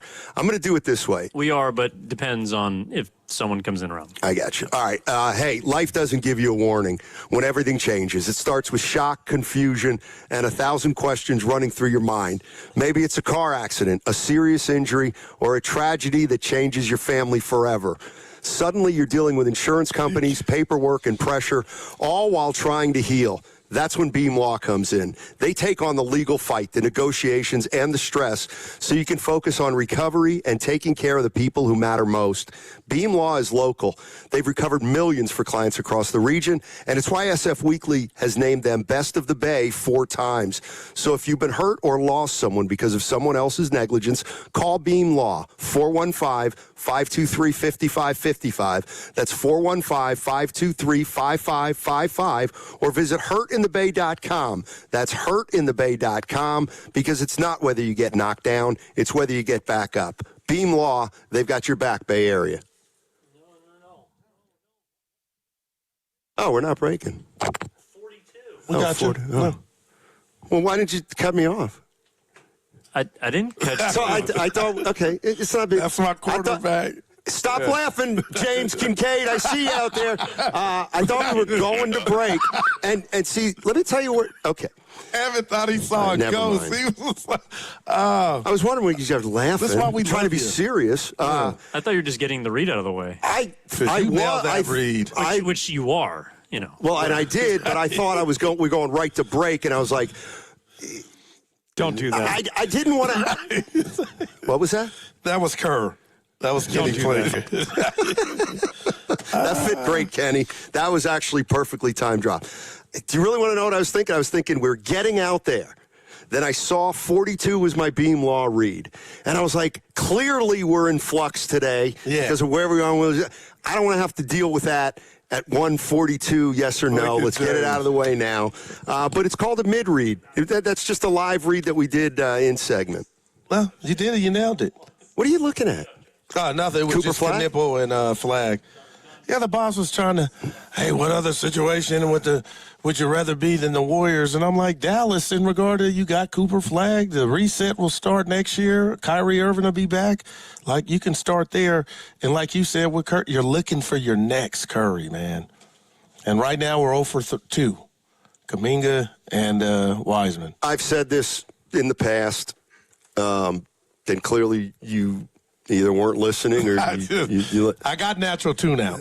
Yeah. Don't, like, even saying that is setting yourself up for disappointment. Right. There will never. I get that. Ever. It's what Magic said about Bird. There will never, ever, ever be another Steph Curry. He doesn't have. I understand that. You might get James LaMelo Kincaid Ball in here, but that ain't the same. He's our Padre guy. The Padres had Tony Gwynn, and now they got Tatis. He's not Tony Gwynn. I wouldn't. Tony Gwynn ain't Steph Curry. Not entertain? You know what I mean? That's all we're trying. Give me that. Evan's not with you on that one either. I didn't. Please do not call Fernando. No, Tatis Jr. I Tony did not. Gwynn. I did not stop. But you know what I mean? He's filling the seats, man. The dude can play the ball. Yeah, he's a hot shot. How many did Gwynn win a title? No, they lost to Detroit. He went to he went to 2. Okay, and I'm not doing that to denigrate him. I'm just saying, Steph won 4 titles. Like that's no doubt. Those are going to be cavernous footsteps. Well, just like one franchise guy is the, exactly. In general, No I think it's hard to compare one to another. Steph's in a different. Dude, I didn't even mention Machado. You know, like they're fed from excitement. They're not Gwyn's, but they're fed. Okay, let me just ask Evan this because I don't know the way they're thought of down in San Diego, but because the Padres, they won 1 title in 84 or something like that. They never won a title. They made 1 World Series. Lost to Detroit. Made 1. Okay. So I got about 4 things wrong there. Okay, so if 142. If Tony Gwynn had won 4 titles with the Padres, would San Diego feel differently about Machado and Tatis? I got to believe they would. Yeah, of course. Yeah. So that's what I'm saying. But I'll say this. I like that. What we do know about those said players is they're future Hall of Famers, right? Yeah. Okay. Well, I go to Evan on this. I'm not calling them Gwynn, but Machado and Tatis, my gosh. They're staring the dream. They're very like good that. players, but to put them in the same conversation is maybe the greatest ever play. I'm not talking about guys that are the greatest of their franchise. Yeah, right. I got you. You know, to compare Scoot Henderson to Damian Lillard, like that's what are we doing here? You know what I mean? Who was hating on Dame? Said he wasn't a Hall of Famer. Patrick Beverly. Oh my God, he's trying to get back in the mix. Yeah, he's going to want that one back. Well, what? Well, I'll tell you what. It's the NBA Hall of Fame. This dude's one of the best. It's the basketball. It's the basketball. Well, you know what which means everybody can come in. Here, Patrick Beverly is right. He's trying to be relevant. If the Basketball Hall of Fame were a legitimate organization, in this Basketball Hall of Fame, he's a Hall of Famer. Dame is There's just no doubt about it. None. If people say that Iguodala's going to the Hall of Fame, Damian Lillard's going to the Hall of Fame. No doubt about it. You look at the points score. He's a top 75 player. Yeah. There we go. Part. Yeah. Yeah, so, I mean. Damian Lillard is. What's the hardest Hall of Fame to get into? I think baseball. Yeah. Okay. And the NFL ain't. I mean, I'm just. I don't know if you're Belichick. Wow. Oh, hoodie. What about him? That young girl. You see, Simmer. You see, you know what? I didn't. That was pause, but go ahead. Shoot, I had something that I want to bring up.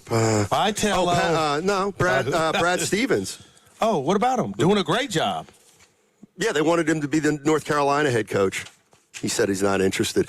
Oh, I know what I wanted to say. Tony Vitello actually mentioned that Brad Stevens is his inspiration as a coach. Come on, man. Really? Yeah, because when he was working at he was a grad assistant at Butler. Yeah. Tony Vitello was, and that was when Brad Stevens was at Butler. So he's followed his career very closely and says that's like his guy. If he was a coach, if he could be a coach, I ain't mad at and it. follow someone, that'd be his dude. By the way, that's interesting. My guy, who I think is a myth, will be done at the end of the year. Take it to the bank. Well, Hubert Davis got ran. He's done. No, this guy is finally going to get fired. Billy Donovan. What did he do? He is a dead man walking. I saw this headline, and I'm thinking, he's done. All right. Billy Donovan does not deny interest in North Carolina. Yeah, he's just See you tired later, of you. Billy. Yeah, he's just tired. See you later, Billy. Yeah.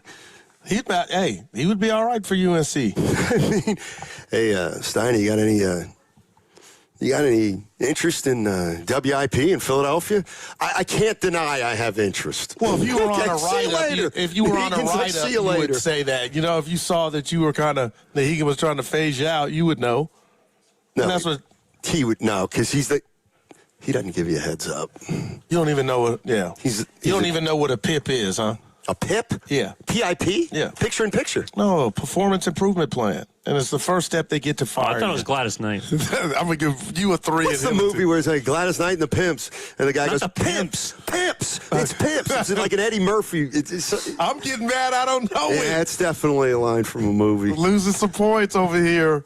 Hey, did you ever wake up in the morning? Yeah. And you go about your day in like a half hour or an hour into your day, and then you remember something, and you're like, did that happen, or was that a dream?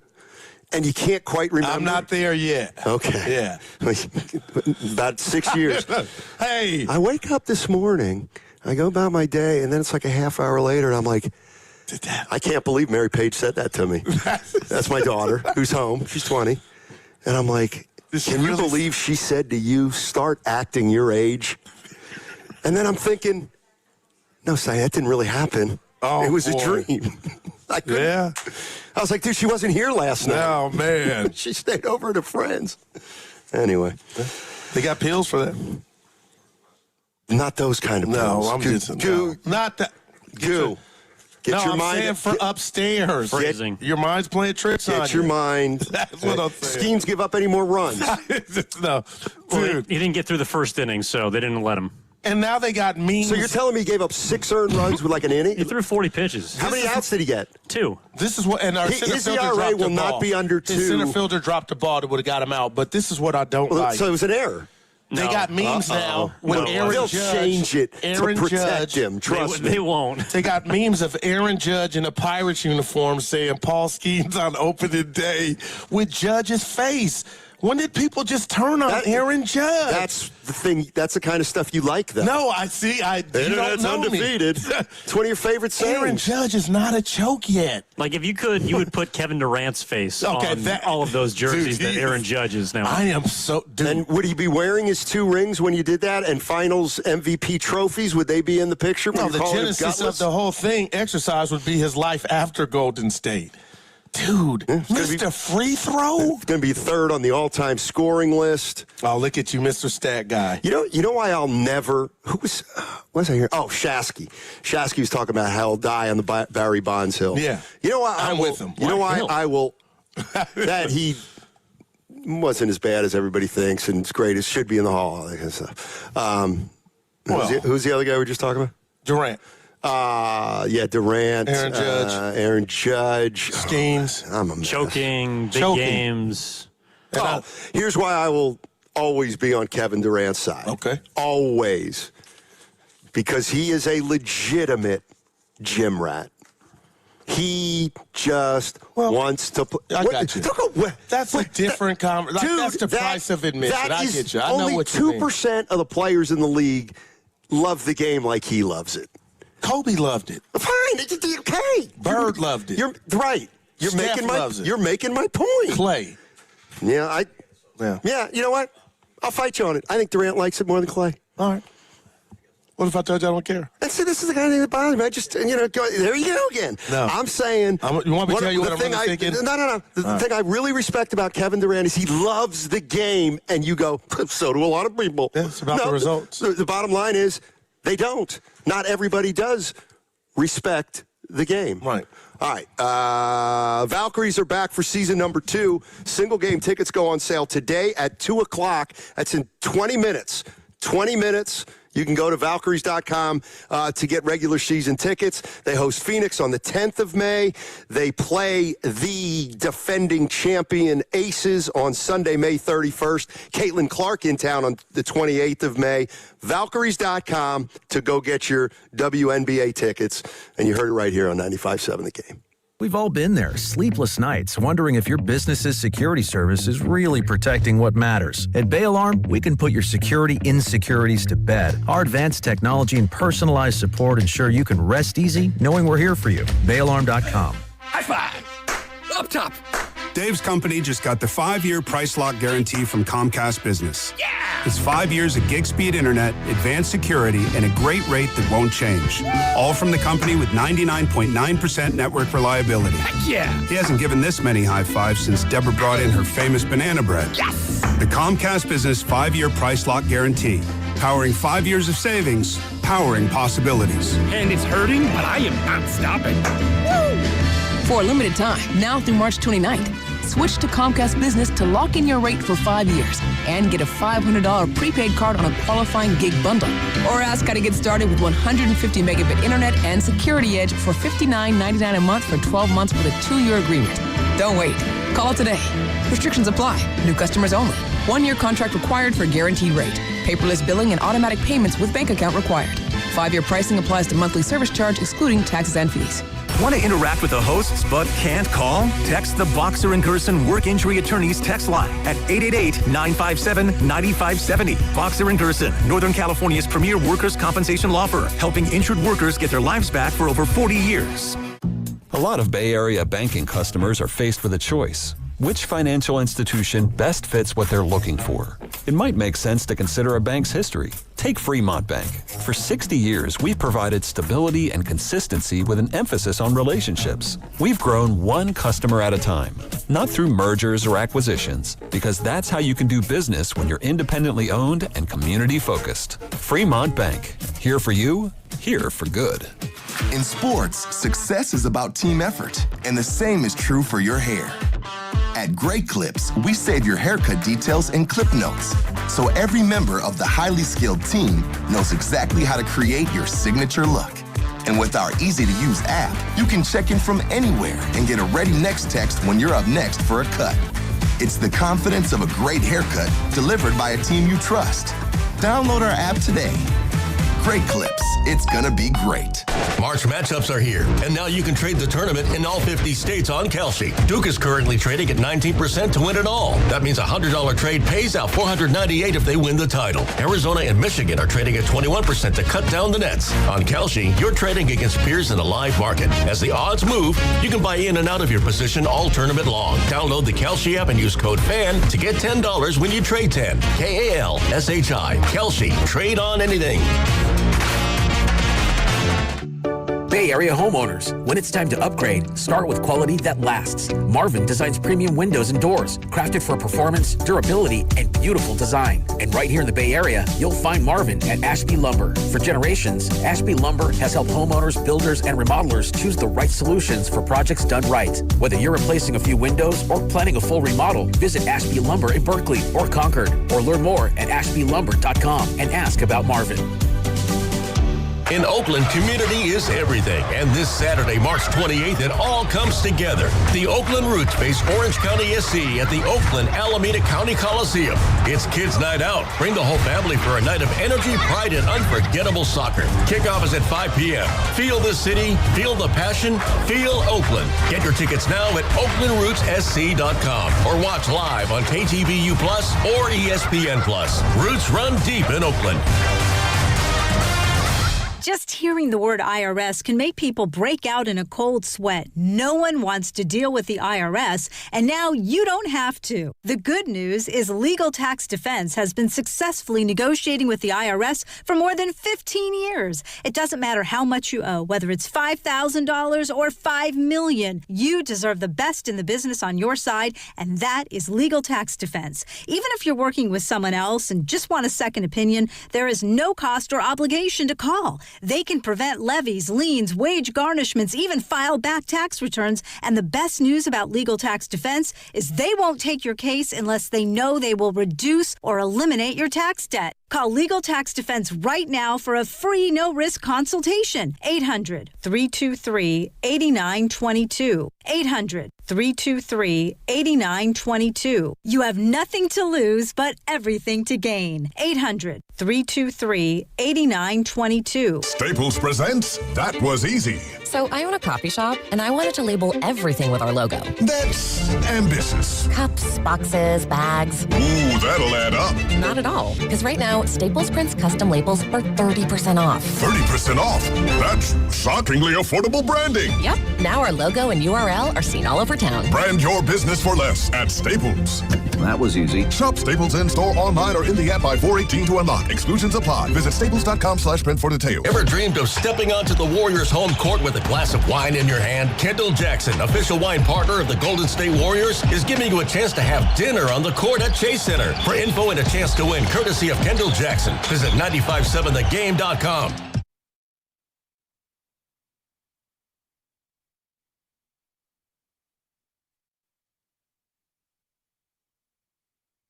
Get your hand off my shoulder. Don't do that. Now, back to Steiny and Guru on 95.7 The Game. All righty, it's time for the crossover, brought to you by Bay Alarm.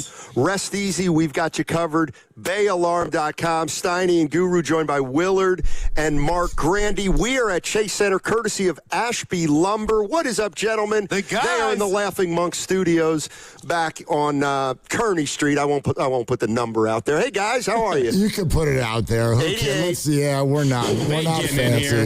We're not fancy, but you are. You are. Oh. Well, you guys were fancy yesterday. You did a great job. Yeah, we had burritos. We had crunchadillas. It was a beautiful day. I saw it. No, this day, one way or another, between you two, seemingly every year, becomes sort of newsmaking.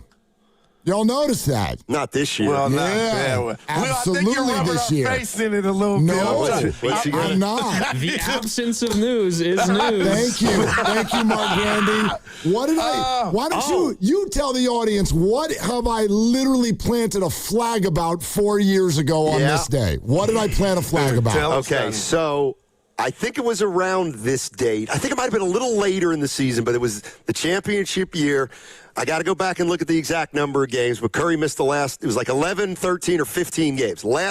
He didn't play all year, but he sat down to do an interview with us with like a week or so left in the season. Mm-hmm. And Willard is like, he coming back. He coming back. Yep. So he's not I'll let sitting down. you He's not sitting down with you if he's not coming back. Okay. No doubt. Do you think so? So what time did he come on today? He did not. He's going to... He's going to come by and get the birthday card that the listeners in the station gave him, but not hop on. Okay. I don't like that, Will. I know you don't. Willard, you got to say what you really mean. He not coming back anytime soon. Man, Will, I hope you're wrong, but I'm feeling that.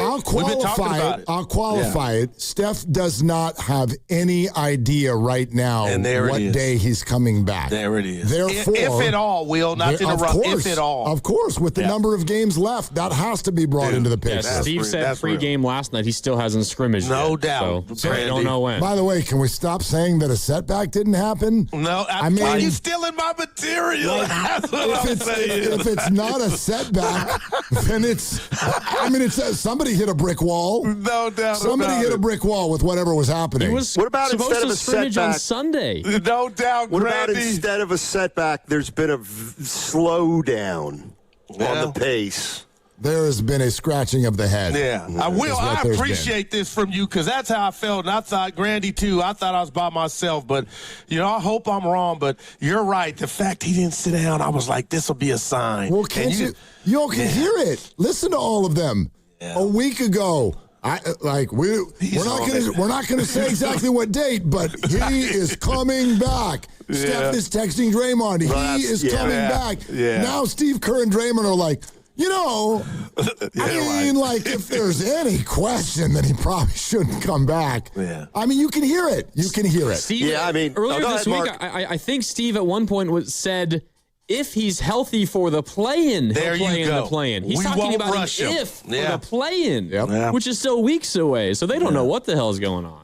But Willard and Grandy, you guys will be proud of me. I'm going to go Rob Lowe about last night. This is for both of you. It was only one game in regard to the Giants. Everybody relax. Okay. It was one game. Where'd you sit? Will, Well, no, Will. I'm staring at my phone all day as well, waiting for that selfie of you and L. Duncan.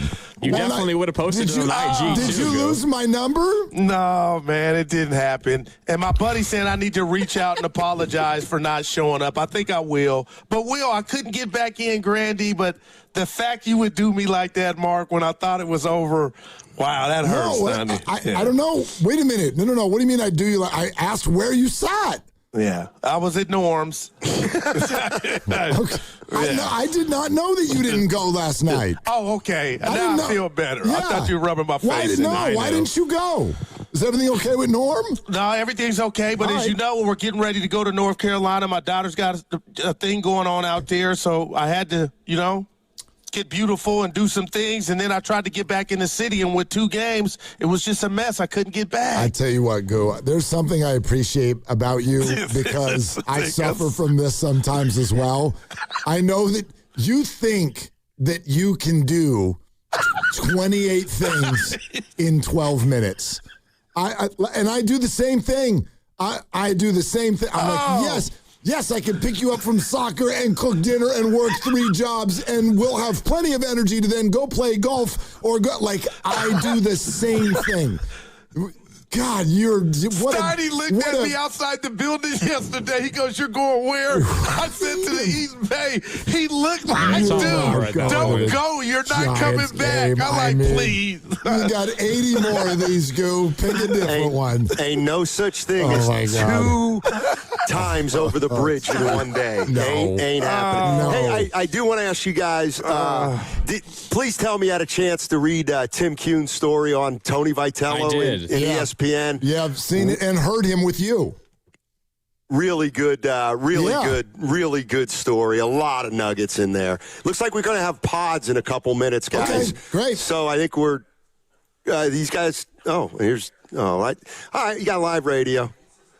Live radio. You should even say he's in the building. The chef. What's up, Steph? How you doing? How you doing, man? Good. All right. Good to see you. Good to see you, man. Yeah. Hey, man. Thanks for joining us. Yeah. Hey, happy belated, too. Yes, sir. Man. Get well, Steph. Mm-hmm. All right. Pods is going to join us in a couple minutes. Steph Curry, we're just presenting him with a birthday card, a birthday banner. Have you had one that big? No. I got to imagine no. No, so they got to go over and do the video. Yeah, no doubt. That's awesome. Look at him. Yeah. I'm not going to give you any grief. Yeah. No, seriously, I'm not going to give you any grief. That's our guy, man. Happy birthday, man. Belated. Are you guys? Steiny. Are you guys sticking around for pods? The 4 of us. That's up to you. No. You're right there. We'll eavesdrop. Oh, okay. Right on. We'll eavesdrop. Yeah. All right. I will get him off then because Pods is here. All right. Bye. Brandon Pajemski joining us on 95.7 The Game. The lefty. I can't wait to ask him the first question. He's the man. Podsy. What's up, man? It's been a minute, B. Good to see you, man. Yeah.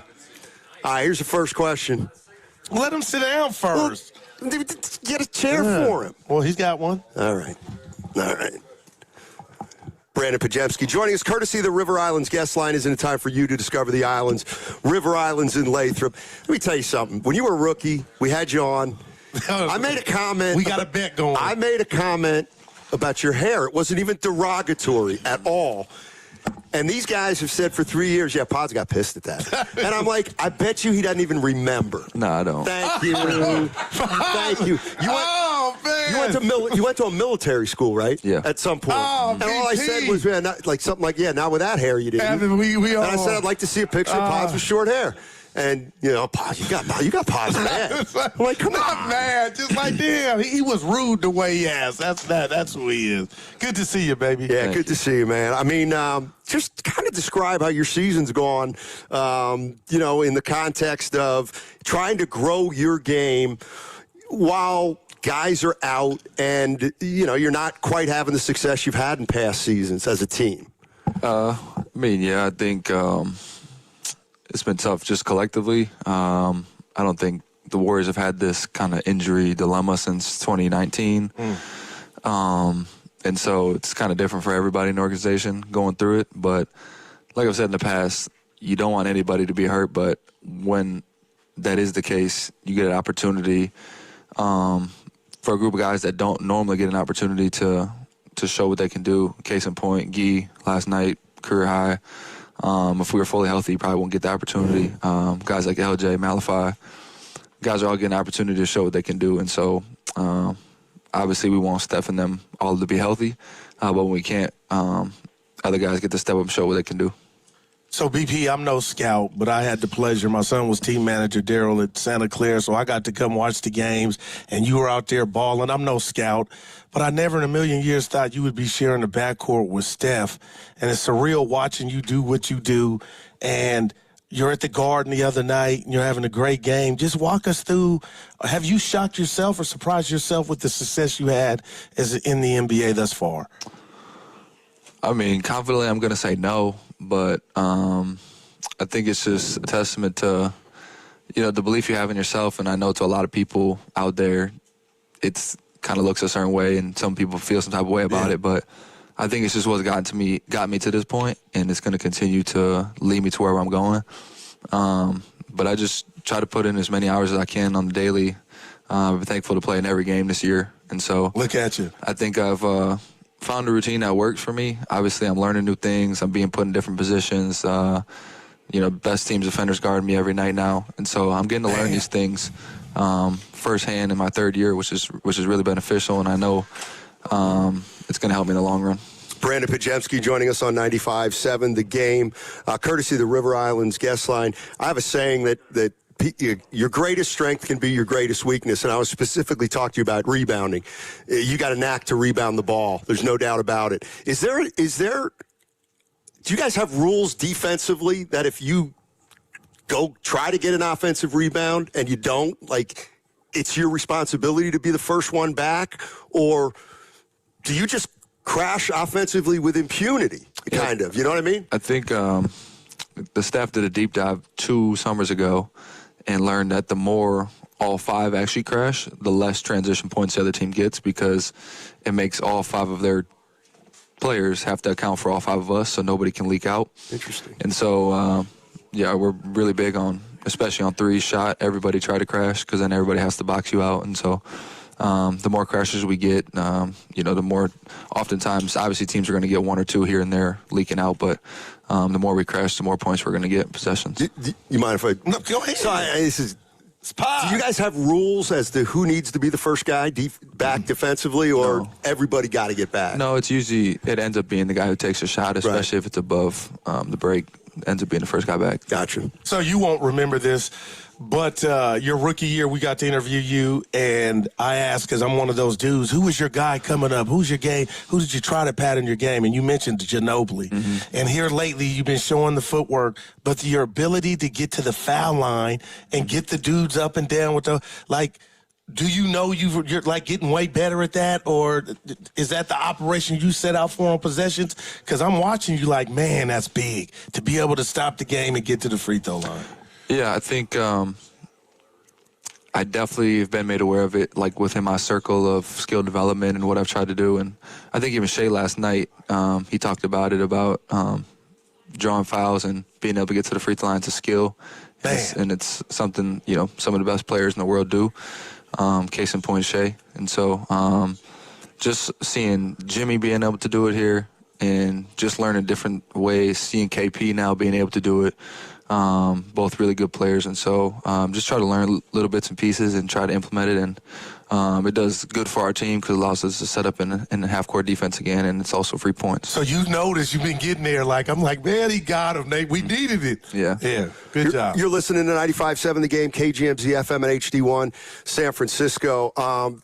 When you go into a game, let's say you're going onto the court with Butler and Curry as opposed to going onto the court without Butler and Curry, do you go into one game saying, well, you know what, I got to be kind of a frontline player tonight, as opposed to with Steph and Butler, you go, okay, I'm a role player tonight? Or is it more seamless than that? I think for me, my mindset going in every game is just like what got me onto the floor my rookie year. And so I just try to take that approach. And obviously, when they're out, more is required, just naturally. And so being more cognizant of when we're in the flow of offense, if we haven't scored in a while, like what we can get into, and that falls a little bit more on my shoulders. But if, we have Steph and them, it's kind of just play your role. So my mindset is always, what got me on the floor, running the floor, getting boards, playing defense, stuff like that. I got to ask you this question. We just had Coach Kerr in. And the way I watch games is I feel like I'm talking to Steve during the game, or I know what he's thinking. But this is just something I noticed, and you walk me through it. At the end of games, when you're giving the daps with the other team, I feel like I know what the other team is saying, like, damn, you did that. I didn't see you coming. Do you feel like you're getting any of that, like when you exchange the, good game type of stuff in regard to your game growing and just who you are as a player now? Yeah, I think it's been a little bit 50-50. I think some players are like, probably didn't expect that out of me. But then someone like the OG veteran guys, know me by name, talk to me a little bit. So it definitely feels good in that respect. But, it's some of the guys, especially like last night, for people from Brooklyn, probably didn't expect anything. Right. So, and the same could probably be said for Guy as well. All right, let me see if this will work. We're supposed to bring in Mark Willard. We got Mark Willard right now back at the studio. He's the guy you talked. Oh, there you go. Hey, this is the guy you went on with during the Valkyries game, I guess, last year. Valkyrie season started. Go ahead, Willard. Well, Potts was our Valkyries correspondent, you guys. You know that. That's right. That's right. That's right. Came on every single week. WNBA, CBA is all taken care of. Were you nervous, BP? Not so much nervous. I knew at the end of the day, it's entertainment, so I know something was going to get done eventually. But it's good that we're those still on track to start the season. Hey, may I, guys? Yeah, come on now. Sure. Okay, because we're all tiptoeing here. Like, come on, man. Like, Steve Kerr was on with us 2 days ago, and we asked him directly, and I know, Brandon, you've got to be aware of this. There's this lightning rod thing that has been created about you. And Steve indicated, he goes, I've told Brandon, he kind of brought it on himself a little bit with the confidence comments you've made. What's your response to that, and do you regret those comments? I mean, I think I could have worded them a little bit differently, but I also think how it's perceived on the internet is a little taken out of context. But like you guys said, your biggest strength could be your biggest weakness, and I think it's got me to this point. And obviously, with anything in life, there's going to be pushback. People aren't going to like you for what you say or what you do. But I'm just going to, stick with it. It's worked, and so yeah. Do you want to reword them now? Which comments you want to talk about? You tell me. What would you reword? I think I've said a lot of stuff that people don't agree with. So what do you want to talk about? Well, I mean, let's see. I think the standouts are obviously that you hope to be better than Steph Curry.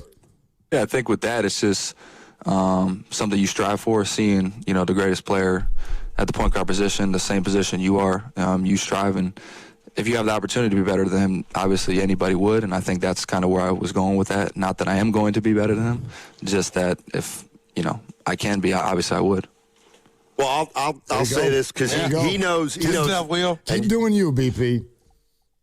Thanks, Mark. Yeah, okay. All right. You too, Steiny. You too, Steiny. It's funny because I've told Guru about one of our interactions. You probably don't remember this one either. It was after, it might have been your rookie year.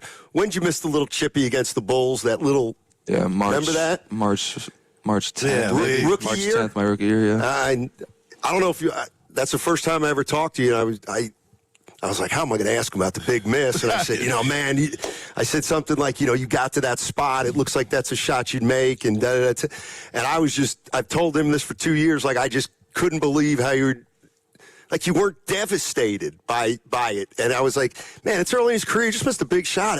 He should be beating himself up. And you were just like, it was like you were an 8-year veteran saying, that's going to happen. I got to roll with the punches. Where did that attitude come from? You know what I mean? Yeah, I think I remember it too. I should use my right hand. I used the left hand. And I missed it. But yeah, I think it's part of the game. Ups and downs. It's rare that you're going to make all your shots. It's rare you're going to miss all your shots, and so you're somewhere in between all the time. And so to be able to live with the next play mentality, I think I learned it in baseball. In baseball, you got like 20 to 25 minutes between at-bats. And so you strike out, it's like you can think about it or just move on. And so I kind of just take that approach to the game. Basketball's way quicker. And so I just move on and try to not let one affect another. Pause, I got to do this, man, because you're right next to me. My man was in Puerto Rico last Friday, so my producer, Evan, and I did the show, and we bonded over devastation last Friday, Santa Clara, Kentucky. Wow. Where were you? Were you watching? I'm sure you were. Just walk us through how they didn't call the timeout for Herb. Yeah, I mean, I was in my bed before my nap in Detroit. And damn. I think Steve was actually watching, and his TV might have been a little bit ahead of mine. Oh, man. And we hit the 3, and he's like, holy shit, go Broncos. And then I see it live, and I see Herb trying to call a timeout, and they didn't give it to him. And then obviously Ortega hits a big shot, and then the rest is history. But man. It's unfortunate, but I am super proud of what Herb's been able to do over each and every year, getting better, increasing our record, still retaining players and getting players in this NIL era. All right, here's how I'm going to end it. There's some, Warrior fans feeling a certain way about the season, and I know some Warrior fans think this way. Oh, man, they're 9 or 10. They got to win. They're not okay. Even if they get out of the play-in, they're going to get beat in the first round. But what's your guys' mindset? You're going to be 9 or 10. I mean, I think we can get the 8 seed. Okay. I think we're right there. I think we're maybe 2 games behind the 8 and 9 right now. We get to play the Clippers one more time. Portland and the Clippers play each other twice more. And Clippers play OKC, San Antonio once more too. So I think it's up in there, but it's all what we got to do. We got to take care of the games. We're supposed to win, just like last night, just like tomorrow we're supposed to win. And so we got to take care of those games, and then we got a tough 4 or 5 game stretch after that. But try to get the 8 seed. It's obviously not that most ideal thing, but it's where we're at. He's got it mapped out. Well, he's got it mapped out more than a veteran. I know that because I got to believe they wouldn't have known. Steph and Porzingis don't know that the Blazers play a certain team twice. Hey, man, thanks so much for joining us. Good luck the rest of the season. Appreciate that. And Brandon Pajemski joining us courtesy of the River Islands guest line. Isn't it time for you to discover the islands, River Islands in Latham? Now that we quick bring in Willard, and yes, we bring back Willard and Dave. I'm going to say it. I got to tell I put it on the text. What happened? I can say it. Yeah. Willard took me to the woodshed.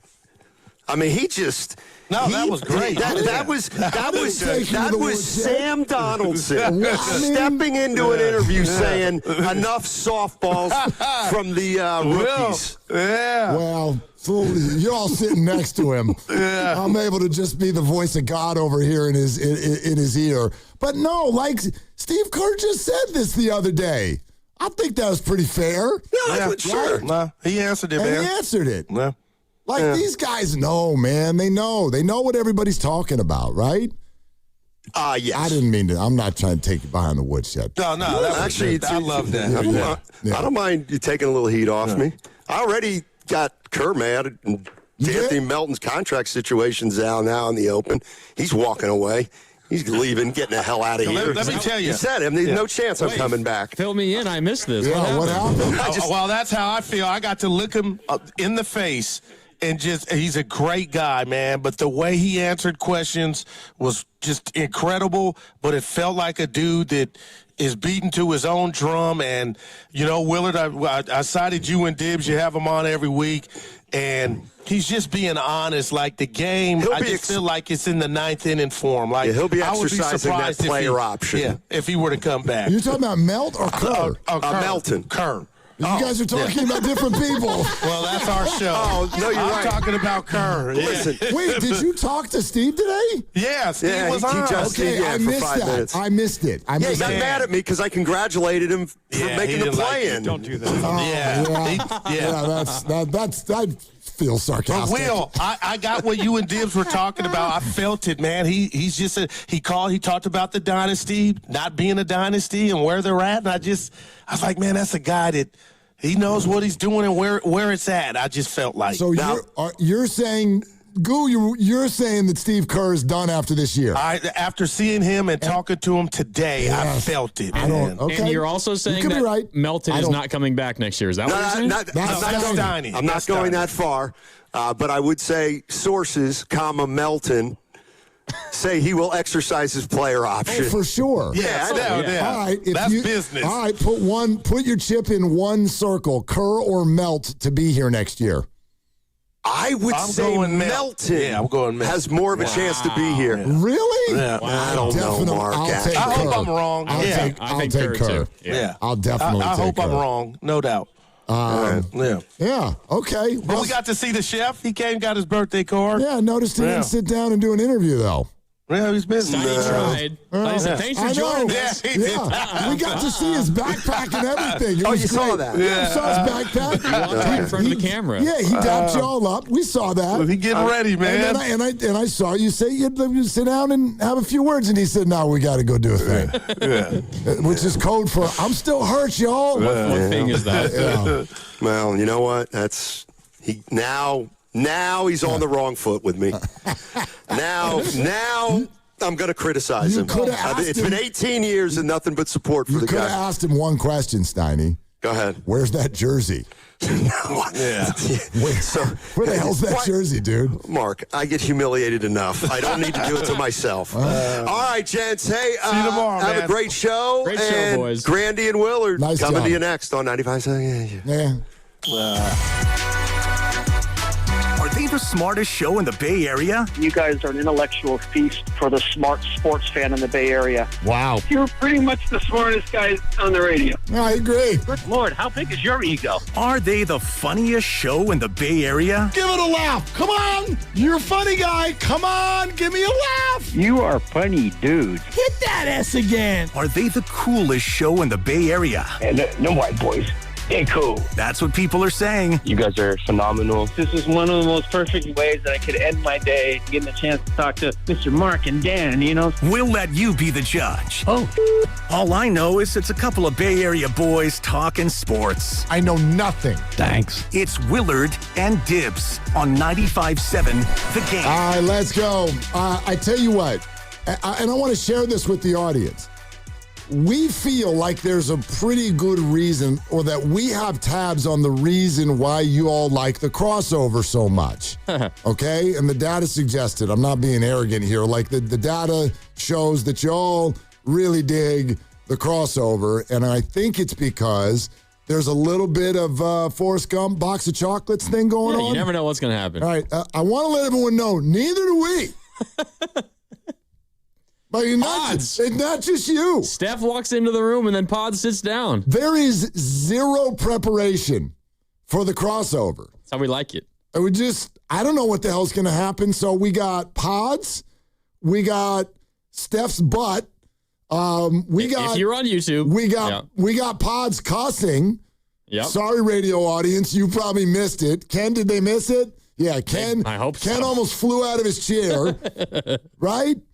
And then we got thrown off the crossover, and then we got welcomed back in, and then here we are. And now we're here. Hi, Grandy. How's it going? It's going great. That was fun. That was fun. They did a great job. That was a lot coming at him today. I was unable to listen to the Kerr interview. Yeah, I didn't even know that happened. I knew he came on, but I wasn't able to hear it. I'm actually furious about it. I can't believe that Pods, did Guy Santos come on? I think so. Guy came on. Yeah. Kerr came on. You're all cheating on us. Those are our people.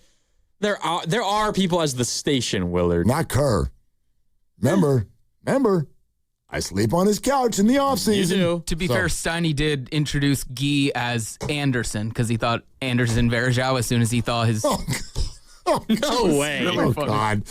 He probably laughed. here's Anderson. Yeah, he probably laughed. Probably thought it was funny. Wasn't Varejao one of the guys that Guy mentioned last night? One of the There's only Brazilians 4 Brazilians who score 30. Barbosa, Varejao, Guy, and I forget who the fourth was. Nene. Oh, and of course, Nene. Hilario.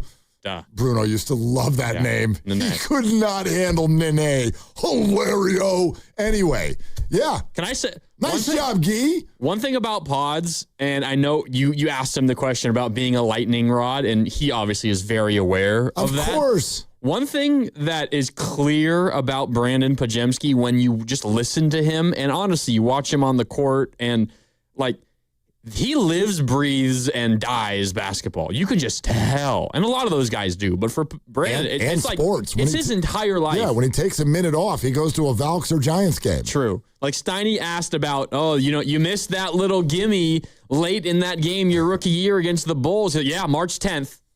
I looked it up. It was actually March 7th. But, like, he was close, and he knew the exact situation. He knows everything about the Blazers' schedule, the Clippers' schedule, the Warriors' schedule. Obviously, you know your own schedule. You remember, we do this with him at the beginning of every year. He comes on, and the schedule will have come out for, like, 3 minutes. Yeah, and we he'll got be a like, tough we're trip in Milwaukee February. in January 22nd. Like, yeah, he knows everything he's about a worm. everything. He's a worm about that stuff. He is. He's a rat. Yeah. I think a lot of Warrior fans, even if you feel some kind of way about him, you can respect that about Brandon Pajemski. Well, like look, this is his whole entire life. You know what? Open up the lines. Again, from the files of no preparation, I didn't think this is the way we're going to start the show, but do y'all accept that answer? Do you? So you asked if you want to rephrase the I want to be better than Steph. Yeah. And he essentially said, well, if I have the opportunity to be, I'm going to make sure I take advantage. I know this is as soon as possible, if you could get that answer so that we can replay it for everybody. And I think it'd be interesting to hear from a handful of you. 888-957-9570. Thumbs up, thumbs down. Do you accept the answer?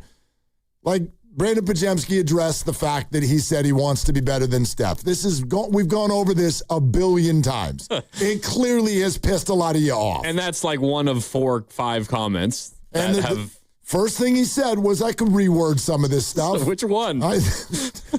So he's like, which one? I'm like, how about this one? And then he said what he said. Do you accept the answer or not?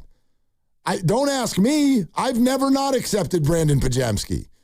I don't think he's an all-star, but I also don't really understand the whole, like, we're furious with him and his floppy hair and his three-point misses. I don't get it. So don't ask me. I'll put it this way. I think the answer itself isn't problematic when it comes to self-confidence. It's probably not the best. You should know that when you say that, you're going to get scolded online. But essentially the point of that he was trying to make was, wherever my potential maxes out, I'm going to do everything I can to maximize it. I'm going to reach the highest that I can potentially go. Totally accept it. And basically what he meant. And I've said on this show, that's a silly thing to say to Warrior fans. Yes. That's lacking awareness. But what I've also always said is, can you just let the punishment fit the crime? Like, I'm not going to tell you that it wasn't a crime, but let the punishment fit it. Like, don't make this what so many of you have made this evil, anti-Kuminga, Kerr's puppet, like, hated by some of you. The first line that you use when you're mad at the Warriors every night, freaking pods. Well, that's separate from his comments. I don't think it is. Like, I think that's Kerr playing him is separate from his comments. Well, but I think it's all ended up in the same bucket. And I've said that before, too. I think a lot of you that get mad at pods, you're actually mad at Steve. But I think that the answer to that question that you brought up has been mentioned a number of times. Why doesn't, and it can be Jonathan or anyone else, Moses Moody, why don't they get the minutes that Pods gets? Because of the position he plays. Onward. But people don't accept that answer. Well, they don't accept it. And I mean, the position is part of it. If you were to get an honest answer from Steve Kerr, he'd also say, regardless of position, Pods does more things to help us win games. He does some good than things. Kuminga, not necessarily Moody. He does some good things, and those get flicked and ignored and erased and all of that in the emotional narrative that this has become, I think. Don't you? Yes. Pajemski. I mean, look, it is. I think I heard Steiny say this. Maybe it was earlier this week or maybe it was last week. And this has been Pajemski's like new normal for the last few months, ever since Jimmy went down and Steph went down. We're approaching. I know we're over 2 months, or right about 2 months since Steph went down. Steph's last game played was January 30th. So about 2 months, and a little before that was when Jimmy went down. But about 2 months where you're without Steph and you're without Jimmy. And somebody has to become the new like lead dog, the new best player on your team. And maybe for a bit it was Al Horford, maybe, but like he's limited minutes-wise. Doesn't play back-to-backs. Maybe it was for a bit D'Anthony Melton, but his three-point shot has struggled at times. I think for the most part, based on minutes, based on role, based on amount of times the ball was in your hands, like the lead guy for the Warriors the last 2 months has been Brandon Pajemski. And you know how difficult it is to be the best player on just, frankly, a bad basketball team? Like, because those are the kinds of things that you throw around to Jalen Green early in his career with the Rockets when, you can score 25 points a game, but guess what? Your team wins 20 games. Like, we throw that out like you're a terrible basketball player. Somebody has to score. Somebody has to get your assists. Somebody has to grab the rebounds, but your team sucks. So what does that even do for you? Like, it's not an easy thing to have to do that. Yeah. Well, and I just, like, it gets... Do you notice this? On a day like today, and last night was far from impressive, the Nets are just dreadful. Oh, my God, that game. Oh, my God. But it gets quiet when he does what he did last night. It gets quiet. 22 points, 6 rebounds, 5 assists, did not miss a free throw, was a team high plus 19, and it gets quiet. Plus 19, a game they win by 3. Pretty crazy. But everybody, boy, some of you wake up ready for war when he scores 8 and has 5 turnovers. But it gets quiet when he does what he did last night. That is not fair. That is the punishment not fitting the crime. No one's telling you he's a great player. That's all I see. I see the punishment is way worse than the crime when it comes to Pods. What I don't get, and this is not a Pajemski issue solely, it was a Kuminga thing. It's been a thing for a number of different players on a number of different teams, where instead of being, say, a fan of the Warriors, the team, and rooting for whatever helps them win as many games as possible. And whoever has a jersey. You're picking a player. Yeah. And you're either planting your flag alongside that player or you're doing the opposite for a different player, or in some instances, you're doing both. You have one player that you've attached yourself to and you have one that you can't stand, and instead of being happy when the team wins or being sad when the team loses, you're happy when the player you want plays well but the team loses, or when the team loses and that player didn't get a chance to play. Like, a lot of us... And I have felt this at times, too, with maybe some players that are not my personal favorite. But I think, frankly, so many of us are lost in terms of what is normal for a fan. And I don't want to tell you how to fan. But the thing that I care about is winning basketball games. I don't care who helps them win basketball games. Doesn't matter if he's your favorite player. I'm not telling you to love everything he does. I don't love everything he does. But I've never, what did we have? The Giants lineup comes out, and what did everybody say last night? The one thing I'd love is more homegrown players. Well... Also, Luis Arias, don't lead off. Okay, fine, but we got 161 days to get to that. You know what I mean? I've never seen a homegrown player who shows at least some promise sort of get this kind of a reaction from the fan base. Look, let's take some calls on this. Mark Spears is going to be on at 3:15, Nick Friedel at 4:15. The Giants game last night, complete stinker. We got a lot of stuff to get to, but this kind of landed in our lap. Pods, when I asked him, okay, what about the I want to be better than Steph comment? Do you want to rephrase it? Here's what he said. Yeah, I think with that, it's just something you strive for, seeing, the greatest player at the point guard position, the same position you are. You strive, and if you have the opportunity to be better than him, obviously anybody would, and I think that's kind of where I was going with that. Not that I am going to be better than him, just that if, I can be, obviously I would. Okay. I don't know. A thumbs up or thumbs down on the answer. There's the answer. There it is. That's how Pods would sort of explain his comments to everybody. You can accept it or not. We should also hear again what Steve said about it with you and Dibs earlier, which we can get to on the other side. I have that right here, and we will play that for everybody coming up next, and there's a bunch of you that want to weigh in. Shocking. Keep them coming. Here we go. 888-957-9570. Grandy's in for Dibs. We're sponsored by Kalshi. Trade on anything. It's Willard and Dibs.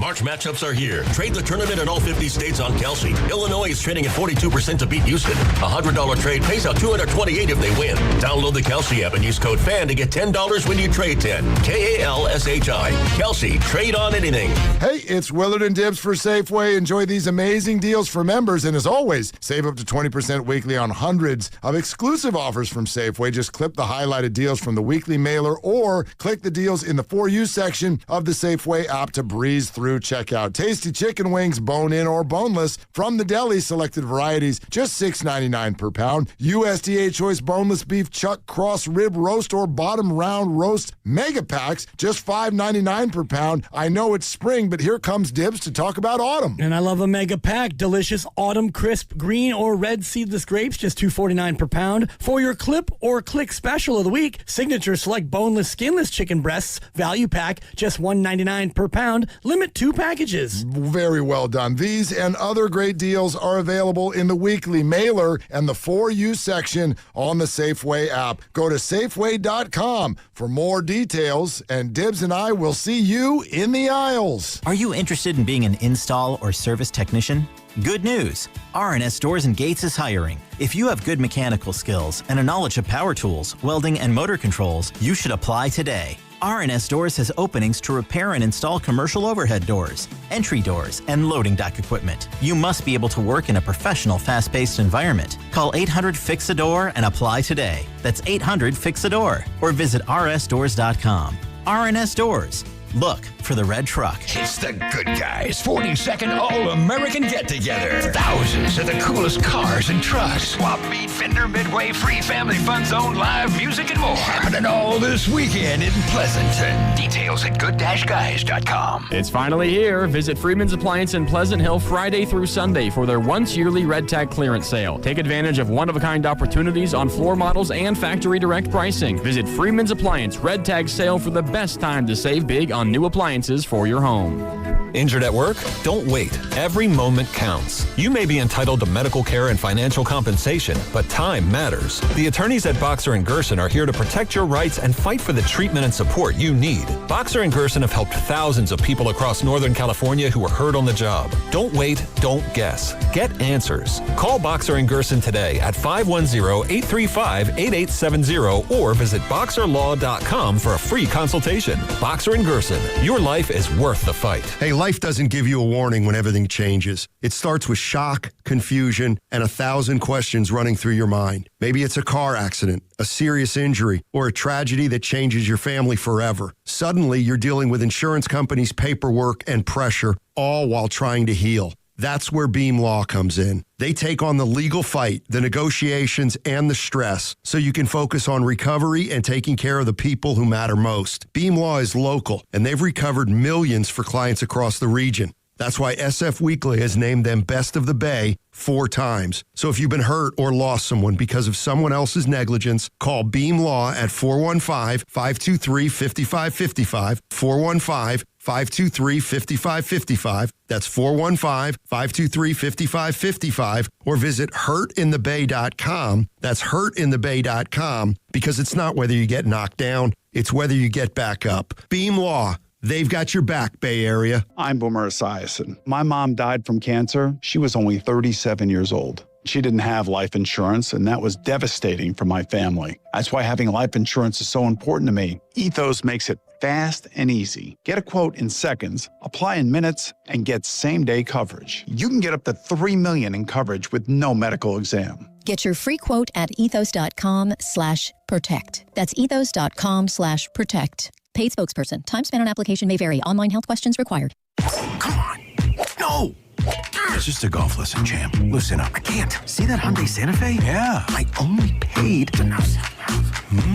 Finish up on your own. I gotta run. Deal's so right, it almost feels wrong. The Hyundai Getaway Sales Event. Get 0% APR for 60 months, plus 0 payments for 90 days on the Hyundai Tucson, Tucson Hybrid, Santa Fe, or Santa Fe Hybrid. Now, during the Hyundai Getaway Sales Event. Hurry, offer ends March 31st. Call 562-314-4603 for details. Did you know about 1 in 3 people with plaque psoriasis may also develop psoriatic arthritis? which causes joint pain, stiffness, and swelling? Does this sound like you? Listen to what it sounds like to be a million miles away. Tremfya guselkumab, taken by injection, is a prescription medicine for adults with moderate to severe plaque psoriasis who may benefit from taking injections or pills or phototherapy, and for adults with active psoriatic arthritis. Serious allergic reactions and increased risk of infections and liver problems may occur. Before treatment, your doctor should check you for infections and tuberculosis. Tell your doctor if you have an infection, flu-like symptoms, or if you need a vaccine. Imagine being a million miles away. Explore what's possible. Ask your doctor about Tremfya. Visit Tremfya.com or call 1-800-526-7736. Bay FC's Hello Kitty match is back by popular demand. Bay FC takes on Washington Spirit on April 5th at PayPal Park. For your chance to win a pair of tickets courtesy of Bay FC, keep it locked to the morning roast all week. For more info, visit 957thegame.com.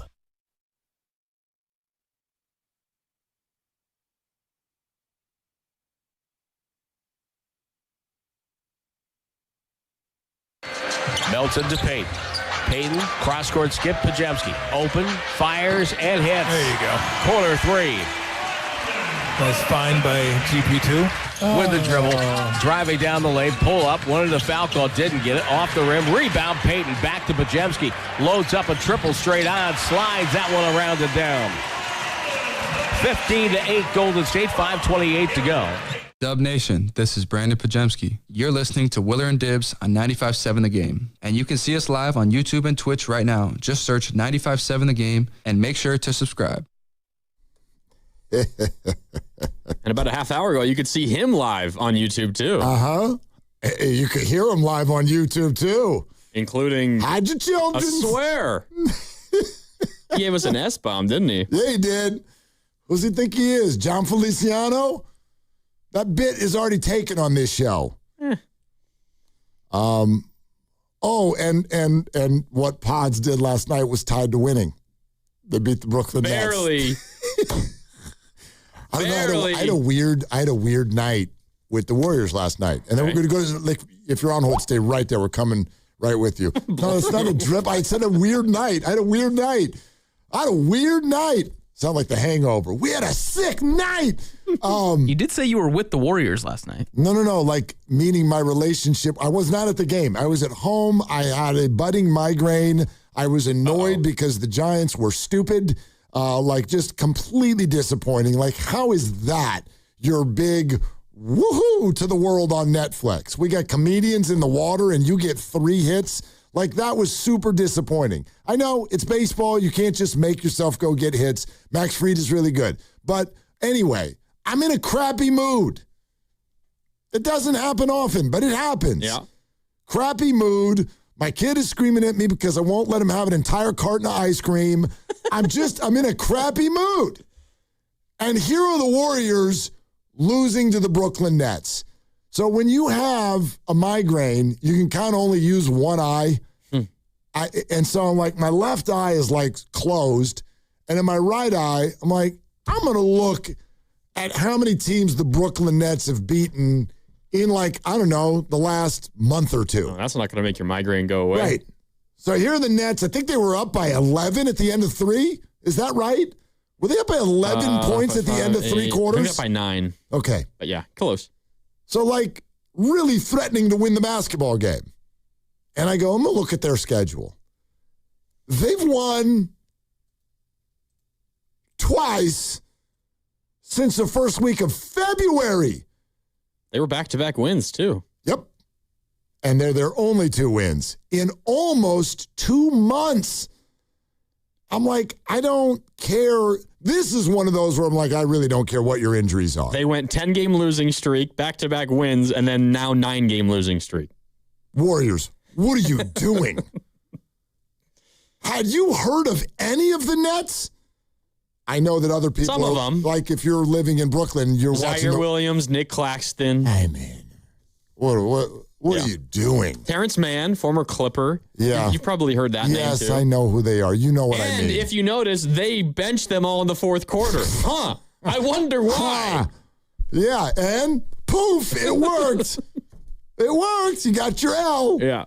But yeah, so whether it be Guy, who was really good, Pods, who was really good, I thought, outside of the three-point shot, Porzingis was really good. I thought Melton made some key plays down the stretch.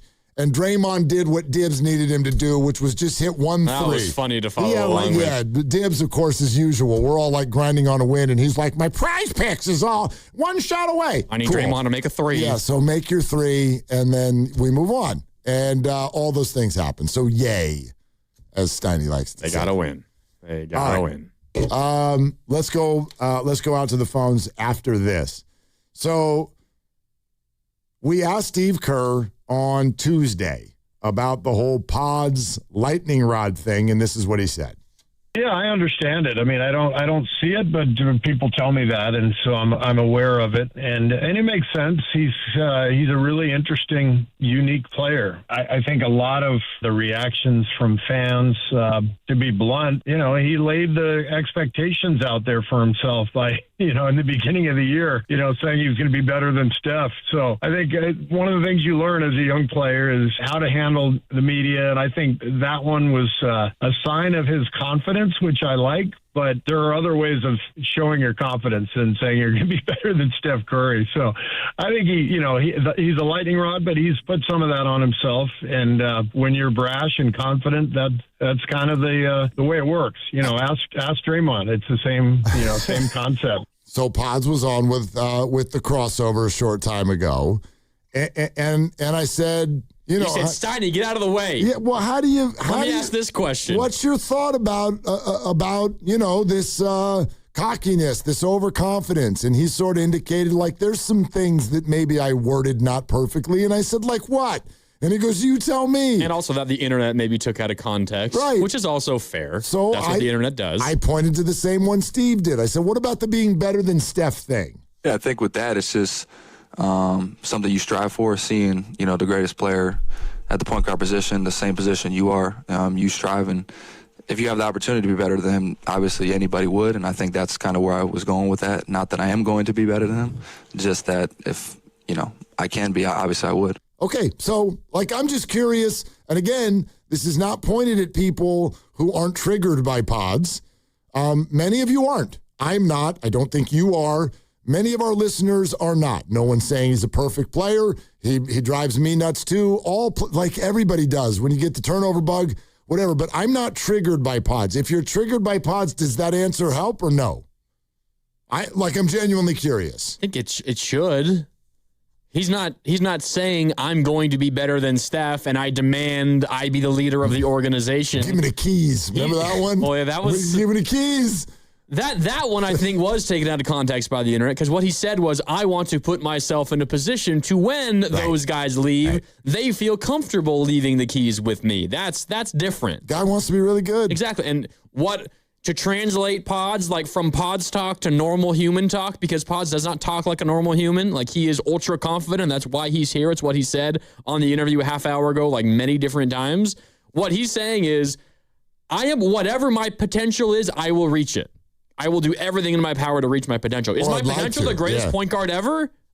We're going to find out. Probably not. He said that. Yes. But wherever I'm going to max out, I will do everything in my power to make sure I take advantage of every ounce of my potential. Yep. Which is what he was saying. And I'm fine with that. I want that. You want that out of your players. Well, we've talked about this, right? The idea of being a professional athlete, I think inherently already means you're kind of a nut job. Oh, yeah, you're crazy. You already believe some things that are not believable. And then what I think happens, and I don't know because I'm not a pro athlete, and I'm no different than all of you. I wanted to be when I was a little kid and I was on the playground. You believe something that is completely unbelievable, and then it happens. Then it happens. I don't think he believes he's going to be better than Steph, though. No, I don't either. But I can see how a professional athlete might become delusional about self. Look at them. He's in the locker room with Steph Curry and Draymond Green and Klay Thompson, and he's a first-round draft pick, and they're like, hey, you're one of us now. That's insane. but it's his actual life. So, like, can you see yourself maybe getting a little out of hand?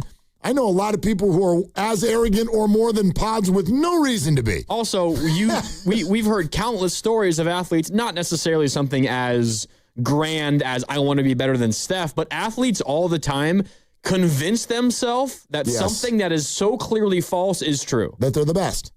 Or something as simple as MJ.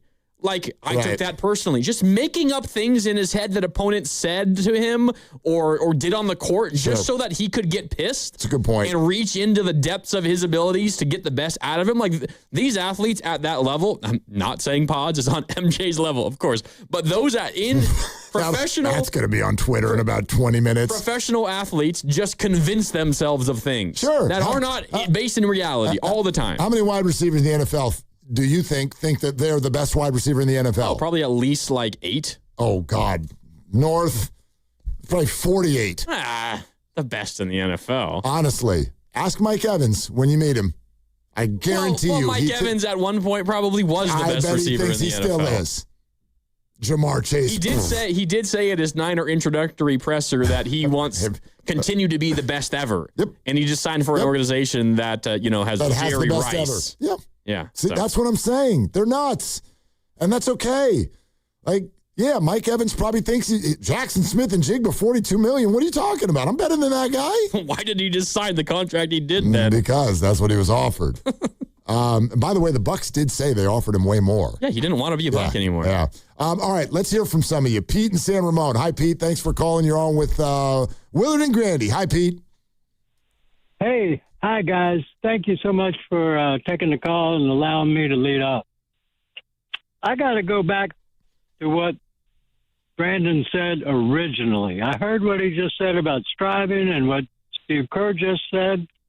What did he say originally? He thinks he's better than Steph, or he wants to be better than Steph? I honestly, Pete, I'm just going to be, because we're all spitballing here, I don't have the original interview in front of me. My memory tells me that he said something about wanting to be a great point guard and wanting to be kind of, in the same vein, like an all-time great, like Steph Curry. And then someone sort of asked him about it, like there was a follow-up question. And he's like, wait, you want to be like as good as Steph? And he's like, better than Steph. It was something like that. I have the quote here really quick. He said, quote, I want to be better than him, meaning Steph Curry. I think that's a tall task, but I want to maximize my talent in the league and get as much out of it as I can. End quote. Hey, there it is, Pete. What I thought it was going to be. Thank you for that. And my comment to that is, who would not want to be better than Steph? Shoot. Aspirational. Well, sure. And but I think it's terrific. Yeah. Pete, I get that. I agree with you on that. But I think to me, what hit people about this is not the aspirational aspect. It's sort of the lack of awareness aspect. It's like you're speaking to a fan base that puts Steph Curry on such an unbelievably high pedestal. He's a godlike figure. And so I think that what hit people is that Brandon is talking to a fan base about someone who is completely and totally untouchable and still playing. So my opinion, you want to avoid putting yourself on that plane, because to be elevated to that level, you have to do beyond the most special stuff. Well, I don't think you necessarily need to avoid it. I think it's a fan perception problem that, as a player, you can't control at all. I don't disagree. And Pete, thanks. I don't have any problem if you don't have a problem with it. I don't think for me, it isn't about, it's like, remember when LeVar Ball's like, I could beat, Michael Jordan in 101 or whatever the hell he said. And you're just like, great. That's just a wild comment. I'm going to be better than Steph Curry. That's a wild comment. The problem that if I had, and I don't even know if I'd use the word problem, what sort of raised my eyebrow is know your audience. Yes. Just know your audience. You're talking to the Steph fans and stans. and they're not going to take that well. So do you want the full context of that quote? Sure. Because I gave you the money quote that we all throw around. Here's the context. This was from training camp this year. He was ending a presser at Chase Center at some point in training camp. I don't know exactly, probably after a practice one day. He was asked about Steph Curry's sustained greatness over the long course of his career. And he ended his answer by saying, to be honest, not everybody wants to be as great as Steph Curry. Some people say it, but not everybody wants to. So it's how can you find that balance of what you want to do and be as great as you can be? And then I think it was Dalton Johnson who wrote this piece on NBC Sports Bay Area, asked the follow-up, do you want to be as great as Steph Curry? Which is the natural follow-up, because he said some people don't want, some people say it, but they don't really mean it. So do you want to, pause? Do you want to be as great as Steph? And that's where he says the answer I just quoted earlier. I want to be better than him. I think that's a tall task, but I want to maximize my talent in the league and get as much out of it as I can. So I think what he's actually trying to say is some people aren't willing to make the sacrifice or care to be as absolutely great as they possibly can. It's more like a work ethic right, thing. but I do. I think is what he's trying to say. I think so too. And it's unfortunate and a mistake on just different levels that it ended up in the realm of Steph Curry. Yes. That's just like you say it's that. Ludicrous. It's ludicrous. Us in the business who kind of know how things work in terms of an athlete saying something, oh, that's going to blow up on Twitter. Like one thing that when you have an interview and I'm sitting in the chair behind the glass, you will sometimes give me the finger cut. Yeah. You'll pretend, and that's a signal. You're doing the scissors with your two fingers. That means cut that. That means I like that answer. I want to play that piece of sound back later. And frankly, I haven't told this to you, but like when you do that, it's like, yes, I know, Willard. Like we have a sense of what's going to blow up. So when you hear Pod say that, we all know it's going to blow up. But like, so you could say what you got across there in a different way, which is what he admitted to today. Are you saying that you want to be as great as Gary Radnich? Is that what you're saying right now? It's exactly what I'm saying. You want to be greater. Yes. Yeah. Mm-hmm. Okay. Like, yeah, you can give me the signal, but I know. And I will continue to. And I know that you know. But that's the way we're going to communicate, damn it. Angry vegan in Richmond. Oh. You know you'd be less angry if you weren't vegan. But anyway, go ahead. Oh, wait. You should be vegan. It's the only thing that's going to save the planet, bro. Your opinion. But, and 99% of scientists also. Yeah. Yeah. Hello? Yeah, no, we're good. We're good. Let's talk. Yeah. Anyway, not for long, though. So just to go back. So just to get back to this, the kid was 22 years old. He also said in that Keys quote something like, I want to earn the respect of the vets. I want to earn the respect of the organization. I'd much rather have a 22-year-old saying that than like, I want to get paid. I want to get a bag. I don't see the umbrage to that. I think people are turned off by two things. One, they've conflated this whole Kuminga idea. Secondly, he's a little nerdy, and a lot of people are afraid of the nerd in them, so they project it on him. But statistically, he's a hell of a 19th pick. He's got one of the best assist-to-turnover ratios on the team. He's like one of the best rebounding guards in the NBA, and we're going to drive him out of town. If I were him, I wouldn't want to resign here because of all the flack he's getting. Why would he? Well, if they offer him the most money is why, and they're going to have the first opportunity to do that. So, I could answer that, but I also, vegan, thank you. I get where you're coming from on that. And he's not the first and he won't be the last to sort of become a celebrity and then realize, this isn't great the way people paint you sometimes. Yeah. This is a smaller example, maybe not the greatest one, but it's something that just popped into my head. Do you remember when Casey Schmidt first came up to the Giants? Yeah. Like first came up. Yeah. And he had that run. It was about 3 weeks long, and he was ripping the ball all over, and everyone's like, dude. Oh, my God. We've got our homegrown star. And Casey was really playful with a big personality with the media. He was doing all the interviews, smiling big. He's playful in front of the camera. They're grabbing this, that, and the other with teammates and meetings, just having a blast. Have you noticed that that's stopped? Anyone? Have you noticed that Casey is not as out in front anymore? Part of that is that he's not the bee's knees anymore, and he's now just a backup player. First month, basically played the entire month of May 2023. By the way, he hit a home run in his first ever game, and his second was just 2 games later. His first month, he hit 325, and his OPS was 800. Right. Yeah. But then a short time later, people realized that Casey didn't have a full command of the strike zone. He swung at too many pitches. He still needed more seasoning, but that's not the way we talk. Instead, we're like, turns out this guy sucks. Get it? And Casey, he withdrew. We watched it. He's like, oh, I don't want to talk to you people anymore. And look, it's adult sports with big money. I'm not asking everybody to do milk and cookies and Capri Suns after the game and be nice to each other. That's not my message. But I get it. I get it when you get out there and you put yourself out there and you become a celebrity, and sometimes you're like, oh, I don't like this. This is not a fun vortex to be a part of. And BP is in it. He's in it big time. More than anybody else in this market. Yes. By a mile. Yes.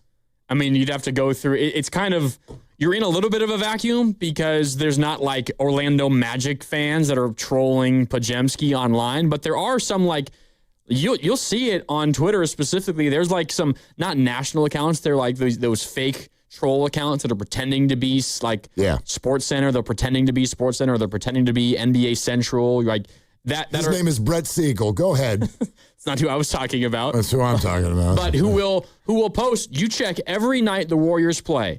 There will be just highlights of Pajemski airballing a shot. Mm-hmm. And it gets thousands of retweets. There thousands. There are and we're sites, talking hundreds of thousands of impressions. There are sites dedicated just to him.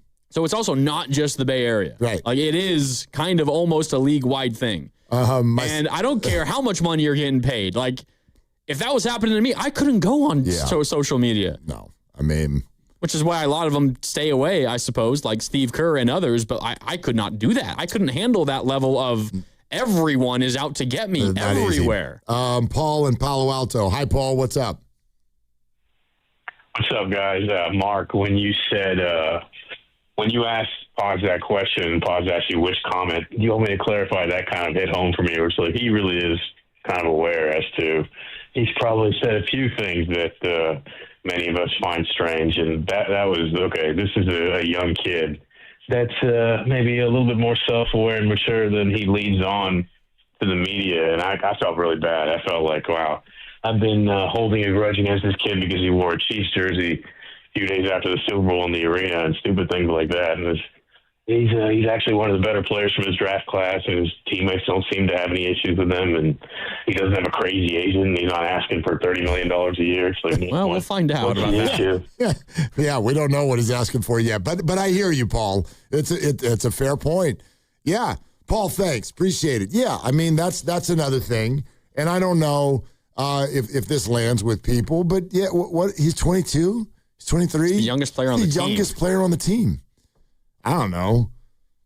I've been to therapy to talk about my teenage kids, and the therapists are always like, you know that at that age, like their prefrontal cortex is not even fully grown yet. like men need to be 25 before we even really know. They don't even. He turned 23 last month. Okay. Yeah.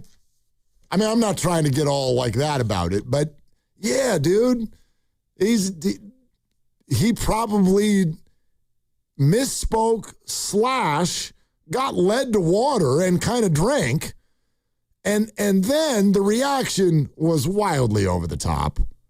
That's my take. There are some other weird comments. Of course there are. If I stuck with baseball, I'd be the white Shohei Ohtani, which just came across on the Boxer and Gerson work injury attorney's text line. Can't disprove it. Can't disprove it. But that one has like nothing to do with him as a basketball player. That's just like, funny. What the hell, dude? Yeah. What if he were better than Steph at basketball and better than Shohei at baseball? Yeah, we're talking about the best athlete of all time. I believe that we should. And he thinks that of himself. I think we should see how he could do at football. He does stay healthy. Maybe he could be a wide receiver. Giants could have used you last night, Pods. Good point. On the mound and in the batter's box. All right, we're brought to you by Fremont Bank. Here for you, here for good. We're here for your calls. We see you coming, so stay right there. We'll get to you here in just a sec. 888-957-9570. Mark Spears is in 20 minutes. We're not going to ignore the Giants situation last night either. Grandy is in for Dibs. It's Willard and Dibs. And it's Willard for Underdog. What's going on, everybody? Here comes the tournament, which in fact is just hours away from being back on our TVs. The upsets could be inevitable, but either way, upset or not, Underdog's the best place for you to get in on the action. You can make your picks and win money right now in California. Playing on Underdog, very easy. You pick whether your favorite players are going to go higher or lower on stats, points, rebounds, steals, three-pointers, whatever you want. Get them all right, and you can win up to 5,000 times your cash. This week on Underdog, I like Acuff. Like, he's got to go against Arizona tonight. Steve Kerr's going to be in the building. He's going to want to impress him. Let's go higher on Acuff's point total tonight. Download the app today. Use my promo code Willard. You'll score $50 in bonus entries when you play your first 5. The promo code is Willard. Underdog, make picks, win money. Must be 18 or over and present in California. Terms apply. See assets.underdogfantasy.com/web/play and get terms _DFS_.html for details. If you're concerned with your play, call 1-800-MY-RESET or go to ncpgambling.org. T-Mobile has an exclusive bundle for customers 55 and up. I'm Sarah Bowl. Yeah, I'm Frank Bowl. A reliable network is key for us. And with T-Mobile, it's been wonderful. And going to the 55 plus plan saved us so much money. A lot. And that's important. Trying to keep costs down. The home internet's been perfect. It's fast, it's quick. The setup was so easy, it took less than 15 minutes. It was like, ta-da! If you want simplicity, coverage, reliability, you want the whole package, T-Mobile has it. Right now, T-Mobile customers 55 and up can get 2 phone lines on America's best network, plus America's fastest 5G home internet for just $30 each. $30 per month each line with autopay plus taxes and fees. Minimum age 55. Pricing for home internet rely on 2 lines of essentials. Choice 55. $35 connection charge per line required. Best mobile network and fastest 5G home internet based on analysis by Oak Cliff Speed Test Intelligence Data 2H 2025. All rights reserved. Hi, I'm David. I'm Chris. And I'm John. We are the 3 brothers who own Jack's Restaurant and Bar. And we are here to... Not again. That's my line. Boy, stop it. Mom? What are you doing here? Have you heard your commercials? They're terrible. That's not our fault. You taught us how to cook delicious food. Using only the freshest ingredients. And to treat all our guests like family visiting our home. But you didn't teach us how to write catchy radio spots. They remember that and get back to work. Yes, Mom. Jack's, serving delicious breakfast, lunch, dinner, and drinks the way our mom taught us. ilovejacks.com. Running a business means wearing multiple hats. So if you're like me, you probably started out using your personal phone, taking client calls and texts nonstop. As my business grew, I needed something smarter. That's when I switched to Quo, the #1 business phone system. Quo works right on your phone or computer. No carrying 2 phones, no clunky landline, just one easy app you can try for free. Your team can share one number and handle calls and texts together like a shared inbox. Any teammate can jump into the conversation so customers get faster responses. And Quo's AI assistant summarizes your calls and responds to customers 24/7, so you never miss a lead or opportunity. All this starts at just $15 a month. That's basically 2 coffees. You can even keep your current business phone number. Find out why 90,000 businesses trust Quo. No missed calls, no missed customers. Try Quo for free at quo.com/sports. That's quo.com/sports to try Quo free. QUO.com/SPORTS. Hey, Bay Area sports fans, get ready for game day with Laughing Monk Brewing. Whether you're watching with friends or heading out after the final whistle, Laughing Monk has the perfect beer for the moment. With locations in Sunnyvale, Scotts Valley, and Bayview in San Francisco, there's always a Monk nearby. And now, check out their newest San Francisco location in Nopa. From crisp lagers to bold IPAs, every beer is righteously brewed in San Francisco. Grab a pint, grab your crew, and make game day better at Laughing Monk Brewing. Righteously brewed in San Francisco. Too many tools, too much stress, and way too many bills.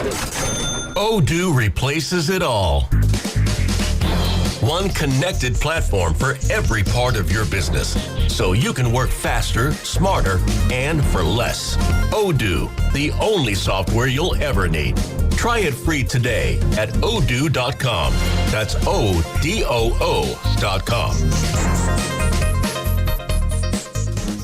It's about time delivery worked on your schedule. Same day, next day, or scheduled in advance. However you plan it, the Home Depot delivers the whole job. From drywall to doors, plumbing to paint, we'll get it there when you need it. Because on the job site, timing is everything. You order, we deliver. It's that easy. The Home Depot Pro. It's about time. If you've been thinking about a new Ford truck, but you're waiting for the right moment, this is it. What's up, Bay Area? Bonte Hill here, and it's Ford Truck Month at Ceremony Ford. This is the best time of the year to buy a new Ford truck. We're talking special incentives across the entire lineup. F-150, Super Duty, Ranger, and Maverick. And here's the headliner, the 2025 F-150. Right now, get 0% APR for 60 months, plus $1,000 in truck month bonus cash. With 0 down payment and 0 payments for 90 days, that means you can drive it home today and not make a payment for 3 months. That's value, that's power, that's smart buying. Ford Truck Month doesn't last forever, and neither do these offers. Don't wait, folks. Get to Ceremony Ford right off 280 in Coma and Daly City, or shop anytime at ceremonyford.com. Ceremony Ford, the Bay's Ford store. You're listening to 95.7 The Game, KGMZ FM and HD1 San Francisco on Odyssey Sports Station and the home of the Golden State Warriors and Valkyries. Always live on the free Odyssey app and now coming to you live from the Laughing Monk Studios.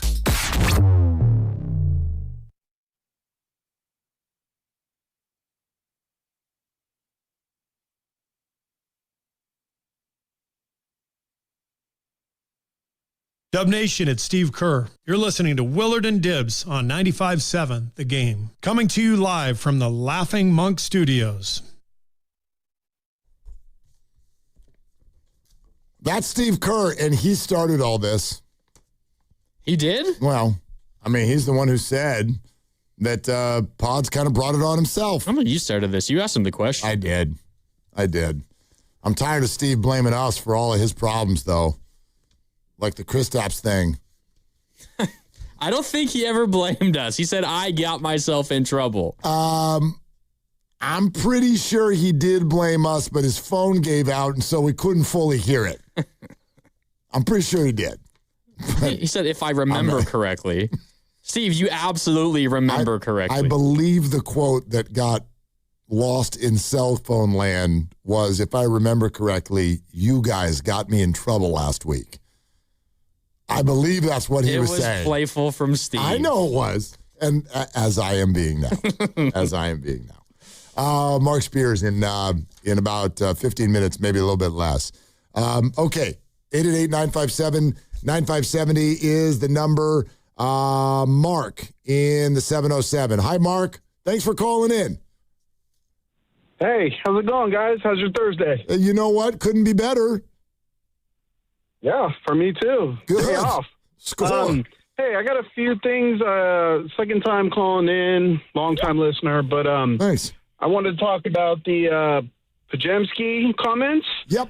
And I think, when you come into the league, you got to find a balance between like being humble, finding your place, but also showing the team confidence, the management confidence that they can count on you. And I think he tried that. And he wasn't trying to become Steph or replace Steph, but also, he's finding out how difficult that is.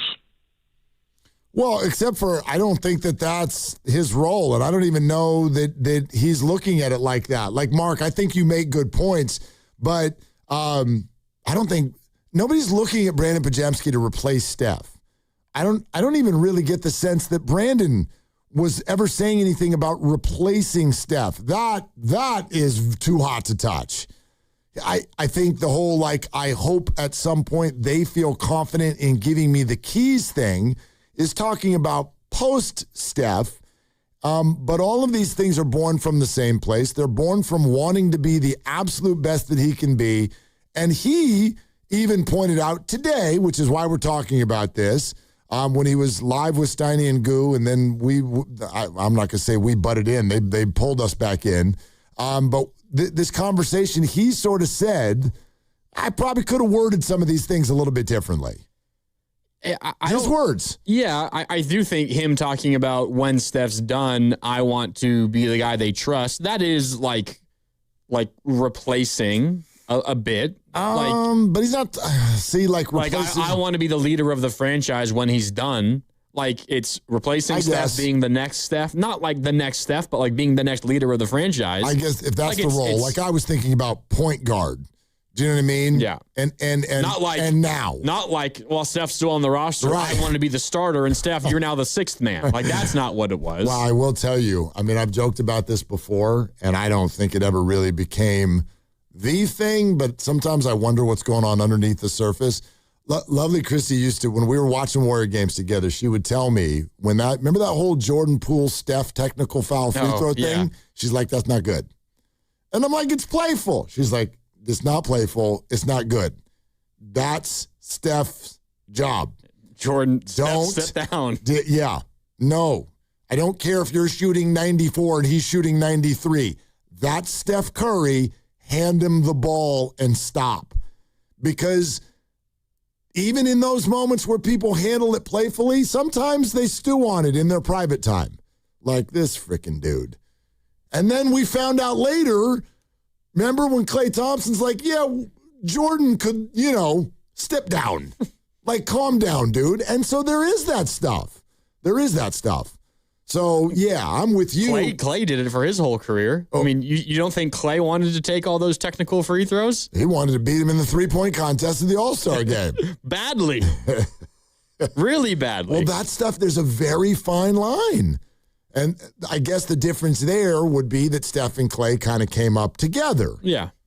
And they grew together. And obviously, Steph exploded into stardom in a way that Klay never did. Klay was obviously amazing, going to be a Hall of Famer, but no one's Steph. That's part of, I guess, what this always is. That's part of what this is all about.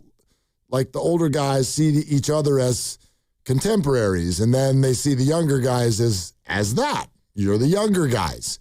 And they see them, well, we're coming up, and we want to, now we want to get ours. And so there's a built-in little bit of a rub there. It is also like, not that anything that Steph has done or accomplished is easy. That's not the point I'm trying to make. But when you become Steph Curry for the Golden State Warriors pre-Steph Curry era, you don't have a whole lot to live up to or to measure yourself to.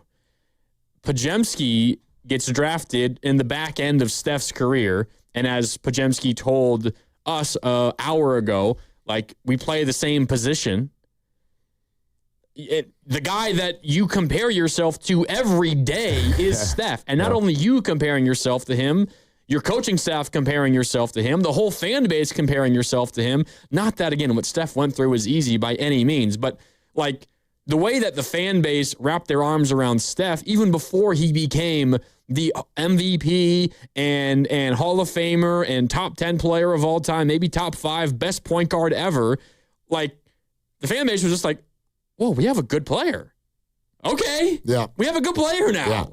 Like, let's just see where it goes. With Podziemski, it's, well, we have this Hall of Fame player, and he's nowhere near that guy, so he can't possibly be good for our organization. Well, it's Steiny and Goo were talking about this earlier, and I wholeheartedly agree.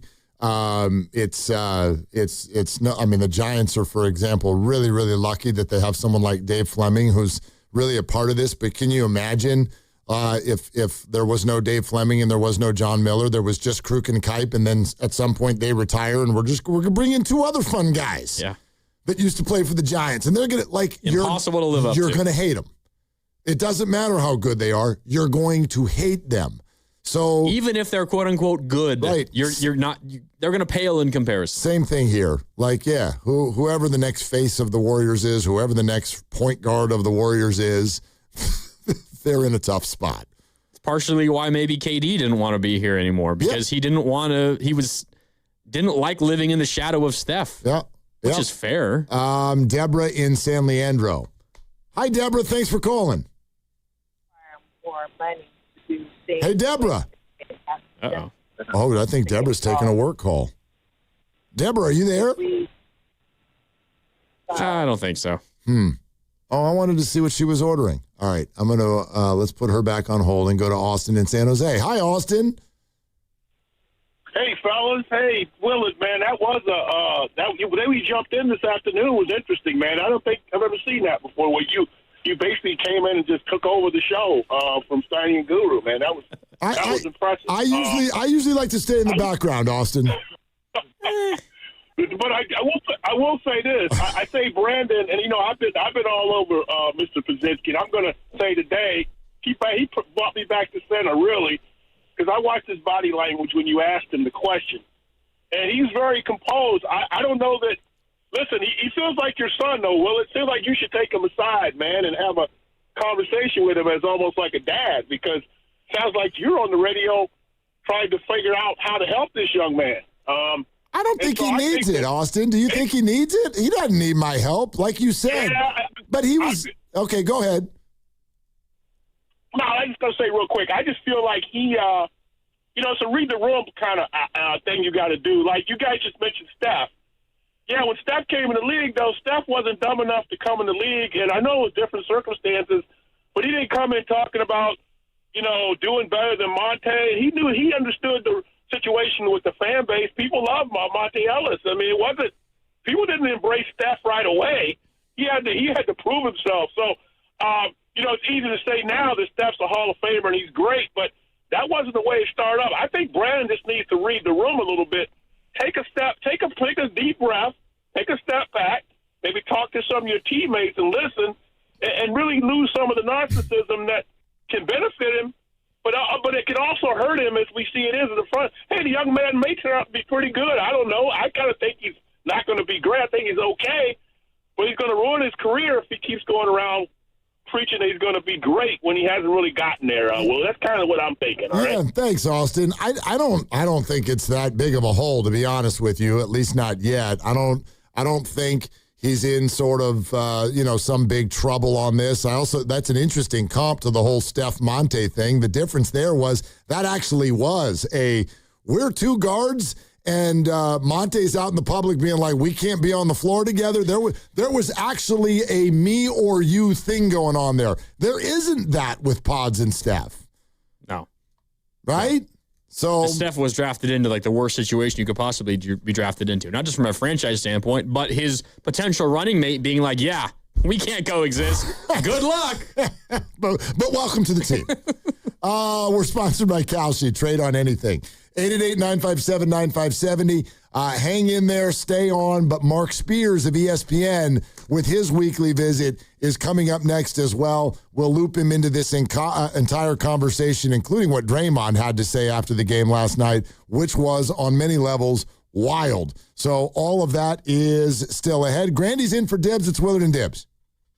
March matchups are here. Trade the tournament in all 50 states on Kelsey. Illinois is trading at 42% to beat Houston. A $100 trade pays out $228 if they win. Download the Kelsey app and use code FAN to get $10 when you trade 10. KALSHI. Kelsey, trade on anything. Hey, it's Willard. On Saturday, March 28th, Habas Law is covering the adoption fees for every dog and cat at the San Jose Animal Care Center. Right now, wonderful dogs and cats are waiting, some for weeks, some for months, for someone just like you. If you've been thinking about bringing a pet into your life, this is your moment. Join Habas Law and the San Jose Animal Care Center from 10 to 4 at 2750 Monterey Road in San Jose. Come meet your new best friend. Give a loving animal the second chance it deserves. For details, visit the San Jose Animal Care Center website. Come on, kids. We're almost there. The map says straight ahead. One-a-day 50-plus multivitamins are made for your overall health, with nutrients to support your brain and muscle function. Because don't you want to make the most of each day? So even on the family hike, you're not just keeping the pace. Hey, Dad, wait up. You're one step ahead. One-a-day 50-plus. The one for you. This statement has not been evaluated by the Food and Drug Administration. This product is not intended to diagnose, treat, cure, or prevent any disease. High five! Up top! Dave's company just got the 5-year price lock guarantee from Comcast Business. Yeah! It's 5 years of gig speed internet, advanced security, and a great rate that won't change. All from the company with 99.9% network reliability. Yeah! He hasn't given this many high fives since Deborah brought in her famous banana bread. Yes! The Comcast Business 5-year price lock guarantee. Powering 5 years of savings, powering possibilities. And it's hurting, but I am not stopping. Woo! For a limited time, now through March 29th, Switch to Comcast Business to lock in your rate for 5 years and get a $500 prepaid card on a qualifying gig bundle. Or ask how to get started with 150 megabit internet and Security Edge for $59.99 a month for 12 months with a 2-year agreement. Don't wait. Call today. Restrictions apply. New customers only. 1-year contract required for guaranteed rate. Paperless billing and automatic payments with bank account required.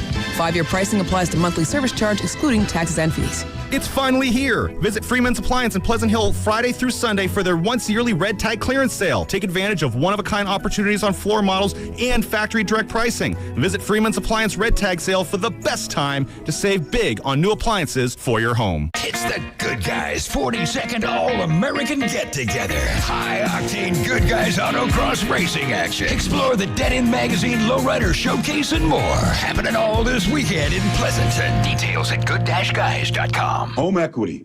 Across America, there's $30 trillion of it sitting in homes, already earned, already yours. But for most homeowners, it's not easy to access. Until now. Unlock's home equity agreements help you unlock your equity without the usual headaches. For flexibility, for possibilities, for the things that actually matter to you. So ask yourself one simple question. How much can you unlock? Find out at unlock.com/home. Terms and conditions apply. Not all homeowners will qualify. Use home equity responsibly. Wesley is a truck driver. I drive a truck, and I love what I do. A truck driver with IRS troubles. They told me I owed them $43,000. It got really bad. Quite a few letters in the mail. They were talking about wage garnishment, coming after my house, my car. Yeah, they don't play around. I seriously thought that I was going to lose everything. One sleepless night, Wesley finally made a call to Optima Tax Relief at 2 a.m. Kind of figured I'd get a machine, but I didn't. I actually got to talk to an actual person in the middle of the night.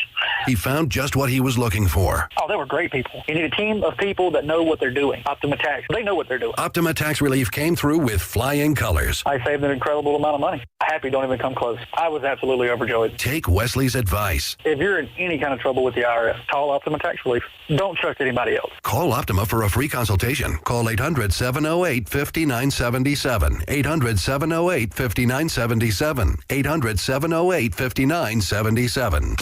Optima Tax Relief. Some restrictions apply. For complete details, please visit OptimaTaxRelief.com.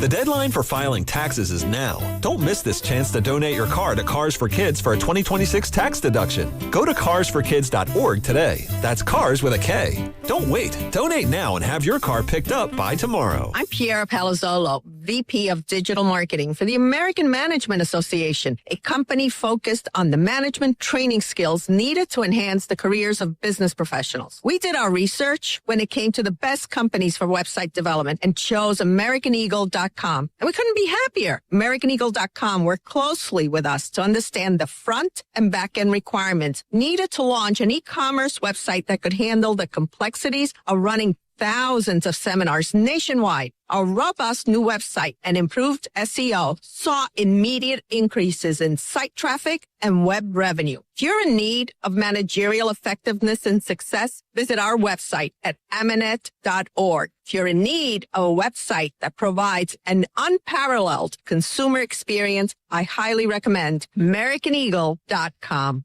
Transform your business today. Dial 877-WEB-NOW-1 for a free digital consultation with AmericanEagle.com. On MLB opening day, baseball isn't just back, it's back on NBC and Peacock. And leading off, it's a coast-to-coast doubleheader. First, the Pirates take on the Mets in NYC. Then in primetime, the Diamondbacks visit the World Series champion Dodgers. Let's start the show. MLB is back on NBC and Peacock. Today, 1 p.m. Eastern and 8 p.m. Eastern.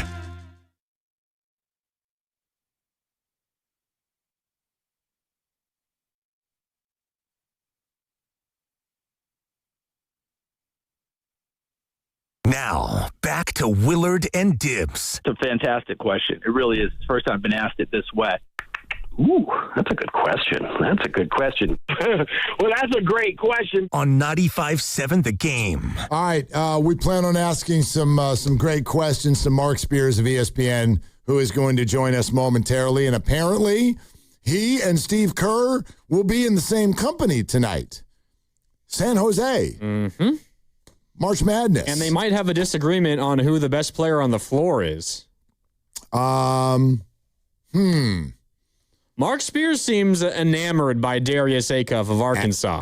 I kind of am, too. As is a lot of the country. I kind of am, too. But he's going up against Steve Kerr's beloved Wildcats, who's got a lot of good players on that team, a lot of good players. too. Ain't none of them as good. He's special. Arizona's the better team. Acuff is the better player. Yes. That's what I think. Yes. Yeah. Arizona has more quality players deeper down the roster than Arkansas has. But March Madness is often determined by guard play. Guard play, I know. Although, is that really a thing, or is that something that Dick Vitale said 20 years ago and it's stuck? I think it's a thing. That's how I fill out a lot of my bracket, is who's got the best guard. That's funny. I fill out my bracket by putting two colors on the floor and seeing which one my dog Penny picks. Well, you probably would do as well as I do. Uh-huh. Yeah. Yeah. No, I actually did something a little bit different this year, and so far it's really worked. Like, we'll see, but I'm pacing all of the pools. Yeah, of course you picked Arizona, you Steve Kerr homer. Totally. Yeah. I mean, he wouldn't let you sleep in his guest room if you didn't. Isn't Texas playing tonight? Yes. Okay, so Purdue and Texas. Wouldn't Kyle Shanahan have wanted me to pick them to go all the way? Yeah, but this is the basketball team. He doesn't care about that. Anyway. Yeah, no, I got very chalky, but which, I mean, sadly is the way to go now. That's the way you got to do it now. It's boring, but you have to do it. So, do you want to be right, or do you want to have fun? Well, and the whole thing also, the idea was, the advice, I can't remember who gave it to me, but the advice was do the bracket backwards. Pick your champion, and then go out, as opposed to the way we would normally fill out a bracket, which is just start at the beginning and head toward the middle. Well, yeah, I mean... I did it backwards. I did the whole thing backwards. I think most people, when they fill out a bracket, they have an idea of who they think is going to win it all, and you just click them endlessly all the way to the champion. And right, but no, I printed something out and then with a pen went backwards, the whole thing. Like, not just, that's my champion. I did my champion, and then I did my semis, and then I did my... I'm just telling you what I did. Right. And then the other thing I did, which is I went in... studied analytics on the percentage chances of the early round upsets. Because if we're all going to go chalk at the end, then the pool is actually determined by who gets a couple upsets early and then doesn't stick with them. Yeah, or who picked, Texas randomly make the Sweet 16. I had High Point, I had VCU. Oh, bloop. I had one other and done. Now let's all chalk together, and I'm ahead of you. How are you going to catch me? You better have the right champ, and I better be wrong. But that's kind of the way it is now. It's not as fun. I'm not like blooping it. I'm just telling you. You're blooping it. No, I don't even know what High Point is, but I got lucky. But the analytics were like, yeah, they might win that game. I'm like, well, I don't know anything about them, but okay. Good guard play, Good Willard. Guard play, yeah. Who won last year? And who was their superstar guard? Walter Clayton of Florida and Will Richard. Walter Clayton, rookie on the Jazz. He's not like your prototypical NBA guy, but he was great for them in college. I mean, they lose in the round of 32 last year without him. All right, well, let's talk about it a little bit, and then we'll get back to these calls. But Mark Spears is here, everybody. River Island's guest line. Mark Spears joining us from ESPN and courtesy of Kendall Jackson Wines, an official wine partner of the Golden State Warriors. Hey, friend, you're going to see Acuff and Steve Kerr tonight, huh? Yeah. Well, I didn't know Steve was coming. They'll be there. They might need him. They might need that jump shooting, man. Because I sat down with Acuff yesterday, or talked to Acuff, and boy, what a man, a young man among years, man. Extremely mature. Took questions for about 25 minutes from various media. And he's the hot NCAA guy now. He's a hot NBA player now. A month ago, or not even that long ago, I believe March 11th, one of my ESPN colleagues had him ranked as the 7th best prospect. Well, I talked to an NBA general manager about Acuff just the other day. He has him number 3 now, and that's just how outstanding he's been of late. He had 49 during the regular season in the game. They won the SEC tournament. He was MVP, first team All-American. And, the GM I talked to said he had A.J. DeBanson 1, Wilson from North Carolina 2, and, you would think it'd be Peterson or Boozer at 3rd, but he got Acuff moving to 3 right now, so that says a lot about how hot he is. Who does he remind you of? Did anybody come to mind that can help our listeners understand who this guy is? You know who thought about today? One of our friends started chuckling. It's funny you mentioned that. Monte Ellis. Oh, boy. Oh. Hey, Monte's a hell of a player. So wait a minute. Steph Curry replaces Monte Ellis, and now Monte Ellis' protege is going to replace Steph Curry? Is that what you just said, Mark? I mean, I ain't saying that's his protege. You asked me who he played like. I know. Yeah, but no, I didn't say he was like him. Not that Monte's a bad guy, but no. No, I just feel like he's a 6'3" guard. Monte's about the same size, but he certainly is a quiet assassin like Monte was. He just really is intelligent about what he does offensively, how he finds little spots to make shots. He kind of reminds me of Frogger playing basketball. Just finds little spots, and it looks easy. I mean, he's not any super athlete by any means. Monte's probably a better athlete than him. But I think what I've been told that Calipari has done, and Acuff acknowledged to me that Calipari has done over this year, and Calipari, has the SGA, right? Like Jamal, John Wall, right? We could go on and on and on about all the guards. Shea, he says that this kid's the next one. But where Acuff has grown is in leadership. And one NBA scout told me, like, he wouldn't pass to himself before he went to Arkansas. And now I think he's 11th in the country in assists. So he's done a great job he's already an amazing scorer, but he's improved in his playmaking, which is certainly something that makes him more and more valuable. And also with a team that has some veteran older guys, like when you go in their locker room, I was in their locker room yesterday, like he appeared to be the leader of the team, even though he's 19 years old. So that says a lot about him. Mark Spears, ESPN, and he's with us courtesy of Kendall Jackson Wines here on 95.7 The Game. Willard and Dibbs with Mark Grandy in for Dibbs today. Okay, Mark, we want to run something by you because a few of us have the same sort of gut instinct in listening to the Warriors talk of late, especially in light of the scrimmage that was supposed to happen Sunday in Atlanta. Steph was supposed to participate. He didn't. They called it no setback. But now we're all just kind of sitting here, and the Warriors sound like they're saying some different things this week that would indicate that, I don't know if Steph Curry's going to be back at all this year. What are you hearing? I mean, I've known all along that he's wanted to, like he's told me that he wants to, but, I mean, how many games are left now? 8 or 9. I guess the question I'll throw back to you is it worth it? Like, what are they playing for? Oh, right. Yeah. Like, I mean, they're in the play-in, so they're going to have a shot at the playoffs.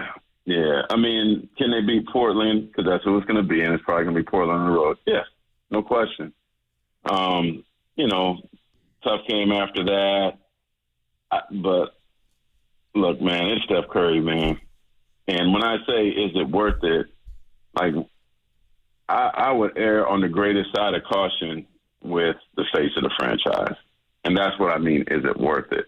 I mean, to me, and if they were definitely in the playoffs and definitely had a chance of doing something, and Jimmy was healthy and Moody was healthy, I'd probably feel differently. But under these circumstances, I'm like, bro, get better.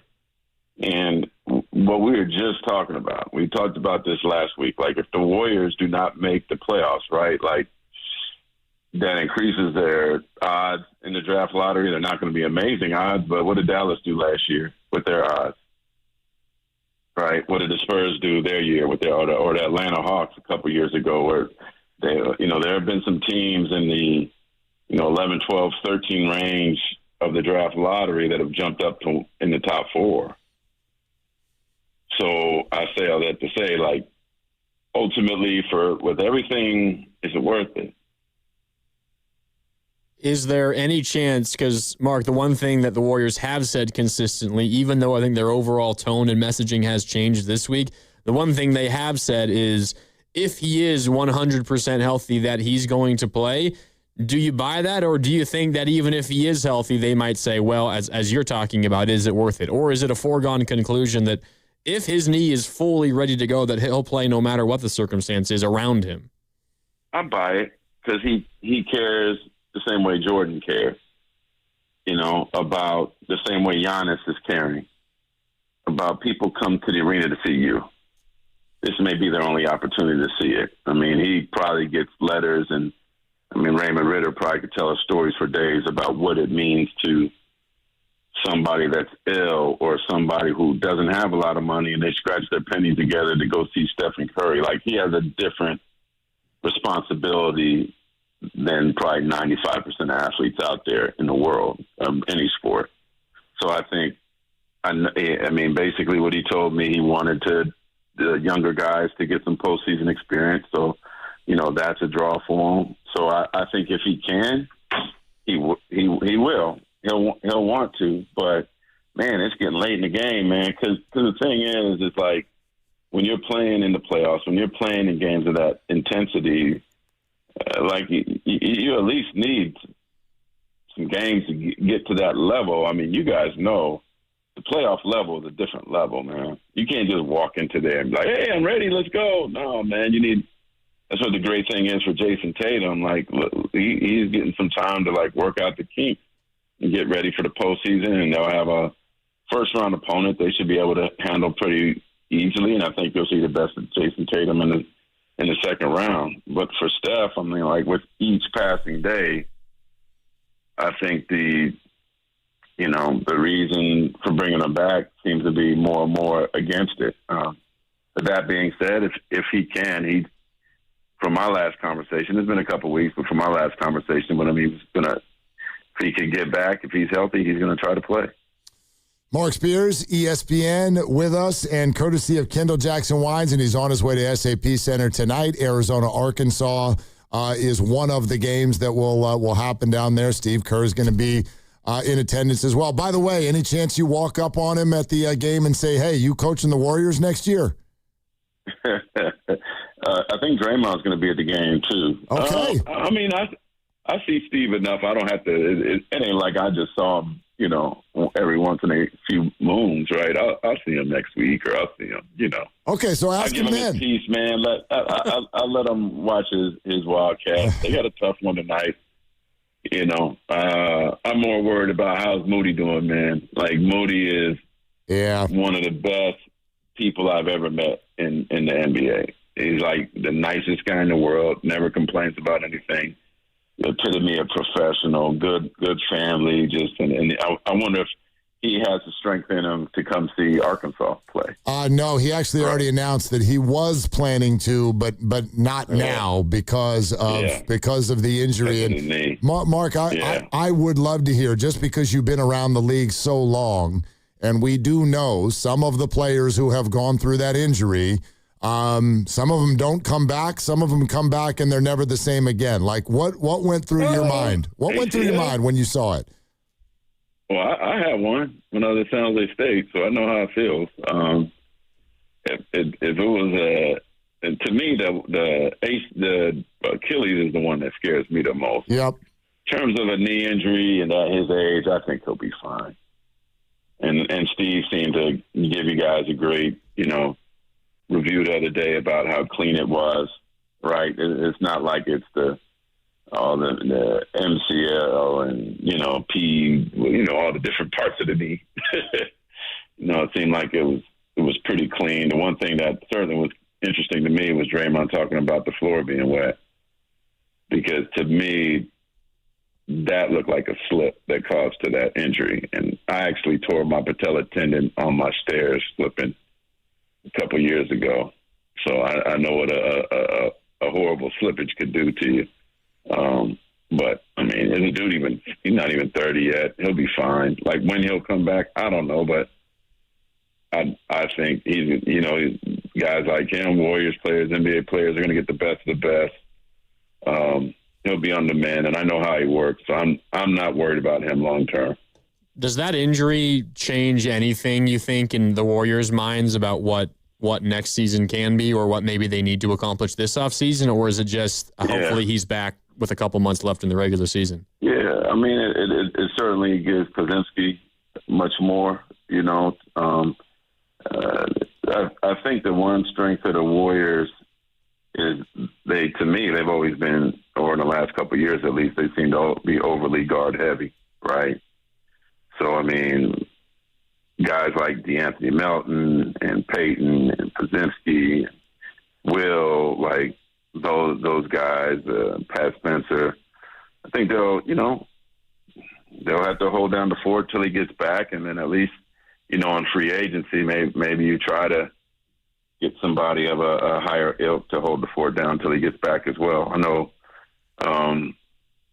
going to Golden State is a very, very attractive place. I mean, finding guards, there's a ton of them. There'll be some in this, and maybe the guard they get is the guard in this draft to fill that void till he gets back. But if there is one thing where I think the Warriors are fine right now, obviously Steph Curry's pretty good. Like they have depth at the guard position, so I'm not saying everybody's Moody, but I think they'll be okay.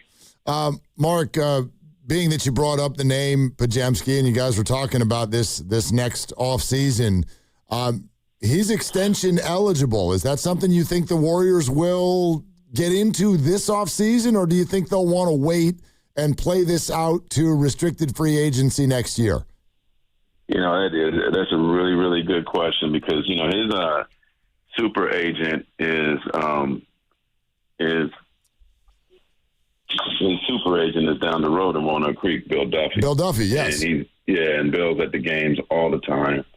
And I know he's chomping at the bit to try to get something done for Brandon. Moody's situation adds something to it, but I don't know, man. I don't know. I mean, like, I wouldn't be surprised if he didn't get it. Because he's going to be restricted. So you can wait and see. That's the part of collective bargaining that I think is painful for a lot of players. Like, it just seems like less and less guys are getting extensions, and unless you're some elite superstar, teams got the upper hand, you're restricted. More often than not, they make you wait. So, Bill Duffy's a super agent. Let's see what magic he could make. But the trend seems to be like players like Podziemski are forced to wait. I'm curious if you've got any sense of what the league thinks of him. In other words, what is your first response when I say, what do you think Podziemski's worth per year? Ooh, that's a great question because you're like, I guess, is he worth Kuminga money, right? Do you think so? You guys think so? So that number is somewhere around that, 22, 23, 24 number? I think that feels a little hot, but I think it's north of Moody's 13. Yeah, I mean, Brandon's averaging 13, 5, 4. They would... Basically, what you got to do is go around the league and look at comparable comps, like with his, but let's look at the kind of some like the Cam Thomas and, guys like him. I'm trying to remember the guard from the Sixers. You're talking about Grimes? Yeah, like it'll be. I could see the Warriors making an offer, but it probably isn't something that he would be ecstatic about. What did Moody get? If we could look at Moses Moody, he got contract. 3 for 39. Is he worth more than Moses Moody? I think a little bit north of Moody, and part of that is just time. It's been another year or two. Yeah. So that's beauty's in the eye of the beholder, but he's a restricted beholder. Fair enough. You know what I mean? Yep. Yep. Hey, Mark, have a great experience down there tonight, man. We look forward to breaking bread with you soon. Yeah, and hey, the week from Saturday, man, y'all got to come out. I hope let me know if you come in the Kendall Jackson and Wine Warriors experience at Chase Center, dinner at Chase. Going to have a very interesting player coming. You'll see. They're fine-tuning the contract as we speak.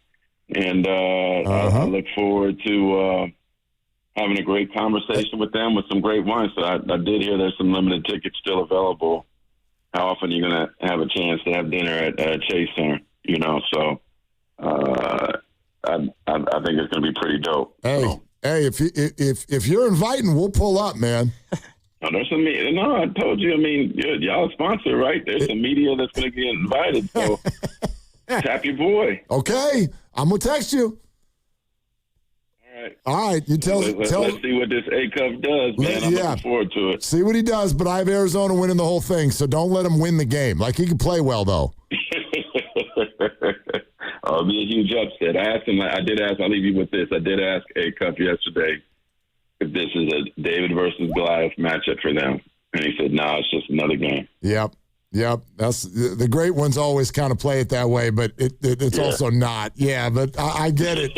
I get it. Hey, Mark, great stuff, man. Thank you. Thank you. All right. That's Mark Spears, ESPN, courtesy of Kendall Jackson Wines, an official wine partner of the Golden State Warriors. And he's right. You also look that up. That wine event he's talking about is on the Chase Center floor. Dinner on the court. And that's Saturday, April 4th. Correct. Okay? And yeah, there's some tickets still available, and I think it's going to be a special night, and there's still, as he indicated, some stuff coming together. So dinner on the court at Chase Center, and then 2 days later, knockout on the court. Which I hope means there won't be. I don't hope there's no wet spots on the court because of the dinner. I hope not. I do want to point out, Mark Spears brought up Moody's injury, the slip, and Draymond was talking about that on his podcast. Everyone on the court thought Moody had slipped. Right. And then Draymond went back and said, once I saw the replay, it was clear he didn't slip. It was a plant. Yeah, it was just his knee giving out on him for whatever reason. Yeah, exactly. But that's what all the players on the court thought had happened. All right, back to the calls next. We still haven't had a chance to get some things off our chests about the Giants last night and Netflix. Nick Friedell's going to join us in a half hour. We're brought to you by Fremont Bank, here for you, here for good. That's Mark Grandy. He's in for Dan Dibley, which is good today because that means everybody on the air for the last half hour has been named Mark. Yep. Yeah, so that was exciting. Including a caller a little bit ago. That's true. Lucas, stop. Just change your name to Mark, and then it'll be fine. There you go. All right, it's Willard and Dibbs. Yeah, Dan Dibley here for Fremont Bank, which, as you know by now, it's my bank, and it has been for more than 6 years. And I love this bank because it's a family-owned bank with the family-owned feel. They started back in 1964, and when they did that, it was just one branch, but now they have 21 branches. So if you go around in your Bay Area, you're going to find a Fremont Bank branch, and you're going to see it, and you're going to think, you know what? I want that full-service banking with no compromises, and you should. It's not a big box bank. It's a good local bank. And when you deposit your money with Fremont Bank, they reinvest it locally into businesses, philanthropy, home ownership, all the good stuff that makes our Bay Area the best area in all of the country. And that's why you should be a Fremont Bank customer. The money stays here. It's local. It's not a big box bank. It's a good, solid local bank. And we talk about Fremont Bank, and you know that they're here for you and here for good. And now an ode to play, brought to you by Scratchers and the California Lottery Philharmonic. Take a time out from your busy day for a quick moment of play. Get some scratchers, then get scratching. You deserve it, won't you say? Scratch, scratch, scratch, scratchy, scratchy, scratchy, scratch, scratch. Feel the play and up your game. Scratchers from the California Lottery. A little play can make your game. Please play responsibly. Must be 18 years or older to purchase, play, or claim. Xfinity Tech Support. Matthew speaking. Hi, I live in a pretty remote place, like Jurassic Park remote. Wow. Will Xfinity Mobile work out here? Yep. The combination of reliable Wi-Fi and 5G makes it so that you can stay connected in all kinds of places. Plus, you get access to ultra-fast speeds and coverage, whether you're poolside or out live streaming with a T-Rex. Hold still. You're about to go viral.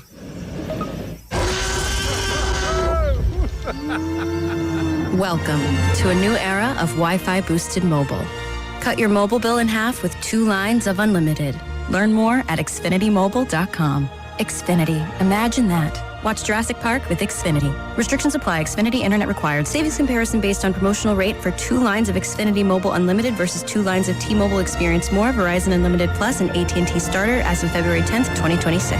Taxes, fees, extra.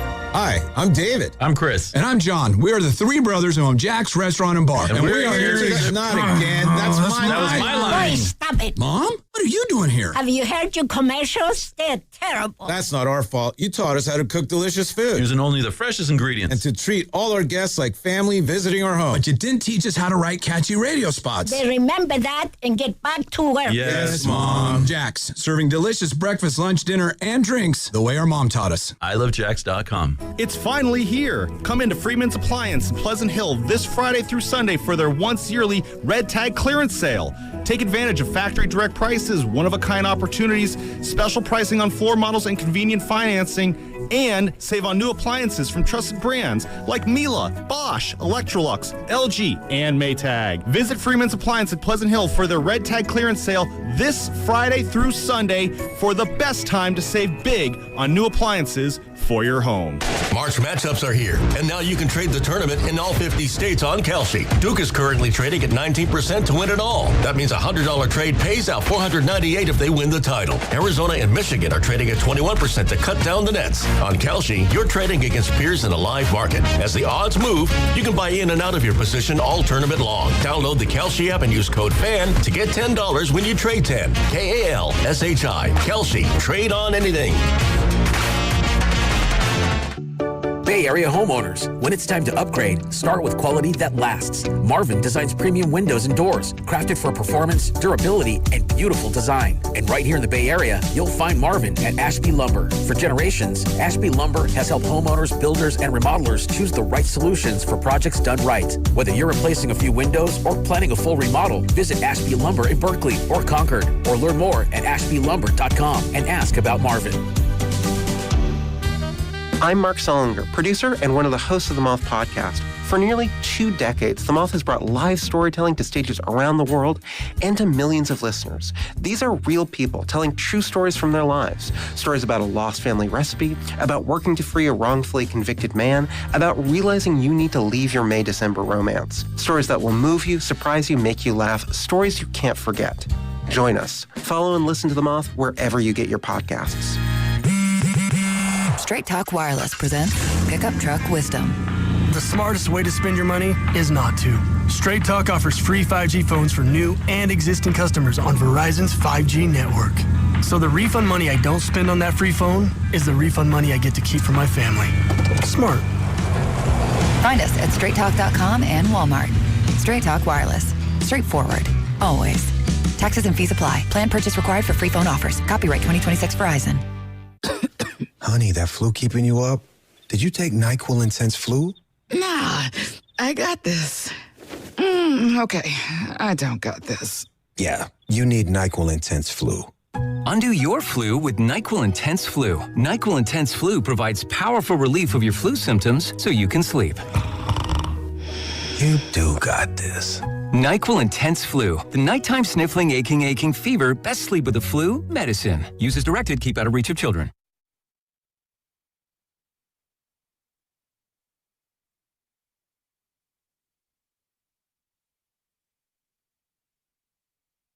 Being that you brought up the name Podziemski and you guys were talking about this next offseason, he's extension eligible. Is that something you think the Warriors will get into this offseason, or do you think they'll want to wait and play this out to restricted free agency next year? You know, that's a really, really good question. I'm curious if you've got any sense of what the league thinks of him. In other words, what is your first response when I say, what do you think Podziemski's worth per year? Ooh, that's a great question. Now, back to Willard and Dibs. Yeah, that's a great question because I think that, you know, it's a great question and a hard question to answer. On 95.7 The Game. I mean, my God, you're going to make me blush. That was back-to-back. Back-to-back. You listening, Dibs? Huh? That's what you're coming back to next week, Dibs. Thank God, no Dibs. Yeah. Yeah. God, talk about kicking a guy when he's down. Oh, God. Yeah, feel better, Dibs. Seriously, hope you're feeling better, brother. Oh, my God. Oh. He gave me it's funny you asked, but I did not come close to good question. That's great fun, question. too. Like, it's funny you ask. That could mean two different things. That could be like, oh, that's good timing. Or it could be like, that's a weird question. Yeah, it was good timing. Yeah, good timing. Monte Ellis is Darius Acuff. Oh, God. That was what that question was. So the Warriors are going to win the lottery. They're going to pick Darius Acuff, and then Curry's going to come out 2 days later and be like, we can't play together. And then in the middle of the night, they're going to trade Steph Curry for Milwaukee. For some stiff, for some big stiff who can pass. Little rim protector. Jeez. Ay. Hey, the Valkyries are back for season number 2. Single game tickets are on sale now.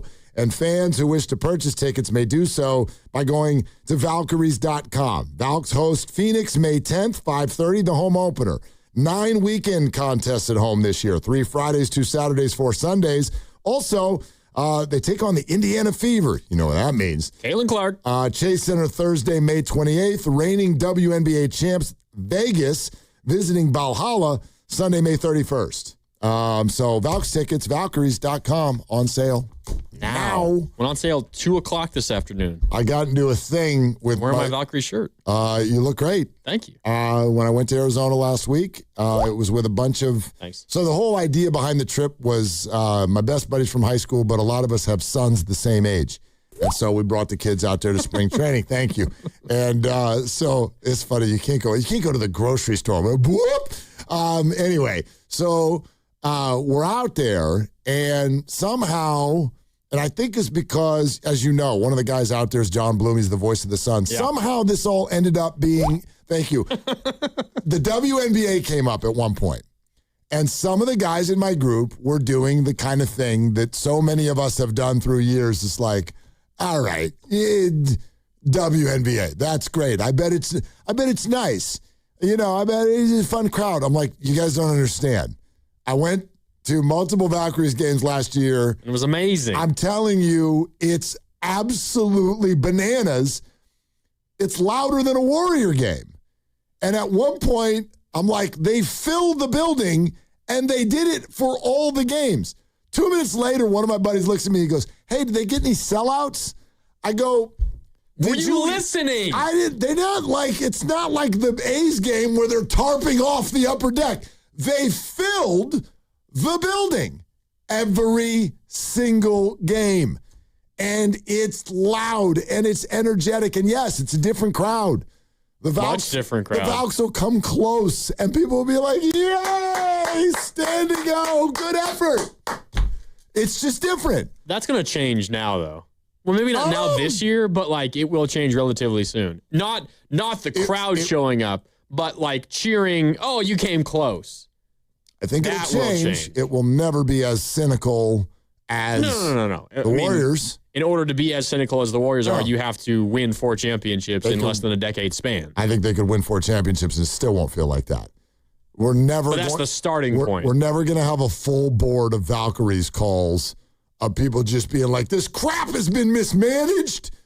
And that little... You never know. I mean, it's a different vibe. This area will get behind that team. Yeah. They already have. Oh, yes. They'll get behind them. I just don't know that they're going to get as mad at them. But the Warriors' frustration, maybe it doesn't seem that way, comes from a place of deeply caring about what happens. Yeah. And a very, very high bar. Very high bar. An impossibly high bar. Yeah. And also complete irrationality in some cases. Yeah, that's mixed in there. Yeah. Like a lot of that.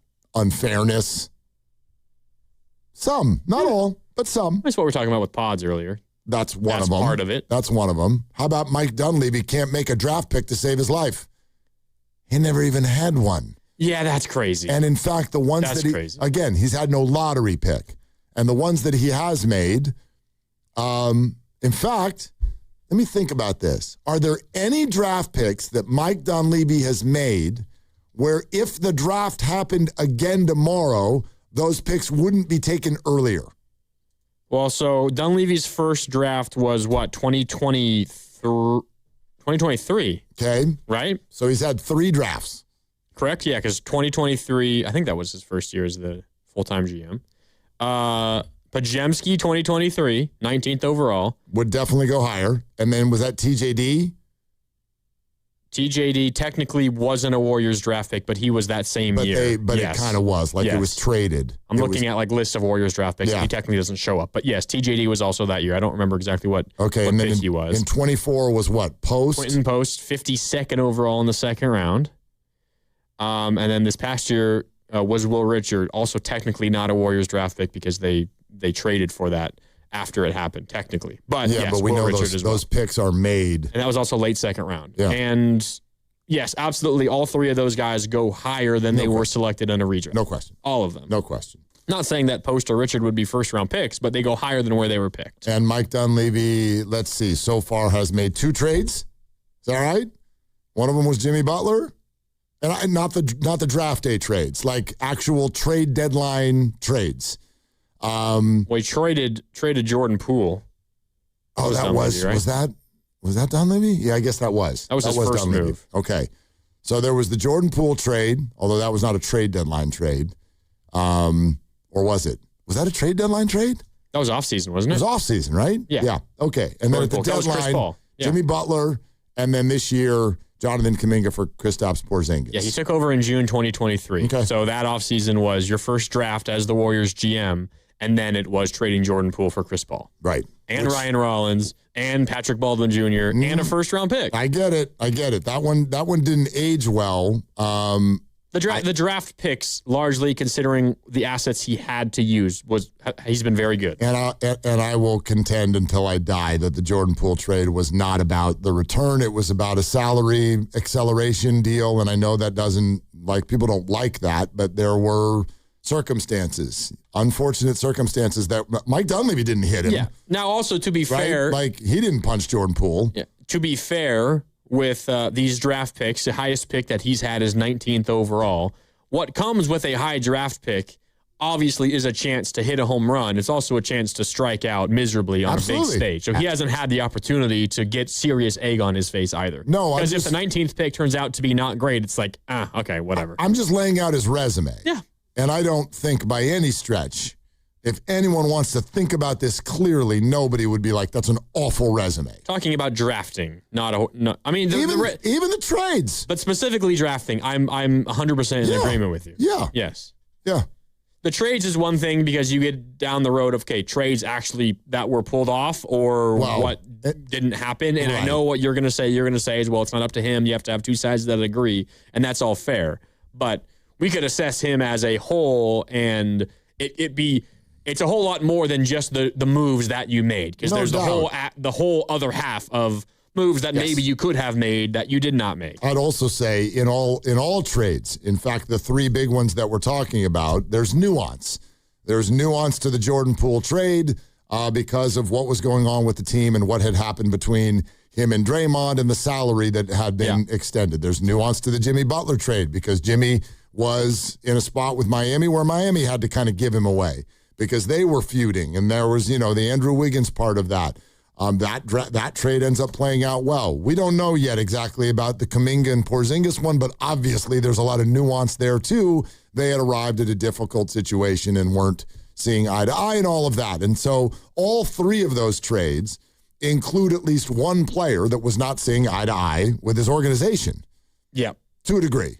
Yeah. I'm going to put Jordan Poole in that bucket. Maybe he was not feuding with the front office. He was feuding with the power forward. Yeah, that one feels like a separate bucket to me, but there was a little bit of different. That. It's different. Butler and Kuminga are somewhat. Even those are different. They fit more cleanly into that bucket. Yes, but Jimmy was about a contract, and Jonathan's was about role, everything, and fit, and playing time. Yeah, yeah. But the Jimmy move was a great move. Unfortunately, he tore his ACL, but it's a classic. Find a disgruntled star, buy low, and hope it works. I mean, it's like what the Niners have done at times. Like Trent Williams. It's a different level of it because Trent was still in his prime and was not just a really good player, but the best left tackle in the NFL. But how often is there an opportunity to get that kind of player at that position in a trade? That never, ever, ever happens. Yeah. But when it presents itself, that's the opportunity to strike. And the Niners did, and the Warriors did with Jimmy. It's just he got hurt, and now it's all up in the air. Couple quick things. This Saturday, March 28th, Habas Law is covering adoption fees for every dog and cat at the San Jose Animal Care Center, 10 a.m. to 4 p.m., 2750 Monterey Road in San Jose. Habas Law, rough on injustice with a heart for paws. You're listening to 95.7 The Game, KGMZ FM and HD1 San Francisco and Odyssey Sports Station, and the home of the Golden State Warriors and Valkyries. Always live on the free Odyssey app, coming to you live from the Laughing Monk Studios. Nick Friedell's going to join us in 15. I just want to get this off my chest. I've been wanting to get this off my chest all day. I thought the World Baseball Classic was wonderful. I thought it was just well done. I thought it was a ton of fun. I thought the energy that we saw out there was infectious. Okay, period, end of sentence. Here's the next part. But I loved everything about the WBC until last night. Here's what I'm going to say. Yeah, why? It's nobody's fault. It's just a feeling in my belly. So when Luis Ariz or Julio Rodriguez sort of indicate that the World Baseball Classic, and they tiptoed around this, but means more to them than, say, opening day. Well, I think Julio Rodriguez specifically says winning the World Baseball Classic would mean more than winning a World Series. Winning the World Series. And then, I'm not drawing a direct line. I'm just telling you what's going on in my gut and my belly. When Logan Webb, who pitched a few games in the World Baseball Classic, comes out and gets shelled, and Paul Skeens for the Pirates does the exact same today. I know he didn't get any help from his center fielder, but when all of that happens, I'm not saying that they pitched poorly because they were in the WBC, but there's something about today that to them, it feels like a letdown. The energy at the World Baseball Classic seemed higher to them than that of opening day. And all I'm saying is that's great for all of you that the WBC hit you in a way that opening day didn't. But as a Giants fan, I'm the other way around. WBC, that was fun. That was cool. Opening day means more to me than that. This season means more to me than that season did. And we're getting a steady flow from not just this World Baseball Classic. I'll give you there's a couple other examples. Who's my guy? Luis, I'm forgetting his last name. Astros pitcher, big in the WBC for Venezuela a few years ago, and then got hurt and basically may never pitch again. Luis. Yeah. Here, I'll look it up. But he was with the Astros, 2023 World Baseball Classic, starred for Venezuela. Then he came back, pitched like 2 games, got hurt, tried to come back last year, needs surgery again, may never pitch again. There are examples. Garcia, thank you. Luis Garcia. There are examples. So I'm trying to do this without drawing a line or accusing anything. I think it's great that Logan went and performed. But this is coming from the same dude that didn't like Steph going to the Olympics, even though he became the hero. The season, just as a fan, the season to me matters more than this stuff. That's just me. And so this steady flow of, oh, this is great, and this matters more than the regular season, and then you show up for the regular season and have this massive letdown, it just doesn't hit very well. So that's all. What are you saying? Logan struggled either because he pitched in the World Baseball Classic or Logan struggled because this start last night meant less to him than the World Baseball Classic? I'm not saying either of those. I don't want to use the word because actually I have no idea why Logan struggled last night. Mike Krukow was suggesting the Yankees knew his pitches. I'm just saying maybe the way you feel the way you do about how last night felt to you was because it was just such a bad game. And if Logan pitched well and won, you're like, all right, this is great. Opening night, we're 1-0. We beat the Yankees. And if he was the only example, then that would be fine. But then Paul Skeens comes out and gets absolutely lit on fire today, never even got out of the first inning. That Mets lineup, am I right? Oh, boy. And I'm just like, they're not the only example.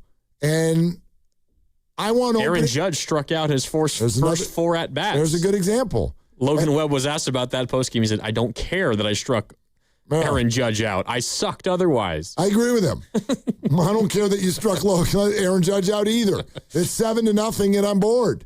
You got 3 hits. So no, there's no because. I'm trying not to draw a straight line. I'm just telling you, I want opening day to feel bigger to these players than the World Baseball Classic did. And I can't tell them how to feel. If it's not as big, then it's not as big. As a fan, it matters more to me. I can speak. I went to the game last night after we got off the air. So I missed all the pregame festivities, and I missed the first 3 innings. Went over with Lucas. We walked in, I think, at the break after the bottom of the 3rd inning. So we got there for the top of the 4th inning. So I missed all the stuff pregame. I can just tell you from the time that I spent in the ballpark, it didn't feel like a normal opening day or opening night. It felt like... What did it feel like? It was weird. Lucas and I were talking about this. It was already 5-0 when you walked in. It was. It was already 5-0. That might be part of it. Yeah. Lucas and I were talking about this when we were sitting down, and he leaned over and he asked me, does this feel like the most out of it a crowd has been? And not in terms of the score, but just very few people paying attention to the game in the first place. Were there a lot of Yankee fans? I would imagine. I don't know if it's the Netflixification of it. Yeah. But it felt a little corporate-y. Very corporate. Well, I bet. Super corporate. I tell you what, are either of you, and I know that the game tomorrow is kind of happening during our show. Yeah, 1 o'clock. I'm gonna go down way before pregame. And at least go, listen to Tony in the dugout. That's going to be a normal classic opening day where I imagine Flem or John Miller will be on the mic on the field pregame, and they'll be introducing all the team. That's the classic opening day feel. And maybe this is just as simple as Netflix and MLB having this game be solo and it kind of feeling more like an all-star game or a World Series game or some weird neutral site game. It didn't feel like a Giants home game. And some of that also is the Yankees being in town. It felt weird. I wonder how it would have. I wish that either of you could have gotten there when it was still 0-0. Me too. And that's the same. Right? Yeah. And you would have done the show by yourself. We could have left. You could have left, Lucas. What the hell were you doing other than stealing Crunchadillas yesterday? Not much. Yeah, exactly. I was just kind of hanging. You didn't steal them. You just ate them. Did you guys see the flyover, the national anthem? Everything was beautiful. Ken was actually there for the beginning of it, so he can tell you whatever you need to know. Hi, Ken. But over McCovey Cove, there was a drone smoke flag. Yeah. Did you see that? No, but I saw will them tell test you. It the other day. I just got a report from the guy that we were all talking to about maybe doing something out Cove related yesterday. Want to know what he said? Yes. Yep. For what it's worth, the Cove was actually a little bit underwhelming last night. Beautiful day. We had a blast, but I would have expected more boats. I don't know if the drone show scared people. It was kind of odd. Also, the whole Netflix thing with all of their implants didn't make it feel so much like a Giants local vibe like usual. The 408 on the Boxer and Gerson work injury attorneys text line. I was in the house yesterday. The crowd was off from pitch 1. Ruben in the 408. Thanks, Ruben. Yeah, weird. It was really weird. Huh.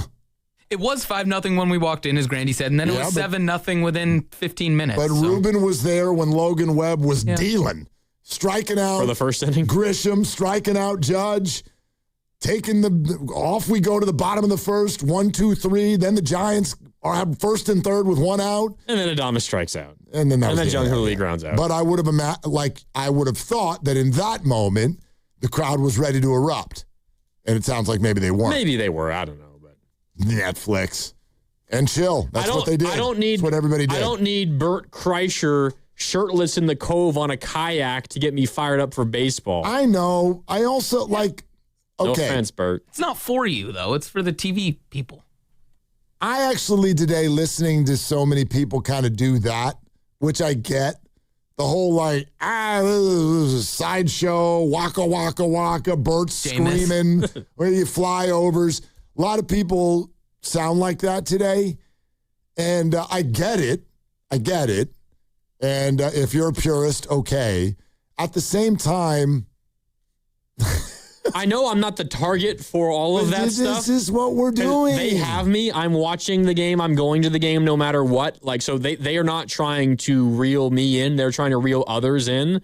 I don't know. I just feel like it takes away from what it's supposed to be, which is just a game, two teams battling it out. But that's always evolving. Like, I don't need Peyton Manning and Eli Manning cracking jokes and making fun of each other during a game for me to enjoy the game. Yeah, that's fine. That's a separate channel. I can avoid that if I don't want to listen to it. Right. This is the only way I could have watched it last night, unless I'm in the ballpark, is on Netflix, and I get inundated by all their ads promoting all their other shows. Sure, but streaming only that's part of the deal now. That's part of the deal. And I'm sick of it. Well, do you watch Thursday Night Football, and are you okay with it? Yes. Okay. I mean, you're like turning into a fuddy-duddy before you're even 35. I don't like You sound like my parents. I don't know how to find a game. Well, I can find the game, but I don't have to like it. I don't like the Peacock exclusives for the NBA either. I don't love it either, but also I don't want to fight these things. You're going to lose. Oh, I know I'm going to lose. You're going to lose. And I'll go down in a blaze of glory. But it's also, is it that big a deal? All right, so there's a naked comedian screaming. Whatever. Whatever. It's okay. That's what he does. I don't know. It's That's just there's a whole show and pomp and circumstance to this whole thing that I don't need. You don't need it, but some people do. Some people do. Some people do. I wish we didn't need that. It's funny that in the same breath, we got people who want to grow the game, they want to grow the audience, but they don't want the way it's presented to change. You can't do that. You can't do it. Well, I don't know. I personally don't need the game to grow. I'm fine. I just want to watch it. Well, if you want the game to still exist for the rest of your life. Oh, they're fine. All right. They're fine. They make so much freaking money. They're fine. But I'm planning on trying to get more money. I'm planning on you living a long time. Oh, okay. We're sponsored by Serramonte Ford. Waiting for the best time to buy a new Ford truck? It's now. Ford Truck Month is here at Serramonte Ford. On the 2025 F-150, get 0% APR for 60 months plus $1,000 bonus cash with 0 down and 0 payments for 90 days. Don't wait. Right off 280 in Coleman, Daly City, or at SerramonteFord.com. Serramonte Ford, the Bay Area's Ford dealer. All right. Those of you who want to weigh in, stay right there. 888-957-9570. Nick Friedell's going to hop in here in a little bit as well. We'll get to more Warriors as we continue. That is Mark Grandy in for Dibs on Willard and Dibs. Hey, it's Willard and Dibs for Safeway. Enjoy these amazing deals for members. And as always, save up to 20% weekly on hundreds of exclusive offers from Safeway. Just clip the highlighted deals from the weekly mailer or click the deals in the For You section of the Safeway app to breeze through checkout. Tasty chicken wings, bone-in or boneless, from the deli, selected varieties, just $6.99 per pound. USDA Choice Boneless Beef Chuck Cross Rib Roast or Bottom Round Roast Mega Packs, just $5.99 per pound. I know it's spring, but here comes Dibs to talk about autumn. And I love a mega pack. Delicious autumn crisp green or red seedless grapes, just $2.49 per pound. For your clip or click special of the week, Signature Select Boneless Skinless Chicken Breasts Value Pack, just $1.99 per pound. Limit 2 packages. Very well done. These and other great deals are available in the weekly mailer and the For You section on the Safeway app. Go to Safeway.com for more details, and Dibs and I will see you in the aisles. Looking for lifelong financial guidance? Look no further than Pettinelli Financial Partners, your dedicated financial coaches for every stage of life's journey. Whether you're planning for retirement, starting a family, or buying a home, we're here for you every step of the way. Visit PettinelliFP.com. The financial consultants at Pettinelli Financial Partners are registered representatives with and securities offered through LPL Financial. Member FINRA SIPC. Investment advice offered through Stratos Wealth Partners, a registered investment advisor. Stratos and Pettinelli are separate entities from LPL Financial. Come on, kids. We're almost there. The map says straight ahead. One-a-day 50-plus multivitamins are made for your overall health, with nutrients to support your brain and muscle function. Because don't you want to make the most of each day? So even on the family hike, you're not just keeping the pace. Hey, Dad, wait up. You're one step ahead. One-a-day 50-plus. The one for you. This statement has not been evaluated by the Food and Drug Administration. This product is not intended to diagnose, treat, cure, or prevent any disease. High five! Up top! Dave's company just got the 5-year price lock guarantee from Comcast Business. Yeah! It's 5 years of gig speed internet, advanced security, and a great rate that won't change. All from the company with 99.9% network reliability. Heck yeah! He hasn't given this many high fives since Deborah brought in her famous banana bread. Yes! The Comcast Business 5-year price lock guarantee. Powering 5 years of savings, powering possibilities. And it's hurting, but I am not stopping. Woo! For a limited time, now through March 29th, switch to Comcast Business to lock in your rate for 5 years and get a $500 prepaid card on a qualifying gig bundle. Or ask how to get started with 150 megabit internet and Security Edge for $59.99 a month for 12 months with a 2-year agreement. Don't wait. Call today. Restrictions apply. New customers only.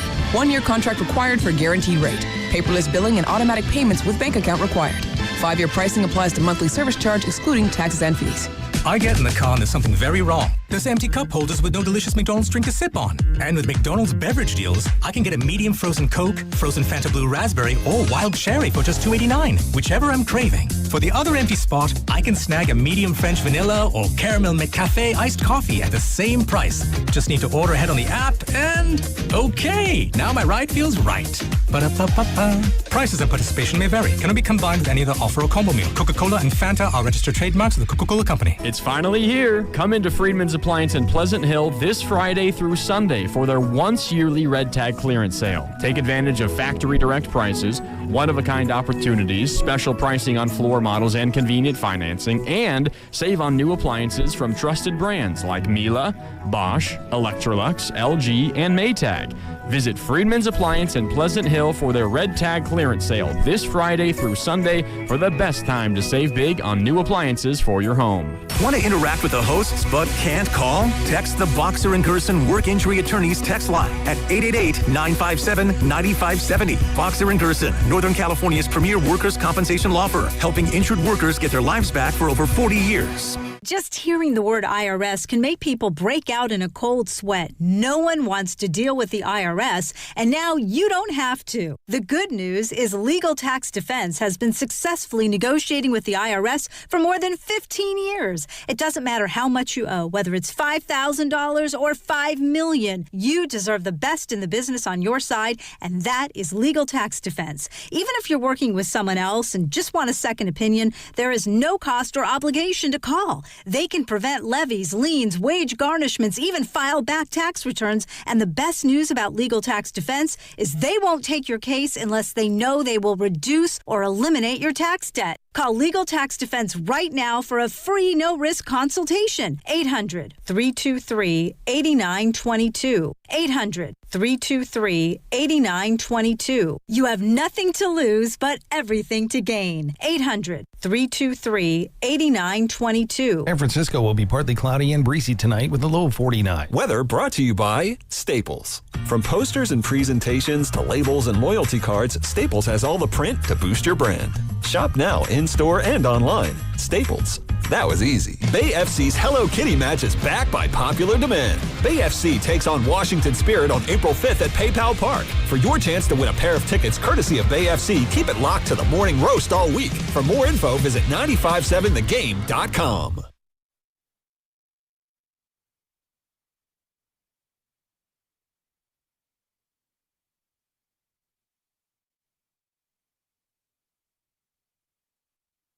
Now, back to Willard and Dibbs. I mean, Mark, it's so good to hear y'all's voices. And Mr. Dibbs, I mean, it's just been way too damn long. So it puts a smile on my face. On 95.7 The Game. Well, it's going to be a long time before Nick Friedel and Mr. Dibbs talk again because Mr. Dibbs is not here. Mr. Grandy is. I mean, not that long. Dibbs will be back next week. That's a long time. Oh, okay. Kyle Shanahan doesn't even know if we're going to be alive by then.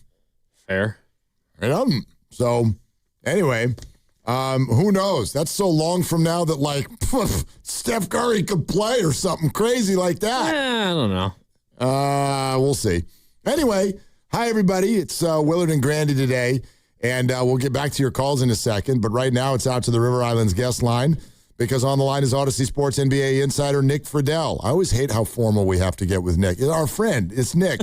But anyway, insider calls are brought to you by Hyundai and the all-new Hyundai Palisade Hybrid. Hi, friend Nick. How you doing?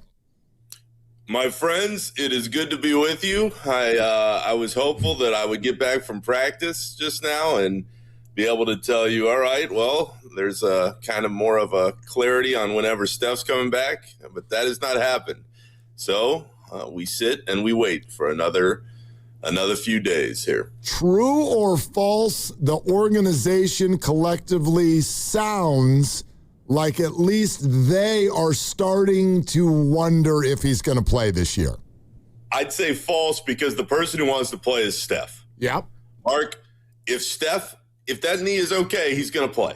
But that's an if. Simple. But that's an if. I guess my point is, are they, because as of a week and a half ago, they were wildly confident that knee was going to be ready at some point, and now it doesn't sound like they are. I think the next week is going to tell us everything we need to know, because what is absolutely not going to happen is Steph is going to come back for like a couple games, and then they're going to throw him into a play-in and say, okay, try to deliver us into the first round. That will not happen. So if we're sitting here a week from right now and Steph hadn't been able to do enough and hadn't been able to scrimmage yet, I don't think Steph is coming back. But as we sit here today, I still think that he wants to play. I think Steve Kerr wants him to play. I think the front office is behind him playing so long as the knee is feeling good and Rick Celebrini clears him. If that does not happen, and if there is any inkling that he is not healthy enough to be out there, then there's no way in hell he's going to play. But if he feels better over the next few days and they put him into a couple scrimmages and they like what they see and he feels good, he's going to play. And all along, guys, I've been telling you, he wanted to get 6 to 8 games and have that runway of, all right, let me get my 20 minutes a night and let's see how this feels.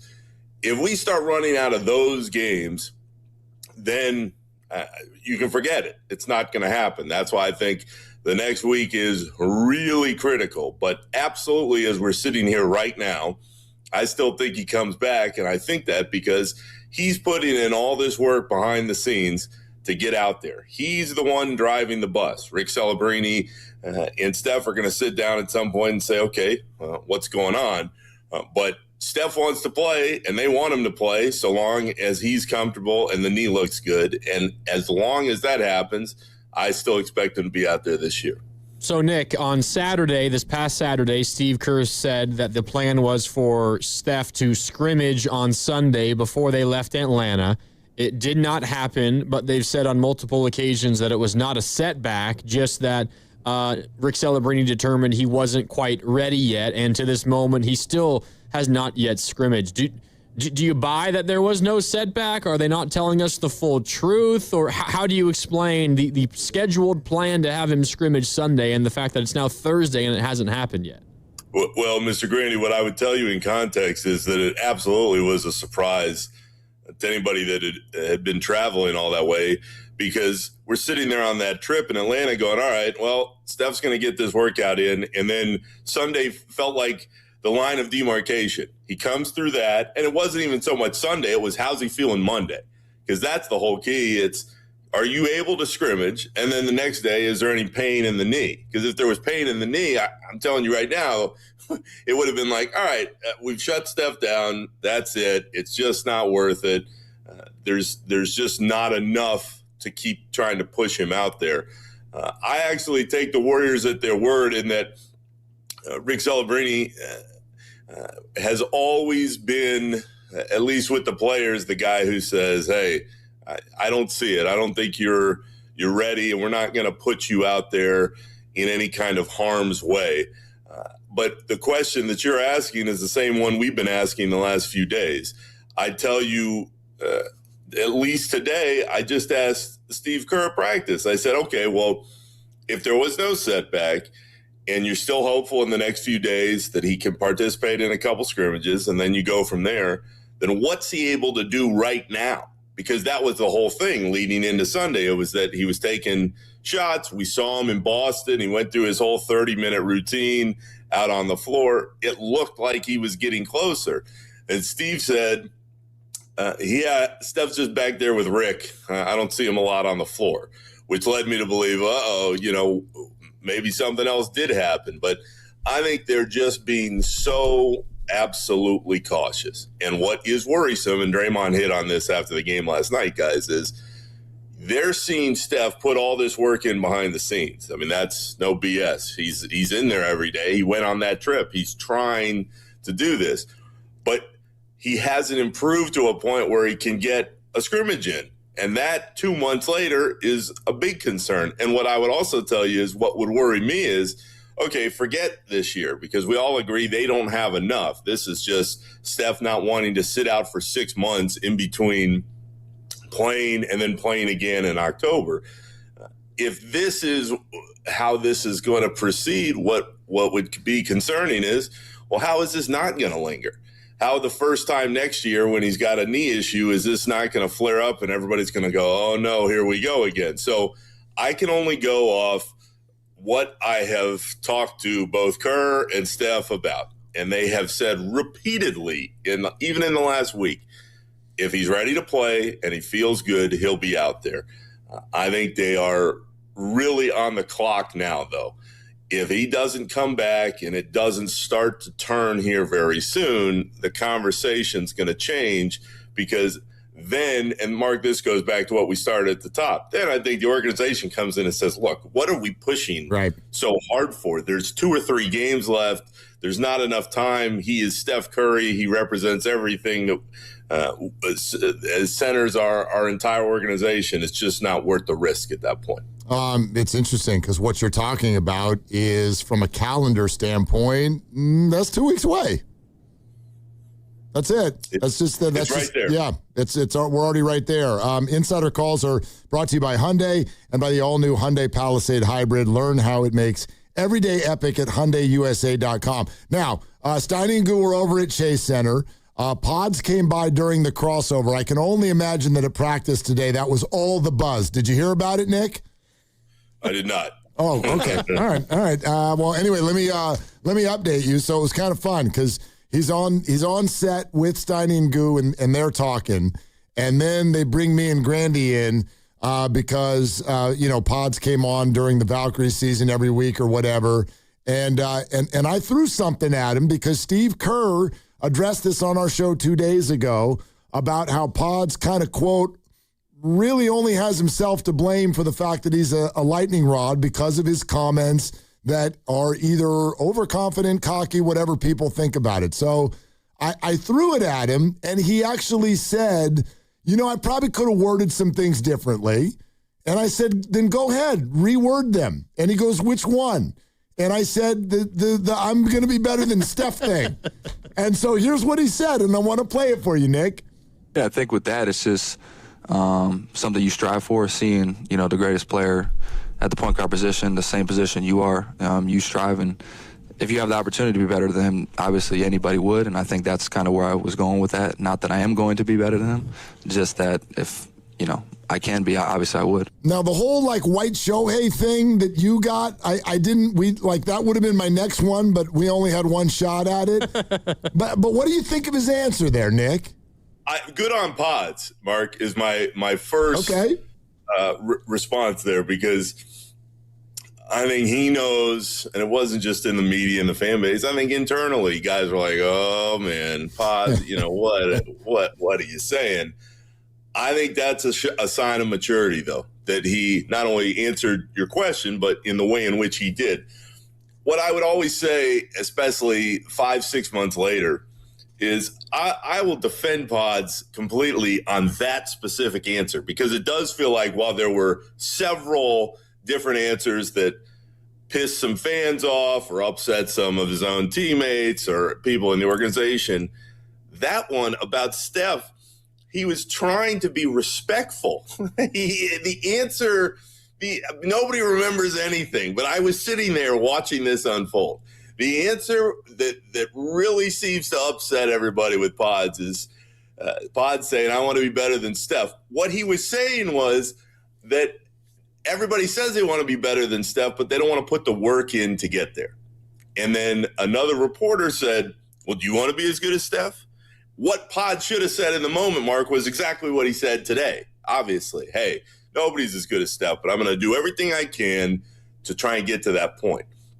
But he said, yeah, of course I want to be better than Steph. That's what I aspire to be. I understood what he was saying in the moment, and I think the quote itself just went nuts on social media, but all context was lost. So, yes, I think there are times that Pod says stuff where people kind of roll their eyes and they go, oh, man. And I don't think it has helped that he's had an up and down year and he hasn't developed the consistency that people were hopeful to see. I also say in the same breath that I think he has gotten crushed way too much by the fan base, and he's still got a lot of talent that he's growing into. So the guy's going to get paid, whether it's this summer. I know you all were just talking about it. I was listening to the show earlier, or later on. He's going to get a bunch of money. I think he wants to be here.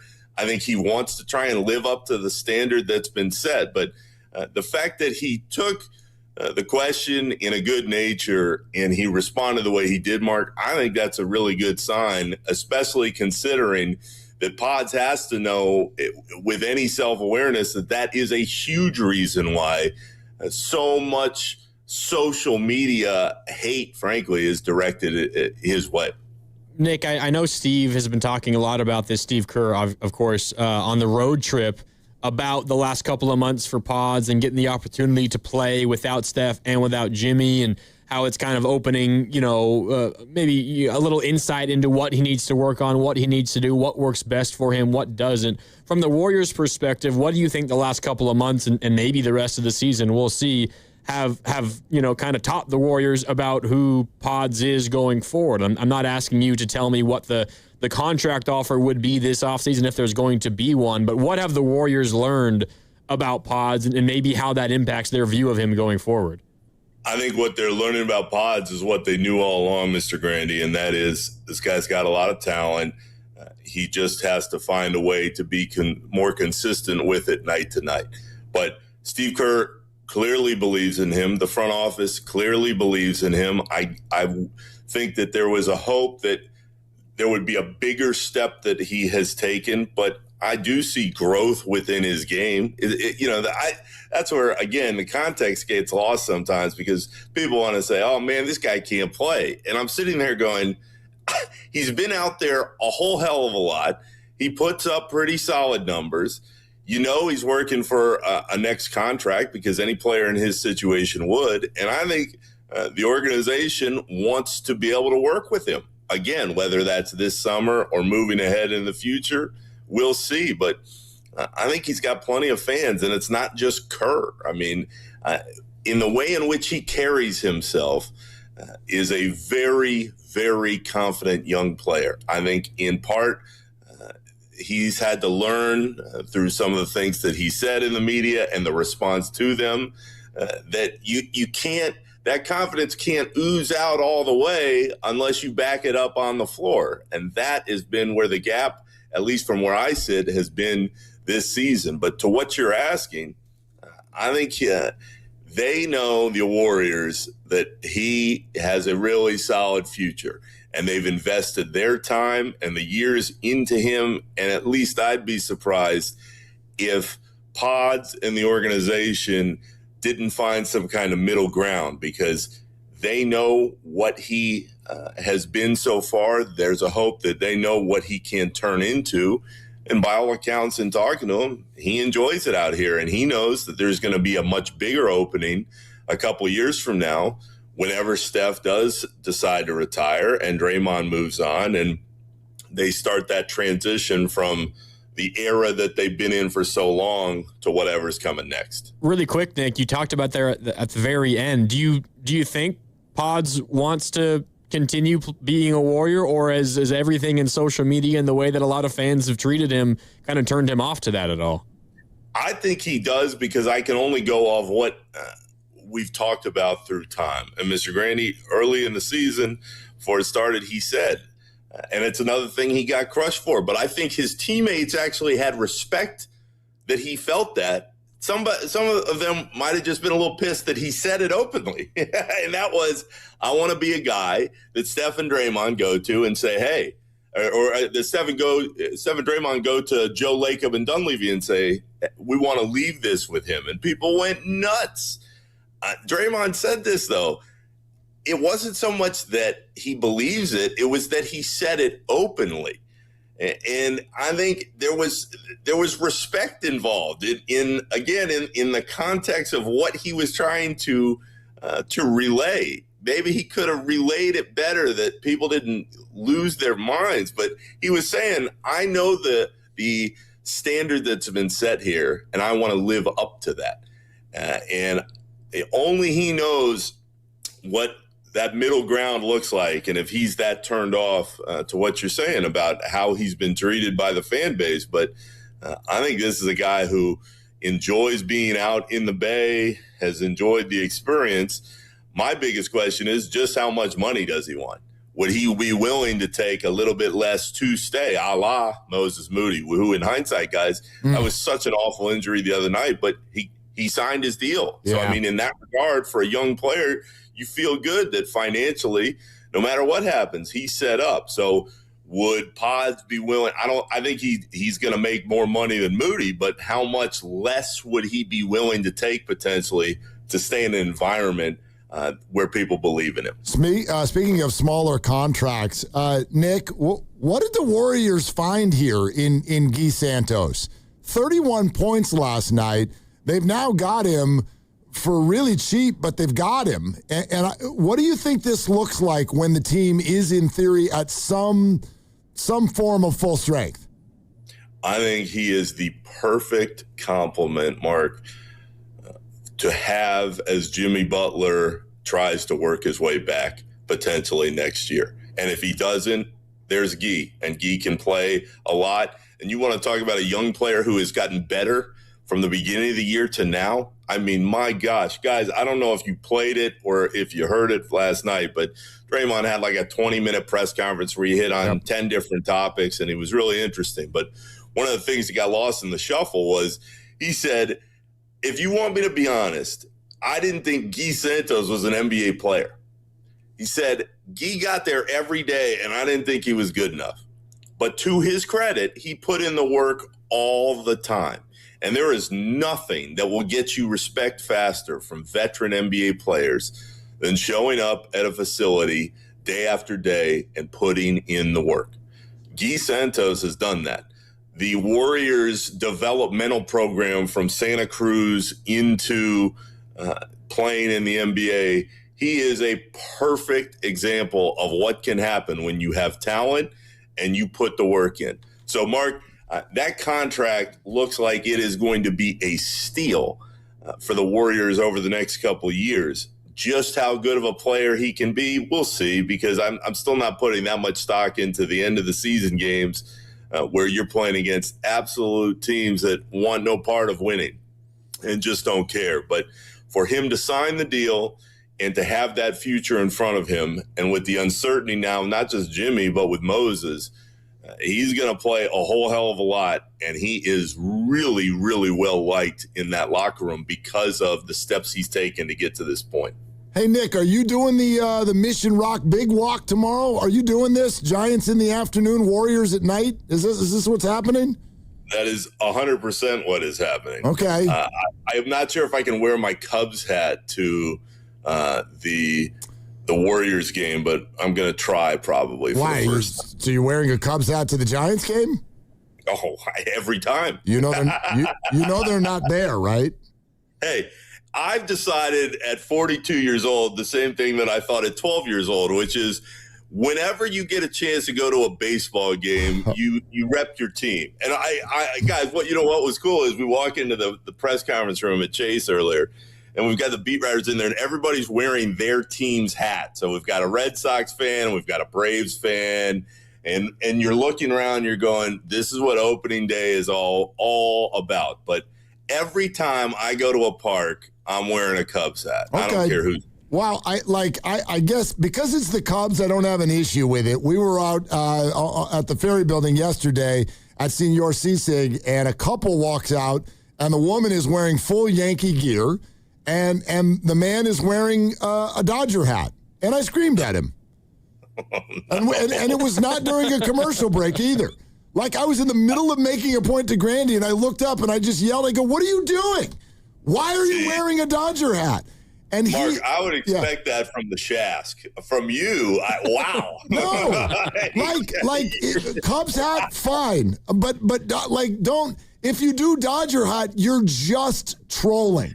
You're just here to tick everyone off. And to the guy's credit, he gave me a sheepish grin, and he goes, "Yeah, I think I'm going to buy a Yankee hat on the way into the stadium." Oh no! And I would I'm fine with that because the Yankees are here. That's fine.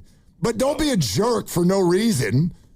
Yeah, well, I think part of it is that the Cubs were so bad for so long prior to 2016 that everybody has ingrained in their memory that, these losers, they're adorable.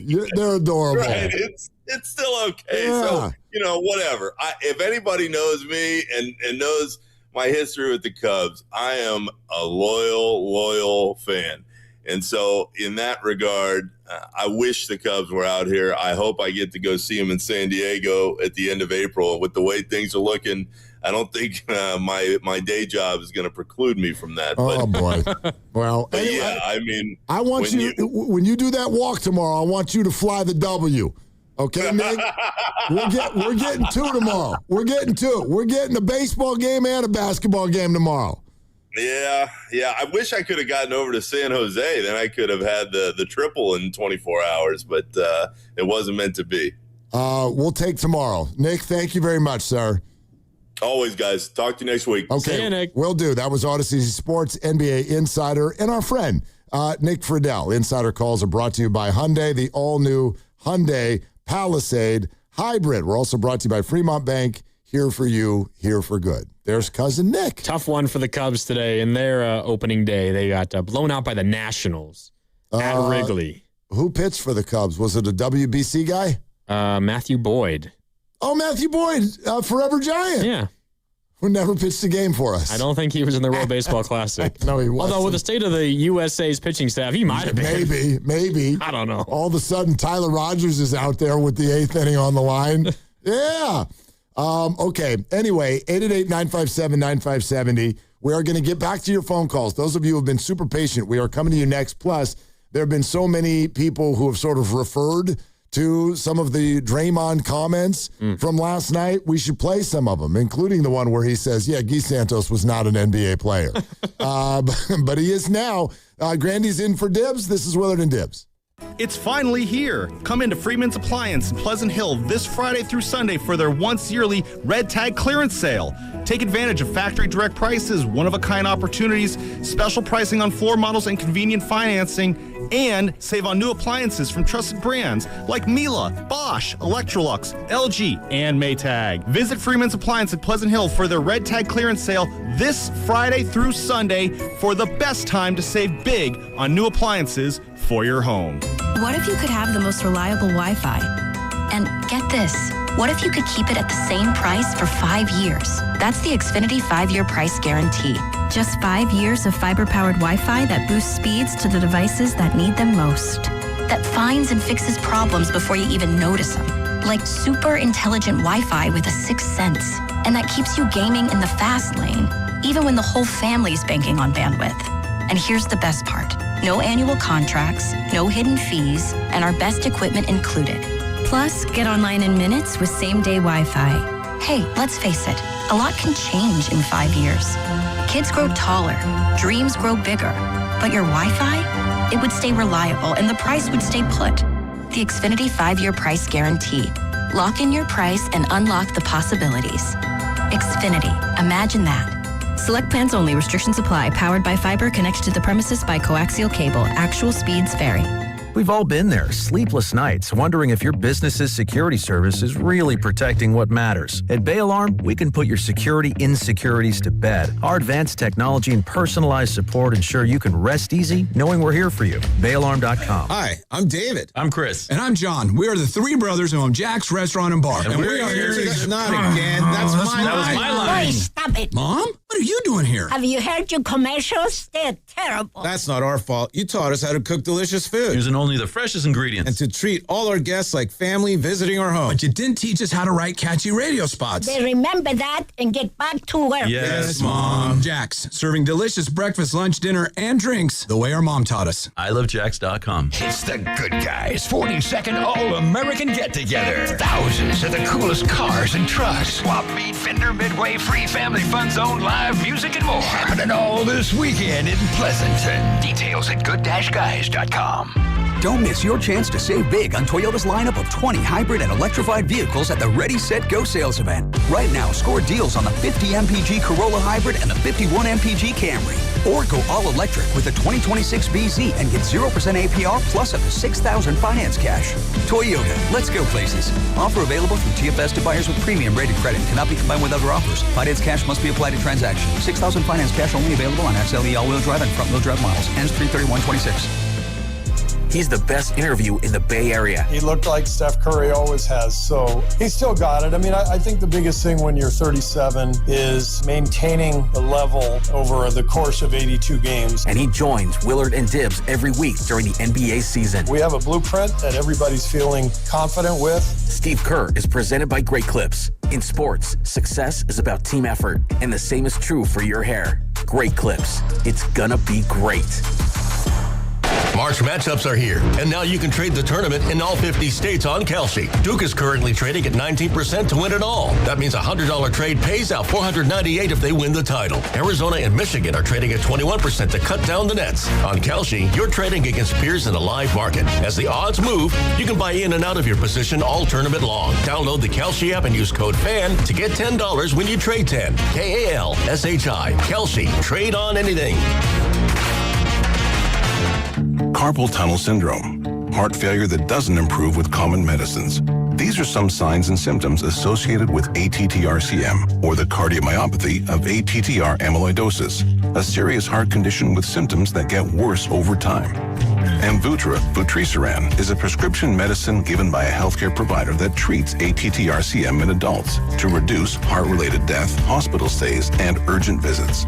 In a clinical study, Amvuttra was proven to help people live longer and have fewer heart-related hospital stays and urgent visits over 3 years compared to placebo. Amvuttra lowers the amount of vitamin A in your blood, which can affect vision. Other side effects include pain in the arms or legs, pain in the joints, and shortness of breath. These are not all the possible side effects of Amvuttra. For prescribing information, call 1-833-256-2748 or learn more at amvuttra.com. Ask your doctor about Amvuttra for ATTR-CM. Ever notice how your floors still look dirty, even after you mop? Yeah, what's up with that? Swiffer Power Mop gives you a deeper clean you can actually see. I'm listening.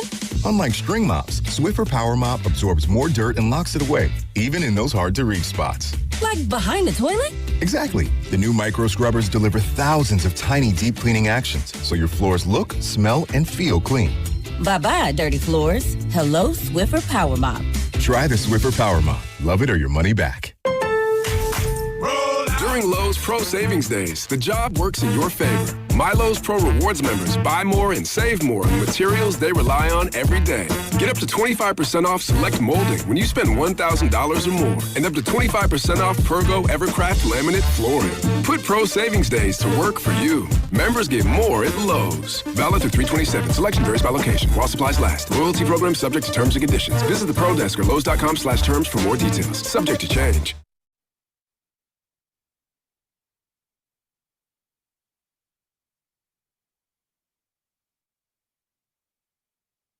Hey, it's Joe Shasky from the Morning Roast, and you're listening to Willard and Dibbs. And you know, as much as I love Willard, I'm more of a Dibbs guy. So if you want to do what I do, go check in on Dibbs and say hi to him. Get in the YouTube chat. Do it right now on 95.7 The Game. Thank God, no Dibbs. I knew you were going to play it. I was going to scream it if you didn't. I called for it. Yeah. He probably was going to play it anyway, even if I didn't. Dibbs will be back on Monday. Shout out to Dibbs. Hope you're driving around listening, buddy. Grandy's in for Dibbs. Kids and campers, 888-957-9570 is Happy Thursday. The number, yeah. Best day of the week. Yeah. Don't you feel the energy? Don't you feel it? Smell the weekend. By the way, you guys all celebrate Payday Fridays. I don't know what your bank account does. Mine shows up on Thursday. Mine shows up at Thursday at 3 o'clock. Always Thursday right at 3? 3 o'clock Thursday. Let me see if I got mine. So an hour and 50 minutes ago, it was already payday Friday. And you're all looking at me like, why is Thursday the best day of the week? Well, because every other one is payday. No, I didn't get mine yet. No, that's too bad. Dang it. Maybe you should, change your bank, change your life. You get an extra day to spend it. The reason but I then don't it's all gone sooner. I don't like payday Friday because it's half gone by then. I'm go home tonight. I'm like, I got that bill. I got that bill. I got this kid. I got that kid. I got that meal to pay for. Yeah. Oh, yeah. I just logged into my bank app and I realized I got to pay off my credit cards. Sorry. Wait till tomorrow. Sorry, until best day of the week, my rear end. Anyway. Been putting that off for a little bit. Yeah, it happens. Life. So, anyway, lots of stuff to get to. Draymond had some things to say last night that we wanted to get to. Our show ended up going, I'll just be real with y'all. It just went a little bit of a different way than I think we thought it was going to because Pods showed up during the crossover. And Stein and Goo were talking to him. And then they threw us in there for a second. And I wanted to ask him about Steve Kerr's comments with us 2 days ago, which was this. Pods being a lightning rod. Do you kind of understand it? And here's what he said. Yeah, I understand it. I mean, I don't see it, but people tell me that, and so I'm aware of it, and it makes sense. He's a really interesting, unique player. I think a lot of the reactions from fans, to be blunt, he laid the expectations out there for himself by in the beginning of the year, saying he was going to be better than Steph. So I think one of the things you learn as a young player is how to handle the media, and I think that one was a sign of his confidence, which I like. But there are other ways of showing your confidence and saying you're going to be better than Steph Curry. So I think he's a lightning rod, but he's put some of that on himself. And when you're brash and confident, that's kind of the way it works. Ask Draymond. It's the same concept. So Nick Friedel just came on and said he was in the room when Pods made those comments and absolutely believed that this has taken on a life of his own, and that's not what he meant. And so we kind of put it to Pods, and he was like, I probably could have worded some things differently. So then I was like, well, what a wonderful opportunity. Do it, Pods. Word it differently.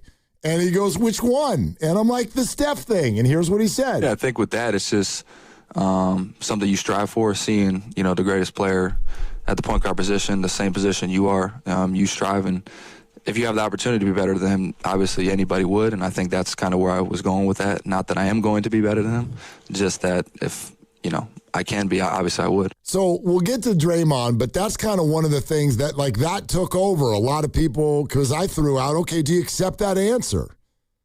Do you accept that answer?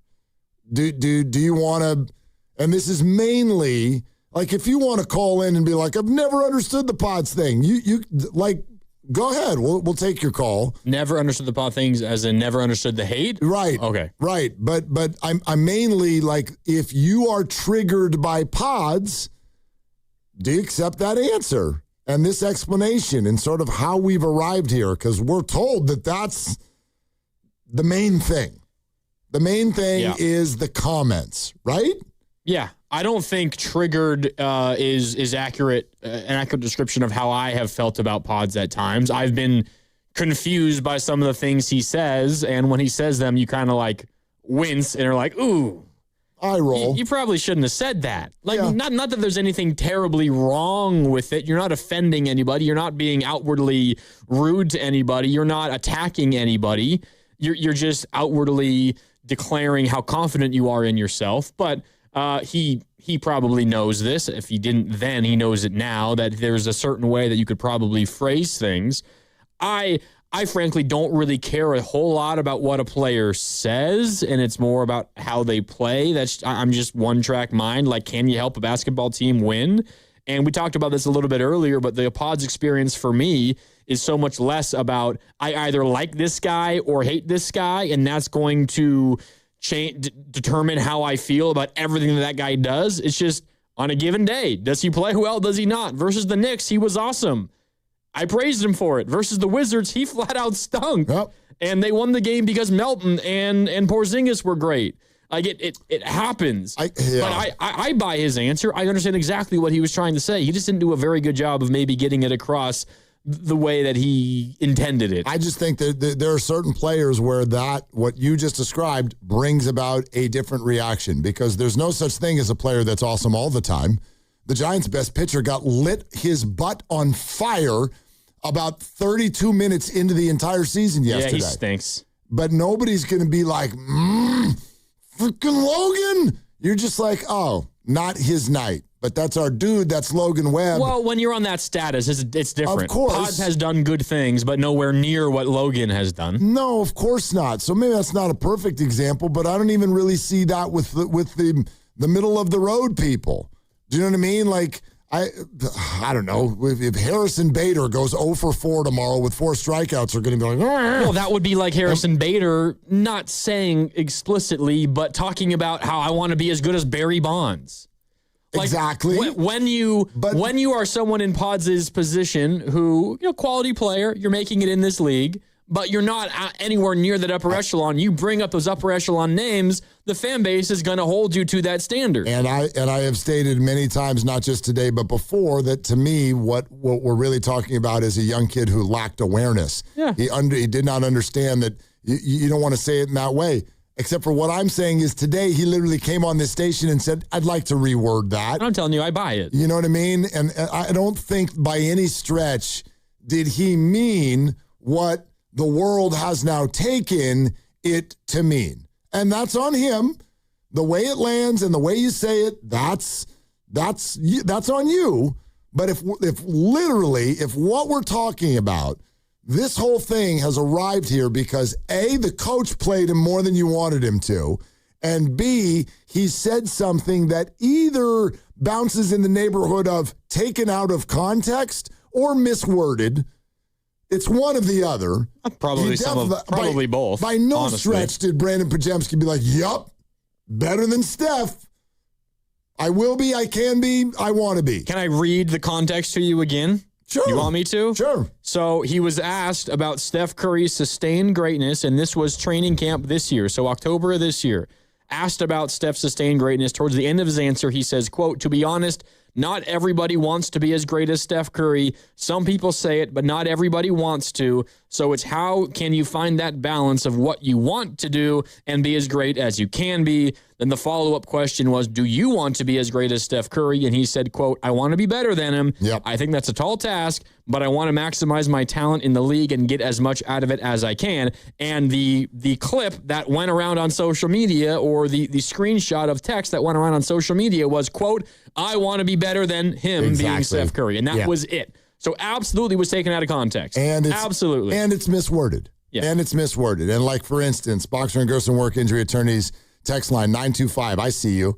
Thing about Pod's comments, and Cousin Nick has mentioned several times that some of his own teammates took the comments the same way as us fans did. So to me, that validates how us fans feel. Sure. You're validated, in my opinion, in doing the same thing that the Warriors did, which was roll their eyes. Not hate him. Also, didn't Nick... And 925, maybe you don't hate him, but a lot of people, and maybe that's not the exact right word, sports hate, but like there is a real rub here. There's a real rub here. He became the anti-Kuminga, and I've never understood that. That's completely about Steve Kerr's rotations. Brandon does not deserve that. He doesn't hate Jonathan. Jonathan doesn't hate him. They have nothing to do with each other. So that's all I'm saying. And that's what I said at the beginning of the show. Just let the punishment fit the crime. I'm not going to sit here and tell you there was no crime, but it was petty theft. Like, just slap the dude on the wrist and let's move on. That's what I'm saying. Didn't Nick also say that a lot of the players took it as, dang, this guy's confident. I like that. Probably. But I know what Nick knows. He's absolutely right. Like, yes, there were plenty of people in the Warrior organization that were like, really, dude? Well, you also have people in the organization talking about Pajemski in an extremely glowing light. But I mean, after his rookie year, the owner said, yeah, this is a future all-star. After his rookie year. And do you ever roll your eyes at anybody you work with? Oh, yeah, all the time. You admitted that you do it about me. Yeah. Yeah. Of course. It's no big deal. It's like, This guy. Here goes Willard again. Yeah, here we go. Yeah. Oh, here goes Willard giving me the cut signal. Yeah. Yeah, I get it. Telling you what to do. Not trusting my teammate. Bradford in Oakland. Hi, Bradford. Thanks for holding. Thanks for calling. What's up? Yeah, I guess you remember me, but I haven't called in a while. But don't get me wrong, I'm not trying to be personal. I'll tell you, a long time ago, I played for the Boys Club in Oakland. Hey, Bradford, can I interrupt you for a second? I know you'd love to hear yourself. I'll send you a clip of the call. Can you turn your radio off so that we don't have voices competing with each other? I'm just trying to get you where, as a basketball player. Yeah, he's not hearing me. Will you? I'm going to put you on hold, Bradford. I would love to get Bradford's call. Will you pick up and talk to Bradford and tell him to turn his radio off? What? I thought he sounded fine. No, he sounds fine, but I can also hear me behind him, and I don't want to hear. I want to hear Bradford. It's distracting. He wants to hear himself. Just have him turn his radio off, and then we'll get him right back on so that I can focus on what Bradford's saying. I do the same thing with my kids when they're watching their phones in front of the TV. Turn your stupid phone off. I know it's low, but I don't want to hear two things at one time. That's all. That's my old man thing. Are we good? Is he good? Okay. Take two. All right, Bradford, let's rock and roll. Yeah, I just think Paz is just learning. I didn't like it when I first saw him, but as a basketball player, you want to learn from other players, okay? You want to pick up moves. You want to understand how they shoot. But at the same time, when you're doing that, you become like a gym rat, okay? A gym rat is a person who's practicing all the time. And I believe Paz just had a little bit too much confidence in himself. I think he was a little spoiled, getting a chance to play all the time. But I believe Paz is coming around now, and I believe that all the other players are respecting him. I'm kind of respecting him now because he is learning. You can tell that he's learning to shoot off the dribble a little bit more. He's got to get better at dribbling off the dribble and shooting, but he haven't got there yet. But his set shots and his move, he knows when to pass. He's doing better instead of holding the ball for 24 seconds, okay? Because I know when I was learning for the boys club, and I played in high school, and I played high school, boys club, middle school, and we learned from watching other people play. That's how players are. Absolutely. They learn from other people, okay? And I believe that he was learning from other people. But when you're learning from other people, you start developing your own game, okay? And that's where players give you respect. Players know who are the best. I don't care how hard they play. They respect Curry. I don't care how good they are. And players respect other players. But I think what got off with a player like me for 40 years is that he's made that statement he's going to be as Curry. It's just like talking about your girlfriend and you heard about it. You understand what I'm saying? It's just, I believe he's still... We do. He's developing... No, yeah, Bradford, thank you very much for the call. Yeah, I totally get it. There's one thing you said in there maybe I'll just try to see this in a different light, because the one thing I don't think we've addressed that I bet people are like driving around today going, dude, this is the actual reason that we're mad about this. And I know so many of you are probably thinking to yourself, he got a chance to play all these minutes and make his mistakes, and he didn't get pulled off the floor, and whether Jonathan Kuminga or Moses Moody, they did. Okay, can we address that for a second? Yeah, you know what? ahead. I've never, ever gotten an answer from anybody on that. What? Who is the two guard that you wanted them to put in when they pull Pods off the floor? Who? Or the point guard. Stop comparing him to Jonathan and Moses. And did you want Pat Spencer in there more? Some people call for Pat Spencer and LJ Cryer. By the way, I saw it on the text line a little bit ago. I don't want to say this. I don't want to say this. If you say it, I'm going to roll my eyes. How's everybody feeling about the Pat Spencer story now? Oh, it's still a good story. It's a good story. But that's what it is, a good story. Are we drum beating for contracts and more minutes still? I mean, a minimum contract wouldn't be the worst thing.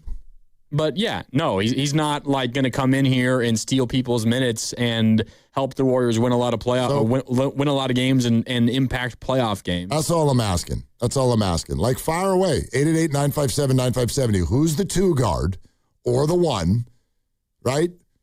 Like, has the ability to back up Steph and has the ability to be a 2 guard. Who is that person that you want to be getting, and this is now over the last 3 years. Like, don't call and say Will Richard. That's Johnny come lately. Who doesn't play the same position. Pods is more of a point guard than a 2 guard. Correct, but can do both and has started alongside Steph. Yeah. So who is that swing guard, if you want to call him that should have been getting all of the minutes that Pods got? And if we can have a conversation around that, then let's have it.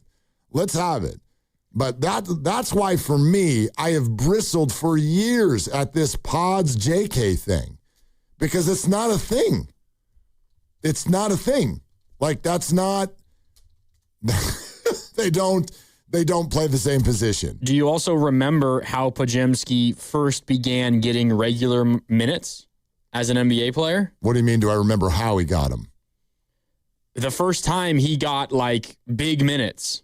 Because for the first handful of weeks of his career, he wasn't playing would play garbage time a little bit here and there. It was relatively early in the season. It was in November, his rookie year, when this happened. But it was the Minnesota Timberwolves game at Chase Center when Steph was already out with some minor issue. I forget what it was, but Steph was out.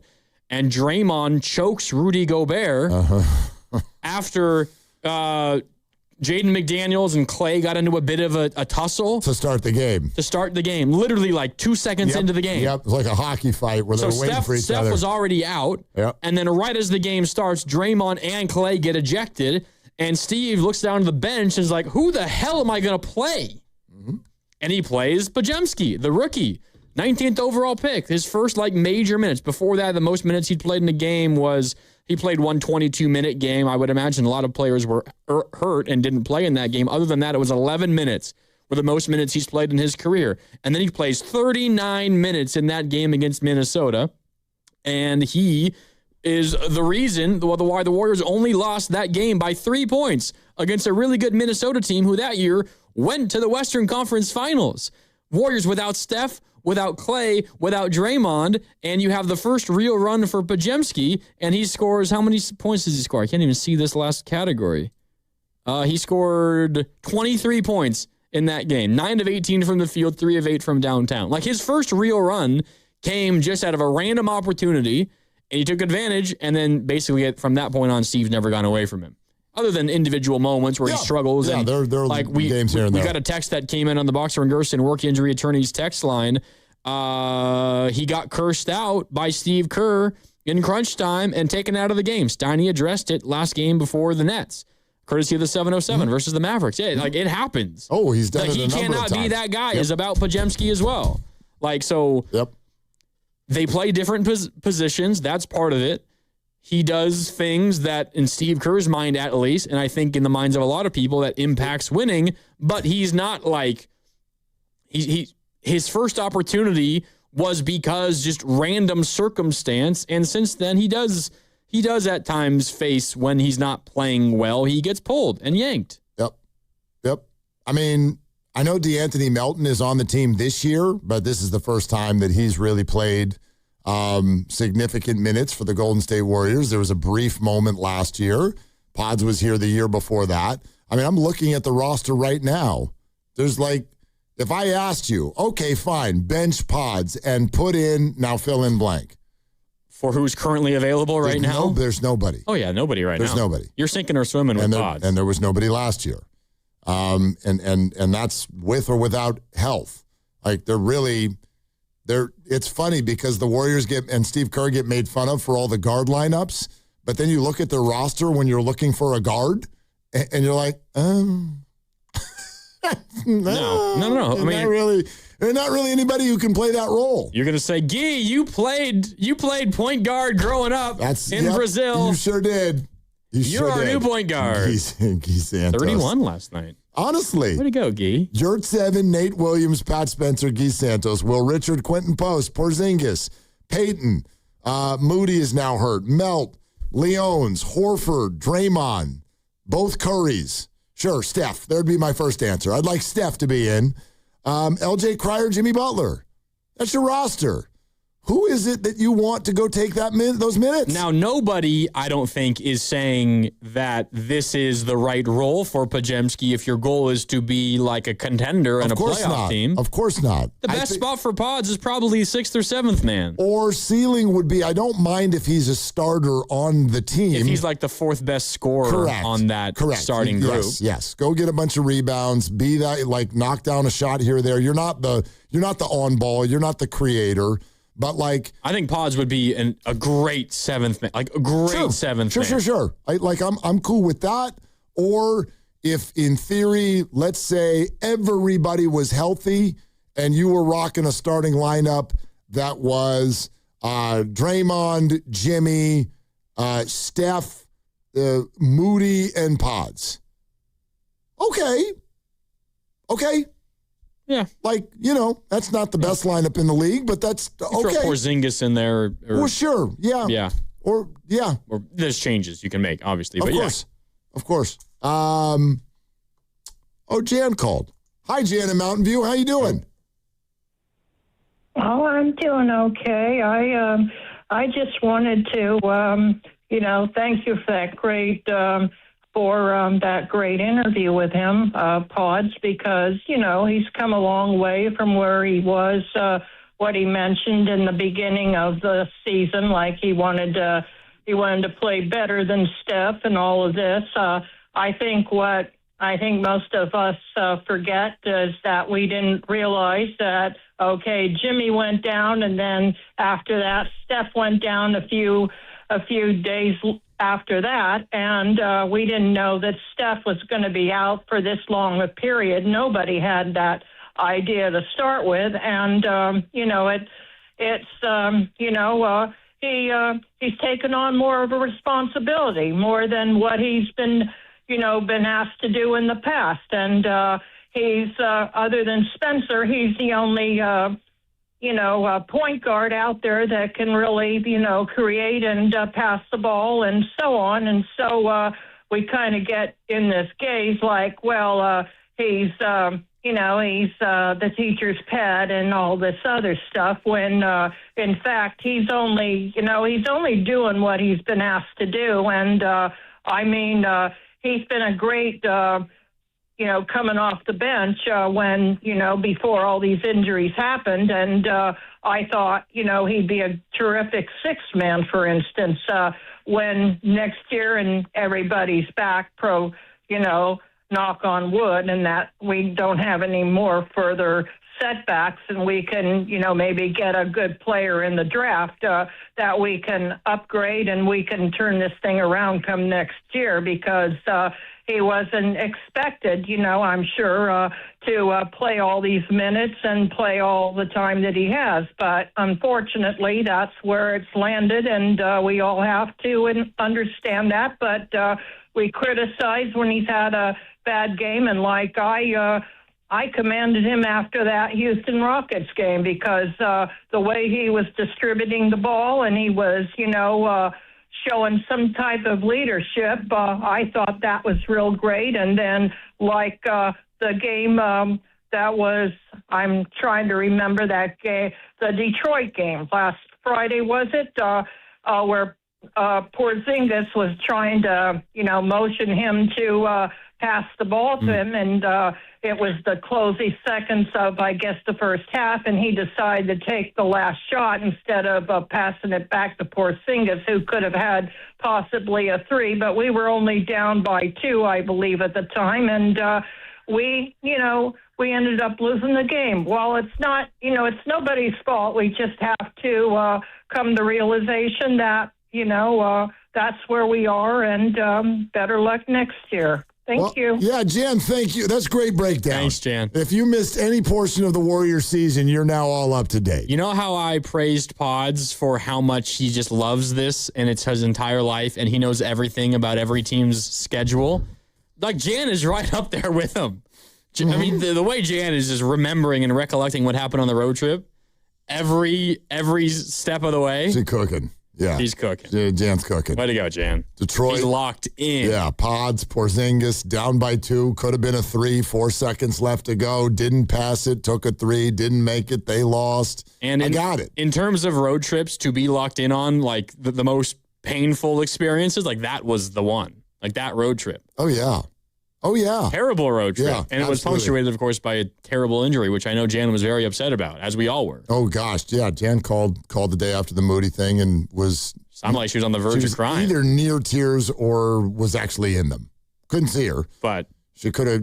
She loves Dubs basketball, so she's locked in no matter what. If Lucas could have given her the YouTube link, maybe we could have taken a look and see if she was actually crying. Special guest. Yeah. Jan and Mountain View. Next time, check and see if Jan can do V-Mix. I got her at about plus 600. But anyway, Josh on Pretty easy, actually. Josh, I still got her at plus 600. Hi, Josh. Thanks for calling. What up, fellas? Shout out, Jan. Love Hell yeah. what she calls in. But, yeah, so here's the thing, right? I don't say I love Pods, but I do like Pods. I think he's a really solid backup point guard in the league. I just want to show you guys the other side of the argument because you guys have talked about this before. Pods, there's nobody in front of Pods to play, so of course that's why he's got to play. Well, I just took a moment to go on Basketball Reference and look back at the Warriors roster. The last 3 years, we all watched that basketball.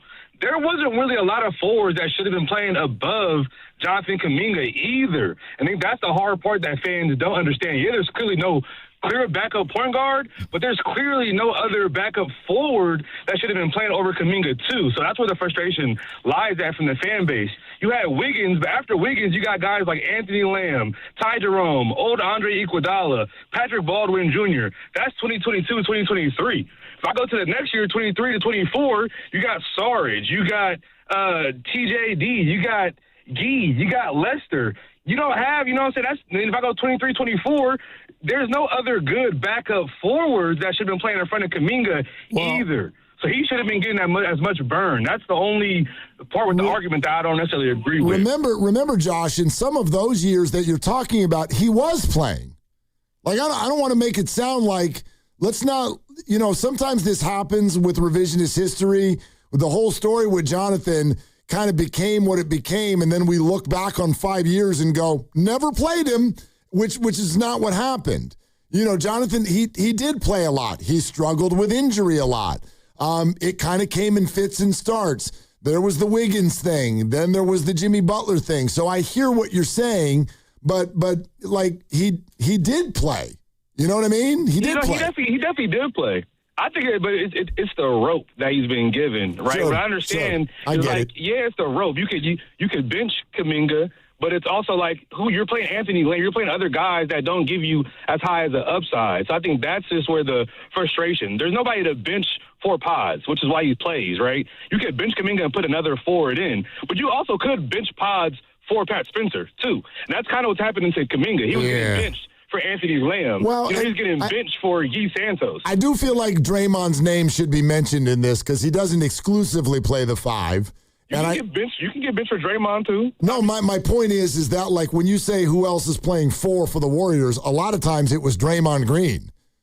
And by the way, that like again, this is where the nuance comes in, Josh, which is that even if you're moving Draymond to the 5 and then you play Jonathan with Draymond, now you've got that whole spacing and 3-point shooting issue that the Warriors have talked about so much. So I hear you, and I'm with you, but again, what the Warriors, I think, have tried to kind of trumpet to everybody, and it never really worked, is that these things can get nuanced and circumstantial based on analytics and lineups and how they work together and all of that. So I do think that, especially in the last couple of years, Jonathan on the floor kind of became problematic at times for either Draymond or Jimmy to be on the floor. And I think, like, we can see why that is problematic, I would hope. Yeah, but I have to say, man, my eye test, though, when I watched them, it didn't seem like it was really that bad. What the issue to me was that it was Kerr had, I don't know, he started to have a jaded viewpoint of Kuminga, in my opinion, didn't allow Kuminga to play as free. When Kuminga played free is different, and that chemistry just is what affected Kuminga. On the other side, he puts the battery in Pod's back, and Pod plays better because of it. But it's like, why didn't he get that same confidence towards Kuminga? That we may never know behind-the-scenes type of stuff. But I think when you just look at roster-wise and opportunity-wise, the opportunity was there to play Kuminga and let him get minutes, let him make mistakes. But for whatever reason, Kerr didn't allow Kuminga as much to play through the mistakes that he was with Pods. I feel you. Yeah, Josh, I feel that. I really do. At the same time, I also think it is not every mistake, if you even want to call it that, is the same. So when you say, for instance, let Jonathan and Brandon both play free, okay, what does that mean when they play free, right? In the NBA, there's either on-ball players, there's off-ball players. I think what Jonathan often wanted to do and what he might be good at is playing with the ball in his hands. And Brandon sometimes makes the mistake of doing that too, a little bit too much, and Steve Kerr has talked about that, but less so. Like what you have to look at what these players do well, and then what is the appetite for that thing on this team.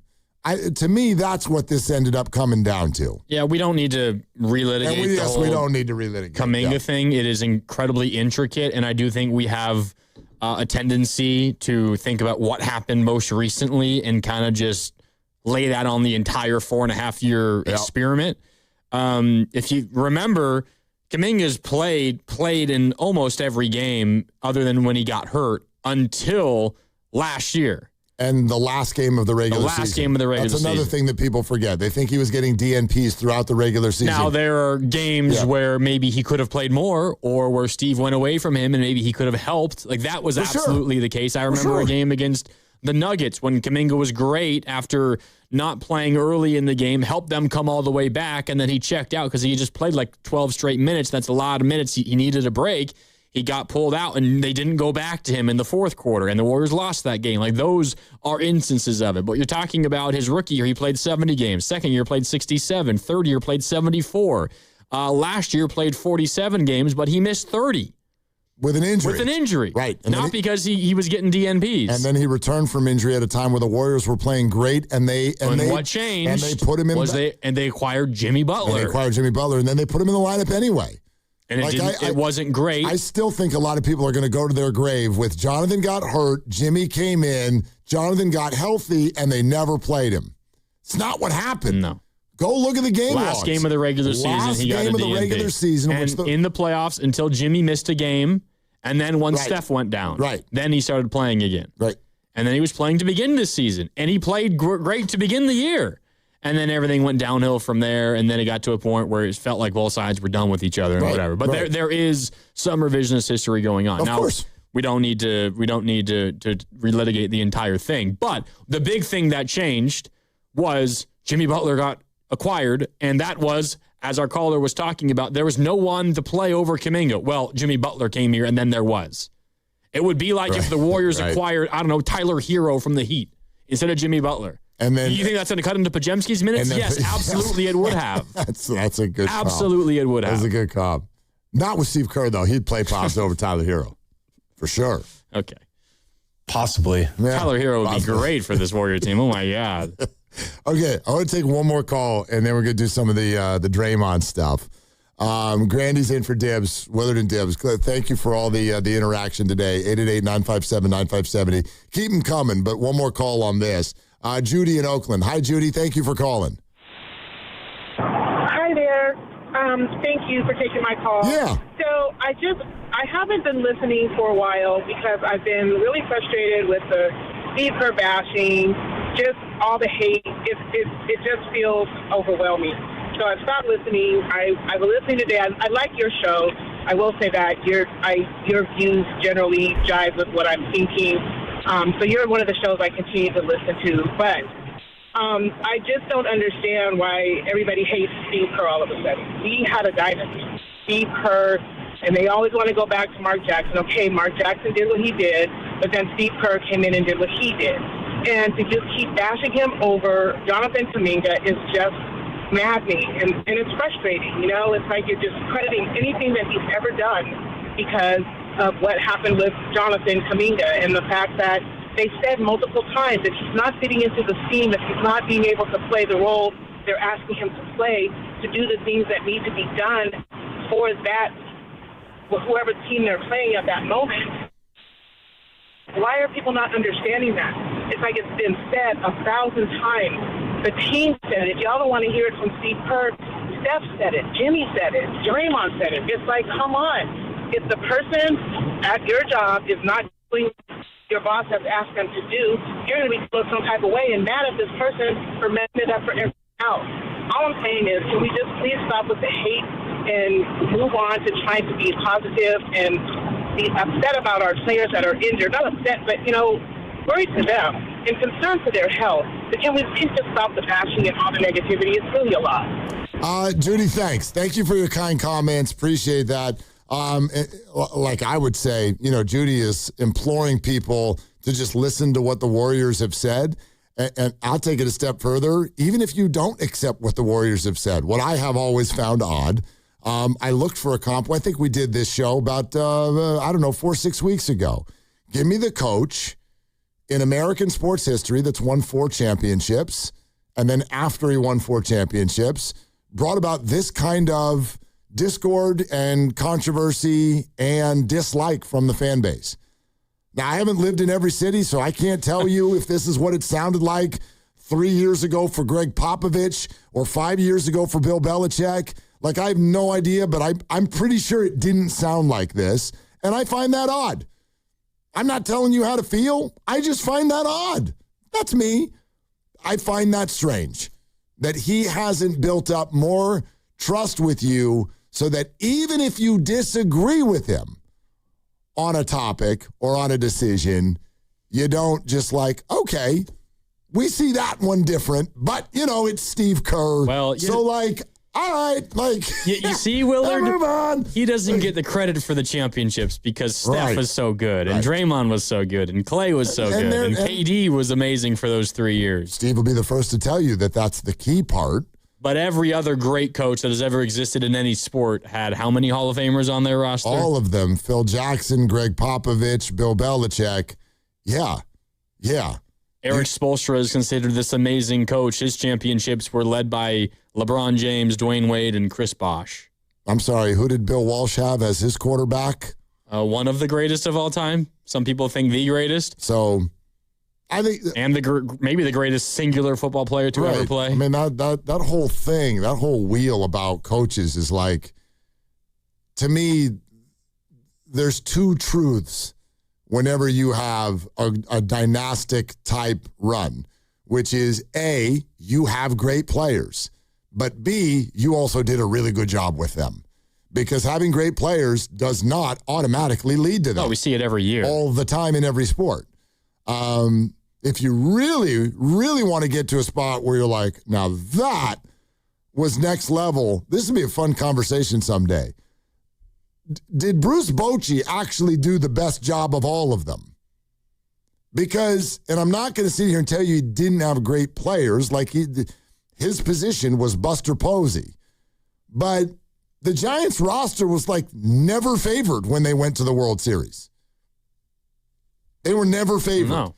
And baseball is a little different. It is, but yes, to I get what you're saying. 3 times in 5 years, you would never go to Baseball Reference now, and you're like, oh, that was the team. Put it this way: the Giants winning those World Series, and specifically maybe 2010 and 2014. They were really good in 2012, but 10 and 14, for sure. 10 and 14 may be a little different, and specifically 14 because they had no pitching staff. And they had good starters, but even the big 3 starters we talk about, none of them.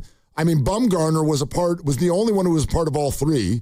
And he was a baby in 2010. Lincecum was not really 2012. No. In 2014, no. And 2014, no Kane. Yeah. So, anyway, go ahead. Kane was great in 2012. But, yeah, you compare the Giants roster that won World Series, not even with the Warriors roster that won championships. That's, clearly Warriors' top roster in basketball. To the Niners roster that's gotten to the Super Bowl but lost.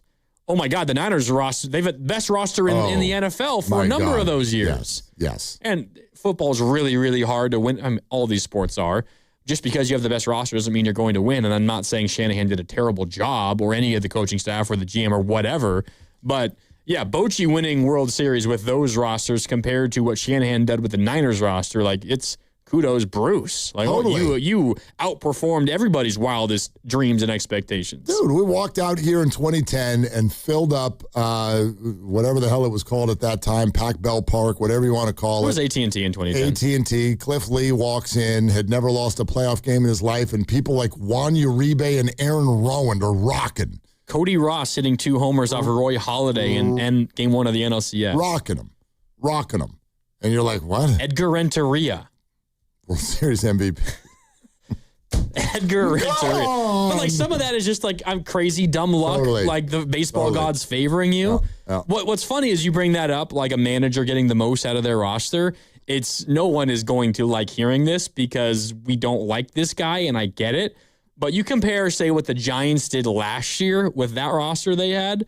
It's not a bad roster, particularly towards the end of the season when you got Devers and you got Adames and you got Chapman and you got a healthy Logan Webb and Robbie Ray for the whole year, and they won 81 games versus what Gabe Kapler did with some of the rosters he had. Well, obviously. I'm not talking about the 107 win year, but like the 500-ish years for Gabe Kapler that got him fired. Those rosters were so much worse than the roster they had last year. And they won basically the same amount of games. Yeah. Like, I'm not here to say that Gabe Kapler's some miracle worker. No, but analytics do you work. look at that roster, oh my God, it's ugly. Analytics do work. They were going into a season with Mitch Haniger as their expected left field opening day starter. Then he got hurt, and they traded him away. A really good trade, by the way. It was a good trade. A really good trade. Robbie Ray. They got them Robbie Ray. Like, some of those rosters are, oh my God, no bad. doubt. And they were a 500 team, which is kind of a miracle. I mean, baseball can be like that. You look back, years later, you look at a roster and you're like, how the hell did they do that? They do that. Like yesterday, I was looking at, let me bring it back up. Some of the opening day rosters or lineups for the Giants year by year. And you look at some of those Kapler years and it's just, who are these people? Oh, completely. I don't know boy, there should be a We Believe type documentary about the 2021 season. 2023, I don't know what the hell happened that year. 2023, the last year of Gabe Kapler. Roberto Perez was the opening day catcher. Tyro Estrada was playing second base. Lamont Wade was still your first baseman. Blake Sable played left field. Michael Conforto played right field on opening day.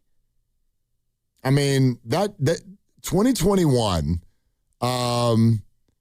what was his name? Your second baseman, Estella? Tommy LaStella. Donovan Solano. Donnie Barrels. And Lamont Wade got a nickname. Late Lamont. Yep. These guys would, Austin Slater, crush lefties. Whenever they needed a big hit, they got it. All year long. Needed a big double play, they got it. It was crazy. God, I remember those shows. I was doing the Post. I just every single night, and I'm sitting in this COVID. You can probably just replay the show from last night. Sitting in my house at 12:30 at night, telling people like. Remember when Kevin Gausman got a walk-off sac fly? I remember the game very well, very well. Was it Crawford who scored? I think it was B. Craw. Yeah, probably. I think, and it was close play at the plate. All right, we've been waiting to play some of this for a little while. There was the reference earlier from Nick Friedel about what Draymond Green said last night about Guy Santos. His first impression of him was that he was not going to be an NBA player. When Guy got here, he did not look like an NBA player. And he just put his head down, work every single day. You come in the gym early, he's here. Usually finishing up. You get here early on your time, he's usually finishing up what he's been doing. He came in earlier today, he's in here. And so he worked to become this guy. He didn't show up, and then all of a sudden he just got an opportunity to show who he is. Like, he worked to become this person. I love the Guy Santos story. It's an amazing story. I really do. I love Guy Santos. And, Guy Santos here. He has a workable game.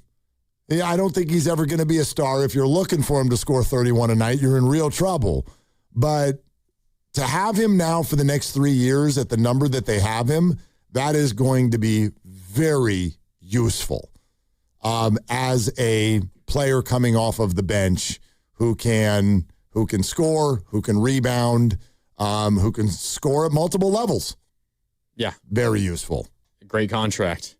I forget. I don't know who it was. It might have even been you that said it. Maybe it was someone else. All these conversations meld together in my head. But if the Warriors had waited to extend Guy until now, the price has already gone up. Already, for and sure. when did he sign it? Like 2-3 weeks ago? Yeah, a couple weeks. It's already would have gone up. It's already turning out to be a pretty good contract. Do you know what? Okay, I'm going to brace myself now. I might duck. Do you know what it... I have a baseball in my hand. Yeah, throw it if you want to. Let me finish saying what I'm going to say, though. It almost looks like Guy Santos while with the Warriors. Uh-oh. The D word? Has developed. I'll throw it. You want me to? Well, has he? Yes, of course he's developed. I'm sorry. Who gets credit for that? Oh, Guy does. I knew that answer. Yeah. I knew that. Can I take you behind the scenes on something really quick? Please. So, you know how the Draymond Green show is now an Odyssey podcast? Yes. Still waiting for him to come on to introduce the podcast. Go ahead. I don't know if that's going to happen. It doesn't sound like this is going to sound, get the bloop ready, I suppose. But did you get invited on Draymond's podcast? No, I sometimes work with the crew that helps produce and put the podcast together. Got it. So last week, Draymond's recording a podcast, and I'm sitting remotely down with him to run through the podcast. And there's a segment that he does every month where he gives out his monthly awards for the NBA. Okay. Not like MVP or anything. So he's recording it and you're in the room? I'm in the recording room. We all do it remotely. But I'm sitting there. So you're not sitting next to Draymond, no. but you're we're listening looking at to each it. other through cameras. And googly eyes anyway, go ahead. Yeah, I'm just in awe every time. All right. But one of the awards that he gives out 2 improved player awards every month. And one of them is Made the Jump Award, like a guy who is good but now is great. Okay. And the other one is an Out of Nowhere Award, a bench guy who's now a real contributor. And before these episodes get recorded, we sit down and talk all right, where do you want to go here? Who are you thinking for these guys? And nothing came to mind for him in terms of Out of Nowhere Award. And I was this one seems obvious, Dre. It's Guy, right? Do you call him Dre? Or whatever. Wow. DG, whatever. You guys, DG sometimes? Sometimes. Okay. Yep. Day? I don't call him Day. You should try that next time. Okay, I'll try it. I don't know how that's going to go over. Wow, Are you the first person to ever call him DG? Well, a lot of people call him DG. Like who? His posse that Grandy's a part of. His people. His handler calls him DG. He'll text me and be like, hey, Mark, can you send DG the link? This story is building as it's happening. What, his handler texts you? When it's time to record a podcast, yeah. But anyway, I bring up Guy. It's this feels like the guy for this award. He's like, oh my God, yeah, that's the perfect one. And he talked about Guy. So that's so tell me, you said Guy, and what did DG say back to you? He was like, oh, yeah, absolutely, Guy. That is 100% now a real contributor. Something like that. Then did he say, thanks, MG? No, I don't know if he knows my last name. But he knows your first? Yeah. Ooh, fancy. Which is funny. He calls me Mark. Everyone else around here calls me Grandy. So I don't know if he knows. Yeah. If he's listening, he probably doesn't know that I am Mark. It's perfect. Everyone calls him Dre, and you call him DG. Yeah.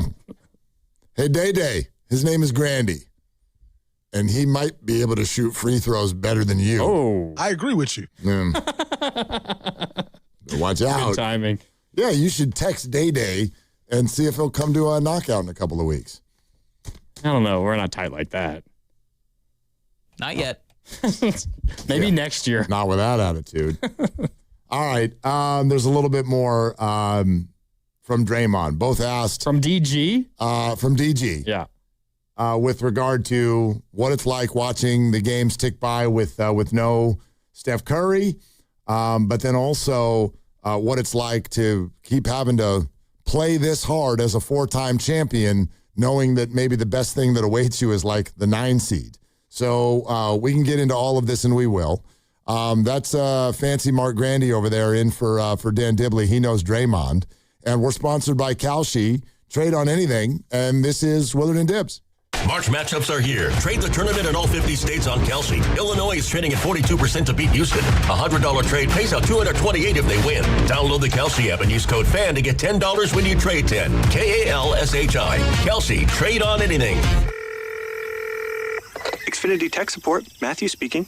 Hi, I live in a pretty remote place, like Jurassic Park remote. Wow. Will Xfinity Mobile work out here? Yep, the combination of reliable Wi-Fi and 5G makes it so that you can stay connected in all kinds of places. Plus, you get access to ultra-fast speeds and coverage, whether you're poolside or out live streaming with a T-Rex. Hold still, you're about to go viral.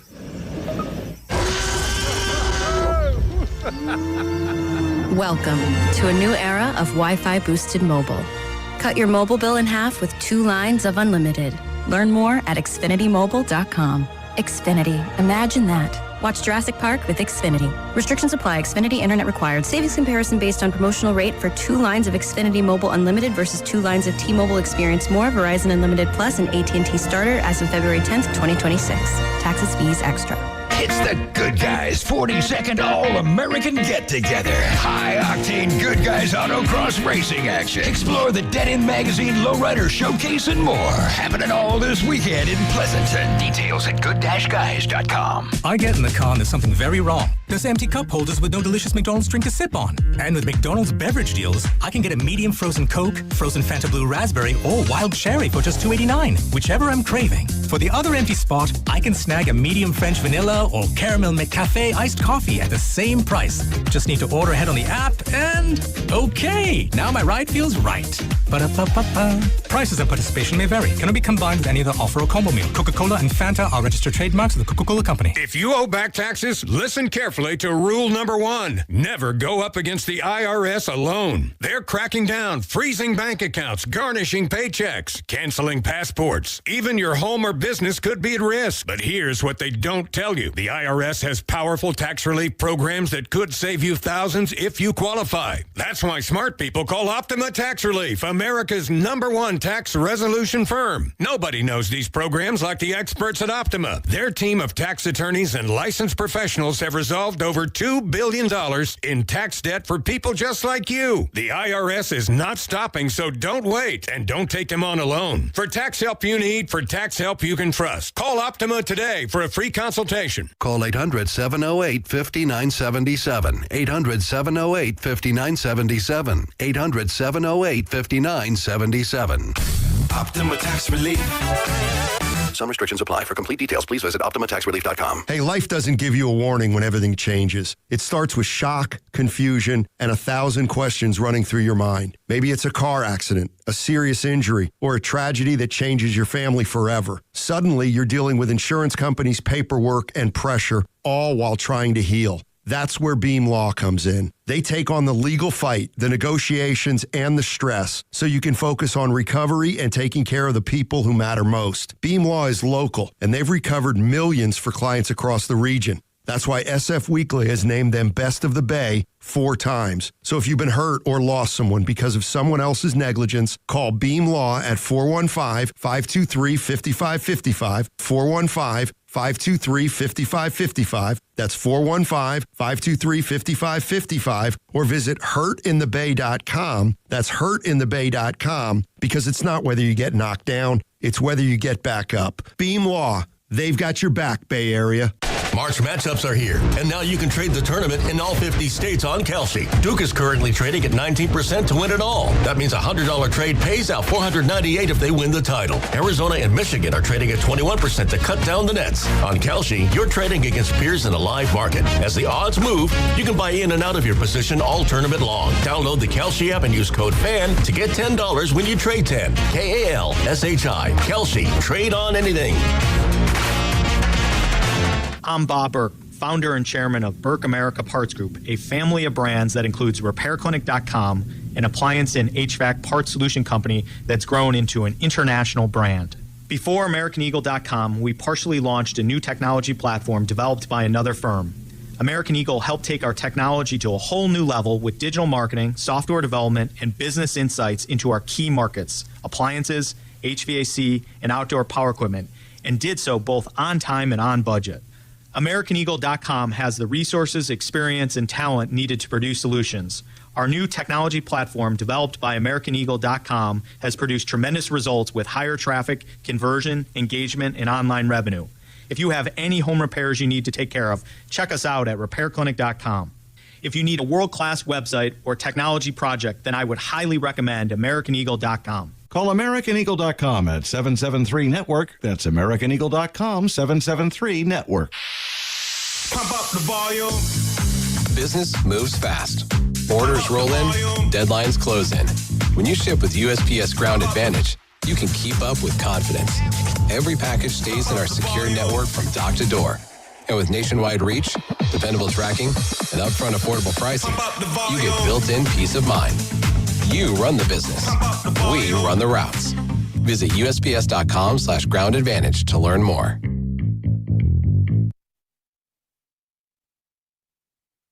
He wanted to go to Brooklyn to try and win a championship. Well, guess what? You need to take a good look in the mirror yourself rather than telling other people to grow up. How about you? Now, back to Willard and Dibs on 95.7 The Game. But Grandy is in for Dibs and doing a great job yesterday, today, and I have no doubt tomorrow as well. Looking forward to it. Yeah, I'm going to get in here. Opening day tomorrow. Yeah, I'm going to try to get into the city real early tomorrow, go down and talk to this Tony character. This Tony guy. This bearded legend that thinks he's managing the Gigante. As far as I'm not life. As far as I'm concerned, yeah. Tomorrow's the first game he's managed as a Giants manager. Last night doesn't count. Why? No. Oh, I'm just forgetting it. Oh, okay. And they're treating tomorrow as if it's opening day. Well, it is. Technically like opening day. The tradition, opening day is daytime. That's why so many games today were today. And they posted on social media, Robbie Ray, Giants opening day starter. Day starter, yep. They sure did. I guess technically you're right, but that's Logan Webb's right. There is one night game tonight in Major League Baseball. The Mariners play the Guardians. I was wondering why the Mariners hadn't played yet. Yeah, they play the Guardians, but and the Dodgers and Diamondbacks just started, but that's earlier than normal. Go D-backs. Yeah. And then, the rest of the games in Major League Baseball are already done. So day baseball to start the year. That's how you do it. That's how it works. It's not called opening night. It's called opening day. So, yeah. Tomorrow is a good opportunity to forget last night. Robbie Ray versus Cam Schlittler. I'm sorry? Schlittler. But be careful. There's an L in there. Schlittler. That's the Yankees' day 2 starter? Yeah. Who? He was great in the playoffs last year. I'm sure he was. But anyway. Okay. So there you have it. Were you bothered by the fact that there was no game today? I don't know if bothered's the right word. I felt a little teased by opening night, the beginning of the season, and then not having a game the next day. That happens a lot, by the way. I know it happened last year. It happens to a lot of teams. 2 years ago, whenever they opened in New York versus the Yankees. I think it was 2 years ago. I don't think everybody playing today has a 4-game series. I don't think that that's the case. I don't know. I'd have to look at all of these schedules, but I bet you there are some teams that played today that are not playing tomorrow. In fact, thank you, Ken. The Mets beat the hell out of Paul Skeens today, and guess what the Pirates have to do tomorrow?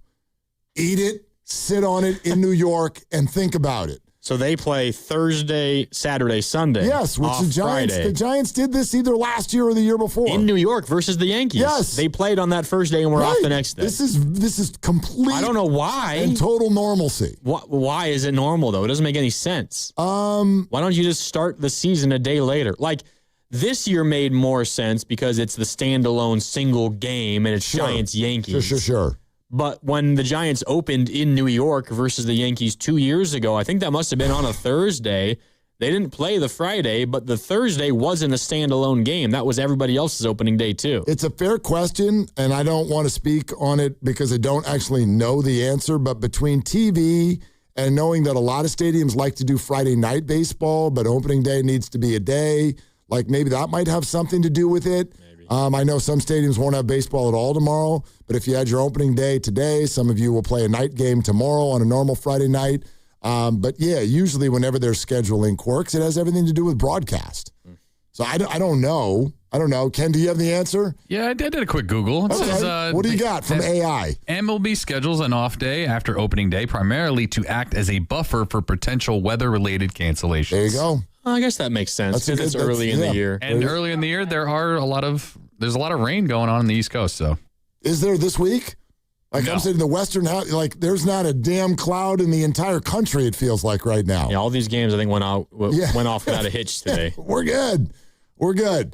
But yeah, this is. It caught me off guard, not because I love it or something like that. Especially when you're the losing team, you want to go get them tomorrow. But it caught me off guard that so many people were caught off guard by this. I wasn't caught off guard by it. I just don't like it. Yeah, that's fine. But this is not new. And they're also not going to play Sunday. Right. Give me the classic Sunday baseball. But that's because they're playing Wednesday in the season opening Netflix special. Yeah, which you could have made it a 4-game series. Or you could have just played Friday, Saturday, Sunday. Okay. Opening day Friday, play Saturday, play Sunday. Right, but the Giants fans should feel some sort of pride about last night. They lost by a touchdown. Yeah, but I don't mean by the outcome. I mean by the fact that the they Yankees got selected? Yes. Netflix is not going to Pittsburgh. They're not going to Cincinnati. Well, they're also, unfortunately, not going to San Francisco unless it's like the Yankees or the Dodgers. The Yankees, for sure, but a lot had to do with the fact that, what was their promo? Judge and the Yankees, Devers and the Giants. They're not doing it without the Bay and Boats and that ballpark and Devers and Yankees. Yeah. Yeah, you need all those things. But that's a compliment. Well, I'm a gigantic Giants fan, and I don't like the Yankees, much like everybody else in this room. But we can admit that the Yankees were the major draw out of the two. Of course, but if the Yankees were at Colorado, of course they're not going. Yeah, of course not. They're not going. So there's somewhere tucked into that. There's some sort of like the Diamondbacks get the national game tonight on NBC. Welcome to NBC Major League Baseball. You know why it's the Diamondbacks? Because they're playing the Dodgers. Exactly. Yeah. Nolan Arenado about to make his first at-bat as a Diamondback. That's exciting. Welcome back to the NL West, Nolan. Is he facing Yamamoto? Who are the Dodgers pitching? Yamamoto? I think so. You see this Sasaki stuff? Yeah, Yamamoto. You see the Roki Sasaki stuff? Yeah, he sucks. He can't get an out. I think he's going to go Rick Ankiel, Chuck Knobloch on us. He doesn't know where to throw the ball. He was like their best pitcher in the playoffs last year. I mean, best reliever. He closed games for them against the Brewers. Isn't Sasaki the one that early in the year last year when he kind of got roughed up or something, he was crying in the dugout? Yes. I think his debut, last year. There's a lot going on with that He got big kid. outs for them in the playoffs last year. Yes, he did. That's what I mean. He's incredibly talented, but there seems to be a lot going on there on the mental side. So we'll see how this goes. Yeah, no, he's fallen far, far, far out of favor based on just what happened in the spring. And does Blake Snell have 3 injuries, or what do we got going on there? Actually, I don't know. Okay. Is he healthy? I think because I haven't heard anything, he's probably healthy. I'm predicting a big downfall for the Dodgers this year. Like Ken in my ear says he thinks he's injured. Is he? I have no idea. No, I do. I brought that up for a reason. Yeah, he's on the 15-day IL. I think he's hurt. Ongoing left shoulder fatigue and inflammation. Oh, that's a shame. That's yeah, go ahead. That's translated to he doesn't care about March and April baseball. Blake's playing video games. Yeah, Blake's like, whatever. He's pitching in the show and not in real life. I have terrible news to pass along. You may already know this. I know what this news is. It is time for Triples for Autism, brought to you by Penn Ellie Financial Partners and the Autism Society, San Francisco Bay Area. For those of you who don't know, the rules on Triples for Autism is that the Warriors need to hit double-digit three-pointers in order to get the donation to the Autism Society, San Francisco Bay Area. All but 2 games this year, they have done so. And last night, they made 9. So that's 3 games. And twice in the last 5 games or something like that. And I'm starting to get annoyed by this because you shoot 87 threes a game. You should be able to make 10. Come on, make 10. But they missed out on another donation from Pettinelli